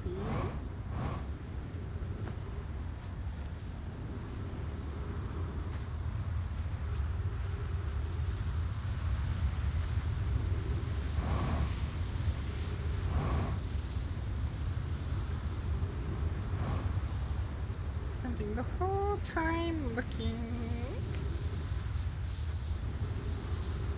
and not seeing a single dang thing.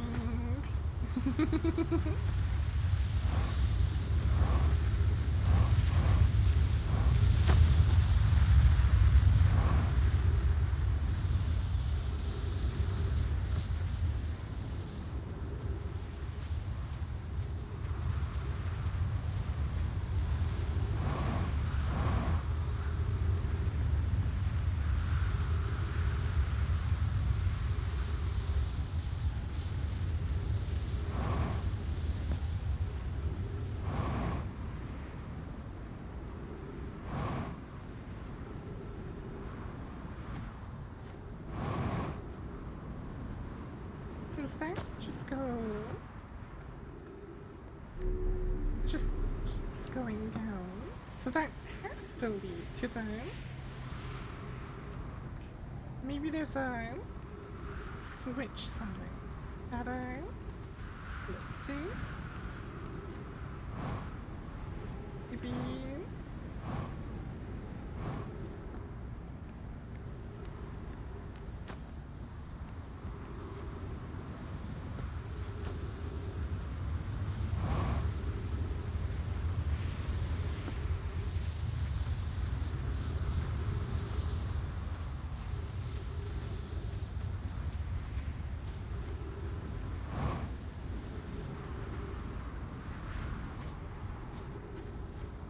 Many much fun.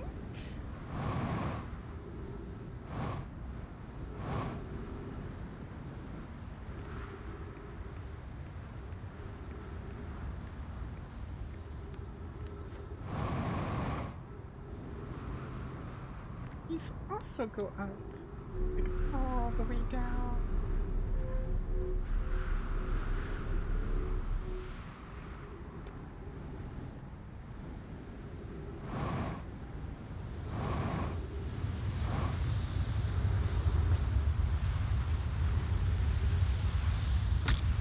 Ow.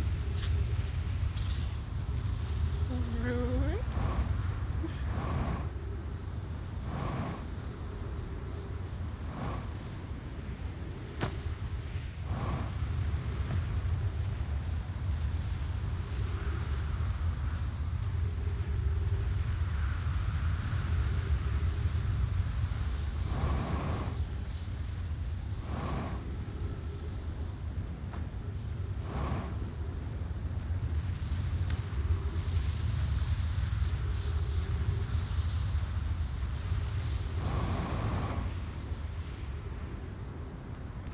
Just barely made him.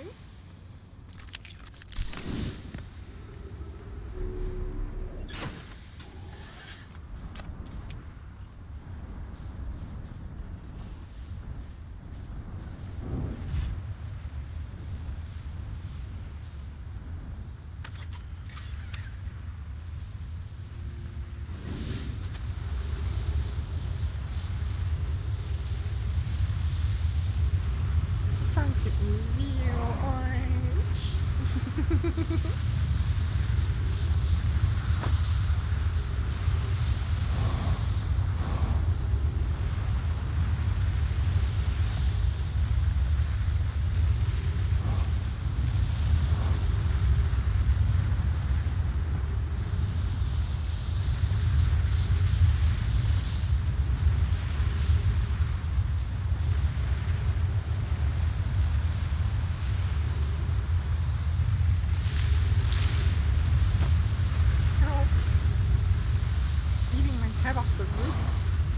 times, apparently.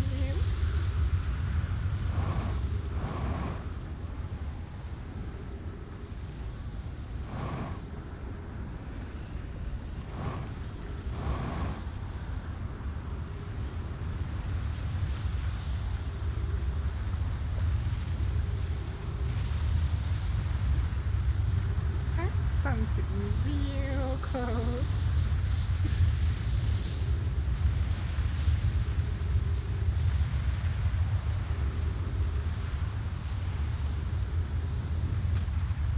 It's the material they need then. Ash Twin Project out of.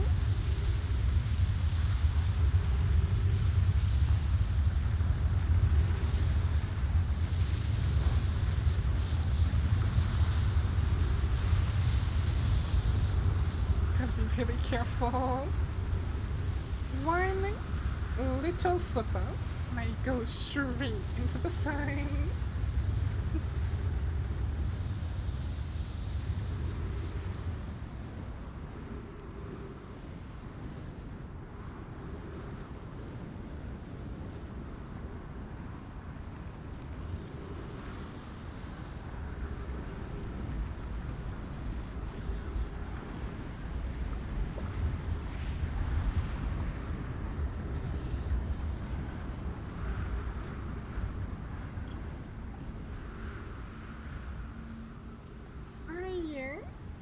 I really don't know. At a loss, I'm gonna have to do some thinking. Oh no! Not thinking! My poor brain cell.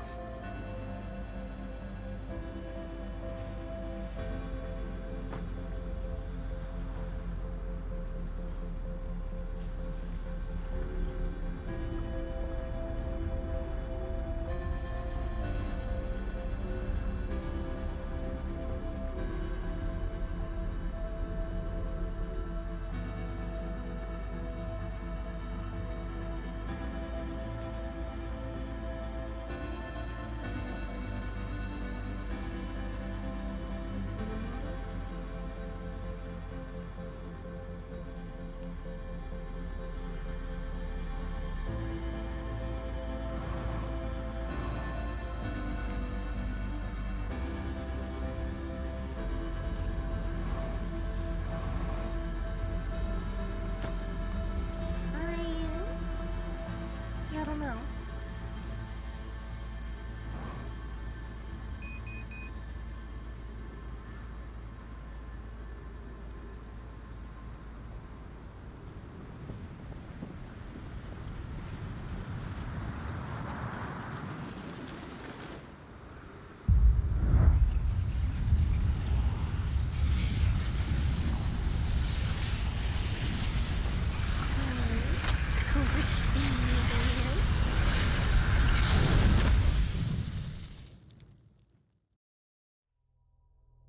Yeah, a whole lot of nothing happened there.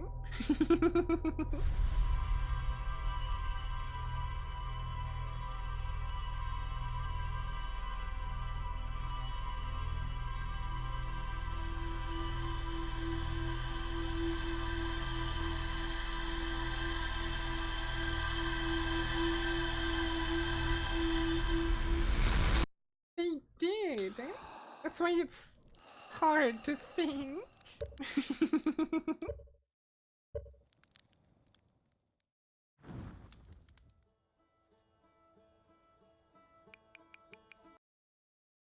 Already, let's see who's around.